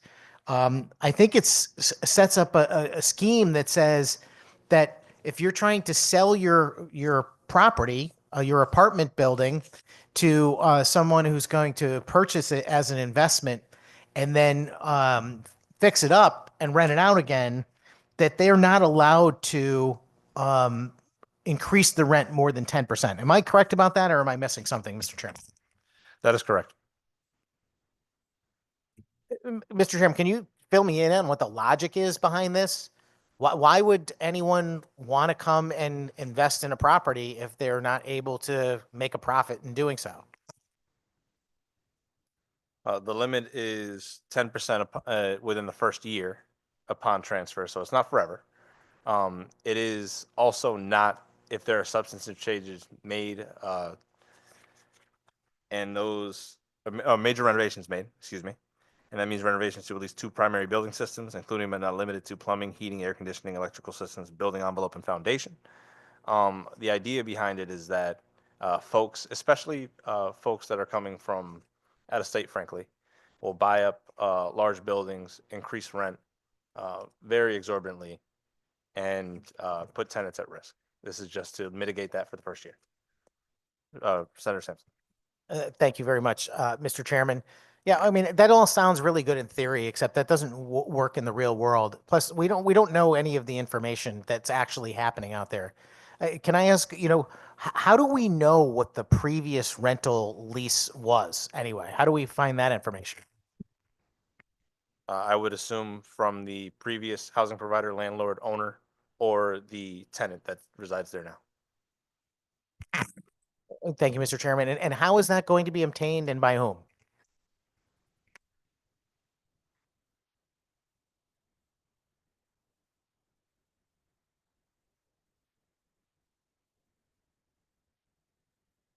That is not specified in the bill. Thank you, Mr. Chairman. Yeah, it's just supposed to appear by magic, apparently. I don't know if it's that easy to obtain that information between you and me.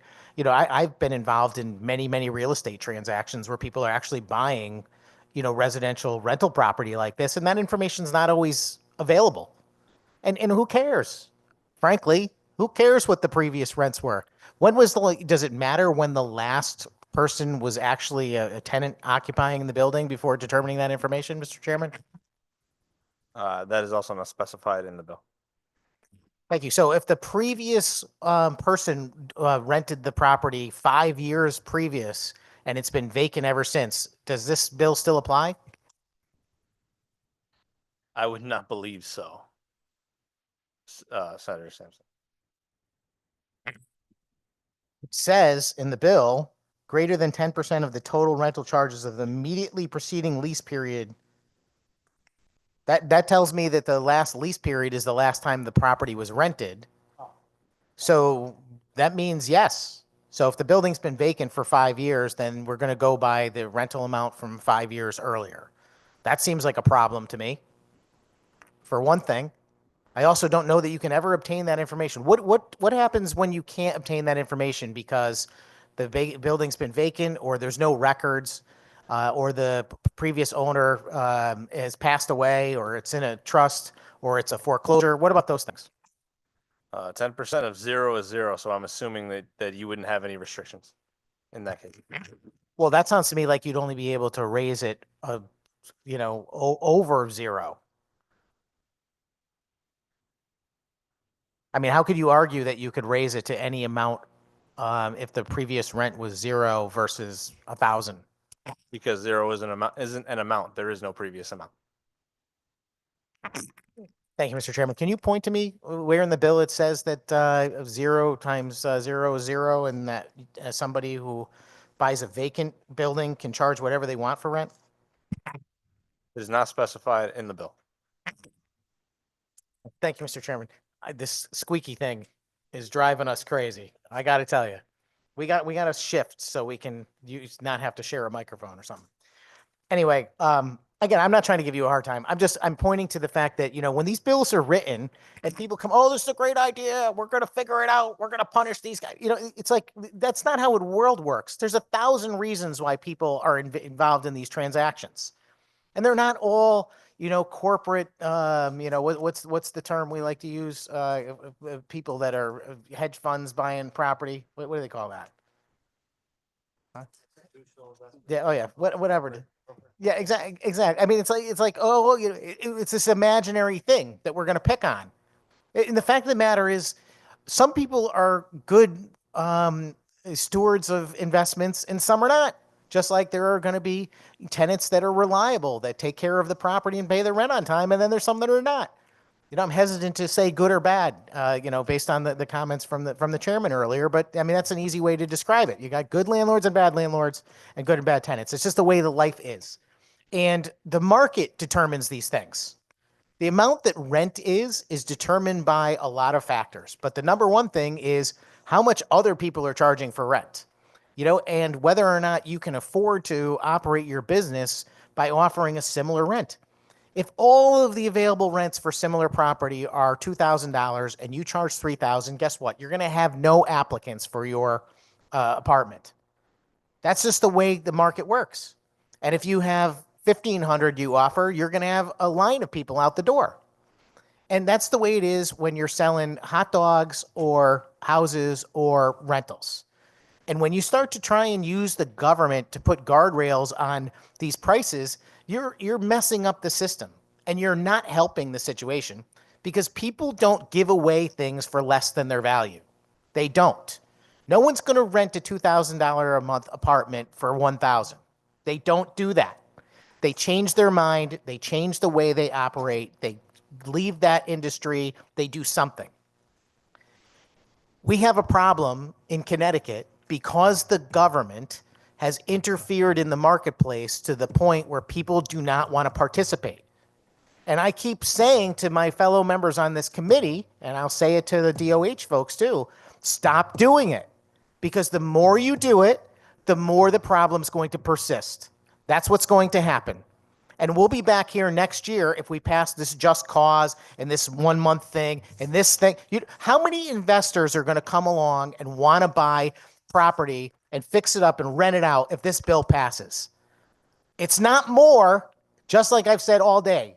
It's less, right? You're not making more people want to come with this bill. Only you're creating a situation where less of them will. Is it one less? Is it 50 less? I don't know, but it's less. And we don't need less people involved in providing housing. We need more people providing housing. The way to do that is to encourage them to come by not scaring them away with bills like this. And if you entice them to come and you say, we're not going to scare you anymore because we're going to recognize that it's hard to be a landlord in Connecticut, then guess what? More will come. And when that happens, the rents will go down. It's not rocket science. It's how the market works. This bill is unbelievably frustrating, Mr. Chairman. This is just like, is it understood that, pardon me, something's going on here, some kind of side question, so I'm going to pause until it's resolved.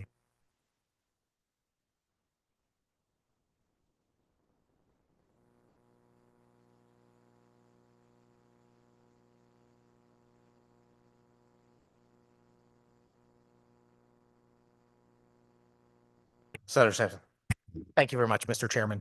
So as I was saying, the language in this bill is designed to prevent investors from coming and taking buildings that are distressed and making them not distressed anymore so they can actually be used as rent property. And what do they get that? They get punished. That's what they get. They get, oh, by the way, we're going to limit how much you can actually rent your apartments for.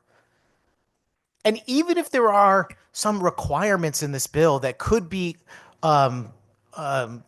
supposedly achieved by convincing someone, well, I touched 2 walls now or something, like whatever the requirements are in this bill. Do you think landlords want to go through that? Do you think some investor wants to go through this? Well, I don't know. I'm going to buy this building, but they have this system in Connecticut that says I got to go through a checklist to make sure I did X, Y, and Z. Otherwise, they're going to tell me how much I can rent for. That in and of itself is an immense impediment to someone wanting to take on that task. I mean, seriously, how do you know that's going to happen? How can you guarantee for yourself you're going to get approved to be able to surpass that requirement? This is just, Mr. Chairman, I don't want to torture you. I like you thoroughly. And, I could sit here and ask 100 more questions about this that I'm serious would be impossible for anyone to answer, because there's questions, they're just unanswerable. The fact of the matter is that, people that engage in this type of industry are, what's the word I'm looking for? They're knowledgeable, and they are, they have a lot of data that they use to determine, what they're doing. They're calculating, the risk versus reward. They're trying to make calculations. And when you just throw like a bomb into this, calculation for them about whether this is a good investment, that, maybe or maybe not, you can meet some sort of requirement. I just think you're chilling the whole uh, possibility of someone engaging in that activity. And it's an activity we need people to engage in. We have other bills on this agenda about handing out free money to do exactly this. So I'm totally confused. On some level, there are people in this legislature who think we should just throw money at the problem and get people to start building stuff. And we should be just telling towns, we don't care what your rules are. You should just build whatever you want, wherever it is, blah, blah. Who cares? The quality, let's put that 50 unit building on the cul-de-sac. It doesn't matter. They have that on one hand. And on the other hand, you got stuff like this where they're like, well, if you try and fix up an actual residential, apartment building, we're going to lean on you, really. I mean, come on. Another bad bill. As I said before, don't do it. Thank you. Thank you, Senator Sampson. Representative Zulo. Thank you, Mr. Chair. Just very quickly, I want to give you all an example of why this needs to be modified a little bit. So in East Haven, we have a large housing stock that people have owned for a long time, right? People bought them in the 50s and 60s, 70s. They bought them at low prices. They've owned them till now, right? And they go to sell them, and maybe they paid $50,000 for the house, but now the house is worth $350,000. The whole time they've owned it, they've been renting it out to whomever. And you know what? They've been there a long time. They never went up on the rent. And they didn't have to go up on the rent because they only bought the house for $50,000. So the person's maybe paying $800, $1,000 a month. Now, a new person buys it, not a hedge fund, not an institutional investor, just you or me buys it. And they go to get a loan. They need to get a loan for $290,000 or $280,000 if they put 20% down, right? The payment on that loan is substantially more than the rent that they're collecting. If they can't go up more than 10% on the rent, they're never going to be able to service the debt on the house that they bought for the purpose of renting it. So you know what's going to happen? The only people that are going to buy these properties are the institutional investors and the hedge funds that a lot of people seem around here to be demonizing. If you really want this bill to fund, what this bill will do, to my Senate colleagues' credit, is it will disincentivize people buying these houses, take units off the market to be rented. If you don't fix this, this is a real consequence. This isn't a hypothetical. This is happening every day. This will happen. So I would encourage you to consider that as assuming this moves forward and try to address that because it's a very real problem. Thank you. Thank you, Representative Zulo. I missed when you were sitting over there opening day because my neck's starting to get like a little crimp. Representative Corpus. Thank you. I just wanted to add, I do look at this a little bit through a different lens, which is an investment background. And in the investment decisions I've seen, the transactions I've seen, it's very clear. There's a list of drivers, the pluses of the investment, and there's a list of risk factors.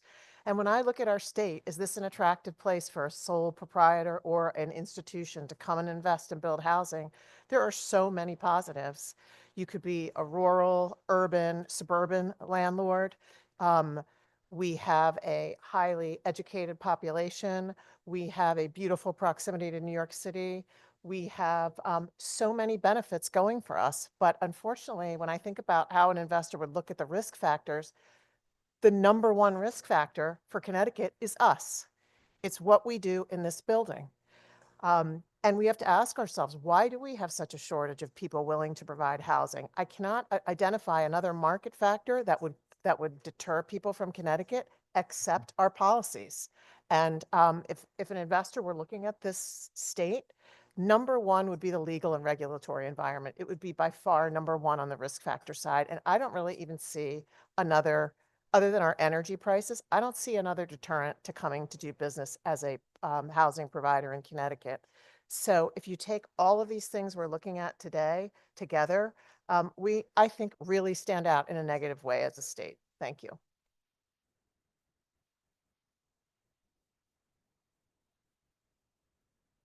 Representative Weir.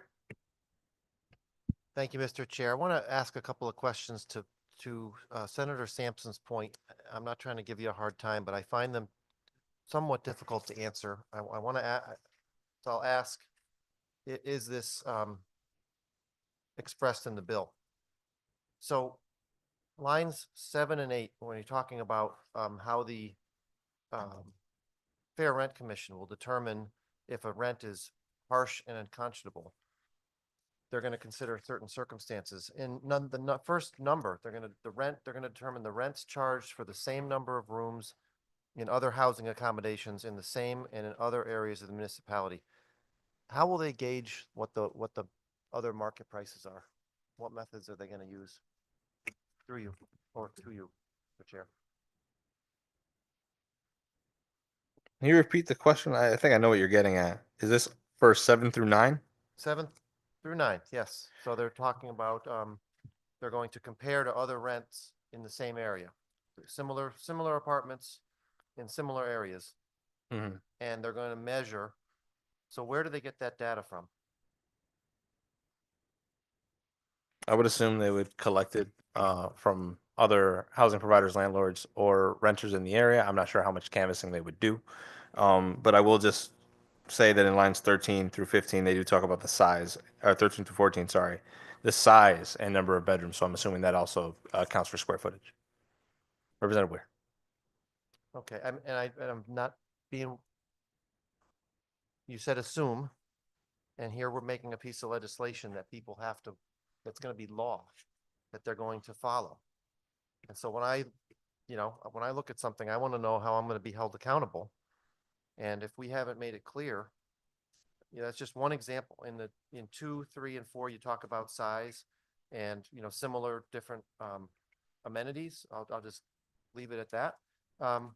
Who's going to inspect those to kind of to make sure that they're, I mean, is the Fair Rent Commission going to go through advertisements?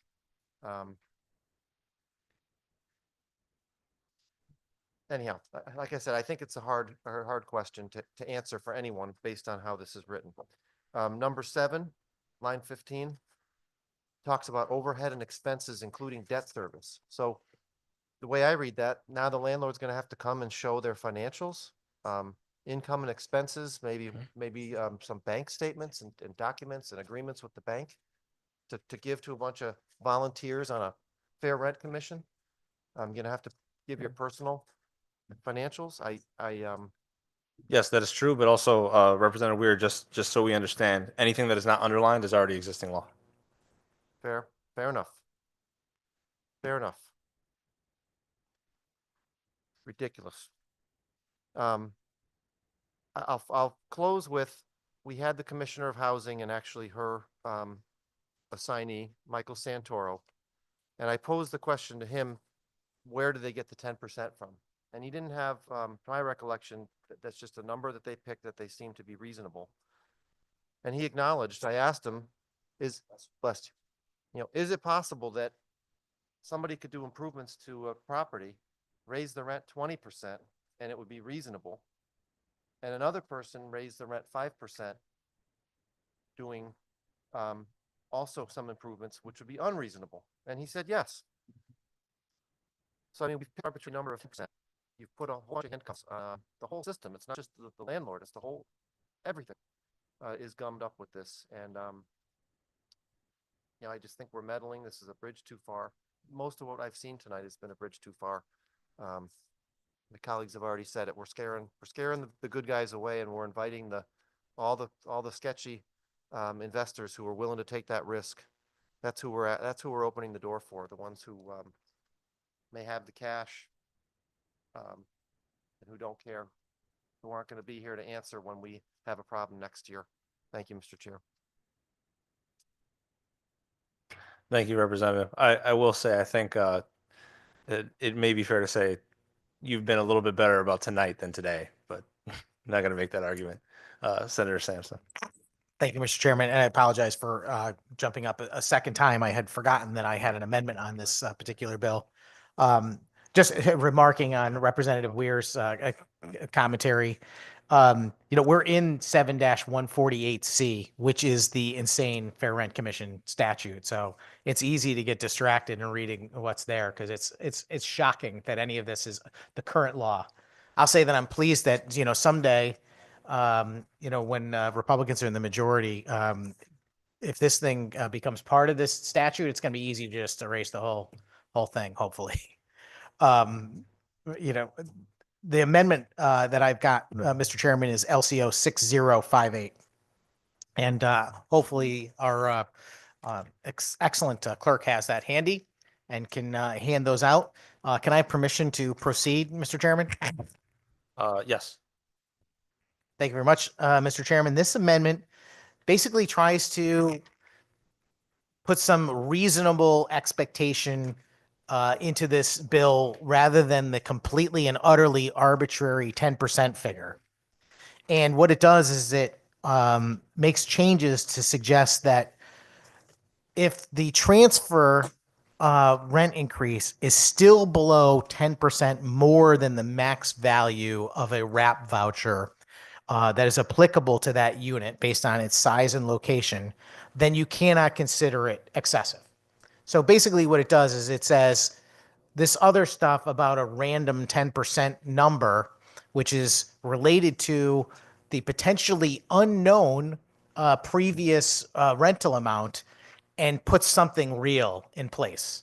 And I think that this is a really good compromise to suggest that as long as the rent that the new owner is charging is still below 10% more than the max wrap voucher amount, then it's clearly a reasonable rent. It falls within the realm of, similar rents in the vicinity.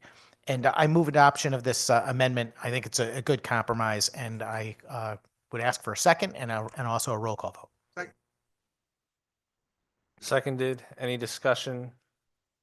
I will just say, I actually appreciate where this is coming from. I really do. I think that it's a smart look at it, a way to think about it. I am not comfortable doing such a thing today. However, I do think in the coming months, as we discuss this bill with Department of Housing and others, if we are to continue the discussion, I don't think that a no vote on this amendment today means that we are by any means completely opposed to making those changes. I would say it's an unfriendly amendment today, but we may revisit it in the future. And I ask my colleagues to not support it today.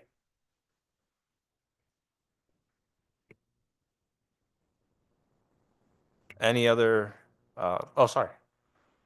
We're good? Any other discussion on the amendment? Madam Clerk, would you please call the roll? This is a roll call vote on proposed amendment LCO number 6058 to Bill 6892. Representative Felipe, No today. Senator Marks, No. Representative Scott, Representative Scott is a yes. Senator Sampson, Sampson's a yes. Representative Roberts, Roberts, no. Senator Gaston, No today. Thanks. Senator Anwar, Senator Anwar votes no. Representative Brown, No. Representative Butler, Representative Corpus, Corpus votes yes.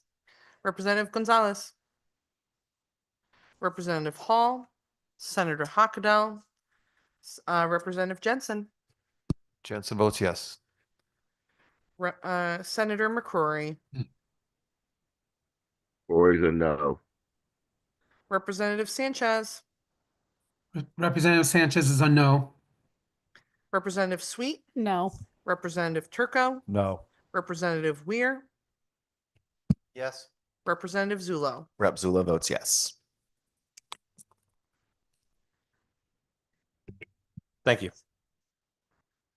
We are going to There- skip. Huh? Oh, I apologize. You're right. Senator Sampson, the floor is still yours. We have 6 yeas and 11 nays. Thank you. Senator Sampson? All right, all good. Any other comments, questions, discussion on the bill? Seeing none, Madam Clerk, can you please call the roll on the bill? This is a roll call vote on Bill 6892. Representative Felipe, Yes. Senator Marks, Yes. Representative Scott, Representative Scott is a no. Senator Sampson, Sampson is a no. Representative Roberts, Roberts, yes. Senator Gaston, Yes. Senator Anwar, Senator Anwar votes yes. Representative Brown, Brown is yes. Representative Butler, Representative Corpus, Rep. Corpus votes no. Representative Gonzalez,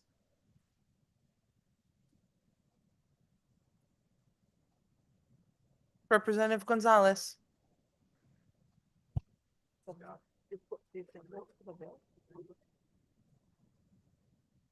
This is the bill?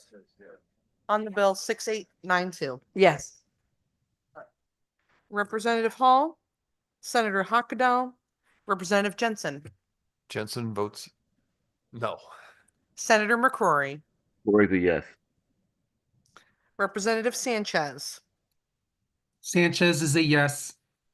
Representative Sweet, Sweet is yes. Representative Turco, Yes. Representative Weir, No. Representative Zulo. Rep. Zula votes no. Thank you.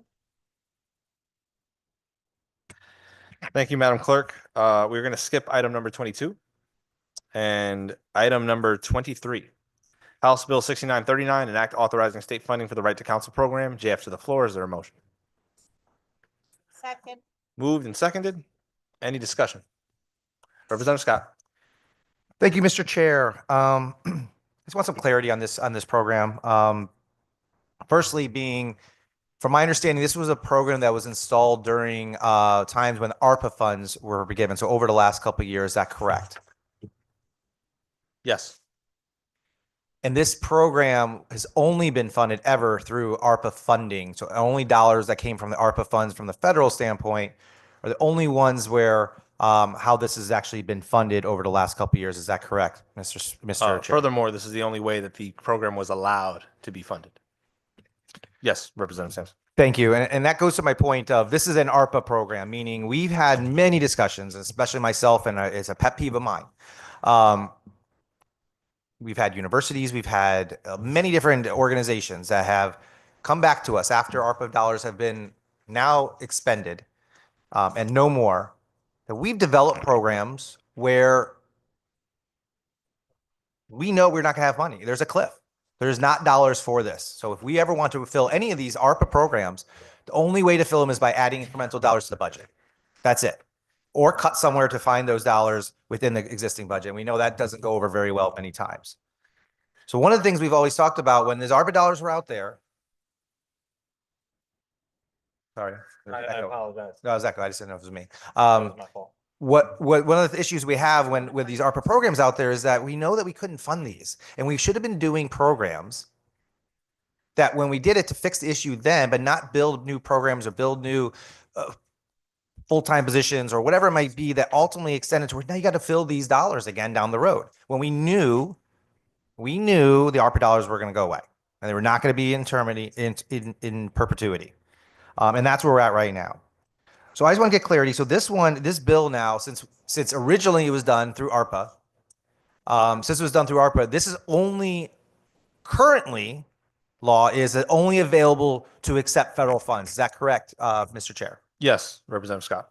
And then this bill is specifically changing it to allow that we can now fund it through our state dollars. Is that correct, Mr. Chair? Federal dollars or state dollars. That is correct. Great. Do you know how many dollars were associated with this account, either yearly or in one-time lump sum over the last 2 or 3 years as this existed? We'll send to these for 1 second.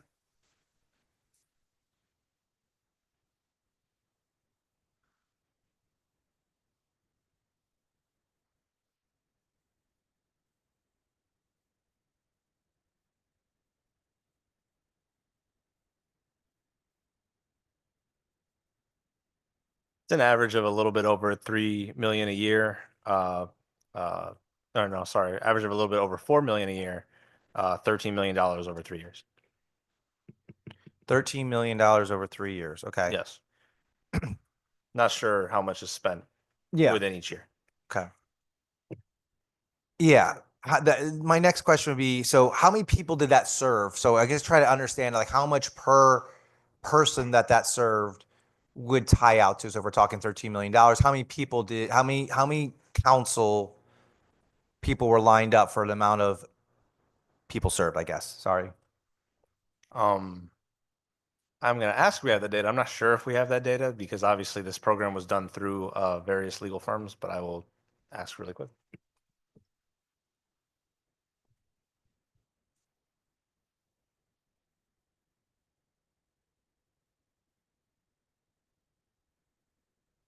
$5,500 households, almost 13,000 people. Okay. So, okay, thank you for that. I appreciate that. And obviously, we don't know how many household figures, one or two, 2 point whatever per person.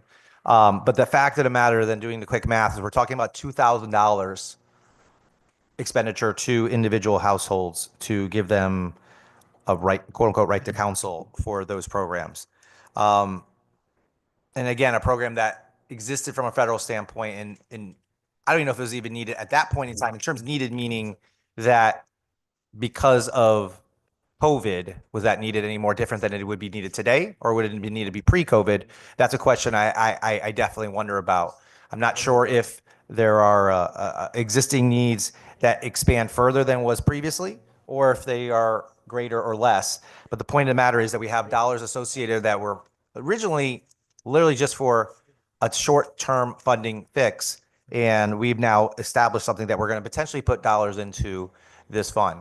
I'm going to ask the question, and I'm pretty sure I know the answer, and that's the kind of questions I like to ask, but are there any dollars associated, or are we going to ultimately go to appropriations with this down the road? I know this is going to the floor, but is there any dollars associated with that or being asked for this program at this time?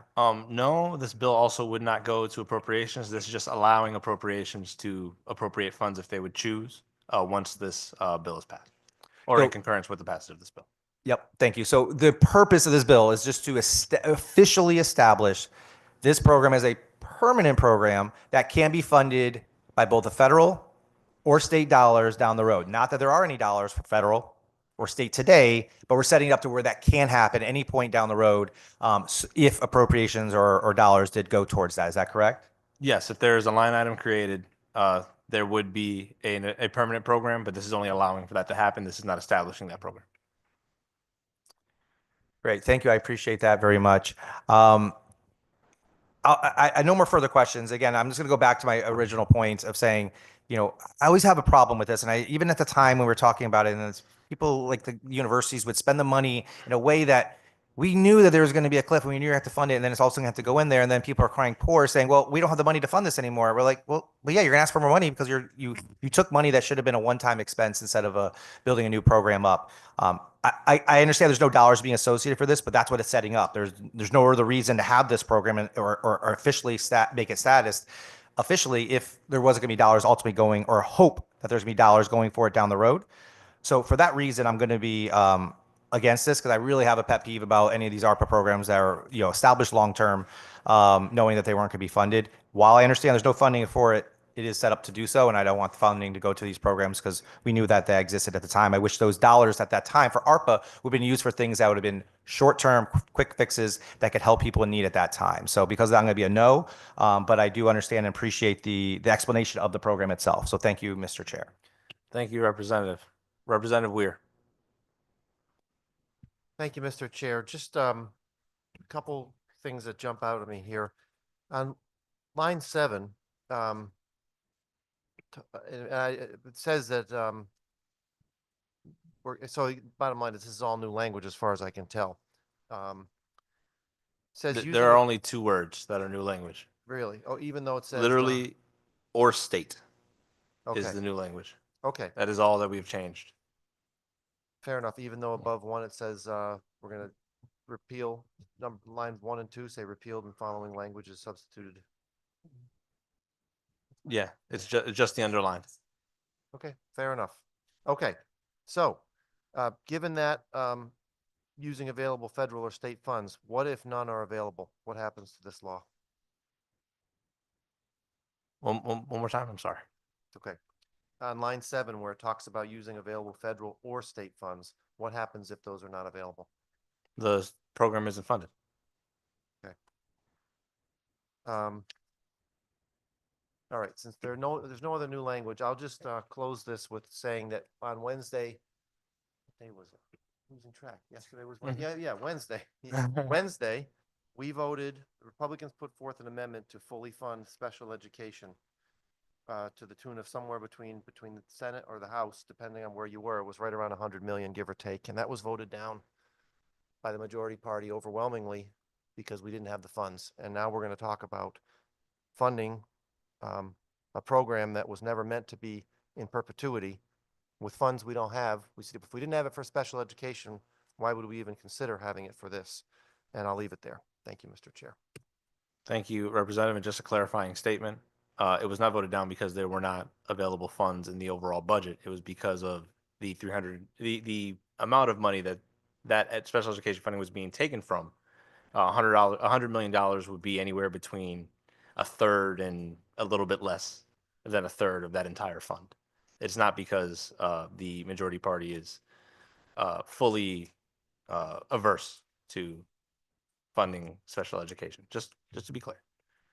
Any other questions? Senator Sampson. Mr. Chairman, I'm going to resist asking if you're partially averse.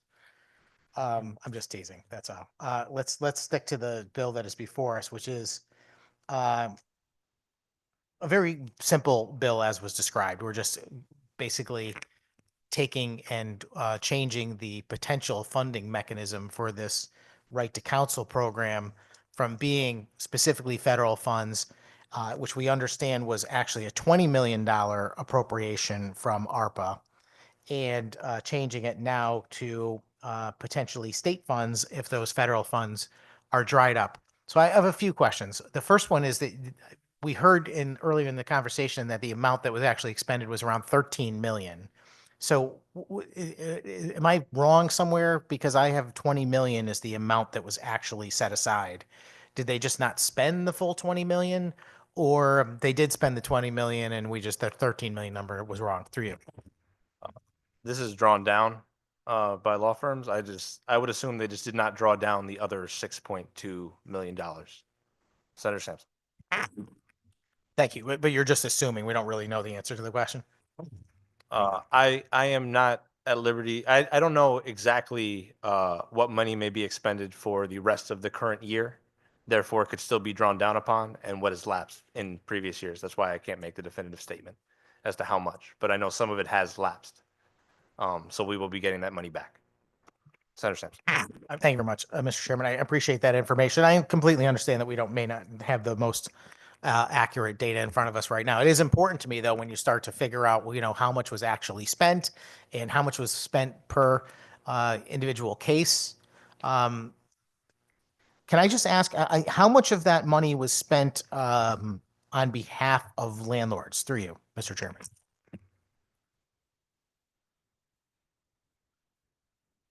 None. Senator Sampson. Thank you, Mr. Chairman. So this program was designed to provide funding only for tenants in legal disputes with their landlords, but no such benefit was offered to landlords. Was there some sort of decision about whether or not the tenant's case was a viable case, or they were in the right before the state decided to use the federal ARPA funds to pay for their defense or complaint through you, Mr. Chairman? I'm not sure how anybody can decide whether or not they were in the right before the case is brought before a court, which is what this money would be for, is to give them counsel in that court. Well, I don't disagree that ultimately the decider is the courtroom, but the fact of the matter is that lawyers every day meet people that want to hire them for their cases, and they have a decision to make about whether or not they believe the case is just or not. So I think it's just interesting that the state thought it was in the interest of the state of Connecticut to fund attorneys to represent tenants, but not to represent landlords, and not have any real consideration whether or not the landlord or the tenant was at fault in any of these specific situations. I want to just point out, by the way, that, to say federal or state, federal funds are also tax dollars. And I think that's often minimized in our conversations. Well, it's just federal money, it's like, well, we paid it. It's still taxes. It may not be as directly impactful to the typical citizen in Connecticut, but there's still taxes that we're paying that are going to the federal government that are generating these the funds that came back to us in the form of ARPA. So,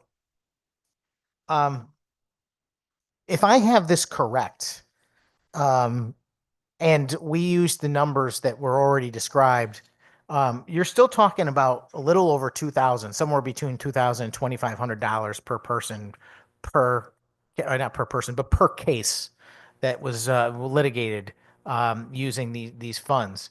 I don't know, Mr. Chairman, do you know if that's like the going rate to hire an attorney to litigate a housing dispute through you? I wouldn't know what the going rate is to hire an attorney for that particular dispute now.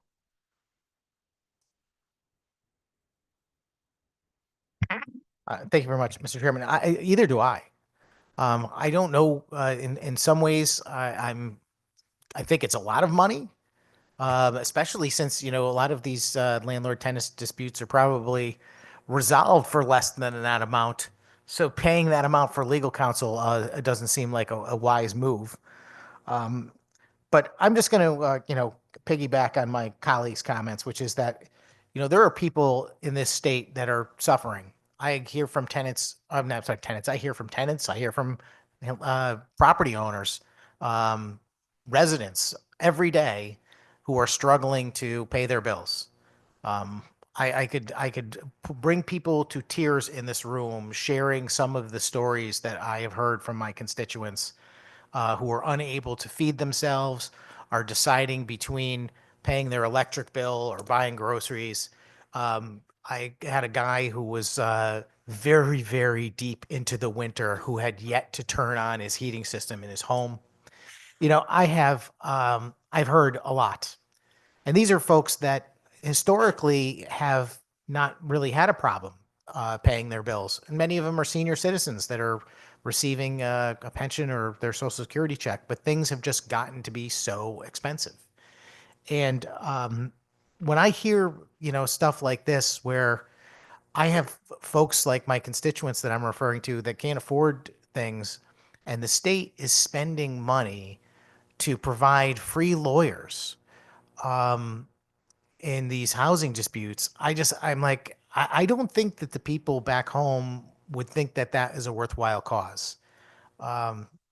Making sure that my guy who was afraid that his boiler wouldn't turn on or would cause a problem or have carbon monoxide, to me that seems a much more worthwhile cause to me. And anyway, Mr. Chairman, it's late. I could go on and on. I want to express my dissatisfaction with this bill and the desire to turn what was, as was pointed out, a temporary program that was funded through temporary federal funds and trying to turn it into something that will be an ongoing expense to the citizens of Connecticut under the current economic climate is not justified in my view. Thank you. Thank you, Senator. Representative Corpus. I just have two quick questions, Mr. Chairman. It says in here that there's an income eligibility requirement. What is that to avail oneself of this program?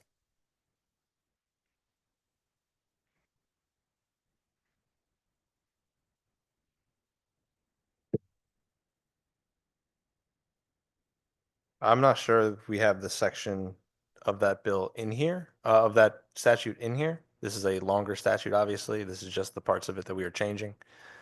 So I know that is current law. I'm not sure what exactly that answer is. Is there an income eligibility requirement? Yes, there is. There is.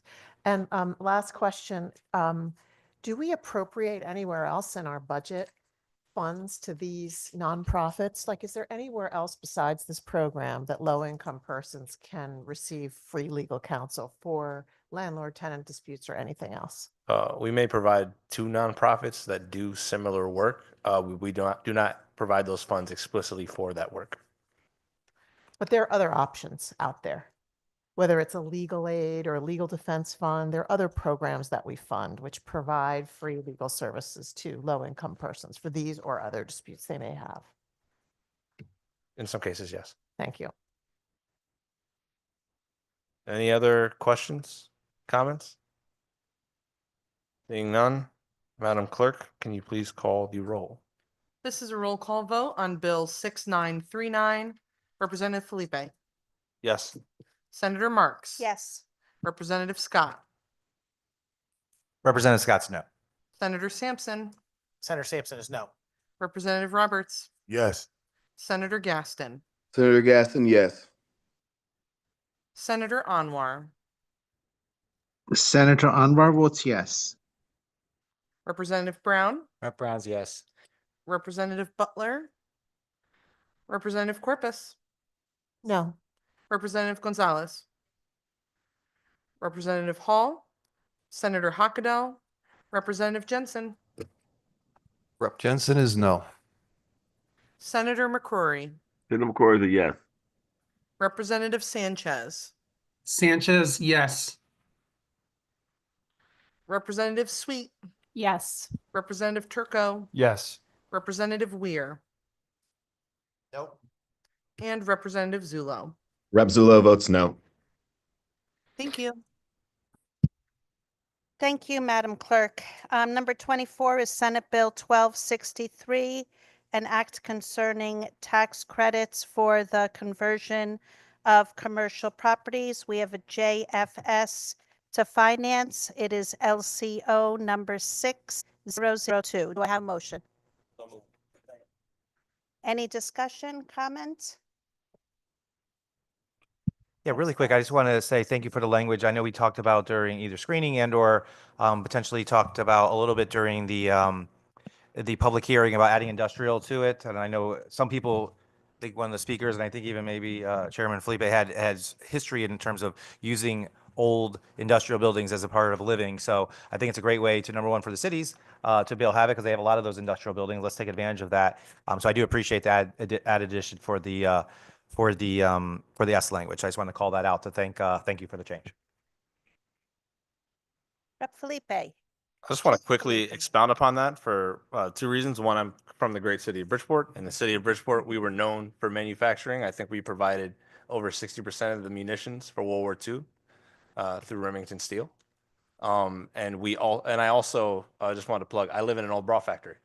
That is where the condo complex that I live in is. So this conversion works. Thank you, Madam Chair. It sure does. Okay, seeing no other comments, Madam Clerk, please take the roll. This is a roll call vote on Bill 1263 as amended by LCO number 6002. Representative Felipe, Yes. Senator Marks, Yes. Representative Scott, Representative Scott is a yes. Senator Sampson, Sampson is no. Representative Roberts, Representative Roberts is a yes. Senator Gaston, Senator Gaston votes yes. Senator Anwar, Senator Anwar votes yes. Representative Brown, Yes. Representative Butler, Representative Corpus, Yes. Representative Gonzalez, Yes. Representative Hall, Senator Hockadell, Representative Jensen, Jensen is yes. Senator McCrory, Senator McCoy is a no. Representative Sanchez, Sanchez is yes. Representative Sweet, Yes. Representative Turco, Yes. Representative Weir, Yes. Representative Zulo. Rep. Zulo votes yes. Thank you.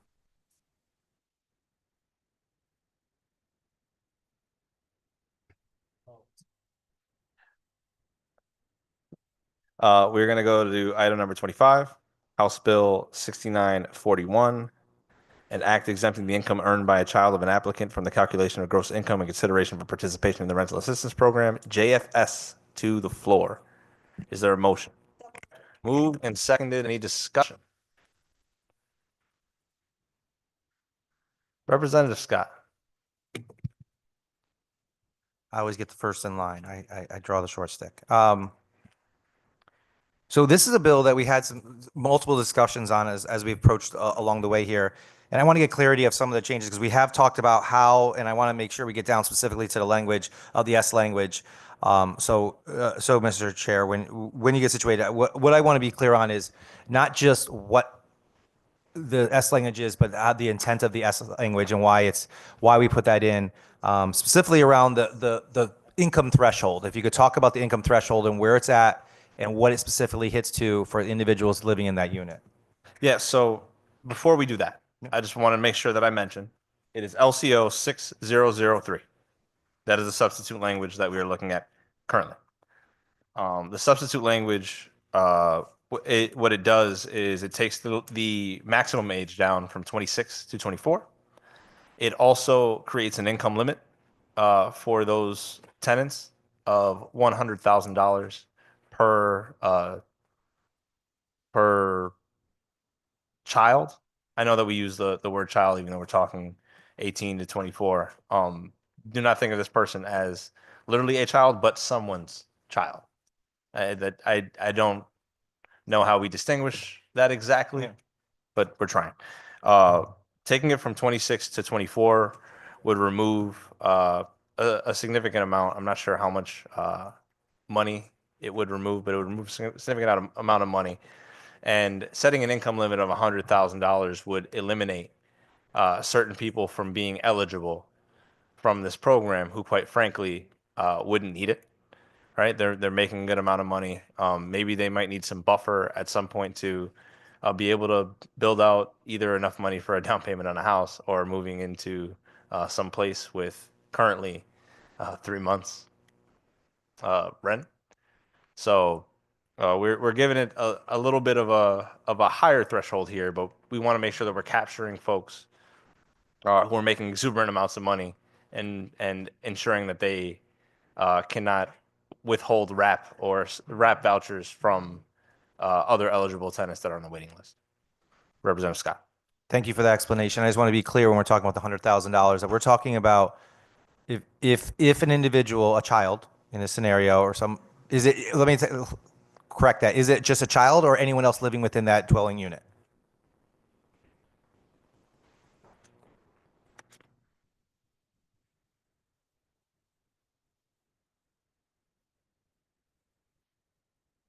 Is it in my it says child.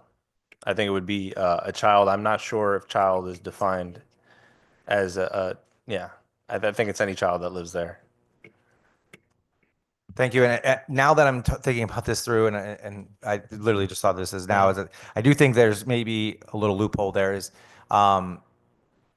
if there's someone else who's living in like dwelling in there, it could be a significant other, it could be a boyfriend, it could be a girlfriend, it could be whatever, and they're, I don't know if on a lease or not on a lease, but they're living there. That income is not necessarily on there unless their name is on the lease, right? That could be a way to circumvent that too. And I know we're trying not to have people circumvent that. Representative Scott, I would just say, while I understand what you're getting at, that person is not a child in terms of their age or who they are. Therefore, they would have to be a child of somebody within the unit.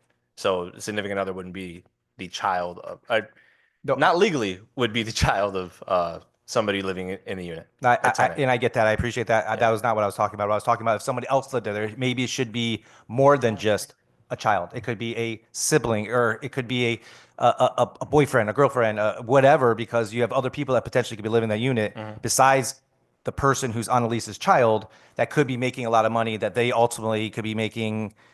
For example, and I will throw it, and I'm not hypothetical to you, I'm just talking in generally, is that you have a person who is living in their thing, has a kid that's 20 years old, that's making $10,000 a year. Fine, they're not counting towards it. But you have them have a boyfriend who's living there, is part of the household, who makes $200,000 a year.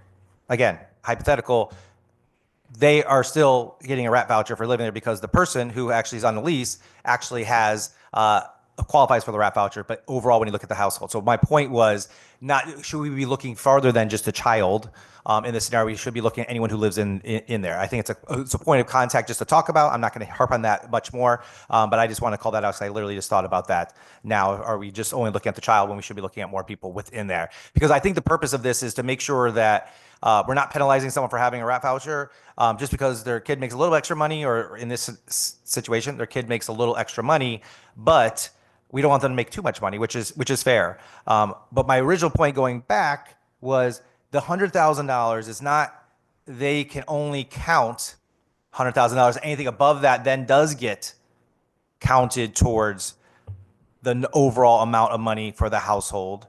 I just want to be clear, that's not the case. It is only $100,000. If they make more than, then that's a problem, and it becomes over the amount of money that the RAP voucher is. But if it's 90,000, that's fine. But anything over that is the threshold, and it's not anything looked at above the 100,000. If they make $100,001, the $100,001 is counted as their income. Perfect. Thank you. That clarifies that and makes that clear to me. I appreciate that. So again, I understand the intent of this bill. I do have some problems with it. I think there are enough loopholes in there that I think someone could take advantage. And I understand if someone's making $150,000, $200,000 a year, how many people of those are taking advantage of the RAP vouchers and maybe trying to, take advantage of the system? I don't think there's that many. But I don't want those RAP vouchers to be used in any way but the people that actually really, really, really need them. So I think we need to be as close as possible to making sure that we're doing that as clear as possible to make sure we're only having the people that use it, that need it. So I do have a couple issues with this product. I do appreciate a lot of the work that you've done to make it a little bit more of a hurdle for those to be taking advantage of it. But I think there might be a couple extra steps we might need to take if we continue to keep looking at this down the road. But thank you for the conversation. Thank you, Representative. I just want to make a quick comment to that point, and not to dispute anything that you're saying, just that the loopholes that you have discussed are loopholes that exist. We are not creating them through this legislation. Those are just loopholes that we are not necessarily addressing. Any other questions or comments? Senator Sampson. Thank you, Mr. Chairman. Representative Scott will be a lot nicer about this bill than I'm going to be, because I think this is an invitation to find loopholes. That's the way I would describe it. I think this is an opportunity for people to exploit the language in this bill to take advantage. I also am completely shocked that anyone would think that this $100,000 figure is appropriate. I mean, I don't know what the income limit is to get a RAP voucher, but if you've got somebody in your household making $99,999 a year, I don't care whether they're 5 years old or 99 years old, it's an impact that ought to be taken into consideration. And to be excusing it is absurd in my view. The rest of the struggling taxpayers that I just described a minute ago in the state of Connecticut would be paying for this. And I think that they would find it egregious to be giving money to somebody who makes close to $100,000. That's my view on it. So I actually came up with an amendment to improve this bill in a way that is far more reasonable. And that's LCO 6079. And Madam Administrator is going to hand that out to folks. And I hope I have the permission of the good chairman to continue. Thank you, Mr. Chairman. I'll just describe this amendment, which is that instead of using the language not exceeding $100,000, I'm going to use the language not exceeding 80% of the median income in the municipality, which in my view is still extremely generous. I bet that number is more than the eligibility requirement for a RAP voucher now. 80% of the median income of any particular municipality. And it also reduces the age from 24 to 18, because the fact of the matter is that 18 years old is an adult, and that's the age of majority. And I don't think we should be calling people that are any older than 18 children any longer. So with that, Mr. Chairman, I move adoption. I'd love a second, and I ask for a roll call vote. Thank you. Moved and seconded. Any comments, questions, or discussion? Representative Roberts. Thank you, Mr. Chair. I do want everybody to really understand what a RAP situation is when you pay 40% of your income. But at the same time, if we understand the actual people that are on the program of RAP, it's $25,000 or less a year, not the average median, which is about $37,000 a year. So you're kind of really like lessening the process of it. So with that being said, being a RAP baby itself and understanding this concept, the average person that would make $100,000 a year I'll be honest with you, would not want to live on RAP when it's 6,500 households in the state of Connecticut on RAP. I'm simply talking to myself because I implemented the bill because I am a rap baby, because I come from this, because I've experienced it. So to bring it down to the age of 18 years of age, because you feel as if that is a grown adult, but at the same time, a child could be on his mom or dad's insurance till she's 26 or 20 or 26 years old, is very much ridiculous. You spend more on insurance than you spend on rent, respectfully. So if we want to just call a spade, we really have to be honest with ourselves when we're talking about this. But I even felt stressful to even see the 18 to 24. But at the same time, just understanding being a rap baby and understanding the conversation of getting your first job, graduating high school, not having an opportunity like everyone else to go to college, but to save money to go to college, to save money to provide for your family. I mean, it's clear and concise. I mean, 6,500 households in the state of Connecticut of the poorest of the poorest. I mean, you're working with the lowest of the lowest. It's about 365,000 people in the state of Connecticut. I mean, it's pretty much, it's extreme, you know. But I truly appreciate the opportunity to speak, Mr. Chair. Senator Sampson. Mr. Chairman, thank you very much.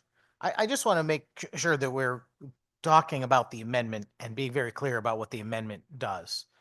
I understand the limitations for income for the RAP program very, very well. And the bill that is before us would effectively allow someone living in the household to make up to $99,999 a year and have that income ignored. If we truly want to help the poorest of the poor, as was just described, then we don't want to be giving funds from that program to people who have residents in their household earning that kind of money, in my view. And that's the reason for my amendment.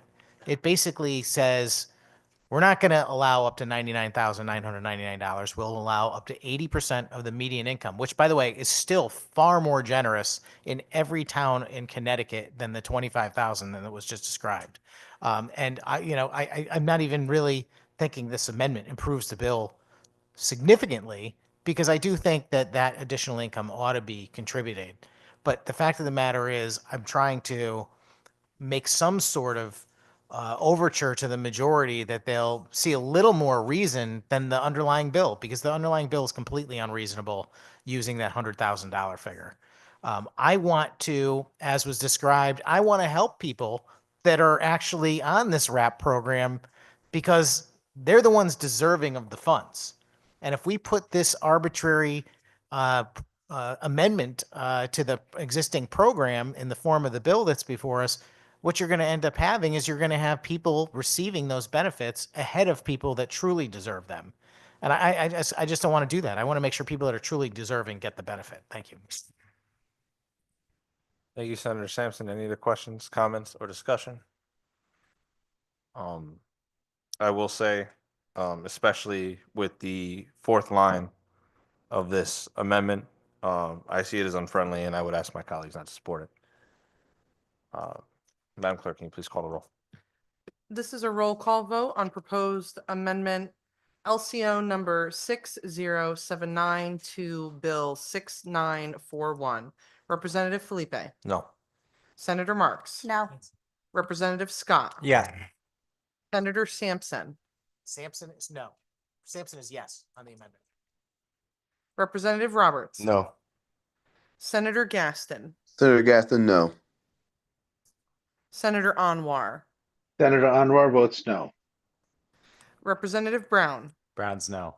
Representative Butler, Representative Butler is no. Representative Corpus, Corpus votes yes. Representative Gonzalez, Representative Hall, Senator Hockadell, Representative Jensen, Jensen is yes. Senator McCrory, No. Representative Sanchez, Sanchez is no. Representative Sweet, No. Representative Turco, No. Representative Weir, Yes. Representative Zulo. Rep Zulo votes yes. Thank you. Quick tally. 1, 2, 3, 4, 5, 6, 7, 8, 9, 12. 1, 2, 3, 4, 5, 6. We have 6 yays and 12 nays.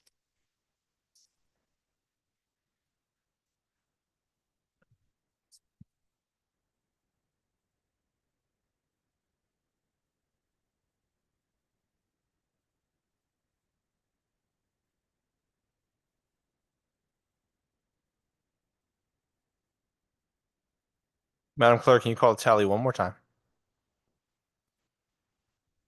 Yes, Mr. Chair, the tally is 6 yays and 12 nays. The amendment fails. Senator Sampson, the floor is still yours. Thank you very much, Mr. Chairman. I'll just state for the record, finally, that I'm trying to preserve the RAP program for the people that are actually deserving of this benefit. That's my goal. That's what it is. The bill that is before us would actually allow someone in the household making $100,000 a year to still allow that household to get the RAP voucher. And that to me is absurd. And the fact of the matter is that my amendment, while it reduces the age, all it does is it says that if there is someone that is above the age of 18 who makes the income of a real job, and that amount is going to be significantly more than $25,000, as was mentioned. You're talking 80% of the median income anywhere in Connecticut. Even in the poorest communities in the state, that number is probably around 50,000 or more. So you have somebody who might be over 18 and under 24, granted, but they're earning a real income. And they're earning an income that actually would preclude them from getting the RAP voucher themselves. Why would we be allowing people who make $100,000 a year to get the RAP voucher? It makes no sense to me. The people that truly are poor, that truly deserve the benefit, need to be protected from this exception that we're putting into the law. If you read this, it's very straightforward. It says we're going to allow people to collect the RAP voucher who are earning way more than the program actually allows. And I'm against that. I want to preserve the program for the people that need it. Thank you. Thank you, Senator Sampson. Any other questions, comments, or discussion? Seeing none, Madam Clerk, can you please call the roll? This is a roll call vote on Bill 6941 as amended by LCO number 6003. Representative Felipe, Yes. Senator Marks. Yes. Representative Scott, Representative Scottson. Senator Sampson, Sampson is a no. Representative Roberts, Representative Roberts votes yes. Senator Gaston, Senator Gaston votes yes. Senator Anwar, Senator Anwar votes yes. Representative Brown, Representative Brown's yes. Representative Butler, Representative Butler votes yes. Representative Corpus, No. Representative Gonzalez, Representative Hall, Senator Hockadell, Representative Jensen, Jensen is no. Senator McCrory, Roy's a yes. Representative Sanchez, Sanchez is yes. Representative Sweet, Yes. Representative Turco, Yes. Representative Weir, No. Representative Zulo. Rep. Zula votes no. Thank you.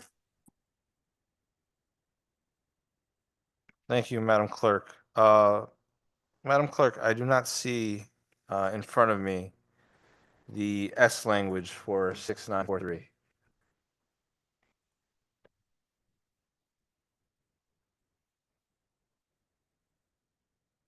Thank you. Thank you, Madam Chair.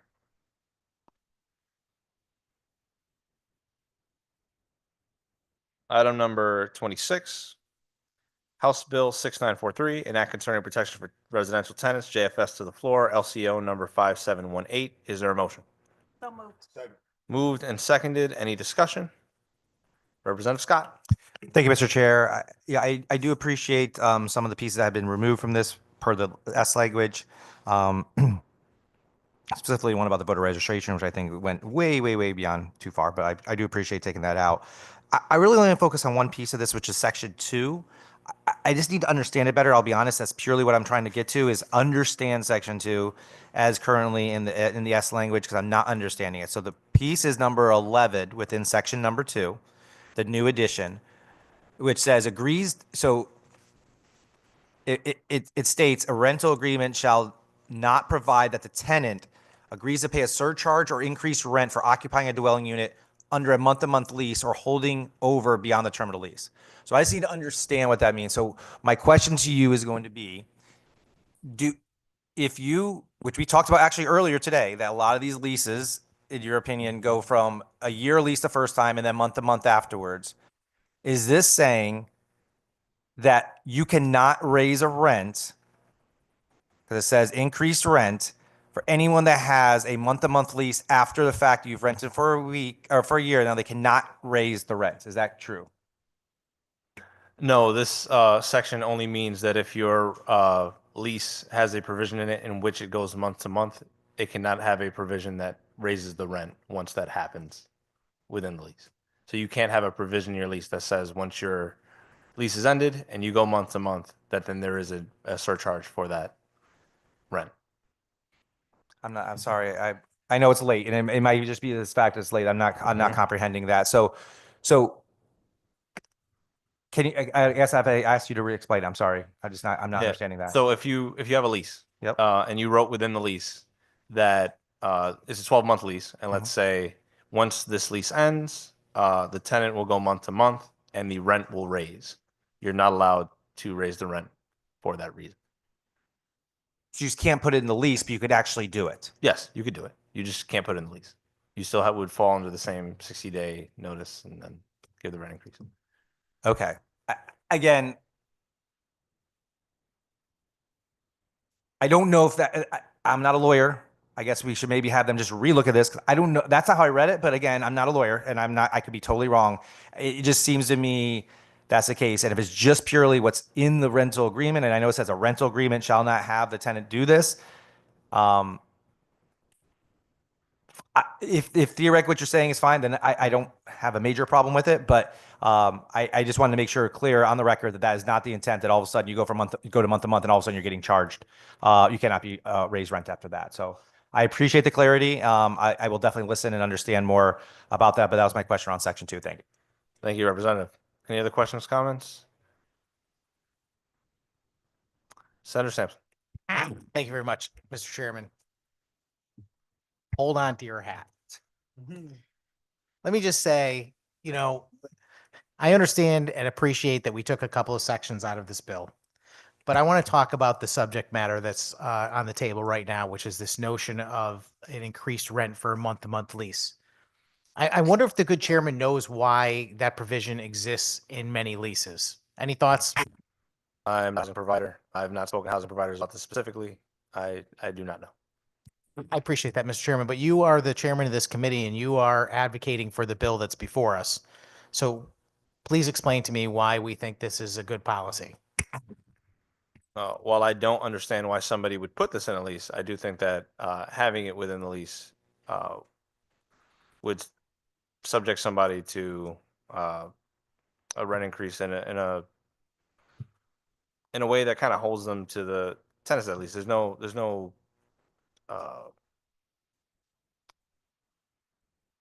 other negotiation to be had.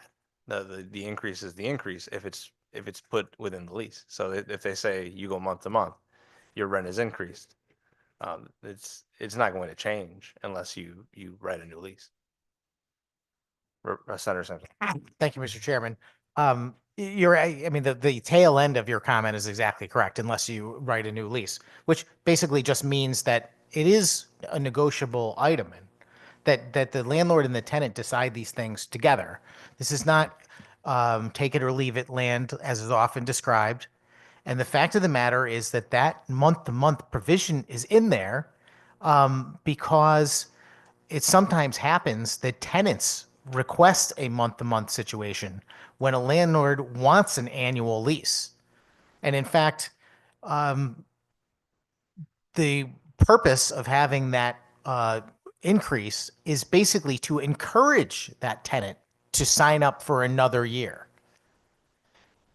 we had this conversation earlier that landlords obviously pay very close attention to the time, the seasons, and the time of the year. I mentioned to you offline earlier today that many landlords try and arrange their leases so that they renew in the springtime, because you do not want to end up having a vacancy in the middle of the winter. Because when you have a vacancy as a landlord in the middle of the winter, you end up being exposed to having to pay for heating costs and things like that. And as a result, that is why landlords also factor that in when it's a tenant who decides to have a month-to-month lease. Anytime I have ever seen a provision for an increased rent for a month-to-month lease, it was in a annual lease document. And the notion behind that is that the landlord is trying to renew an annual lease. And if the tenant says, I won't renew the annual lease, then the landlord says, well, I'm not going to offer you the same price. You're going to have to pay a little bit more because you're exposing me to the potential that I'm going to have a very limited amount of time to replace you as a tenant. Or you may leave me in the middle of winter where I'll have to have a vacancy in a time where it's very difficult to replace the tenant. This is created through market forces, once again. And here, and forgive me, Mr. Chairman, I'm not knocking you, but you came right out and said you don't have any idea why this happens. So why on earth is this committee putting forth bills when they don't understand what the ramifications are or why we're creating these policies? It doesn't make any sense to me. All you're doing is harming both landlords and tenants by interfering with their ability to negotiate these terms together. And I'm going to tell you what happens if you put this into law. The very first thing that happens is now those landlords that have annual leases with their tenants and want to renew those annual leases, but would be willing to accept a tenant on a month-to-month basis if the tenant desires it for slightly more rent, they're not going to offer that anymore, just like your bill says. And guess what that means? That means that that tenant is going to be stuck. That means the tenant is going to be stuck. They're going to have to either sign a year lease that they don't want, or they're going to have to go look for something else.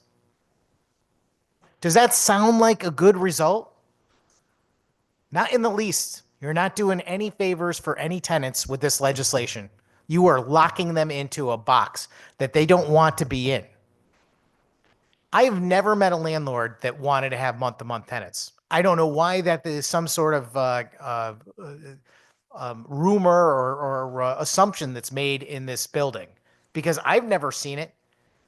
Landlords want to have consistent tenants for long periods of time, so they don't have to worry about vacancies. When you have a vacancy, there are costs associated with that. You can't replace a tenant so quickly. Even if you try, it's very, very difficult. Sometimes you'll have a vacancy for 4 or 5 months, even if you know in advance when someone is leaving, because it's hard to find the proper replacement. And the fact of the matter is, this is going to put tenants in a much worse situation than the landlord, because the tenant is not going to have that month-to-month option that they want anymore. So when they're trying to make their next move in life, because they're finishing school and they want to relocate, or they're going to move in with their future spouse, or some other reason that the life situation is changing and they want to move on from that rental, they're going to buy a house even.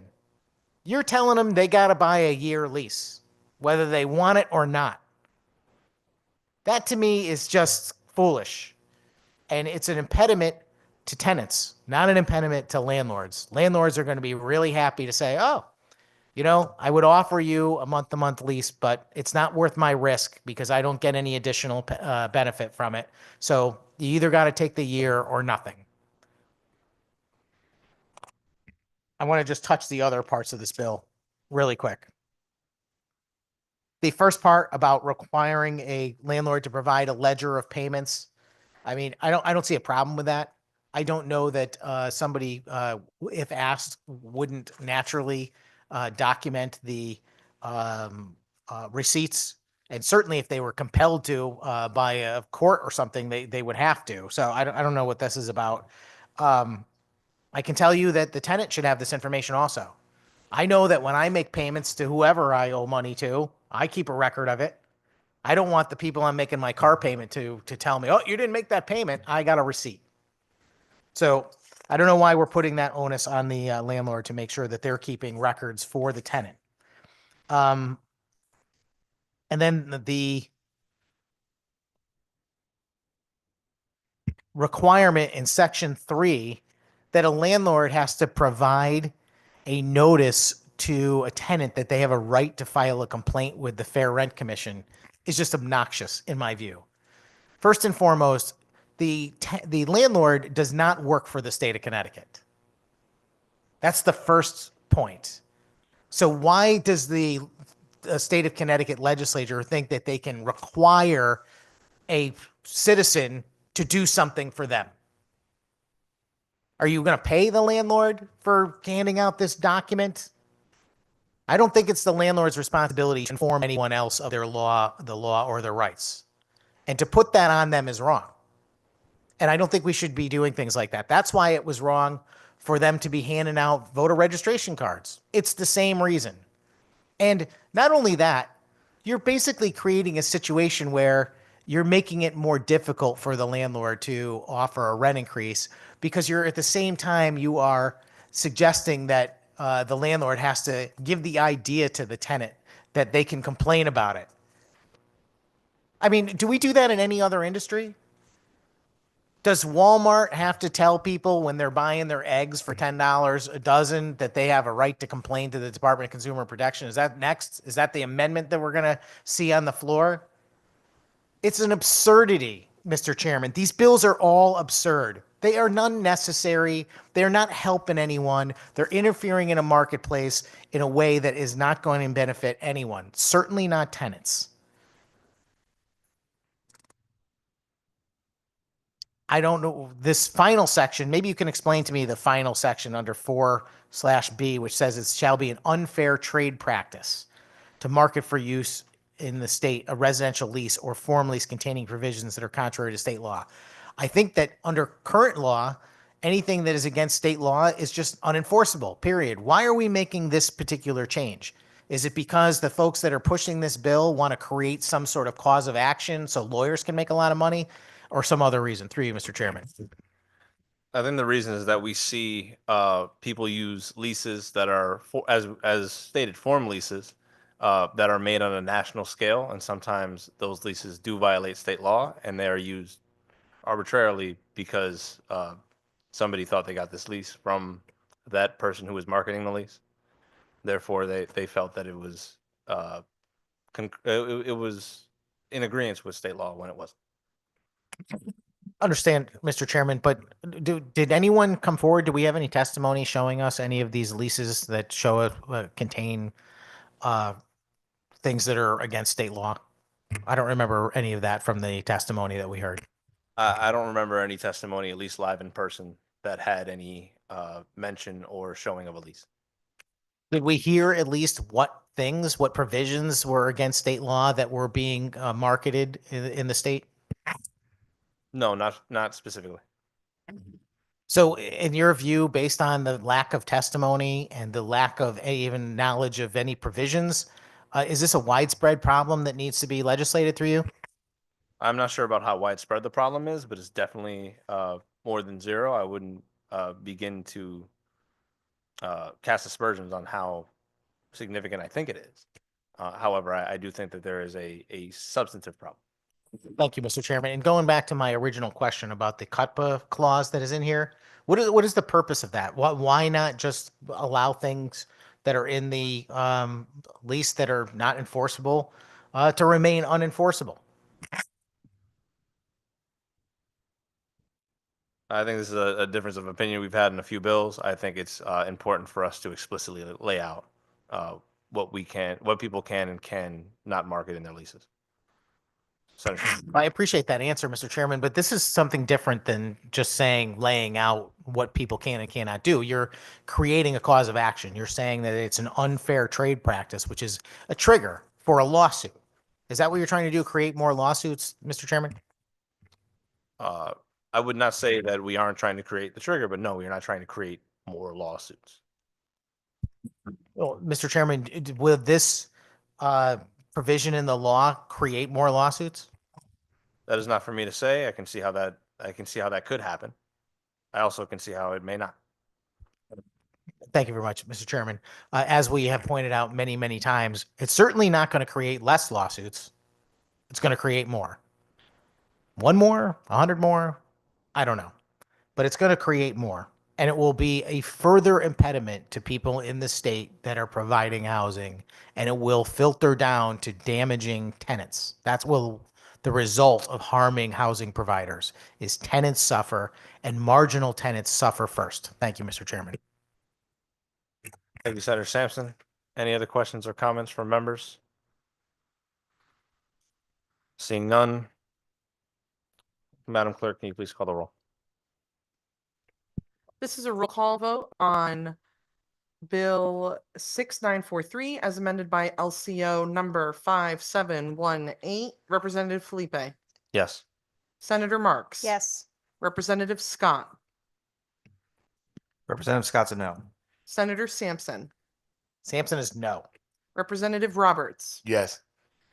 Senator Gaston, Senator Gaston votes yes. Senator Anwar, Senator Anwar votes yes. Representative Brown, Yes. Representative Butler, Representative Butler votes yes. Representative Corpus, Yes. Representative Gonzalez, Yes. Representative Hall, Senator Hockadell, Representative Jensen, Jensen's no. Senator McCrory, Senator McCory's a yes. Representative Sanchez, Sanchez is a yes. Representative Sweet, Yes. Representative Turco, Yes. Representative Weir, No. and Representative Zulo. Rep Zulo votes no. Thank you. Thank you, Madam Clerk. Oh, look at that, still me. Number 27, HB 7031, an act including accessory apartments in the calculation of the threshold for exemption for the Affordable Housing Appeals Procedure. JF to the floor. Is there a motion? Moved and second. Moved. Any discussion? Representative Scott. Really quick, I appreciate the chairs bringing this forward. I think it's a conversation to continue to keep having. The fact is, we've heard from multiple different people, the accessory dwelling apartments could be a way to add stock to the housing, especially the rental units, and to give some extra oomph to those towns that traditionally have these more than other towns. I appreciate the idea of potentially adding it to count towards their 830G calculation for affordable housing. I appreciate just having the conversation continuing. We are here now because of the chairs willing to listen to this, and I do appreciate that. I do think that we can add units to the housing stock, which is the ultimate goal, again, of this committee. So I appreciate the conversation, and I appreciate having the ability to vote on this today. So thank you. Any other questions, comments, concerns? Representative Turco.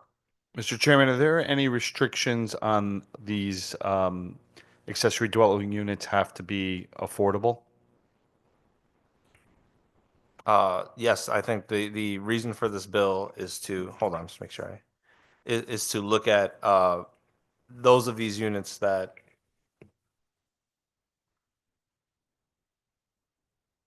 no, there's no requirement. Okay, I remember that in the public hearing, we were questioning, you could have an accessory dwelling unit that could be $3,000 a month. And, we're adding those units that are going to potentially exempt somebody from, 8-30G. So I'll vote yes to help get it out of committee, but maybe we can look at that before we go on the floor of the House. So there's some threshold there. Thank you, Mr. Chairman. Thank you, Representative. That there is some discussion to be had. I agree with those sentiments as well. And I will be voting to get it out of committee, but there are discussions that we need to have before this. Any questions? Discussion? Mr. Chair. Butler. Hey, yeah, thank you, Mr. Chair. My question is, are any of these accessory apartments deed restricted for affordable housing? They could be, they could not be. It does not specify whether or not they are. It would apply Well, to all accessory dwelling units.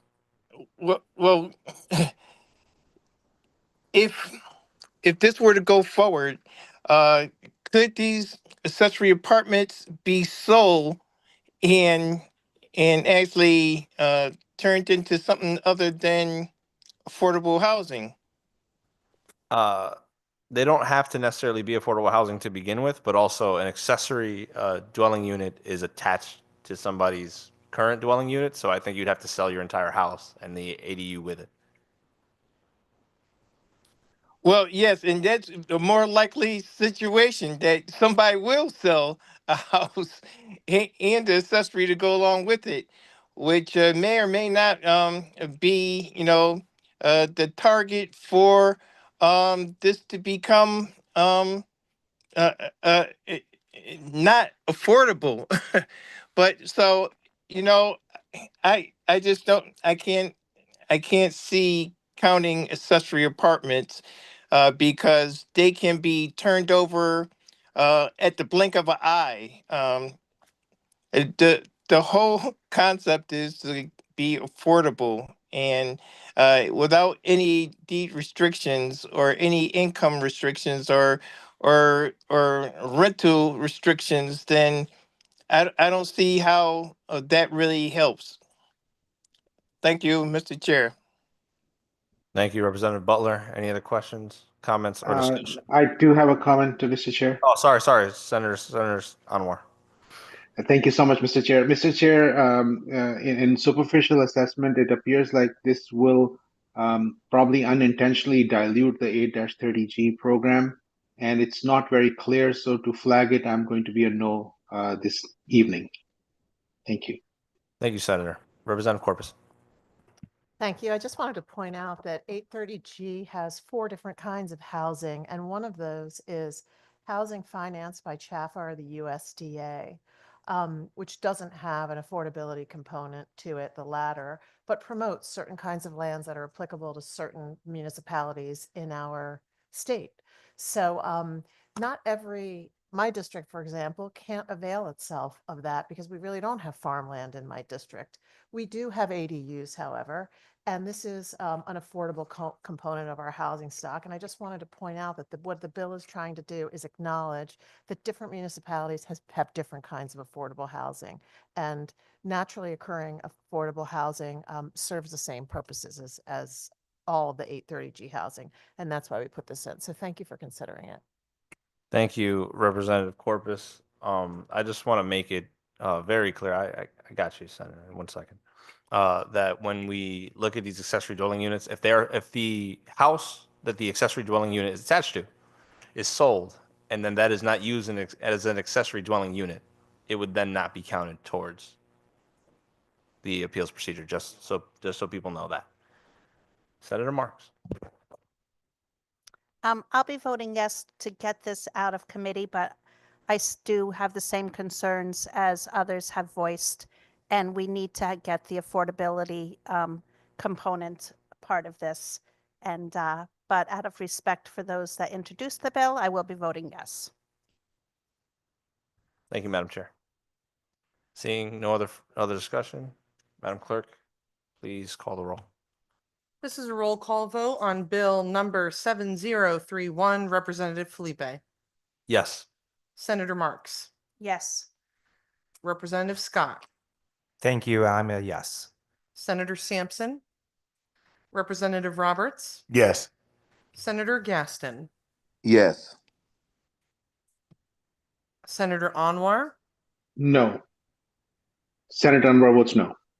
Thank you. Representative Brown, Yes. Representative Butler, Representative Butler votes no. Representative Corpus, Yes. Representative Gonzalez, Representative Hall, Senator Hockadell, Representative Jensen, Yes. Senator McCrory, Senator McCory's a no. Representative Sanchez, Sanchez is a no. Representative Sweet, Sweet is a no. Representative Turco, Yes. Representative Weir, Yes. and Representative Zulo. Rep. Zula votes yes. Thank you. And Senator Sampson, hello. Senator Sampson is a yes. Thank you. Thank you. Mr. Chair, may I ask that we quickly recess so I may restart the live stream for YouTube? We've reached our 12th hour, so we have to restart the Yes, YouTube. Madam Clerk. Thank you.